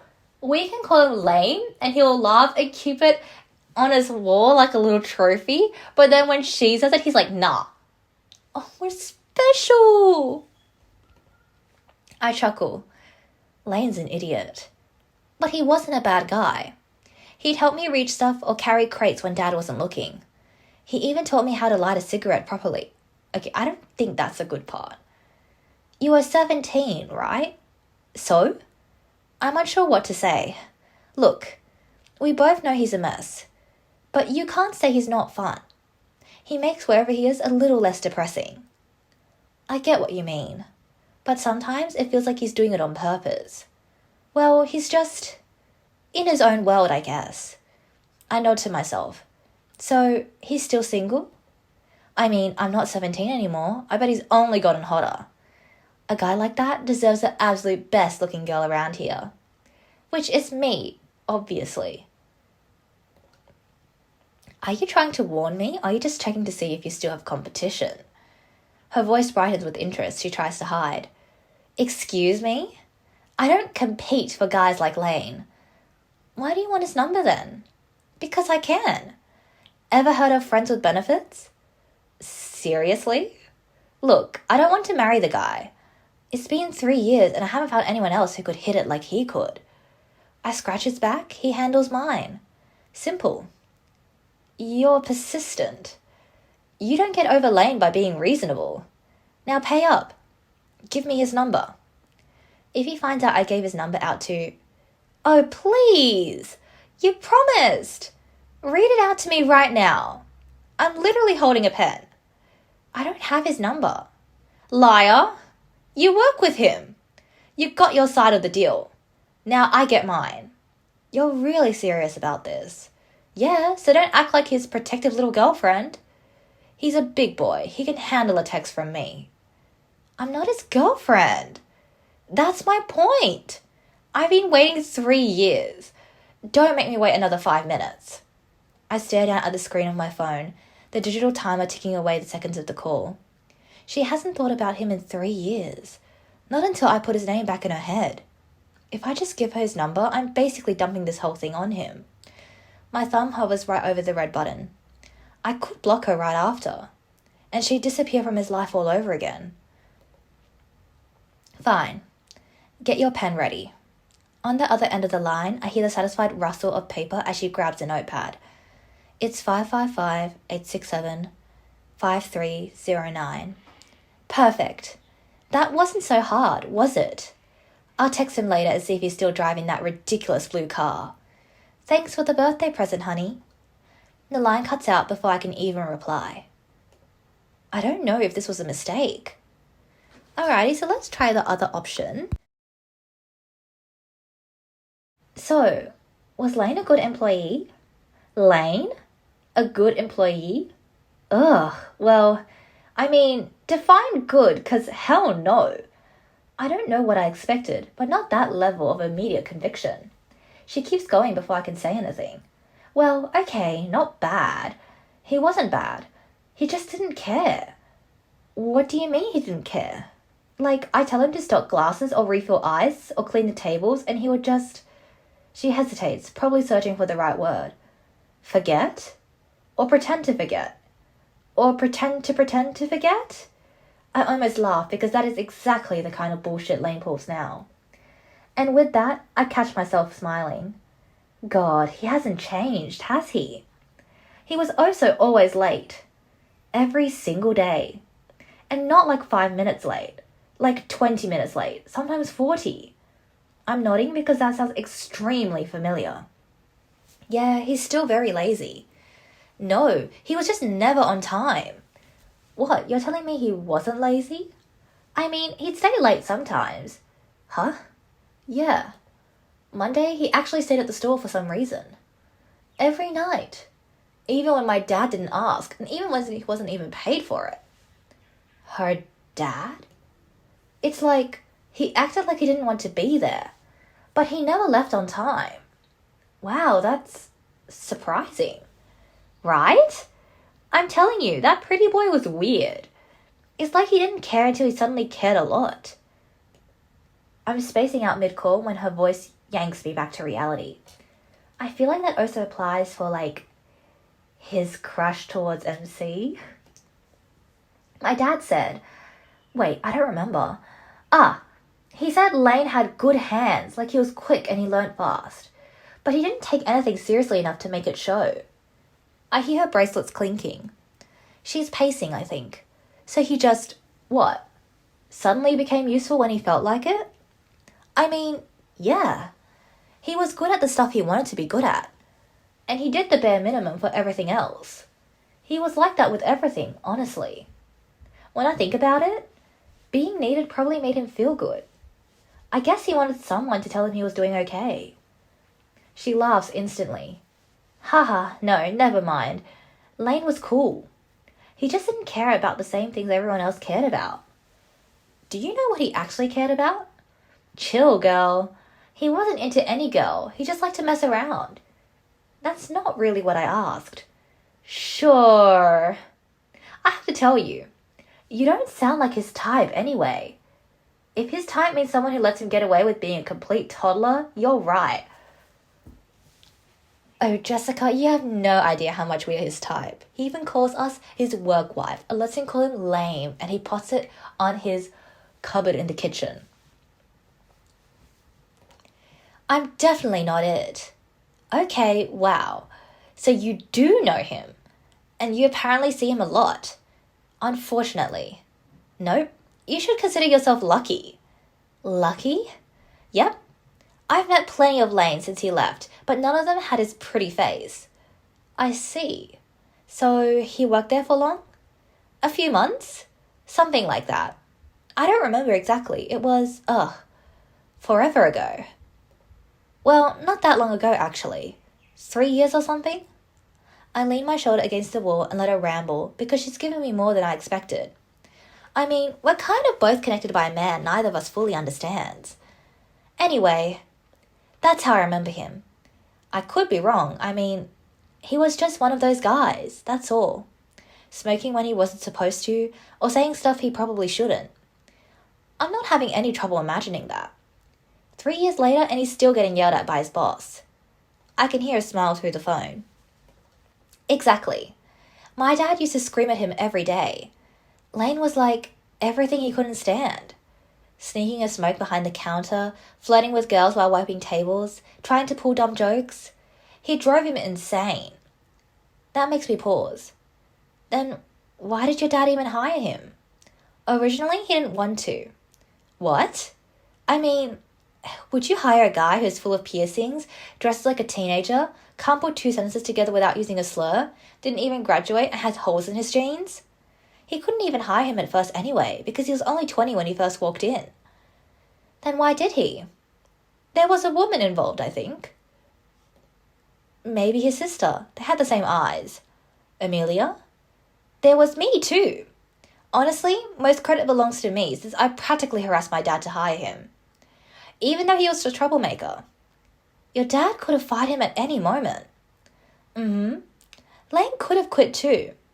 That's true. Honestly, I think my dad just found him irritating. Sometimes I thought he kept Lane around just so he'd have someone to yell at. Lane getting yelled at? What, that changed? Not exactly. He just doesn't really get yelled at like that anymore. Really? He just kind of tunes it out now. Well, back then he wasn't even mad about getting yelled at. It was more like he came in every day expecting it. Waiting for it, almost. To be honest, the only time I saw him mad was when I called him lame, just a joke. I chuckle. Lane's an idiot. But he wasn't a bad guy.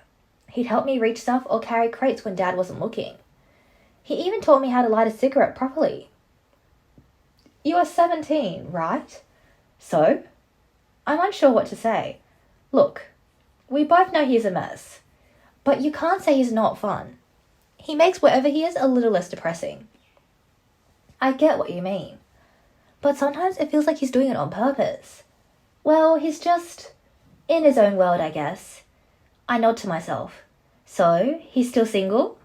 I mean, I'm not 17 anymore, and I bet he's only gotten hotter. A guy like that deserves the absolute best-looking girl around here. Which is me, obviously. Are you trying to warn me, or are you just checking to see if you still have competition? Her voice brightens with interest she tries to hide. Excuse me?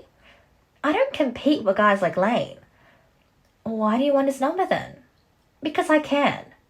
Ever heard of friends with benefits? Seriously? Look, I don't want to marry the guy. It's just been 3 years and I haven't found anyone who could hit it like he could.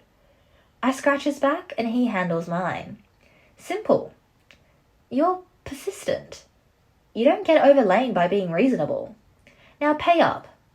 Give me his number. In this case, we hadn't even made an agreement, so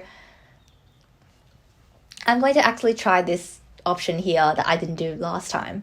If he finds out I just gave his number out to... Oh, please! You promised! Read it out to me right now. I'm literally holding a pen. I don't have his number. Liar! You work with him. You got your side of the deal. Now I get mine. You're really serious about this. Yeah, so don't act like his protective little girlfriend. He's a big boy. He can handle a text from me. I'm not his girlfriend. That's my point. I've been waiting 3 years. Don't make me wait another 5 minutes. I stared out at the screen on my phone, the digital timer ticking away the seconds of the call. She hasn't thought about him in 3 years. Not until I put his name back into her head. If I just give her his number, I'm basically dumping this whole thing on him. My thumb hovers right over the red button, and I end the call. I press the red button. I don't even wait for her to try calling back. I tap her contact, hit block, and toss the phone back onto the radiator. It wasn't a promise after all. I only said I'd consider it. And there's no way I'm giving her Lane's number. Wait, why do I care? Was it really to protect his privacy? Or was it... I don't know. But the mere mental image of his phone buzzing with her name, Lane smirking at a text from a girl who knows him like that, who has a history with him, I don't want to share him. Oh, we are getting possessive. Oh. precious. Oh my god, wait, so I'm guessing if we had chosen to give the number, that would have featured in shift 4. And if we chose to not give the number, it would have also impacted shift 4. Oh, okay. Interesting. Mental health support. I shouldn't be dialing this. I'm just wasting a spot for someone who's really at the edge. My finger hovers over the call button. But maybe just being this lost is enough. I press the receiver to my ear. No one answered. Right, I should give it another chance. Hello, my name is Grace. I'm here and I'm listening. The woman's voice isn't loud or overly emotional, just incredibly calm. Hi, I just thought I should call. I'm glad you did. Can you tell me what's going on? I'm sorry, I don't really know. I'm not in immediate danger, I think. I just wanted to talk to someone. You don't need a specific reason. That's exactly why we're here. Do a lot of people call you? More than you'd think. We get all kinds, but mostly it's just people who are entirely worn down. Men call a lot. Doesn't surprise me. She lets out a soft laugh. They always wait until it feels urgent. Why do you think that is? Some don't want to take up space. Some don't know how to start the conversation. Some think they should be able to handle it alone. It's a quiet epidemic. And do they ever get better? Some do. Just dialing the number is a massive step. But the ones I worry about are the ones who never call. I see. I'm sorry. I shouldn't be wasting your time with this. I know there are people out there with much bigger problems. I'm taking up precious minutes. There's no hierarchy to pain. You aren't wasting anyone's time. Every minute spent helping someone catching their breath is a minute well used. If nothing else, I hope today showed you something important. What's that? That you aren't alone. Sometimes just knowing that other people are fighting the same invisible battle, it helps. Yeah, it really does. Thank you, Grace. We're always here. Take care of yourself, okay? The call clicks off. I guess I just needed another human being to acknowledge how hard it is to breathe. And then we have the sweet leash motors, and then I'll go back and find the Jezebel call. The phone number was written on a piece of newspaper. I don't know how I ended up in this situation. Standing in front of the landline, staring at a screen at the number that belongs to a garage I've never visited. What am I going...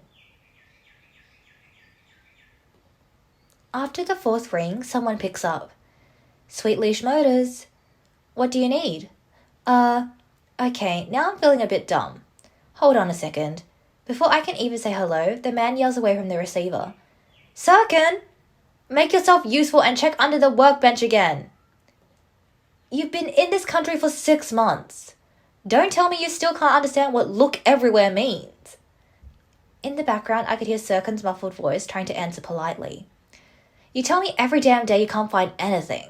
So find my locker key. Excuse me, I think I dialed the wrong number. Wait. Hello? He's talking to someone else. Did you see my locker key? No. Why is that one red?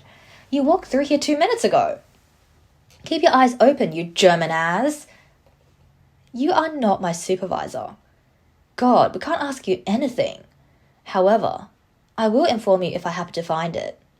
Yeah, thanks a lot. For some reason, the voice makes me pause. It sounds strangely familiar.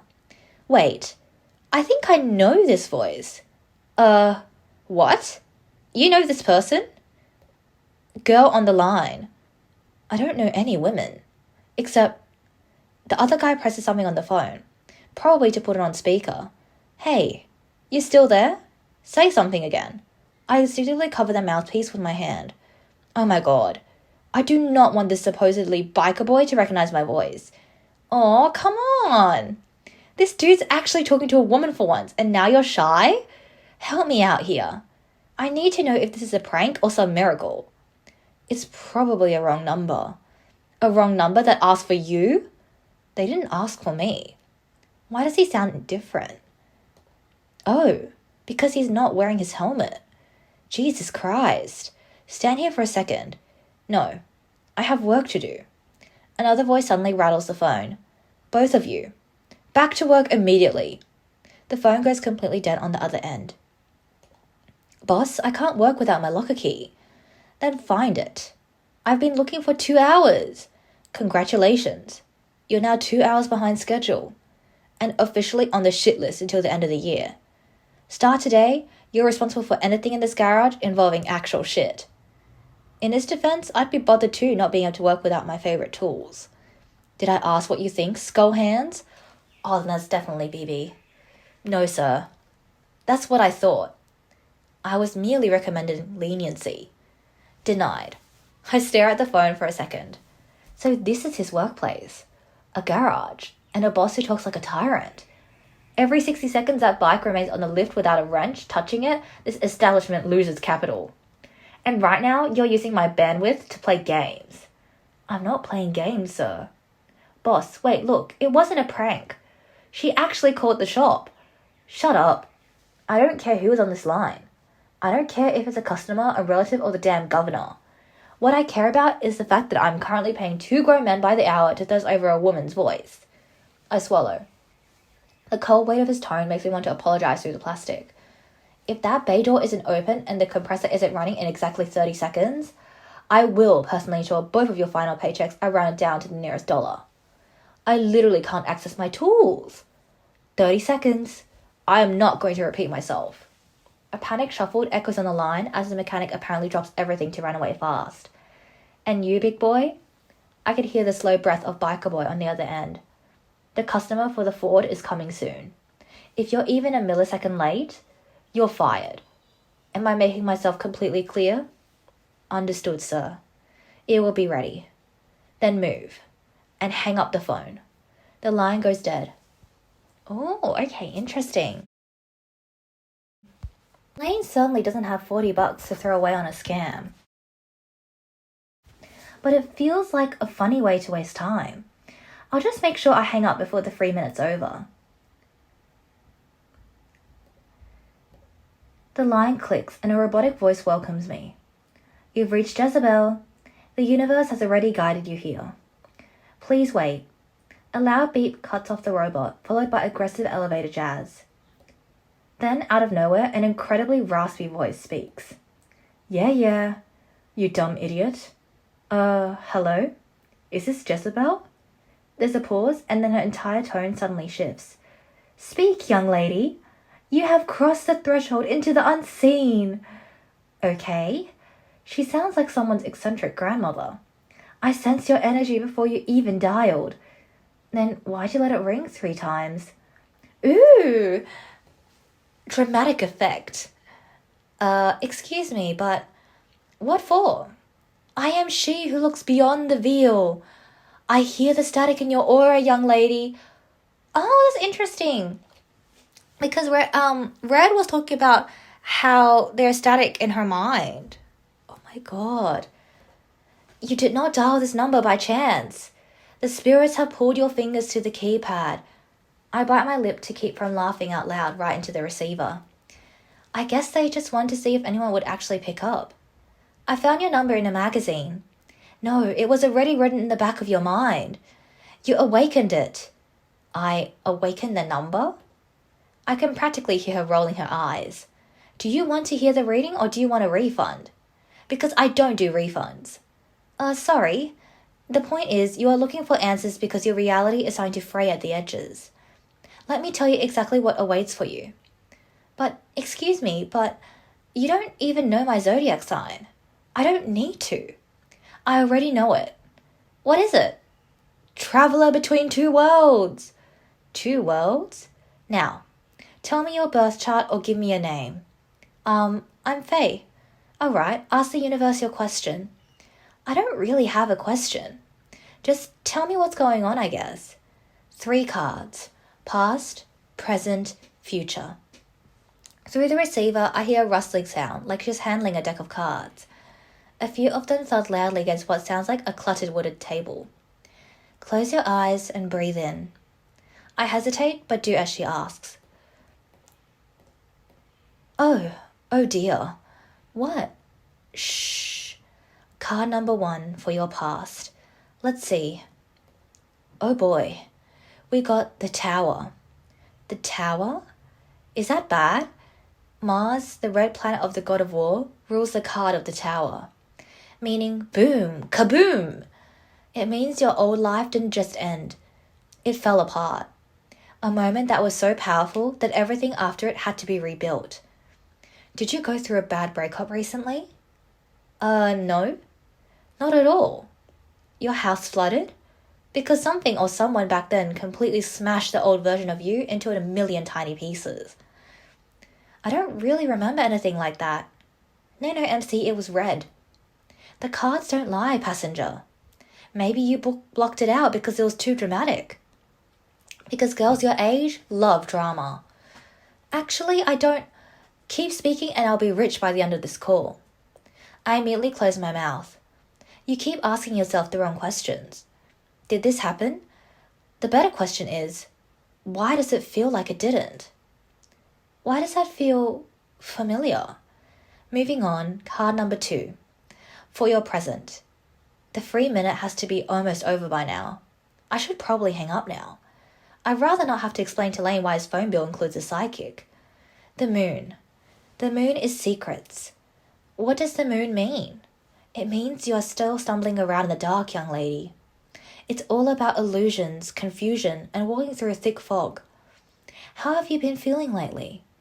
Good, but is someone lying to me? Someone or something? You probably can't even trust your own eyes. Wait, what do you mean by that? You're living in a daydream or a nightmare, I don't know. Just be careful with the people who make you feel like you're remembering something. Lane? We got to be careful with Lane? And with Red? I think more specifically Red, because he's making us remember a lot. Because sometimes they're helping you find the truth. And sometimes they're helping you find their version of it. Ooh. That is true. People who are amnesiac, they are very vulnerable. Like, some people genuinely tell you the truth, but some other people will frame their version of the truth as if it is the real truth. Hold on. The stars are communicating. I see a flash of colour. Like a cherry red. Are you thinking about buying something? Because the universe is painting it red. You still there? Don't pass out on me. The minutes are ticking. Why did you say red? It's written, I told you. Now, final card. The future? The part everyone cares about because humans are impatient little creatures. Judgment. I'll get judged? It's actually positive. I rise up to see a calling pulling me forward. It means the truth is returning. You can't hide in the dark with the moon forever. This is getting a little weird. The future does not show forgiveness, but a choice. When the past returns, you'll have to decide what to do with it. But what? No idea. But don't worry. The living aren't your biggest problem. There's a shadow following you around. The living isn't our biggest problem? So are we haunted by someone dead? Like, was there an accident that MC was involved in that she accidentally killed someone? I hear her picking another card. The devil. The shadow to the light. He's holding you back to be yourself entirely. He's got his hooks in the back of your neck, and every time you try to look forward, he twitches the leash. The leash? Like Sweet Leash Motors? So are we implying that BB is holding us back from remembering the true truth? The leash? The hanged man. The fool. And the Queen of Swords. Who are these persons? A monster in the making. A watchdog without a master. I'm not sure I follow. I don't either. I'm just reading the stars. And the leash? You didn't explain that part. Who is holding it? The one who isn't on the table. Ooh, so maybe Red. Because Red wasn't involved in this whole storyline until the end of Shift 3. That doesn't make any sense. If you want a translation, that'll be another $3.99 a minute. Another? Shit. Then I'm done. My television show is coming back on anyway. Don't hesitate to check your phone bill. Have a blessed day. The line goes completely dead. Well, that was stupid. And now Lane will wonder who the hell called a psychic.